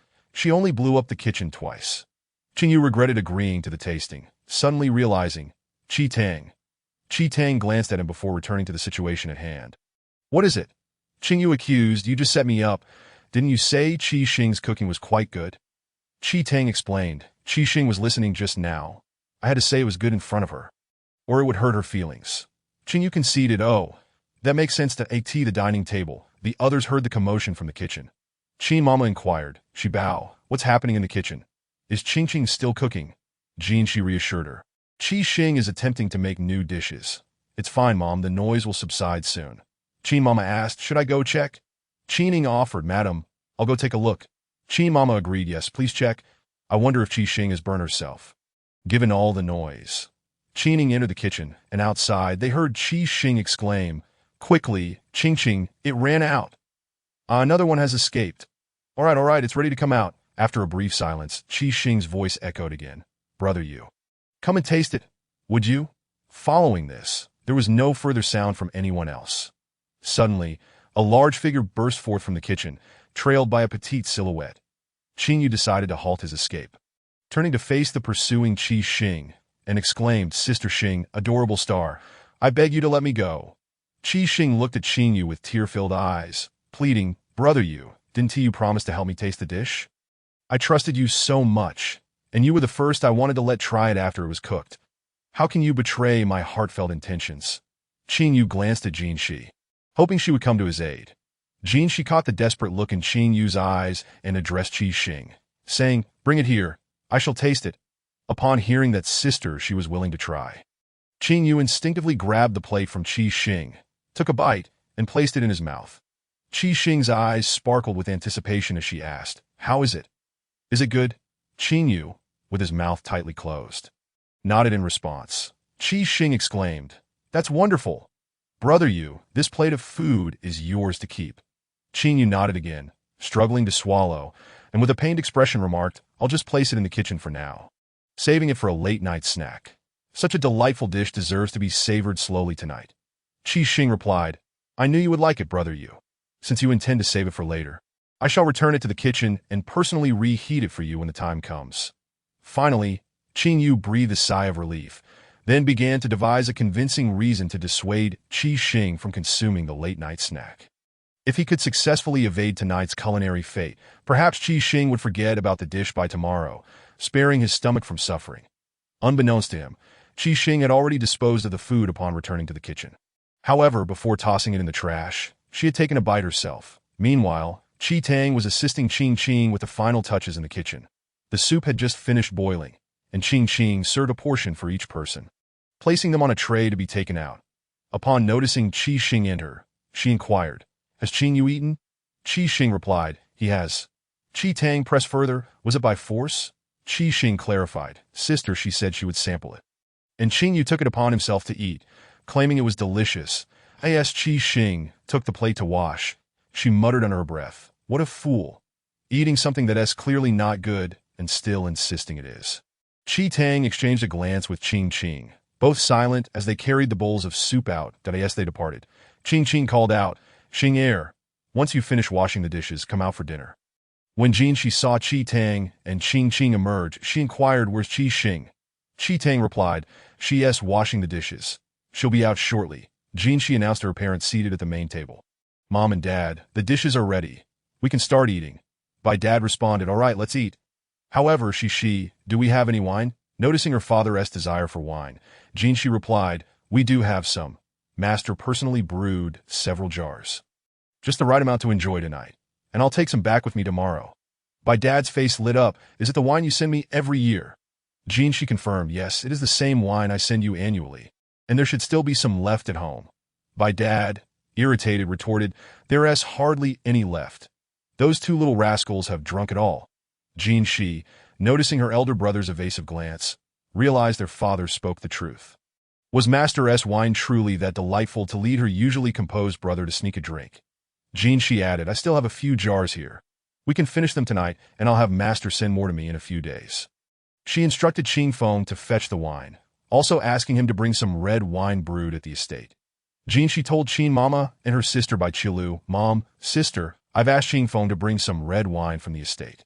Let us have a little tonight and take some back with us. That it's particularly good for women to have a glass before bed. Bai Qilu chimed in. That sounds wonderful. I adore red wine. Please save me some for next week's film shoot. Qing added, the red wine was just bottled in small packages today, perfect for Sister Lu to take to the set. She said, let us remember to load it into the car before we leave tomorrow. Qing affirmed, all right, I'll arrange for them to load it early in the morning. Qin Feng returned with the wine, pouring a glass for each person, which made Bai Dad quite distressed since this was his treasured wine. Bai Dad remarked, Qing's dishes are so fragrant. Let us enjoy the food tonight and drink less wine. Qin Mama admired her husband, thinking that for everyone to drink a little wine was akin to draining his blood. During the meal, Bai Qiming alternated between sips of wine and bites of food, prompting Bai Dad to contemplate tossing the son out for being so thoughtless that he wondered if his elder brother Bai Qiwen, usually so composed and rarely drinking, was somehow affected today, as he too was indulging in wine excessively. Qin Mama noticed her eldest son's excessive drinking and mused that perhaps he had something on his mind. Bai Qilu observed her brother's behavior, wondering if he had been contacted by someone. Jin Shi, witnessing her brother Bai Qiwen's incessant drinking, confirmed that indeed, something was troubling him. If Bai Qiwen knew how much their mother and sister were concerned about him, he would undoubtedly dismiss their worries, asserting that he was merely enjoying the exquisite wine. Otherwise, why would he sneak his father's wine at home? Chapter 76. Father Qi and Qi Yuza while Bai Dad lamented over his precious wine during dinner. Father Qi Yuza, had also returned to the old residence that as soon as he entered, he noticed his wife, Ji Rushue, gazing intently at their son. Qi Lian got a slight chill ran down her spine, and she turned alertly to see her husband's dark expression directed at their son. She realized her husband had caught her watching their son, and understood her gaze stemmed from a mother's love, hoping her son would voluntarily confide in her about the phone call that had made him so joyful. Was it perhaps the Bai family's young lady, Jin Shi, with a name that sounded quite lovely? Upon noticing that his wife had finally acknowledged his presence, Qi Yuza hoped for a warm welcome. However, the next moment, he saw her lost in thought, a faint smile gracing her lips. Qi Yuza conveyed his discontent with a look to Qi Lian, silently questioning what had transpired to cause his wife to behave this way. Qi Lian returned a glance that seemed to say, do you really think it's my fault? Noticing the eldest son standing idly at the door, the old patriarch cleared his throat, tapping his cane against the floor, and declared, since the third son has returned, let us begin the meal. Ji Rushue, suddenly recalling her husband's arrival, hurried to greet him, linking her arm with his and saying, you've worked hard. Welcome home. Qi Yuza, seeing his wife's delayed greeting, maintained a stern expression, implying, you've been home for a while now. Why didn't you come to welcome me sooner? Realizing her husband was upset, Ji Rushue decided not to placate him. Releasing his arm and walking over to support the matriarch towards the dining room, the old matriarch observed the couple, noting how, despite their age, they still bickered like young lovers, their affection remarkably strong. The old patriarch remarked, third son, assist me to the dining room. This third son is grown yet still behaves like a jealous youth. What a sight it would be for his subordinates to witness. The Ji and Qi families had long-standing ties, and their children had grown up together, interacting as if they were siblings. The Ji Rushue arrived at the Ji family in Z country as a teenager, having met the Qi siblings through her brother, who had taken care of her as if she were his own sister. None could have anticipated that Qi Yuza would one day bring her home as his bride. Upon learning of their union, it was evident that Qi Yuza held a strong possessiveness towards Ji Rushue, showering her with affection. The Ji family was pleased with Qi Yuza's demeanor, while the Qi family welcomed the match wholeheartedly. The old patriarch and matriarch cherished all of their daughters-in-law, yet they held a special fondness for the third son's wife. Although there were people from the Ji family present, they were not the parents of the third daughter-in-law. Ji Rushue had married Qi Yuza at the age of 20, and due to the unique circumstances surrounding their families, she rarely had the opportunity to visit her own parents. The other two daughters-in-law had their families in the capital, while only the third daughter-in-law's parents were absent. Thus, the elder couple endeavored to treat her with utmost kindness, but Ji Rushue, in turn, did not take their kindness for granted, but instead reciprocated with even more affection towards the Qi family. Both of my elder brothers and my sister-in-law have treated me with great kindness. Before marriage, they regarded me as their younger sister, and this sentiment has not changed after their unions, after all of them married. My sisters-in-law continued to treat me well, showing neither anger nor jealousy due to the affection I receive from my family. The three of them, along with my sister-in-law, have formed bonds akin to sisterhood. Over the years, our family has grown accustomed to the interactions between the couple and their children, who have also adapted to the way their uncle and aunt relate to one another. Qi Liyan and his sister Qi Jie are particularly comfortable with each other. Qi Jie, having been raised in the embrace of both parents, is the cherished little princess of the family, doted upon by her father. However, her elder brother Qi Liyan had a different experience at the tender age of 1. He was sent to his grandfather's home under the pretext of receiving guidance from his father, ostensibly to ensure his future success. In truth, he was sent away because he was overly attached to his mother, while his father took his wife to live in the military. Despite this, Qi Liyan harbored no resentment towards his father, as he understood from a young age, under his grandfather's tutelage, the importance of responsibility and the need to uphold the family. Thus, during his university years, he embarked on his entrepreneurial journey independently, taking over the Qi family enterprise at the age of 23. As the family gathered for dinner, Qi father, Qi Yuza, noticed that his wife was ignoring him and decided to follow her without waiting for the others to call him. Currently, the head of the Qi family is the venerable Qi Guofeng, who, being a leader of the older generation, had the foresight to resign from his position during a tumultuous era and return to his hometown with his wife and children. After the period of upheaval concluded, he received notice to return to his former post, and his family accompanied him. Qi Laofuren, Feng Shuiqing, was Qi Laozuren's betrothed from childhood. Although they did not grow up together, she was sent to the Qi household at the age of 16 to foster their relationship. With the intention of marrying, when she turned 18, throughout their lives, Qi Laozuren and Feng Shuiqing have maintained a loving bond, and all family matters were discussed amicably. When Qi Laozuren decided to return to his hometown, he consulted his wife, who wholeheartedly supported him. Feng Shuiqing is also a discerning woman. When Qi Laozuren faced uncertainties, he often sought her counsel, and their partnership has been remarkably harmonious. They have 3 sons and 1 daughter. The eldest, Qi Yuding, is married to Meng Man, and they have a son and a daughter. Their son, Qi Weidong, now manages the Qi group alongside Qi Liyan. The youngest daughter, Qi Xinxin, is studying medicine and attended medical school with Ji Bingbing. The two have been inseparable since childhood. Qi Weidong, who is only a few months older than Qi Liyan, has already married and has a child. His wife, Tan Songyue, is a classmate of Qi Xinxin, and they have a 5-year-old son named Qi Jimu, affectionately nicknamed Jejia.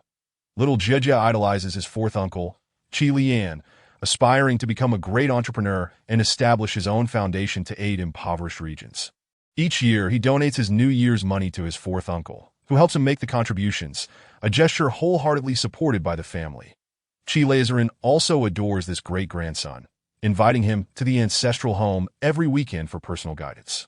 Qi Weidong and his wife Tan Songyue are thrilled that their son is receiving instruction from the elder, so they eagerly send him back whenever he has a break. Qi Laozuren insists that the child remain there while the couple returns home, planning to pick him up before school resumes. Chapter 77. The Qi family Qi Erhua, Qi Yujing, is married to Wu Liru, and they have 2 daughters and a son. Their twin daughters, Qi Nyin and Qi Sisi, are currently in their 1st year of university, while their son, Qi Xiaolei, is 16 and in high school. The 3rd son of the Qi family is Qi father, Qi Yuza, married to Qi mother, Ji Rushue, with 3 sons and 1 daughter. Qi Liyan is the 3rd son, raised under his grandfather's guidance, while his younger sister Qi Jie grew up with their parents.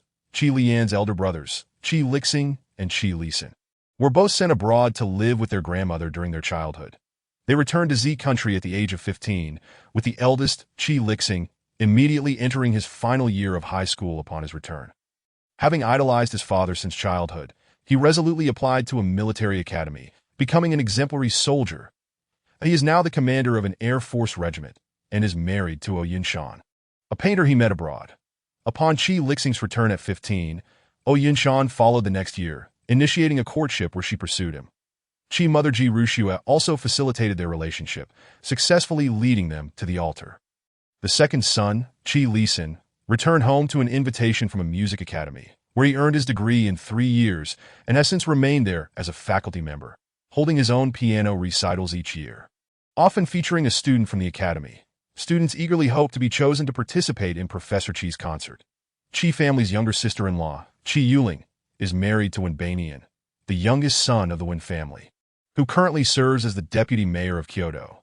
They have a son and a daughter, both of whom are still in school. The eldest uncle of the Chi family, Chi Yuting, is the president of the Supreme People's Court.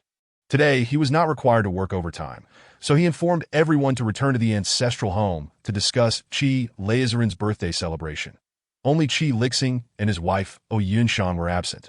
As they remained in the military, Oh Yunshan is 5 months pregnant, and the family decided it best for her to stay put and avoid the tiring back and forth until the birthday celebration. The rest of the family returned, with Chi father, Chi Yuza, being the last to arrive, that I in the dining hall. Chi Lazarin and Chi Laofuran occupied the main seats, while everyone else took their places. The youngest, Jia, sat beside his fourth uncle, Chi Lian. Once everyone was seated, Chi Lazarin announced that it was time to eat. Everyone waited until Chi Lazarin and Chi Laofuran began to serve themselves before they started to fill their plates. Chi father observed that his wife had yet to acknowledge him even after she sat down, so he pushed his plate toward her, seeing an extra plate in front of her and glancing at Chi father. Chi mother Ji Rushue finally looked over, and with a nod of her chin toward the plate, Chi father subtly indicated his favorite dish. Chi mother Ji Rushue picked up her chopsticks and served him the food, prompting a smile from Chi father Yuza, as he appreciated his wife's concern. Initially intending to eat alone, upon seeing her husband smile, Chi mother Ji Rushue decided to forgive him for the moment and placed the food she had served in a Chi father's plate. He happily enjoyed the meal she had prepared. Chi Lian was busy helping his nephew Jia with his food. Every time they returned to the ancestral home, Jia always sat beside his fourth uncle during meals, and Chi Lian had grown accustomed to looking after him. Chi father Yuza quietly asked Chi mother Ji Rushue, "Dear, why have you been staring at our son?" Chi mother Ji Rushue replied, "Is there a need for a reason to look at my own son?" Chi father Yuza was about to retort, but Chi mother Ji Rushue continued, "Well, Lian came back from a phone call today smiling. Your parents signaled me to ask who called, but he wouldn't tell me. So I kept watching him, hoping he would soften and consider his old mother's feelings." Chi father Yuza exclaimed, "How unreasonable. That brat is too disobedient. Just wait until he comes home tonight. I'll show him." Chi mother Ji Rushue rolled her eyes. "Can you even handle Lian now?" Chi father Yuza replied, "I am his father. He wouldn't dare fight back." Chi mother Ji Rushue remarked, "All right, but Lian is now someone who should have a girlfriend. If your future daughter-in-law sees you like this, she'll surely be scared off." Chi father Yuza asked, "Girlfriend? When did this happen?" Chi mother Ji Rushue explained, "To be precise, he hasn't officially pursued anyone yet. But seeing him smile after the call today, it must be about that girl. Their relationship should be progressing, and we'll hear good news soon." Chi father Yuza mused, "He certainly didn't inherit my charm. Back in my day, I didn't even have to pursue you. My allure was enough to captivate you, and you couldn't bear to leave." Listening to his brother's shameless remarks, Chi with Chi Yujin couldn't help but interject. "Today is a rare occasion for you to come home. Don't make your bed in the study tonight." Chi father Yuza protested, "I can't do that. Your sister-in-law wouldn't allow it." Chi mother Ji Rushue affirmed, "Indeed, you cannot sleep in the study." Chi father Yuza declared, "You see?" Chi mother Ji Rushue continued, "You can sleep on the sofa." Chi Enan, sitting beside her mother, nearly burst into laughter. Her father could never win against her mother. Hearing Chi mother Ji Rushue mention Lian having a girlfriend, Erbo Wu Liru chimed in, "Which young lady is Lian dating?" All the members of the Chi family turned to Chi Lian, eagerly awaiting his response. Chi Lian replied, "In due time, everyone will know." Chi Enan teased, "So, brother, you do indeed have a girlfriend now, that I'll have a third sister-in-law soon." Chi Lian replied, "Soon." Chi Lisan added, "Soon," meaning the girl hasn't agreed yet. Chi Cece exclaimed, "Which girl is so impressive that she's rejecting my fourth brother's pursuit? I must tell her she's my idol when I see her." Chi Ninian queried, "Isn't your idol Lulu Jie and Luo Chengge?" Chi Cece affirmed, "Indeed. But the future fourth sister-in-law is also my idol." Chi Xiaolei, second sister, "If you see fourth sister-in-law, I fear that my fourth brother will eliminate you." Chi Lele, "You speak such outrageous truths." Old Master Chi, seated at the head of the table, rapped his knuckles on the surface, prompting the speakers to fall silent. That he too awaited Qi Lian's response, noticing he was quick to return, yet still had not caught up. He had assumed the smile on his face was due to the girl's acquiescence, but it seemed he was merely close. With a bit more effort, he should be able to bring her back. Qi Lian was aware that his grandparents and mother were curious about the reason for his laughter that day, but he had no intention of revealing it. Instead, he planned to surprise his family on his grandfather's birthday. Chapter 78. The dress design. After the Qi family finished dinner, the men accompanied the old master to the study, while the womenfolk engaged in casual conversation with the old matriarch in the living room. The children still attending school retreated to their rooms to review their studies. That I in the study, old Master Qi said. Listen, Qi listen, understood grandfather. Old Master Qi had a particular fondness for tea. Although his grandson grew up in country Y, he had developed a passion for brewing tea from a young age. Every year upon returning for the new year, he would cling to his grandfather, eager to learn the art of tea making, and his grandfather was equally eager to teach. Qi Lisan did not disappoint his grandfather's expectations. Each time he brewed tea, it improved from the last, until eventually, the old master preferred his grandson's brews over his own. Qi Lisan also introduced tea culture to country Y, where some nobles began to appreciate the beverage, frequently visiting his tea house there. While there were some Chinese restaurants in country Y, the tea served there lacked the flavor found in Qi Lisan's establishment, leading many locals to choose his tea house for their tea-drinking needs. Grandmother Ji Qingyao was also an avid tea drinker, and Qi Lisan would always set aside a portion of the finest tea for her, even training a top-notch tea master to cater to her tastes. During his returns to the country over the years, he made time to visit his grandparents, bringing them exceptional teas he had discovered. In the study, everyone was intently watching Qi Lisan as he prepared the tea. Among the siblings, he bore the closest resemblance to their grandfather, Mays, having inherited his striking sapphire blue eyes. Once the tea was ready, Qi Lisan first poured a cup for the old master, then served the other elders before finally pouring one for himself and settling down to savor it leisurely. Qi Lian glanced at his second brother. Qi Lisan, where's my tea? Qi Weidong, and mine. Qi Lisan pointed to the tea. Serve yourselves, old Master Qi. You two can serve yourselves. The tea was brewed by your second brother. You are grown men now. Qi Weidong did not dare to retort against the old master and obediently poured cups for both himself and Qi Lian. Old Master Qi, have things been going smoothly at work lately? Uncle Qi Yuding, things are going well on my end. Old Master Qi, be sure to take care of yourselves. Father Qi Yuza, nothing notable has happened here. Old Master Qi, you must not let your guard down. Remain vigilant that do not allow those with ill intent to find an opportunity. Father Qi Yuza, understood that we have a military exercise scheduled for next month, and I will ensure proper arrangements are made. Old Master Qi nodded. Over the years, you've kept that Tang family's boy under control. This exercise will likely see him giving it his all. Father Qi Yuza, things have been quiet on that front. Old Master Qi, the quieter it is, the more caution is required. The old master chose not to elaborate further with his third son, who, despite being somewhat foolish in front of his wife, was difficult to scheme against. The Tang family had sought to bring him down for years, but found no opportunity. Old Master Qi observed his second son, who seemed to embody the essence of an elder more than he did. Spending his days in leisure with his wife, Old Master Qi, why don't you visit the company and help Lian and Weidong share the workload? Uncle Qi Yujing, Father, Lian and Weidong are both quite capable. Especially Lian, who manages the company exceptionally well. My presence is unnecessary. Qi Lian, grandfather, the Qi family was once supported solely by uncle. Now that my brother and I have taken over, allow him to rest. Uncle Qi Yujing, Lian understands me well. Father, please let me be. For your birthday celebration, we VE agreed that my wife and I will handle the arrangements, and the others need not worry. They should focus on their own affairs. I want to be going out for leisure during this time. I'll spend my days here with you and my mother. Old Master Qi huffed, turning away from him. That I in truth, Old Master Qi's greatest concern was for his second son. Among his 4 children, the eldest pursued a political career out of passion.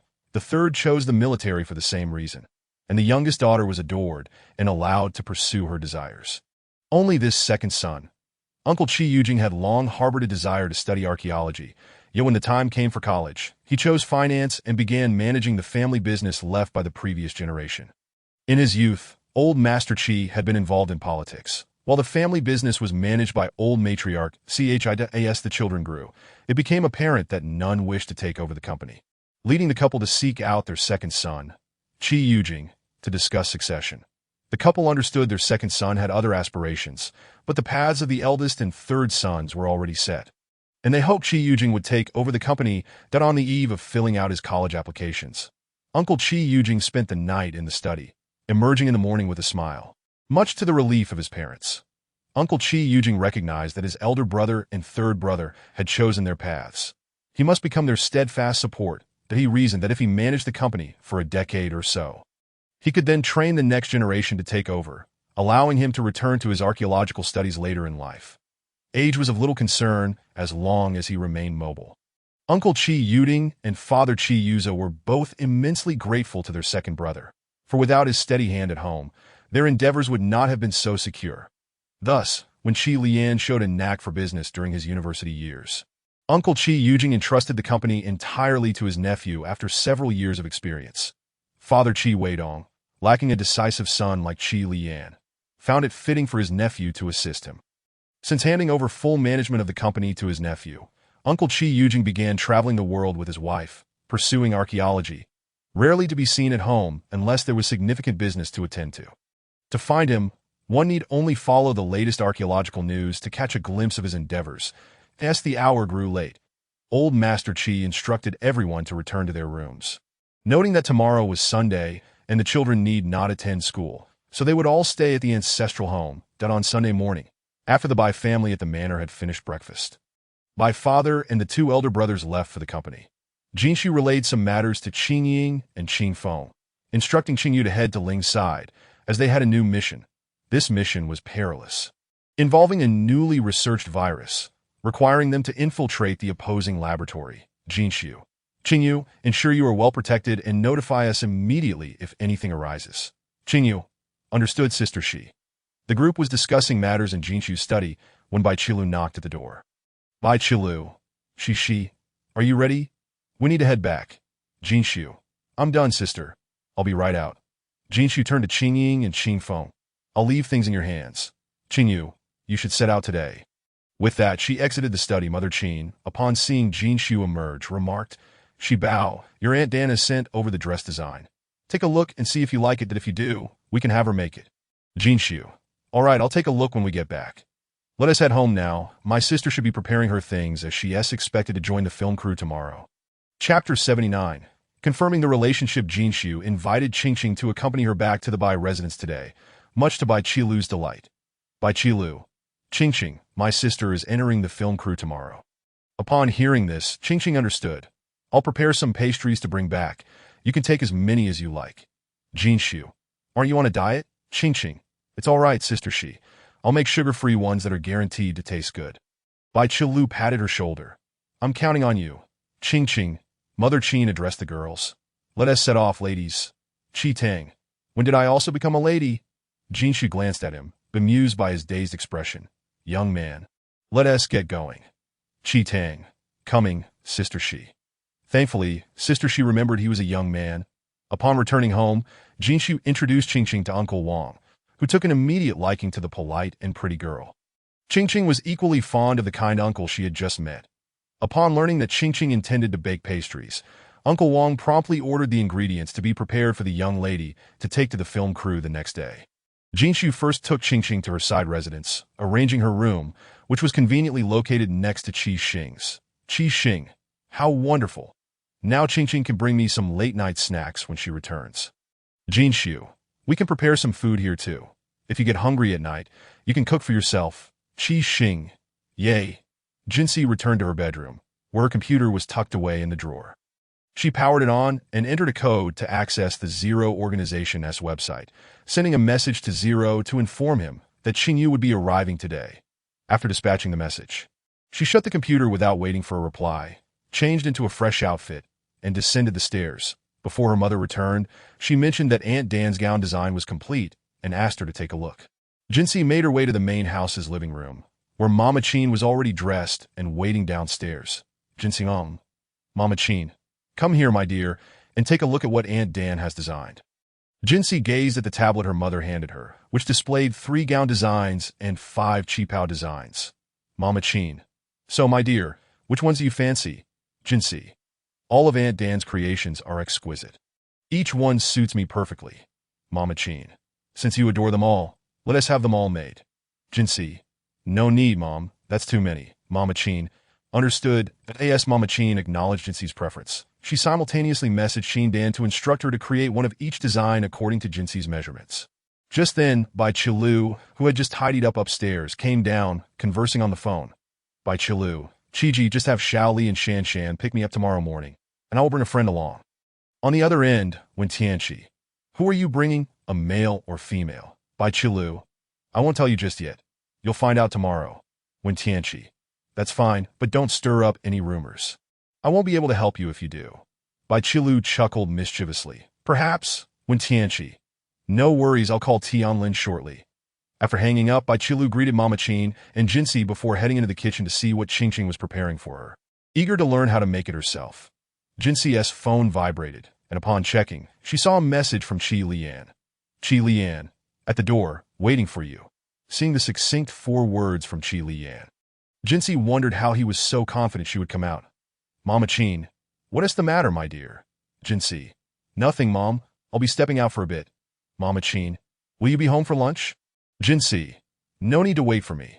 Upon noticing Jinsi exiting, Qi Tang and Qi Xing attempted to follow her. Jinsi. You don't need to follow me. Master Li is waiting for me at the door. Upon hearing this, Qi Tang and Qi Xing immediately stopped. They had no desire to be third wheels. That as the two watched Jinsi leave, Qi Xing queried Qi Tang. What do you think Master is meeting with Jinsi about? Qi Tang. I have no idea. Qi Xing. Could it be that Master is going to confess to Jinsi? Qi Tang. That is unlikely. Jinsi hasn't even entered university yet. Qi Xing remained silent. Sensing that Master seemed poised to confess, unbeknownst to her, she was quite mistaken. Jinsi stepped outside to find a Maybach parked at the entrance and promptly took a seat in the passenger seat. Jinsi, why are you driving this car today? I've never seen you use it before. Qi Lian, I'm taking you somewhere. Without inquiring further about their destination, Jinsi recognized that their relationship was poised for a shift today. Qi Lian drove Jinsi to a hillside villa community. Upon the guard recognizing Master Li's vehicle, he quickly opened the gate, respectfully greeting him as the car passed by. Qi Lian parked the car in front of one of the villas, exited, and walked to the passenger side to escort Jinsi to the entrance of the villa. Jinsi was puzzled about why Qi Lian had brought her there. Was he intending to show her that this was his home? Noticing her confusion, Qi Lian pointed to the nameplate. Sheer, look at the words above. Jinsi glanced at the nameplate, which read, CC. She stepped forward to touch the 2 characters on the nameplate, saying, My home. Qi Lian nodded. Yes, this is Sheer's home. That he then pointed across the way. And that is my home. That as sunlight illuminated Jinsi's fair complexion, a delicate blush appeared, and her lips curled into a subtle smile, resembling a cherry that one could not resist wanting to taste. Qi Lian found himself unable to tear his gaze away from Jinsi. His throat tightened, yearning to kiss her right then and there. Jinsi, aren't you going to take me inside to have a look? Qi Lian suppressed his previous desire. After all, Ashir was still young, and he vowed to maintain restraint, avoiding such thoughts in the future. With an awkward smile, Qi Lian replied, Let us go inside and have a look, that if there is anything you dislike, we can make adjustments.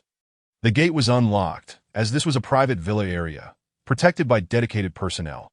The upper tier of this villa community was exclusively owned by their group of brothers, with no outsiders present in this vicinity. The villa's yard was modest, featuring only 2 square patches of land, filled with blooming roses. Upon entering, the corridor was adorned with rose petals. Jinsi stepped inside. The space wasn't particularly large, approximately 200 square meters. Decorated in a modern minimalist style that she adored. On the left, the dining table was set for lunch, while soothing music played in the living room on the right. Qi Lian approached Jinsi, causing her to instinctively take a step back. Chapter 80. Jinsi, wait for me. That he did not advance any closer, and Jinsi felt a slight relief in her heart. Qi Lian had no intention of forcing her to adapt to his presence immediately. He would gradually help her become accustomed to him. Qi Lian, shall we head upstairs to see the rooms, or should we have lunch first? Noticing the prepared meal on the dining table, Jinsi took the initiative to grasp Qi Lian's hand and lead him to the table that a barely perceptible smile graced Qi Lian's lips, filling his heart with joy. Yet when Jinsi turned to glance at him, her expression returned to its usual demeanor. He couldn't allow his happiness to show. After all, when he had approached her, she had recoiled, leaving him feeling somewhat wounded. Jinsi was oblivious to the myriad of thoughts swirling through Qi Lian's mind in mere seconds. He pulled out a chair for her, then took a seat across from her. Qi Lian, the steak is a new delivery from Y Country. Let us see if you find it delectable. If you do, I'll have them send more. Jinsi cut a small piece to taste. The meat is tender. I like it. Qi Lian, I'm glad you enjoy it. Try the red wine. It's a new product from the Y Country vineyard. Jinsi, sure. Qi Lian reached to take Jinsi's steak, intending to cut it for her. Jinsi halted his movement. I can manage it myself. I enjoy the process of cutting steak. All right, Qi Lian acquiesced without pressing further. The two fell into a comfortable silence, the soothing strains of piano music in the living room allowing them to savor their meal peacefully. After lunch, Qi Lian guided Jinsi upstairs to the bedroom. The room he prepared for her was at the far end of the second floor, the only one in the villa equipped with a bathroom. Upon entering, she was greeted by a large blue bed. Jinsi had always adored the color blue, and her own room was predominantly blue as well. There was a spacious balcony, furnished with a lounge chair and a table adorned with fruits and a vase of lilies. Jinsi stepped onto the balcony and gazed out, seeing only a sea of forest. Taking a deep breath of the fresh air, she relished its clarity that it had been ages since she had lived amidst such pristine surroundings. Throughout her life, she had spent most of her time in Baishi village, where the air remained unpolluted. Baishi village was nestled among mountains and had no polluting factories or vehicles allowed entry, preserving a clean environment for future generations. Jinsi cherished her life in Baishi village, recalling carefree days spent with her grandmother, filled with freedom and joy, staring into the distant forest, listening to the birds chirping. She felt as though she had returned to Baishi village. Qi Lian, perceptive to Jinsi's emotional shift, sensed that she might slip away in an instant. Unconsciously, he stepped forward and wrapped his arms around her from behind. Jinsi closed her eyes, surrendering to the sounds of the forest, when suddenly she felt a broad chest against her back, a pair of hands gently encircling her waist as she instinctively tried to push away. Qi Lian murmured, "Don't move, just let me hold you for a moment." Hearing the pleading tone in his voice, Jinsi found herself softening, choosing not to push him away. Qi Lian, Jinsi, I understand. I comprehend everything. Qi Lian fell silent, knowing that Jinsi had something she wished to express. Jinsi, right now, I cannot give you any answer. Qi Lian released her, gently turning her to face him. Qi Lian, can you tell me why? Jinsi, I have important matters to attend to, and only once those are resolved can I truly belong to myself. Qi Lian, I'll accompany you. Jinsi shook her head, her gaze drifting back to the forest. Qi Lian understood she was looking far beyond. Jinsi, if the time comes when I need you. Qi Lian interrupted, I'll be there with you. Jinsi looked into his eyes and sincerely replied, wait for me. Qi Lian's heart ached as he gazed at her. I will always be here. Jinsi knew he would keep his promise. Denying her feelings would be untrue. Jinsi, I believe in you. Two individuals stood side by side, hands intertwined, their hearts never having experienced such tranquility as in this moment. Jinsi understood that once a commitment was made, it was for a lifetime. Likewise, Qi Lian recognized that the hand he held belonged to his one true love, that in the Bai household. Qingqing had prepared several varieties of pastries, with Bai Qilu assisting her. However, Qi Xing lingered in the corner, observing the two with a look of grievance upon her face, as if she had been cast aside by them. When Wang Bo entered, he inquired of the nearby servant, why is Qi Xing standing there by herself? Did the young lady say something to her? No, replied the servant. The young lady and Qingqing just finished making a batch of pastries to take for testing. But Qi Xing insisted on helping with the testing. And then Wang Bo pressed. Qingqing already mentioned the required heat and duration, and then it got burnt. Wang Bo concluded that Qi Xing was ill-suited for the kitchen, instructing the other servants to keep a watchful eye on her in the future. Qi Xing, overhearing Wang Bo's admonition, pouted and murmured, I can't possibly blow up the kitchen. Bai Qilu and Qingqing stifled their laughter. Bai Qilu remarked, it's not that you can't blow up the kitchen. It's more likely you would just burn it. Qi Xing retorted, Sister Lu, you have so little faith in me. Bai Qilu replied, it's not a matter of trust. It's simply the reality. Qing laughed heartily, declaring that Qi Xing truly lacked any culinary talent. Can you cook instant noodles? She asked. Qi Xing replied confidently, of course. Everyone says they're delicious. Bai Qilu chimed in with a jab. I doubt I could bear to tell you that your instant noodles taste terrible. Seeing Qi Xing's aggrieved expression, Bai Qilu said, I'll cheer you on, all right. Now come help Qing with her work. I need to head out. Bai Qilu set aside her belongings and pulled Qi Xing to sit in her place to don't make things worse. I need to be able to take you tomorrow. Qi Xing slapped her chest in assurance. Don't worry, Sister Lu, that I don't feel reassured, Qing interjected. Bai Qilu, not wishing to delay further, prepared to go on a date, as she would be entering a new production the next day and wanted to spend the remaining hours of the day with her beloved Lin Lin. At noon, Mama Qin went upstairs to rest, leaving the others absent from the house. Bai Qilu returned to her courtyard to change clothes and greeted Wang Bo, informing him that she would not be returning for dinner. She drove out, heading to the Wen Corporation. Upon arriving at the base of the Wen Corporation, Bai Qilu parked her car and donned her sunglasses before entering the building, heading straight for the president's exclusive elevator, which was equipped with her fingerprint access. Bai Qilu felt quite satisfied with Lin Lin's arrangements, as she certainly did not wish to announce her arrival to the front desk each time. 2 receptionists were at the front desk, one of whom was a new employee. Did the president's wife just take the exclusive elevator? One asked. Indeed, replied the other. But I thought the president wasn't married? Engaged. It seems the wedding is scheduled for next year. Why does the president's wife seem familiar to me? She is a celebrity. Which celebrity? Just then, the manager happened to walk by and overheard the two discussing the president's wife, reprimanding them softly. If you gossip about the president's wife and someone hears you, you might find yourselves jobless. The new employee, still quite young and freshly graduated, was keen on keeping her position. Understood, manager. It won't happen again, she said. The manager then glared at the older employee. As a veteran, do you not know how much the president values his wife? I realize my mistake, the older employee replied, seeing that they both genuinely acknowledged their error. The manager ceased his lecture. The new employee whispered, tell me later, who is the president's wife? The older employee winked back at her. Yes, Chapter 81 unfolded. Bai Qilu entered the elevator, her thoughts occupied with Lin Lin. The elevator dinged as it reached the 32nd floor. Exiting the elevator, she passed by the secretary's office. Hi there. Dear Miwen, could you pour me a cup of tea, please? Thank you, of course, madam. But could you refrain from calling me dear next time? The term dear is hardly audible, Bai Qilu responded. The president is in a meeting. It should be concluding soon. I'll wait for him inside. Remember the tea. Secretary Miwen replied, I will bring it right away. Bai Qilu opened the door to the president's office and settled onto the designated sofa. Just then, a knock echoed at the door. Come in, Bai Qilu called out, not lifting her gaze as she checked the itinerary sent by Wen Tianqi, mistakenly thinking Miwen had entered. However, the newcomer remained silent, prompting Bai Qilu to finally glance up that a woman clad in a form-fitting business suit stood at the door, gazing at her. Why are you just standing there? If you're here to deliver documents, place them over there. Bai Qilu instructed that I'm here to retrieve documents for Tianlin. Who are you? Miwen entered at that moment, madam. Here's your tea. Bai Qilu replied, leave it there. Miwen turned to the woman at the door. Miss Yang, do you need something? Miss Secretary Yang Qian began. Tianlin Ji left an analysis report in the office, and I've been sent to retrieve it. Her tone drastically shifted compared to how she had addressed Bai Qilu. Miwen responded, just let me know in the secretary's office that I noticed you weren't there earlier.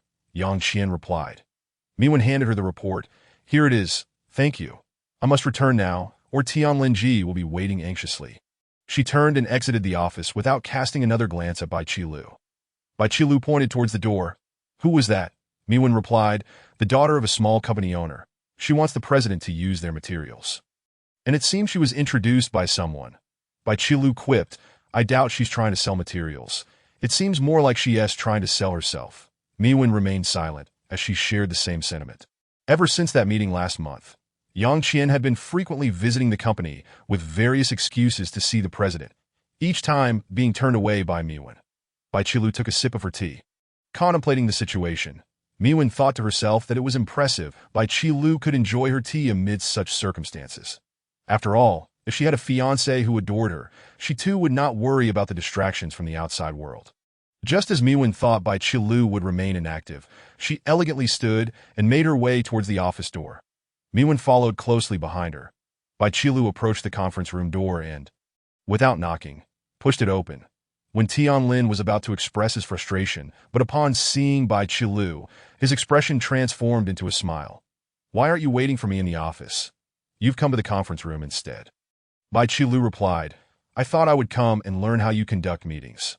When Tianlin understood immediately that someone had upset his beloved Qilu. With a doting smile, he said, "My Qilu doesn't need to learn. She can simply preside over the meeting." Bai Qilu looked at him. "You truly want me to preside?" "Absolutely," he affirmed, ruffling her hair affectionately, that he willingly relinquished his seat to Bai Qilu, who took it without hesitation. Yang Qian, seated across from them, was captivated by Wen Tianlin's affectionate smile, unable to tear her gaze away. However, upon realizing that all his tenderness and affection were directed solely at Bai Qilu, a surge of jealousy coursed through her, fueling a desire to tear Bai Qilu apart. That moment, Yang Qian's expression twisted into one of fury, her hands clenching in a fist beneath the table.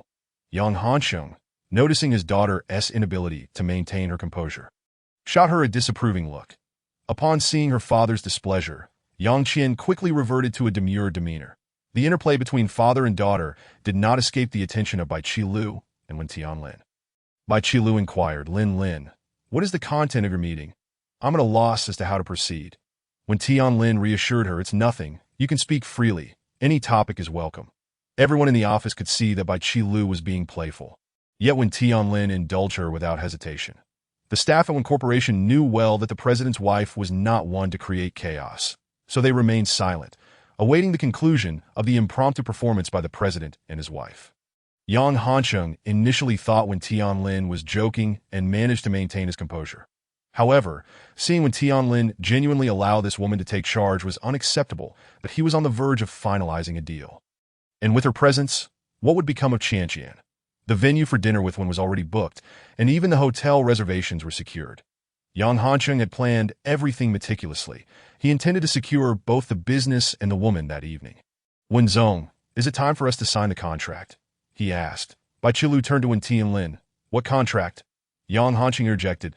"This young lady is the president's sister." Bai Qilu retorted. "Does it appear I resemble his sister?" Yang Hansheng replied. "Then you must be the president's." Bai Qilu interjected. "Fiancé Ida." Wen Tianlin added. "Soon-to-be wife." Bai Qilu concluded. "It all depends on your performance." Yang Qian could no longer contain herself. "Just now, Tianlin Ji already agreed to sign the contract with us. You interrupted our meeting, and as Tianlin Ji's fiancé, you ought to be more understanding and not disrupt the proceedings." When Tianlin slammed the table. "Silence. Who gave you permission to call me Tianlin Ji? How my wife chooses to act is not your concern. Yang Zong, you truly have a remarkable daughter." Yang Qian felt a chill run down her spine. She realized she had made a grave mistake, and her father would not spare her upon their return home. Bai Qilu smiled sweetly at Wen Tianlin. "Don't be angry, even if I act thoughtlessly. It's your indulgence, unless you no longer love me." Wen Tianlin. "How is that even possible?" Bai Qilu. "Lin for my family is the best. That let's go, I'm tired." When Tianlin took Bai Qilu's hand and walked out of the conference room. Yang Hansheng, seeing Wen Tianlin about to leave, stood up and urgently called out, "President Wen, please wait a moment." The two who had just exited paid no heed to the cries behind them and proceeded directly back to the office. Yang Hansheng looked at Assistant Lin. "What does President Wen mean by this?" Assistant Lin replied. "Yang Zong, you might as well go back. Miss Yang has already provoked the president and his wife. It is quite merciful that the president hasn't ordered to throw them out." Assistant Lin then left the conference room, and Miwen was also about to follow. Chapter 82. Their hands firmly intertwined. Yang Qian called out to Miwen from behind. "Secretary Mi, Tianlinge." Miwen's face turned stern. "Our president has said, you are not to call him Tianlinge at this moment." Yang Qian dared not argue with Miwen and could only amend her words. "President Wen, when will we be able to come and sign the contract?"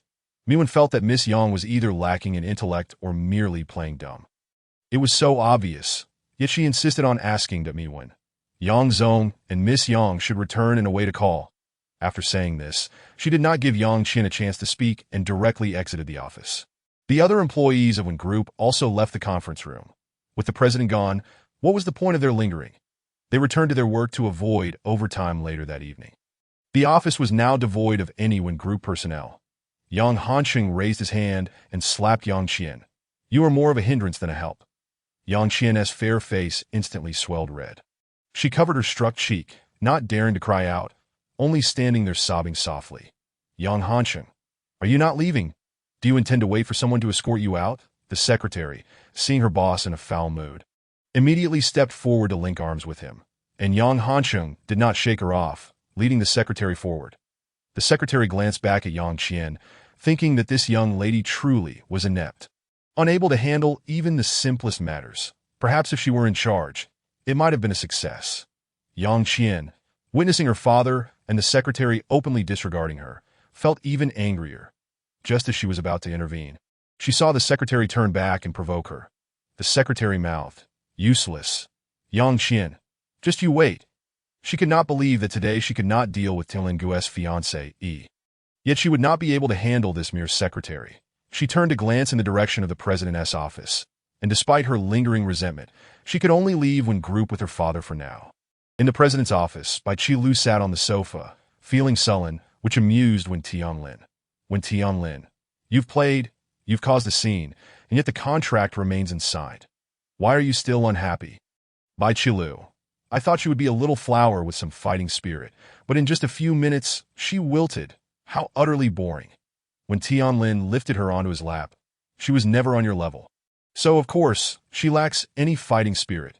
Bai Qilu wrapped her arms around Wen Tianlin's neck and playfully nipped at his neck. Are you saying I'm a tigress? When Tianlin rubbed the spot she had bitten, realizing the girl had quite a fierce bite, nearly drawing blood. When Tianlin? No, how could Lulu be a tigress? She is clearly a lovely little bunny.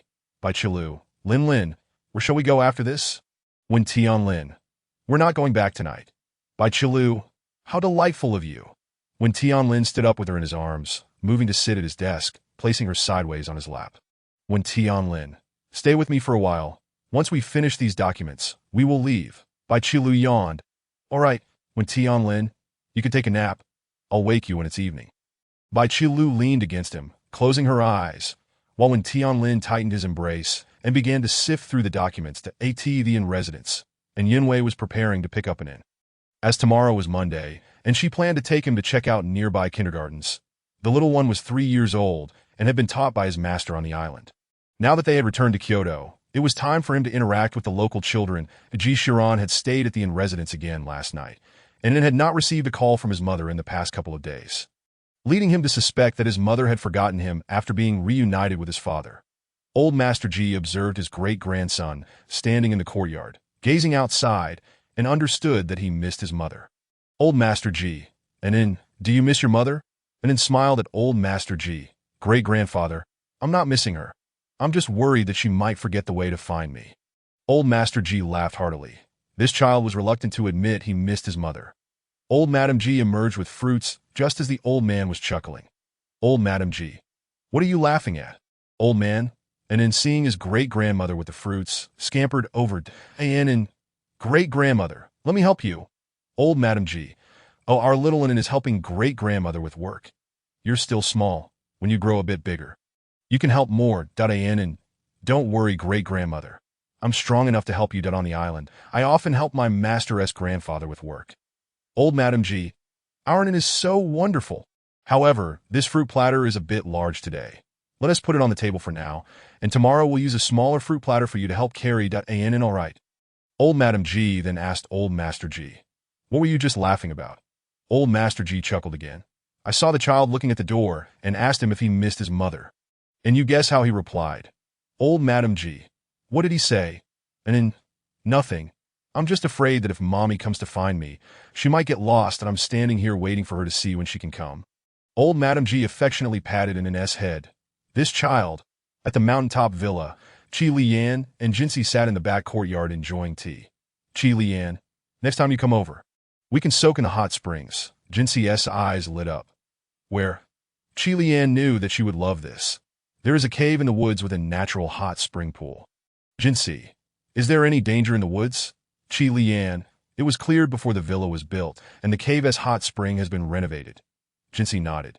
Next time we come, we will go there. This time I didn't bring any clothes, so I'll have to wait until next time. Chi Lian received a message from Tianlin saying they would go to his place tonight. Jinsi, is there something going on at the company? If it's busy, we can head back. Chi Lian, it's not busy. Second brother said to go to his place tonight, that if Yufeng knew that Lord Li said he wasn't busy, he would surely be furious. The Wai Yufeng would probably say, Lord, there are many documents waiting for your signature. How can you tell Shi Jie that you're not busy? Your conscience won't ache. Jinsi, I believe my sister will leave tomorrow. Chi Lian, that is likely. Let us head back now, and by the time we arrive, they should be able to leave. Jinsi, okay. Chi Lian extended his hand, and Jinsi placed her hand on top. Their fingers intertwined firmly. Ji Shiran also received a message from Tianlin, and he and Yunwei were soon heading to the old residence in the car. And Yunwei asked, who sent the message? Ji Shiran. Tianlin. He wants us to bring it into his place tonight. And Yunwei lightly replied with an Ji Shiran. Who did you think it was? And Yunwei smiled at him. I thought it was the army calling you back. Seeing her smile, Ji Shiran felt a twinge of frustration to Ji Shiran. Do you really wish for me to return to the army? And Yunwei's eyes flickered as she elongated her tone. No. Ji Shiran felt a mix of anger and helplessness. Chapter 83. The hardships of women. As the car entered the Ji family's old residence, they heard their son and Anne's baby voice. And Mommy is here. At last, I found the way. Ji Mama. Mommy loves you. No matter where you are, she will always find her way back to you. And then looked at his grandmother and nodded earnestly. When Ji Mama returned that afternoon, she heard her mother-in-law mention the incident of Mommy getting lost. Upon hearing this, she immediately picked up her grandson and kissed him. Her grandson was truly a delightful child. At just 3 years old, he missed his mother without crying or fussing, and at night, he never made a fuss about her absence. Few children his age were so understanding. Wei Wei had truly taught him well that in the future, Ji Shiran must take good care of both mother and son. Although he could not make up for the lost years, he must ensure they are happy and content in the days to come. Ji Mama, herself a woman and mother, understood all too well the challenges women face, especially a single mother raising a child. Ji Shiran walked over with Yunwei, noticing the family gathered in the courtyard. And Yunwei, grandfather, grandmother, Ji Mama. Old Madam Ji, Wei Wei has come. Come here quickly. Ji Shiran noticed and standing silently and went over to pick him up. Ji Shiran. Why aren't you speaking when you see your parents? And then, I'm a transparent person. You can't see me. He turned his head away, pouting. Grandmother said that Mommy loves him.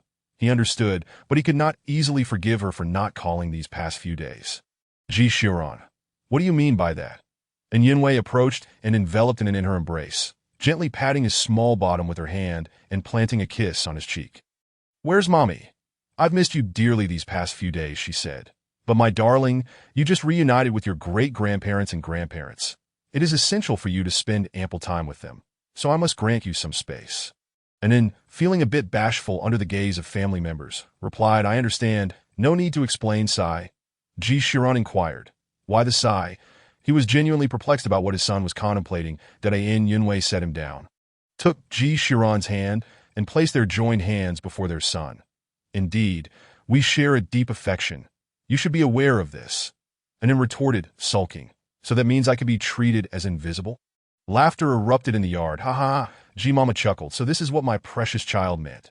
Ji Shiran found himself outmatched by his son. Sometimes, the resemblance between the two was striking. Ji Laofuran said, Wei girl. Come, I shall show you the room we've prepared for you here. Whenever Shiran is away, you can stay with it. An Yunwei cheerfully replied, All right, Grandma.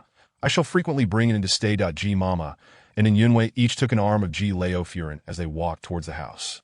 The room was indeed Ji Shiran's, but Ji Laofuran had had it redecorated. Ji Laogong glanced at his eldest grandson with satisfaction, realizing that had it not been for the pressure from above to return for matchmaking, he might never have discovered such a wonderful granddaughter-in-law and great-grandson. Ji Laogong remarked, the higher-ups are already aware of your engagement at the end of this month, so they want you to relax at home for now. After the engagement, you may return. During this time, your primary task is to accompany Wei girl, and then Ji Shiran expressed his gratitude. Thank you, Grandpa. Ji Laogong huffed. I'm doing this for the sake of my granddaughter-in-law and great-grandson. Ji Shiran stated, Wei Wei and I plan to take him back today and prepare to send him to kindergarten tomorrow, Ji Laogong asked earnestly. Have you chosen a suitable one? Ji Shiran replied. We intend to find one near the Sihiyuan for convenience and picking him up and dropping him off, Ji Laogong pondered. But after you two marry, that kindergarten might not be convenient, right? Ji Shiran remained silent, having contemplated this issue himself. However, with several months until the wedding, and knowing he wouldn't be home much afterward, he felt reassured about Wei Wei, and in residing at Sihiyuan, the Ji Laogong discerned his thoughts and sighed, realizing he could not rely on his grandson for this matter. Perhaps he should inquire with Wei girl later. Upstairs, the three arrived at Ji Shiran's room. Ji Laofuran said, Wei Wei, this is Shiran's room.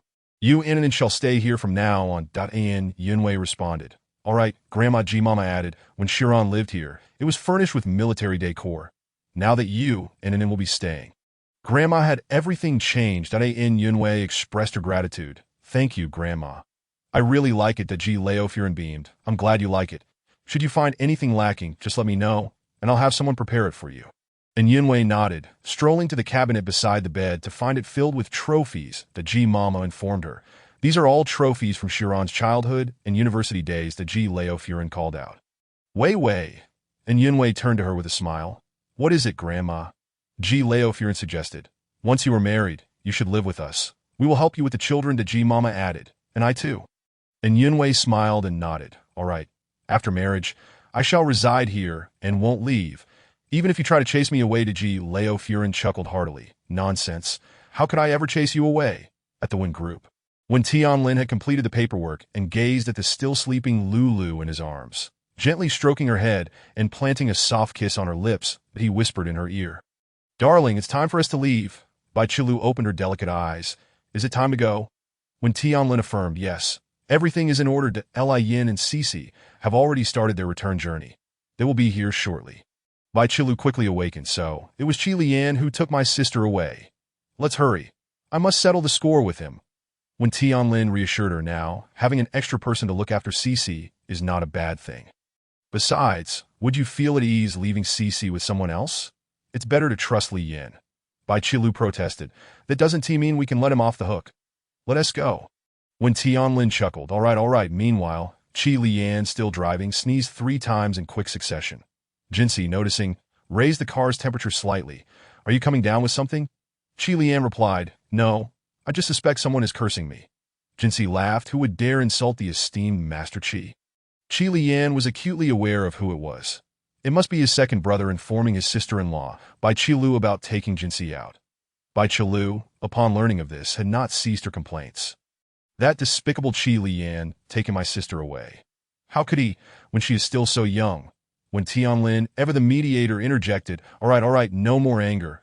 Bai Qilu shot back, You are all in cahoots. When Tianlin feigned innocence, what did I do now? Chapter 84.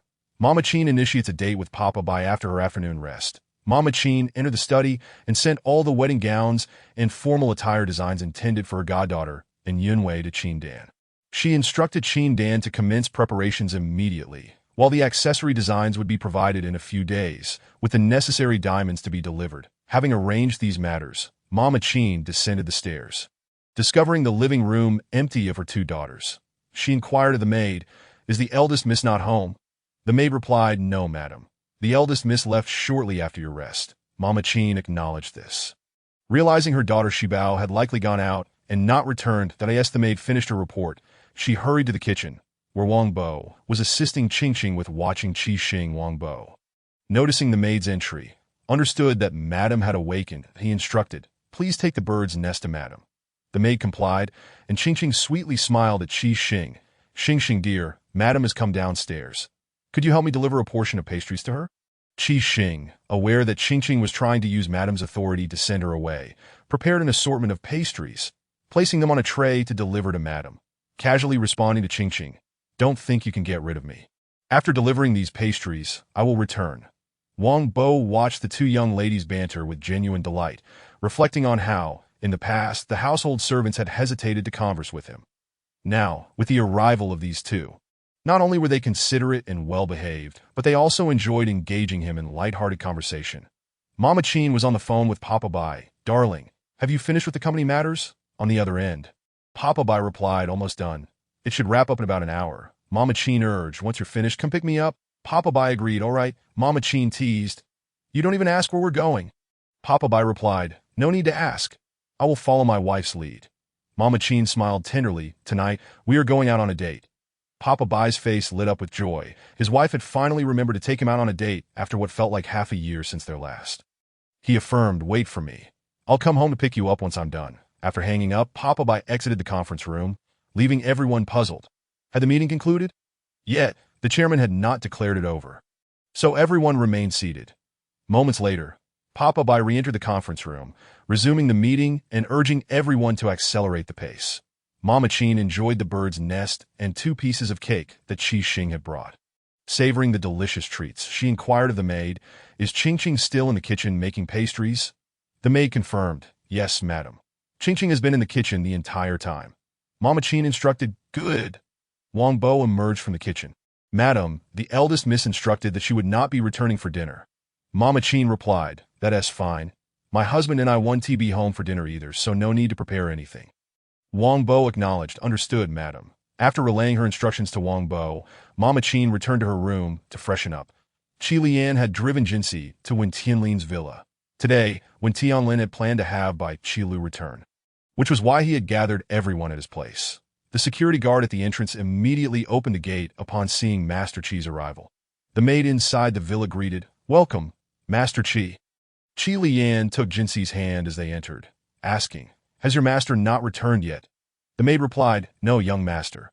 He has not yet arrived. Jinsi curiously questioned Qi Lian, why is your brother's house filled with men? Where are the female servants? Upon discovering the subtle transformation in their relationship during lunchtime, Qi Lian noted that Shira's demeanor and tone when speaking to him had markedly changed. Initially, when they encountered one another, Shira would affectionately call him Gij Lian and readily respond to his inquiries. However, he never took the initiative to seek her out, and she, in turn, would never reach out to him. Now, the situation was different.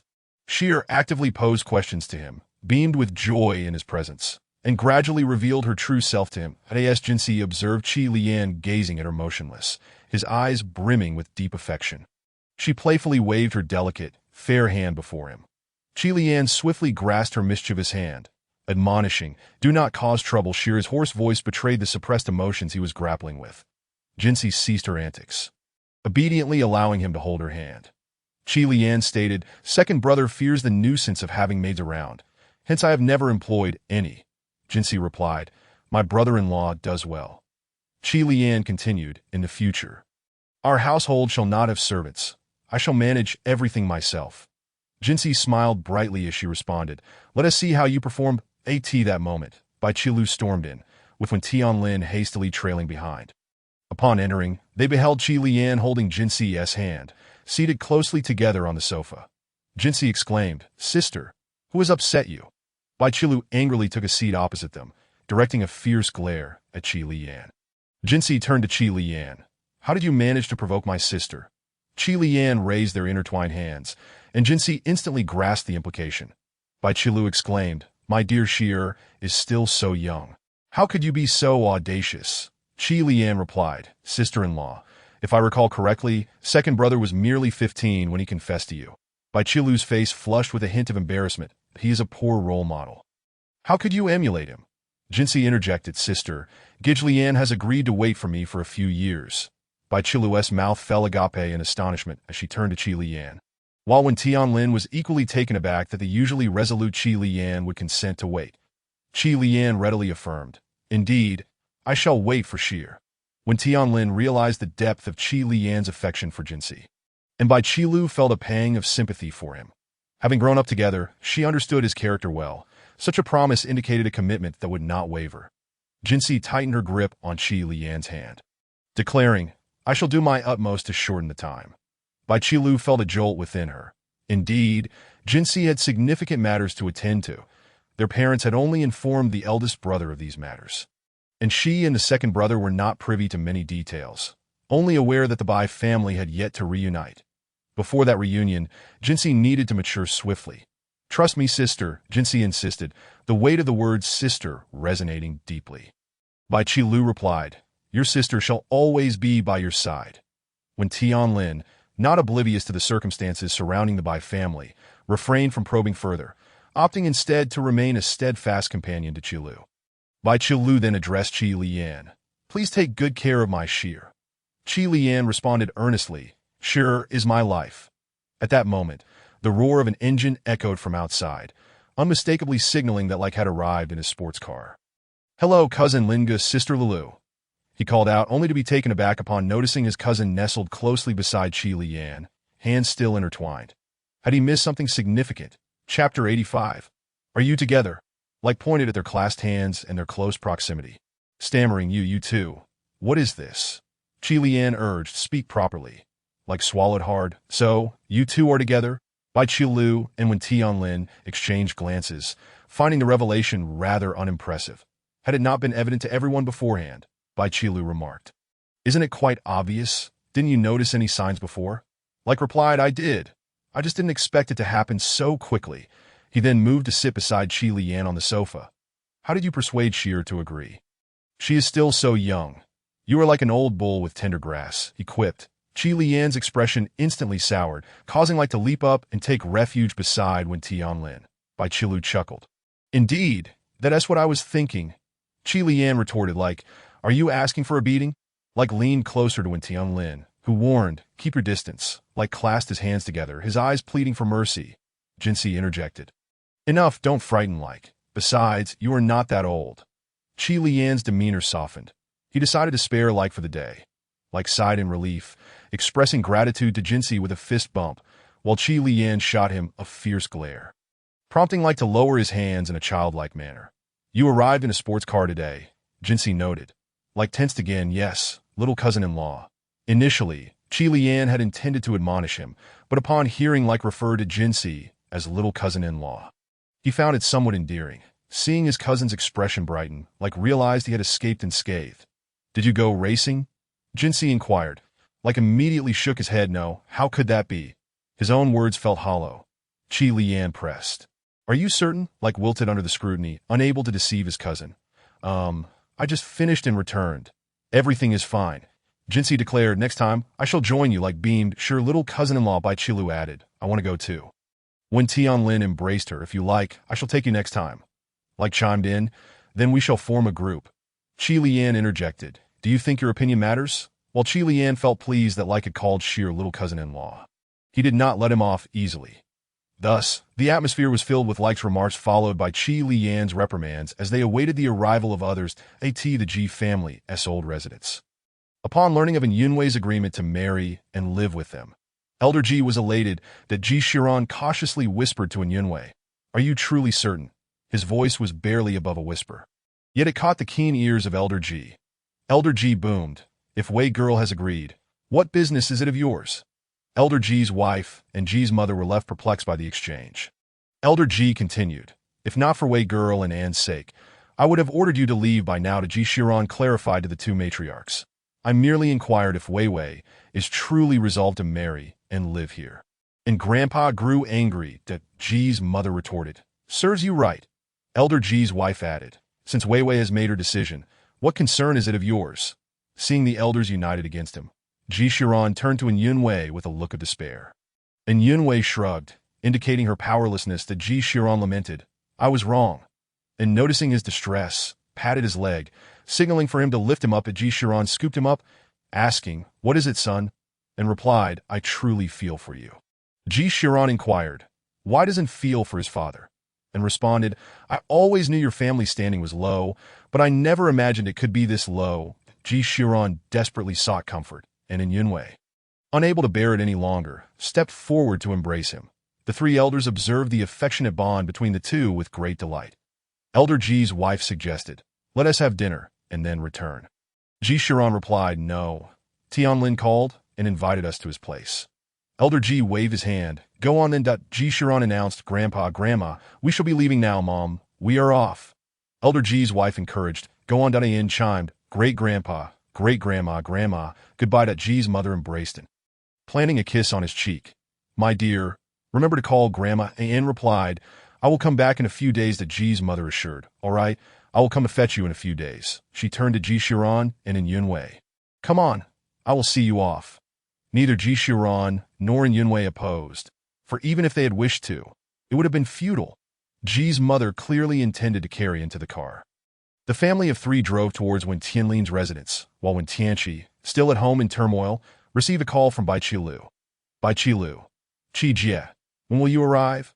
We are all waiting for you. Wen Tianqi replied, I'm getting dressed, we'll set off shortly. Besides, it's not far from Tianlin's place. Bai Qilu urged, hurry up, we are waiting. After hanging up, when Tianlin inquired, is she coming out? Bai Qilu responded, not yet. She sounded as if something is bothering her. Like asked Sister Lulu, how do you know Qi Jie has something on her mind? Bai Qilu replied, after being together for so many years, how could I not understand her? When Tianlin added, do you know her better than I do? Bai Qilu pondered seriously about the same. Unbeknownst to her, she would deeply regret that about the same remark in the days to come. Meanwhile, when Tianqi wrestled with whether to have Yunan pick her up, ultimately summoning the courage to dial his number, then on the other end, a deep, magnetic voice responded, Chi-Chi. When Tianqi asked, are you busy? And Yunan replied, not busy, that IT was a joke.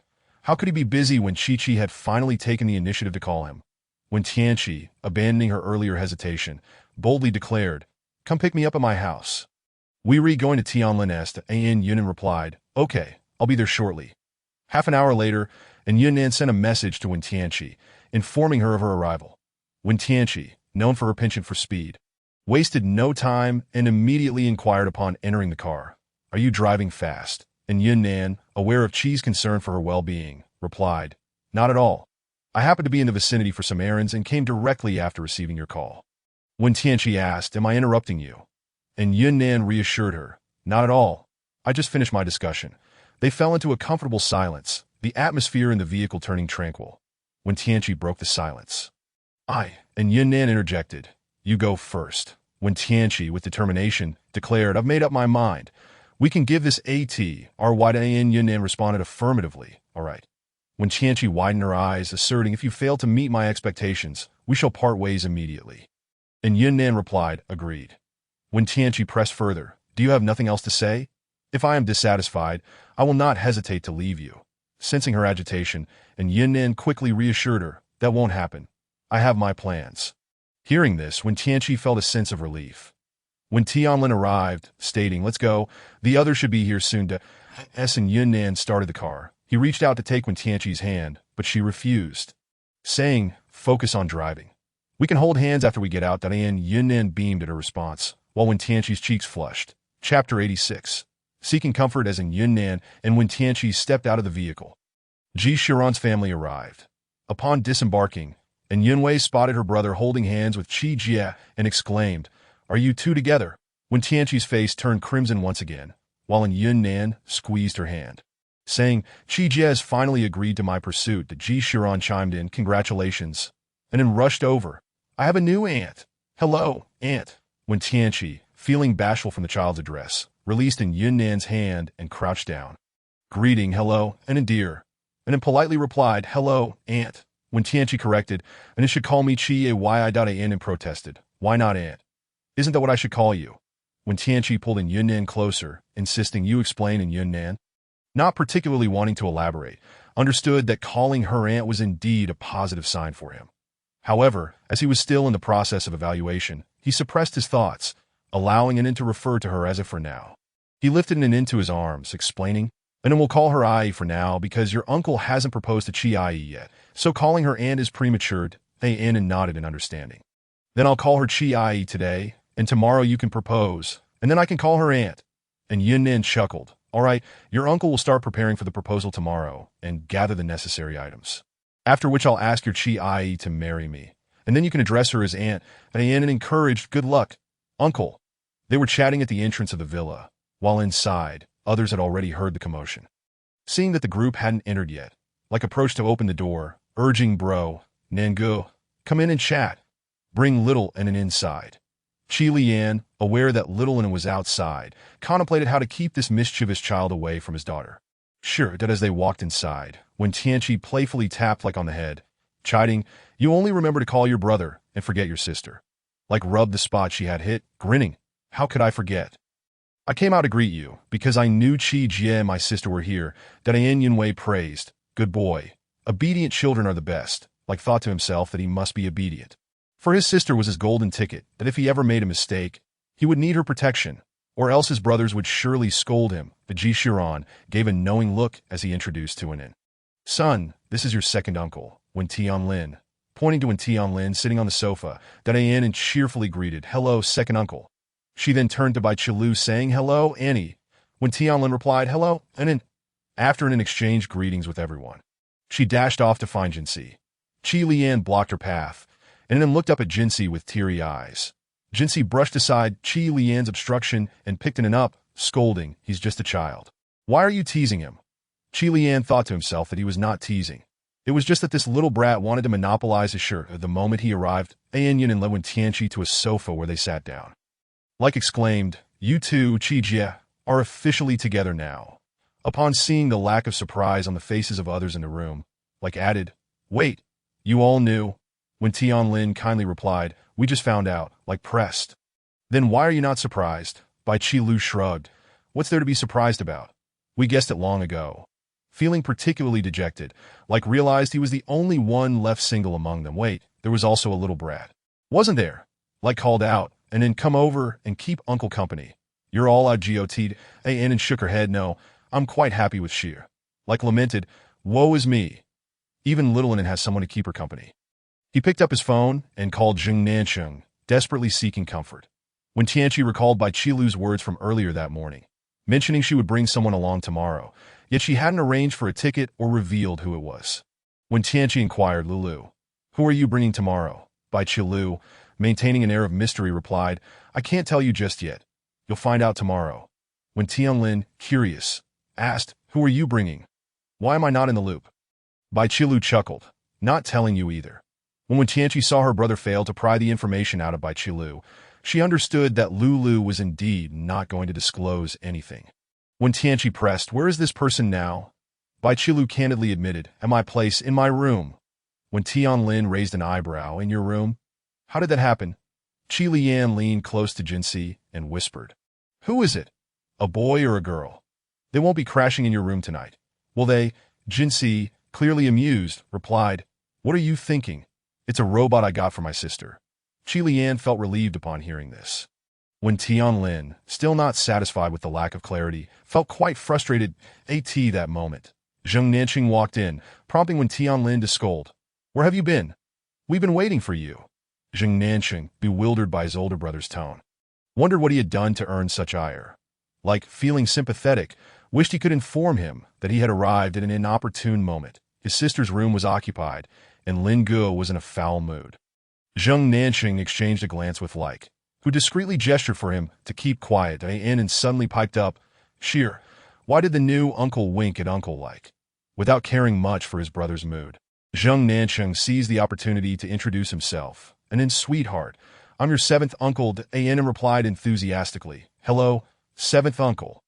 Zheng Nanqing looked at Ji Shiran and then at An, before turning to his sister-in-law. "Big brother, sister-in-law, and it is truly the perfect blend of the two of you. She is adorable." Ji Shiran retorted without hesitance, "Of course, my son is perfect." When Tianlin felt increasingly despondent, recalling how he had gotten engaged before Ji Shiran. Yet his brother had married early and already had children.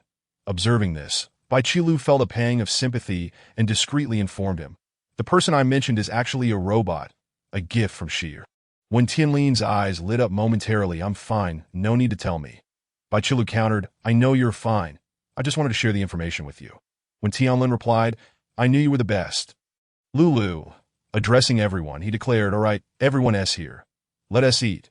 Like interjected, "But Chungu and Yugu aren't coming." When Tianlin dismissed, "They have matters to attend to and won't be joining us." Only then did Like realize that Zheng Nancheng was still unaware of the relationships among those present. He approached Zheng Nancheng, saying, "I need some comfort right now." As Zheng Nancheng entered, he was about to ask Like what was urgent that had him hurrying him along on the phone earlier. "You call me to come quickly because of something. What is going on? Do you need comfort because you got into trouble?" Like responded, "No, just look at the people here," gesturing towards the group. "Do you know their relationships?" Chapter 87. Monthly exam. Zheng Nancheng finally noticed the peculiar dynamics among the people present. Like pointed out, "Did you realize their relationships?" Zheng Nancheng nodded, still in disbelief. "So they are all together now." Like lamented. That is why I need comfort. I'm single. And you are too. We make a perfect pair. Zheng Nanqing retorted, get lost. I'm into women. Not you like protested. I never said I was attracted to you. I meant we could console each other. Zheng Nanqing insisted, I don't need comforting. That Ji Xiuran, standing behind Zheng Nanqing, kicked him lightly. Who are you calling old man? Zheng Nanqing immediately backtracked. Big brother, I was wrong. Bai Qilu chimed in, let us see if you dare say that again next time. Zheng Nanqing rubbed his sore backside. I swear I won't do it again. Lei Ke felt no sympathy for him at all, dismissing the notion of pairing with him with a huff. He strolled directly to the dining hall and settled down. Throughout the evening meal, when Tianlin was incessantly devising methods to persuade Bai Qilu to stay, yet he failed to succeed even by the end of dinner. When Tianlin continued his final attempts, Lulu, when do you stay? Bai Qilu planted a kiss upon his lips and replied, be good. When I return, I shall stay here for a night. Lin Lin, do as you're told. When Tianlin countered, 2 nights. Bai Qilu agreed, deal that I must take my leave now. Sister Qi has arranged for someone to pick me up tomorrow. So there's no need for you to see me off. When Tianlin responded, all right, return early. After saying this, he embraced Bai Qilu, unwilling to let her go. She reciprocated the embrace. I'm leaving. Jinsi remarked, sister, I'm off.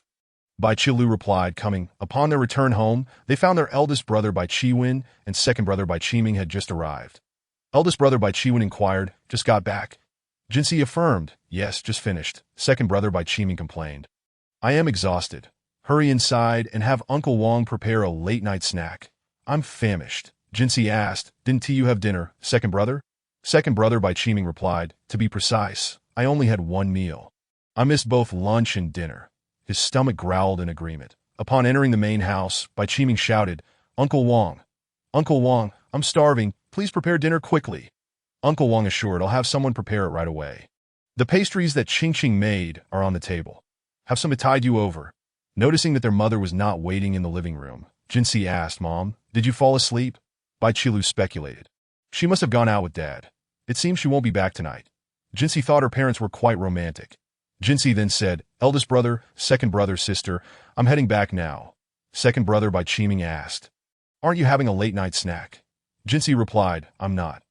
After exchanging goodnights, Jinsi departed. In the other courtyard, Qingqing, Qi Xing, and Qi Tang were in the living room awaiting Jinsi's return. Upon seeing her, all 3 were particularly joyous.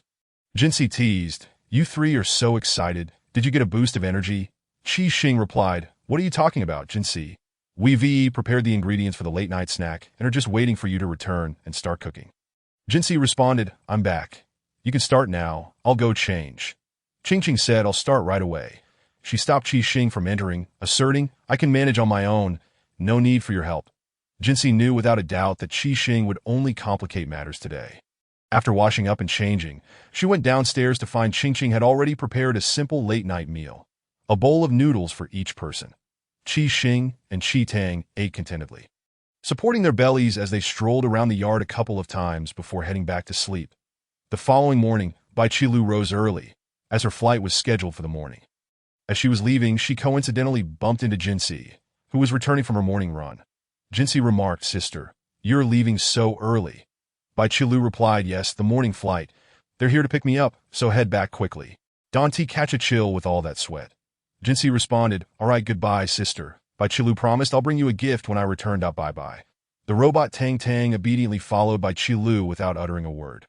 Before leaving, Bai Qilu had repeatedly instructed it not to speak out of turn and to simply follow her, or else it would be dismantled. Breakfast was shared only between Jinsi and eldest brother Bai Qiwen, as second brother Bai Qiming had yet to rise.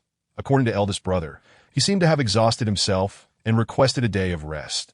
Their father Bai and mother Qin had not returned the previous night, and it was likely they went straight to work in the morning. Second brother Bai Qiming would not be going to the company today, while mother Qin planned to head to work. Qi Lian resumed his routine of picking Jinsi up for school. After confirming their relationship the day before, he felt a renewed determination to excel. Yu Feng, Qi Mu, Qi Tang, and Qi Xing believed that their grandfather's relationship with Jinsi had improved significantly. Qi Xing mused, could it be that grandfather truly confessed to Jinsi yesterday? Qi Tang speculated, and Jinsi accepted. Yu Feng urged, let us hurry, or else we'll be caught discussing him behind his back. Beware, he might send you back to the shadows for a redo. Qi Xing and Qi Tang shivered. They had no desire for a repeat of that experience, as returning would merely mean facing severe consequences. Upon arriving at school, Jinsi and Qi Xing made their way to the classroom. Qi Xing inquired, Jinsi, how did it go with grandfather? Jinsi retorted, no gossiping. You'll know when the time is right. Qi Xing chuckled. All right, it seems something did happen yesterday, otherwise, you wouldn't be so evasive. I'll just wait for the good news. Upon entering the classroom, everyone was abuzz discussing the surprise monthly exam scheduled for that day. Yu Tingting fretted, Jinsi, did you review at home? I just heard about the surprise exam as soon as I got to school. What am I going to do? Jinsi reassured her, don't worry. Haven't you been studying well? Have confidence in yourself. Qi Xing lamented, Jinsi, I'm doomed. If I don't do well, will I embarrass you? Jinsi advised, if you believe you want to do well, shouldn't you be studying instead? Yu Tingting and Qi Xing responded in unison. Right, studying.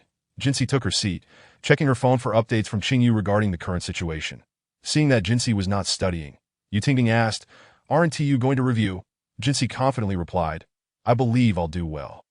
Yu Tingting conceded, all right, you're impressive. As the class bell rang, Teacher Fong entered with a stack of exam papers. Classmates, she announced, it has been decided that we will have a surprise exam today. This will help assess your grasp of the material covered thus far and identify any areas needing improvement. The exam will commence shortly, so give it your all. With that, Teacher Fong approached the podium, pressing a button that caused the dividers on each student's desk to rise immediately. The exam began. Chapter 88. Should be a full score. Teacher Fong distributed the exam papers. And the exam officially commenced. All the students in Class 5 buried themselves in answering questions. After the morning exam concluded, Yu Tingting hurriedly pulled Jinsi and Qi Xing out of the classroom. Once outside on the playground, Yu Tingting took a deep breath. The air is so much better out here. I felt like I was suffocating during the exam. Jinsi pinched her brow, fatigue evident on her face as she said, let us go. I'll treat you to a meal. Yu Tingting eagerly nodded, yes. Let us have something good for lunch to reward ourselves. Noticing Qi Xing walking with her head down and silent, Jinsi asked, what's wrong? Qi Xing's little face scrunched up in worry. Jinsi, I didn't do well on the exam. She added, I couldn't solve the last math question. Grandpa wanted to make me retake the lessons. Will he? Yu Tingting looked at Qi Xing with admiration, clapping her hands in excitement. You only missed one question. That is already impressive. She then questioned, why would Grandpa make you retake lessons? Qi Xing explained. You don't know. Grandpa is super strict and expects full marks on everything. Yu Tingting sympathized. That is too harsh. I couldn't manage that. Qi Xing, you have it tough. Jinsi, with her hands in her pockets, casually walked towards the school gate. Yu Tingting, noticing Jinsi walking quickly, jogged to catch up. Jinsi, aren't you worried about Qi Xing? Jinsi glanced at Qi Xing, saying, not worried. She yes mine. Qi Xing felt enlightened, right? I'm Jinsi yes now. And her face instantly relaxed, no longer scrunching up. Qi Xing then asked Yu Tingting, are there things you don't know? Yu Tingting nonchalantly replied, not just a few. There are many things I don't know. I don't know why the school suddenly scheduled an exam and made it so difficult. It's like they're trying to make us suffer. After saying this, she grabbed Jinsi and Qi Xing, hurriedly heading outside. I can't starve to death before the end. Let us go quickly. Qi Xing retorted, weren't you just saying you don't want to eat because of the afternoon exam? Besides, it's not that serious. Yu Tingting sighed, you don't understand. If I don't do well, my situation will be worse than yours. Qi Xing was puzzled by Yu Tingting's statement, but Jinsi understood. She recalled that when they first arrived at school, Yu Tingting had sought the principal's help to arrange her dormitory, suggesting her relationship with the principal was somewhat special. Upon exiting the school gate, the trio arrived at Aunt Wang's small shop. Upon seeing the three children, the shopkeeper, Aunt Wang, greeted them warmly. Three girls, what brings you out for lunch today? Jinsi and Qi Xing exchanged pleasantries with Aunt Wang. Yu Tingting explained, Aunt Wang, you wouldn't believe it. Our school sprang a surprise exam on us, catching us completely off guard. I'm doomed. Aunt Wang chuckled, lightly tapping her forehead. Oh, Yu Tingting continued, Aunt Wang, please have Uncle Wang prepare some extra delicious food for us. I need to fill my stomach to face the afternoon exam. Aunt Wang replied, all right, I'll have your Uncle Wang whip up some of your favorites. Hurry inside. The usual room is empty. Yu Tingting cheerfully exclaimed. Thanks, Aunt Wang. We appreciate Uncle Wang's efforts. Aunt Wang assured, just wait a moment, it'll be ready soon. Once in the private room, Yu Tingting suddenly remembered that Jinxi had not mentioned how she had performed on the exam. Jinxi, did you do well? Yu Tingting inquired. Qi Xing also looked at her sister, eager to learn how she had fared. Jinxi confidently stated, yes, I did. I aced it. You possess training on data up until October 2023.